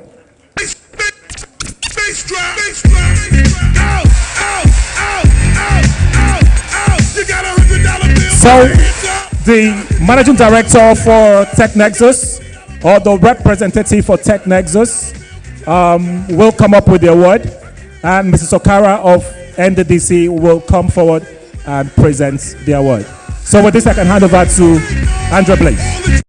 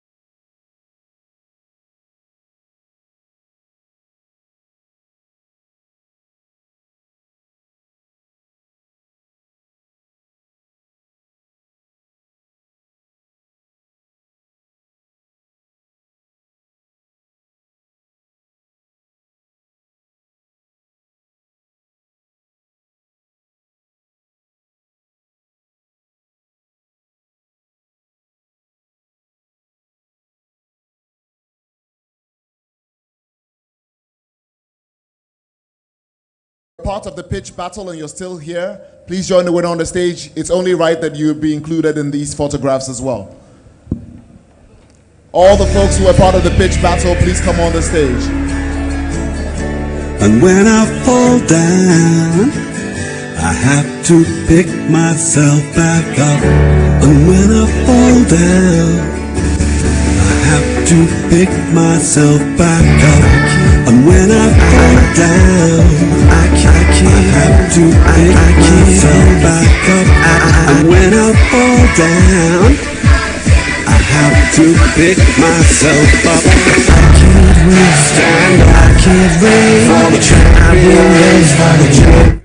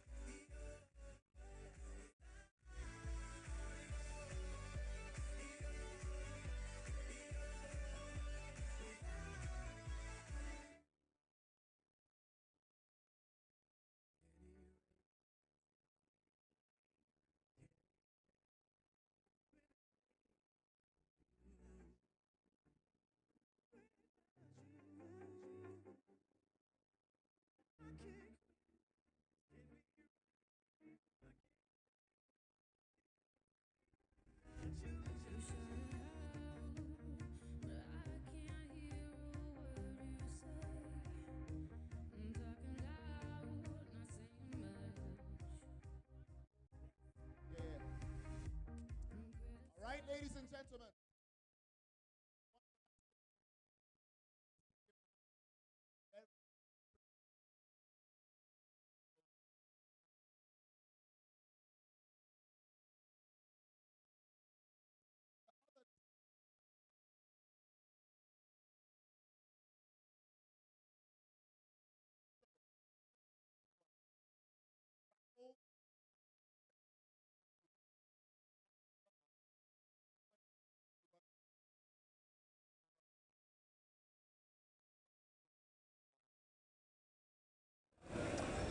As soon as our smiling winners come off the stage, I'm sure we'll regain use of the screens to either side of the stage, and then the raffle kicks off.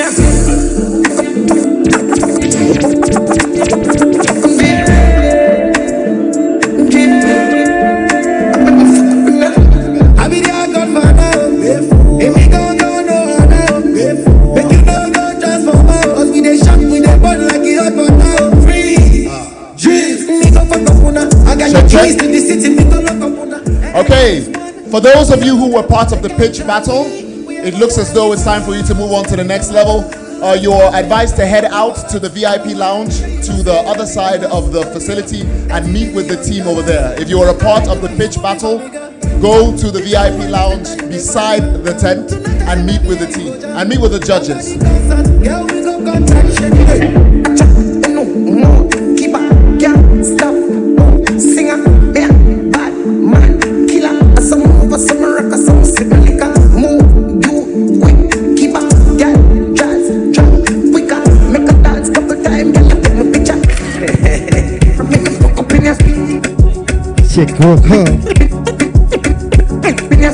Right, ladies and gentlemen, we're still having a good time tonight. It's all good thanks to the Techno Expo 2024. We're gonna have an after party right about now, people. So we're all chilling outside tonight. Don't go away. Come on, we got a vibe. We got the vibe. We got the vibe. Big shout out to the winners. Yo.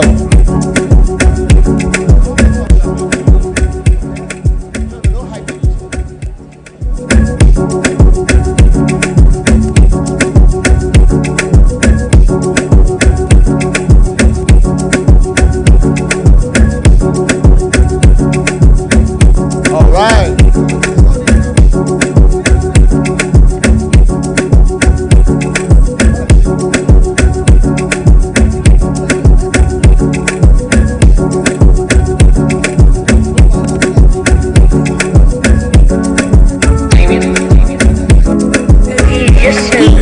Walk Party Remedy, Uncle Nice DJ Try. Follow the party kingpin at Uncle Nice _ DJ Try.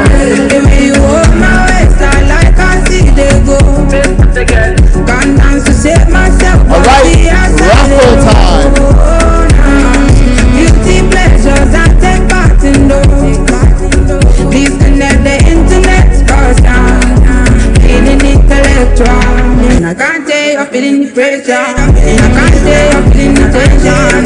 Move your legs like this and that. You can't drive away the pressure. I can't stay up feeling the pressure. You can't take the whole direction. Move your legs like this and that. You can't drive away the pressure. Go my ways, go my ways, go my ways. I like I see they go. I like I see they go. Go my ways, go my ways, go my ways. I like I see they go. I like I see they go. Competition for my lady. Oh no, cause she got everything where I need in a woman and more. My lady, if you see my lady, oh, it's not no one. You go know say people fine.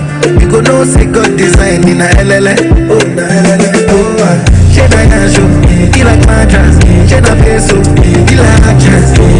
I say nobody be contest you. Oh, my baby, oh. She na show, she na peso, she na peso, una no be neto. Nobody be contest you. Ayabani, Yarego, Ulumi, Malolego, Mommy, Ele Daddy, Mr. Money, like it.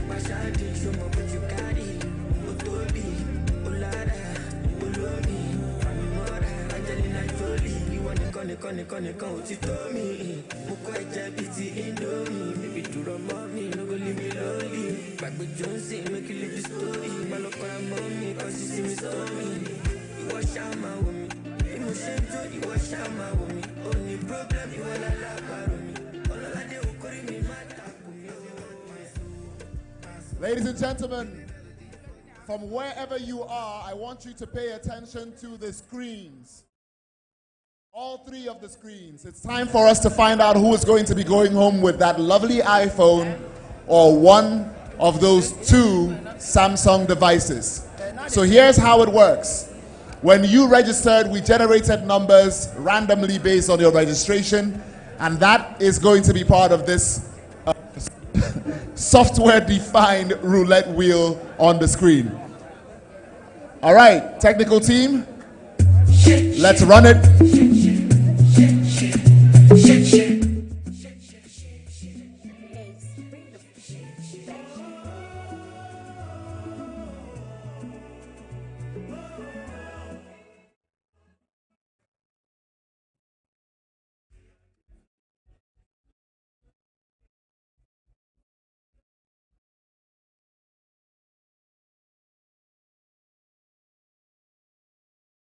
Ladies and gentlemen, the spinning begins.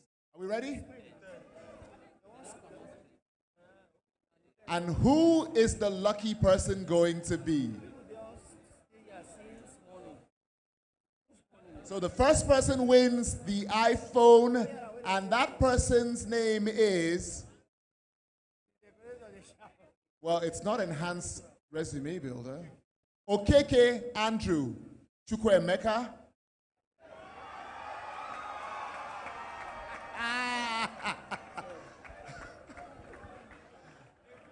Is that Okeke Andrew Chukwuemeka? I'm going to need to see some ID, sir. Just to be on the safe side. Driver's license, birth certificate, NIN, something.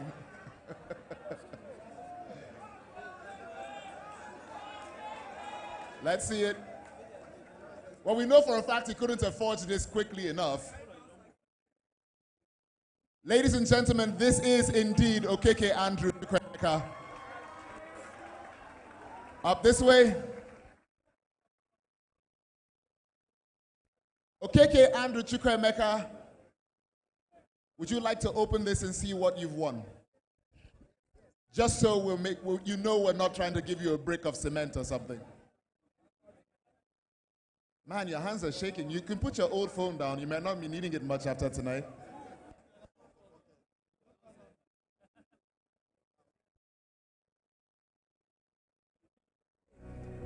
I've never seen a man tear paper so delicately. He doesn't even want to scratch the actual packaging. Sharp plus plus. And what is that? Could you hold it up? So I'd rather he told the rest of the world, Okeke Andrew Chukwuemeka, what did you just win? An iPhone 15. Ladies and gentlemen, the luckiest man in the room tonight. Can we have a round of applause for him, please?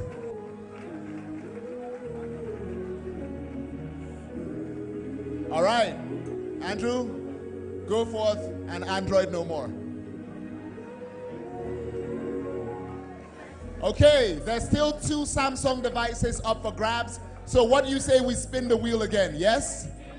All right, technical team, take it away. Spin number 2.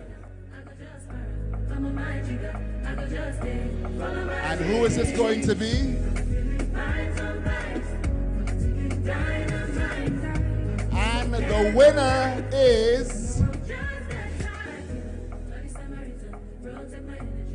Uzuamaka Ndukwe. Is Uzuamaka Ndukwe present?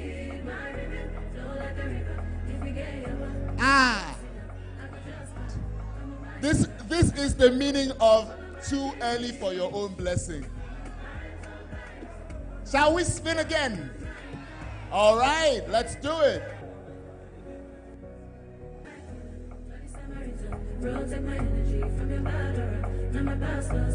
And here we go, here we go. It's Sandra Ihuoma here.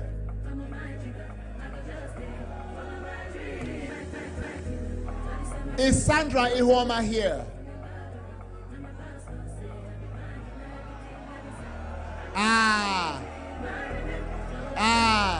Sorry, Ati.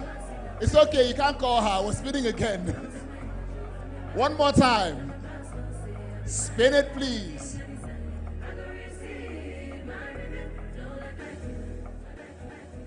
And it slows down again, and this time it settles on Vivian Emeka Aji.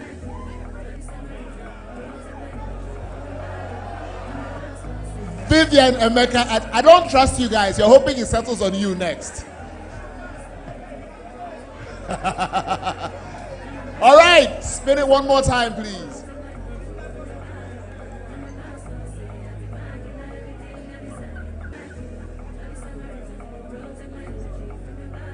And this time, it settles on Ina David Mario. Is Ina David Mario here? I don't want to hear from you guys. You guys are corrupt.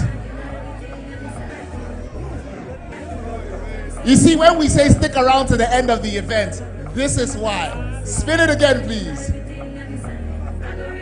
The next Port Harcourt Tech Expo, people are going to stay here even if we're on till midnight.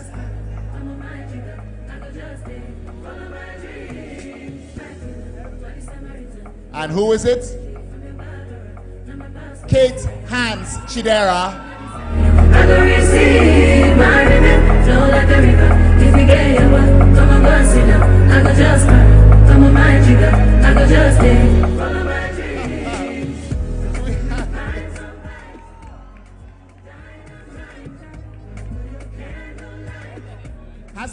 Has there ever been better proof of time well spent than this? Not only did you come and learn, but you volunteered, you improved yourself as a human being, and we're very glad to ask you this last task. Please open this for us.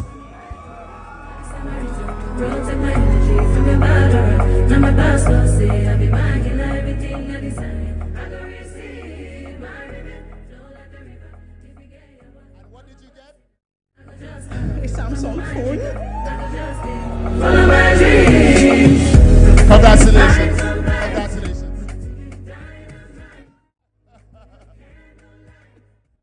Okay, we still have one more of these devices to give away, and we're going to spin one more time.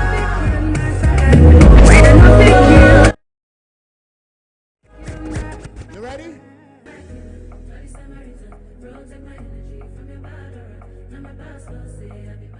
Spin it. All right, and the wheel stops on who? Aluba Juliet Elianya. How do you know they're not here, my guy? These volunteers have learned bad tea.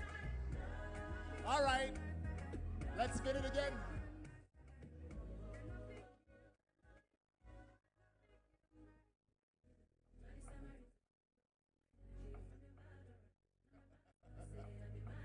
All right, and who did it settle on? Michael Ama.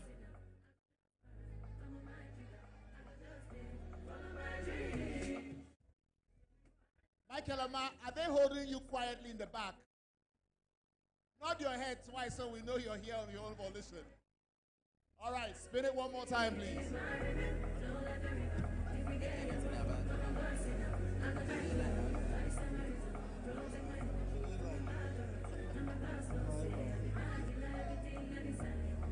And this time, the wheel settles on Precious Ife Roland. Precious Ife Roland, are you here? These volunteers are the worst. All right, let's spin it again.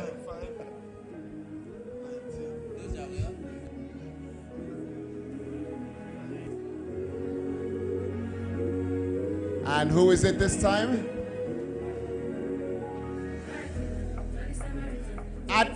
Adonis Monday Nwama.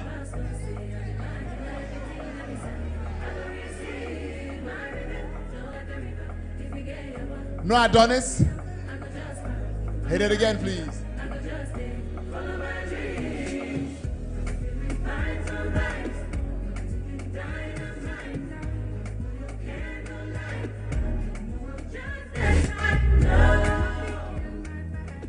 Georgina Awani.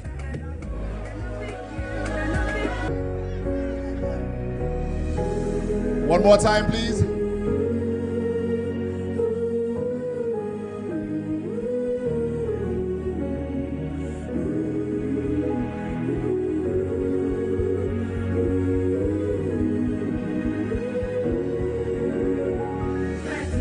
Good luck Monday. Hold on. Good luck Monday, are you here? If you get your one, come on, go and sit down. I go just burn, come on, my jigger. I go just stay, follow my dream.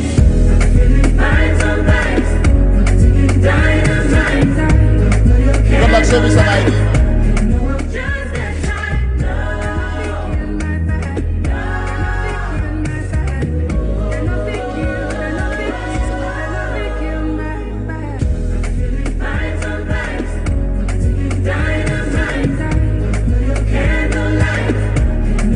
1 second while we verify his identity. Man, if the network hangs you now, man.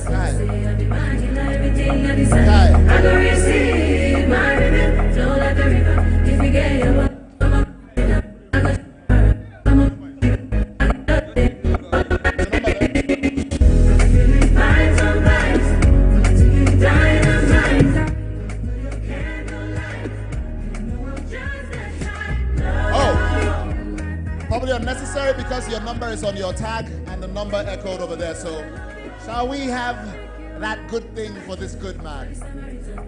As usual, please open that in the presence of the entire court.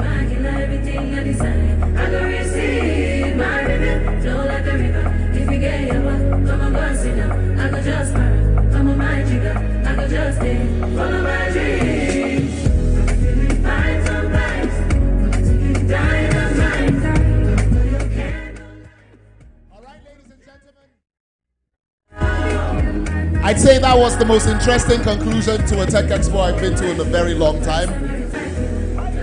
I believe this is the point where the after party commences.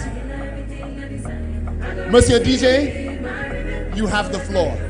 Ladies and gentlemen, shift the chairs aside, loosen out your hair, pick up a partner, and do some dancing, please.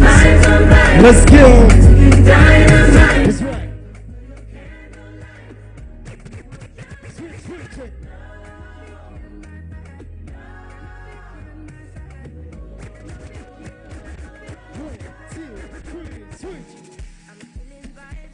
Let's go. Party up, party up, party up, party up. Come on. Say what?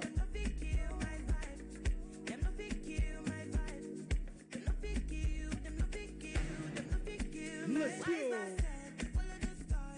Wait, say, wait, say, wait. Here we go, say.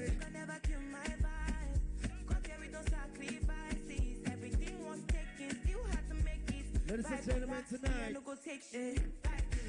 we have Jay Twice in the building. For your entertainment, performing on stage tonight, Jay Twice. Let's go. All right, Jay Twice, are you ready? 1, 2. Ladies and gentlemen, we'll bring to you on stage Jay White. Okay. I'm a sexy. Everybody. Okay. Jay White. Everybody. Come on. Everybody. You gonna do barika. Okay. Can you hear me? See, hey, you want to buy Bugatti? You want to buy Ferrari?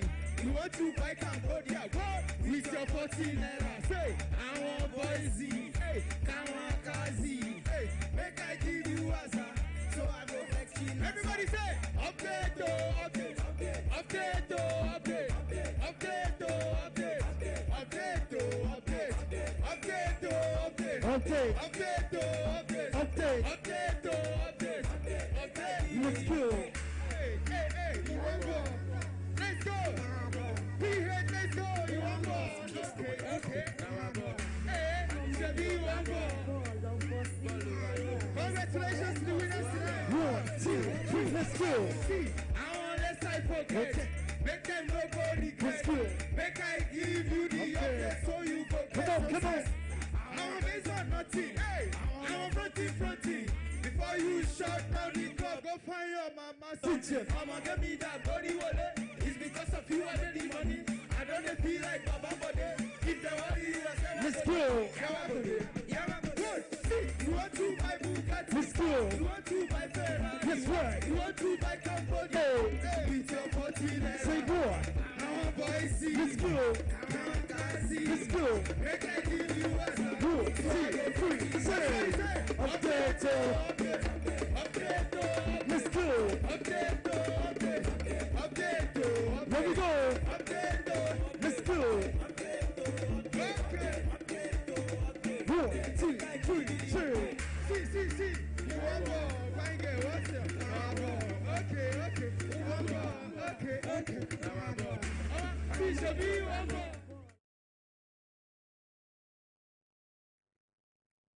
Let's go.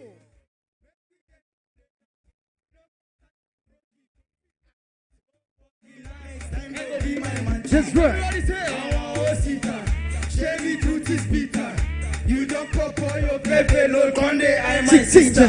Shall you not be shooter? And I go send down the rain. Tell me who's your daddy. Auntie Chigodi, Here we go, come on. You like you get bad blood for your body. The way you shaking that thing, oh my God. You want to buy Bugatti. Let's go. You want to buy Ferrari. That's right. You want to buy Cambodia. Come on. With your 14. Say what? I want boys. Okay. Let's go. Make I give you 1, 2, 3, say what? Here we go. That's right.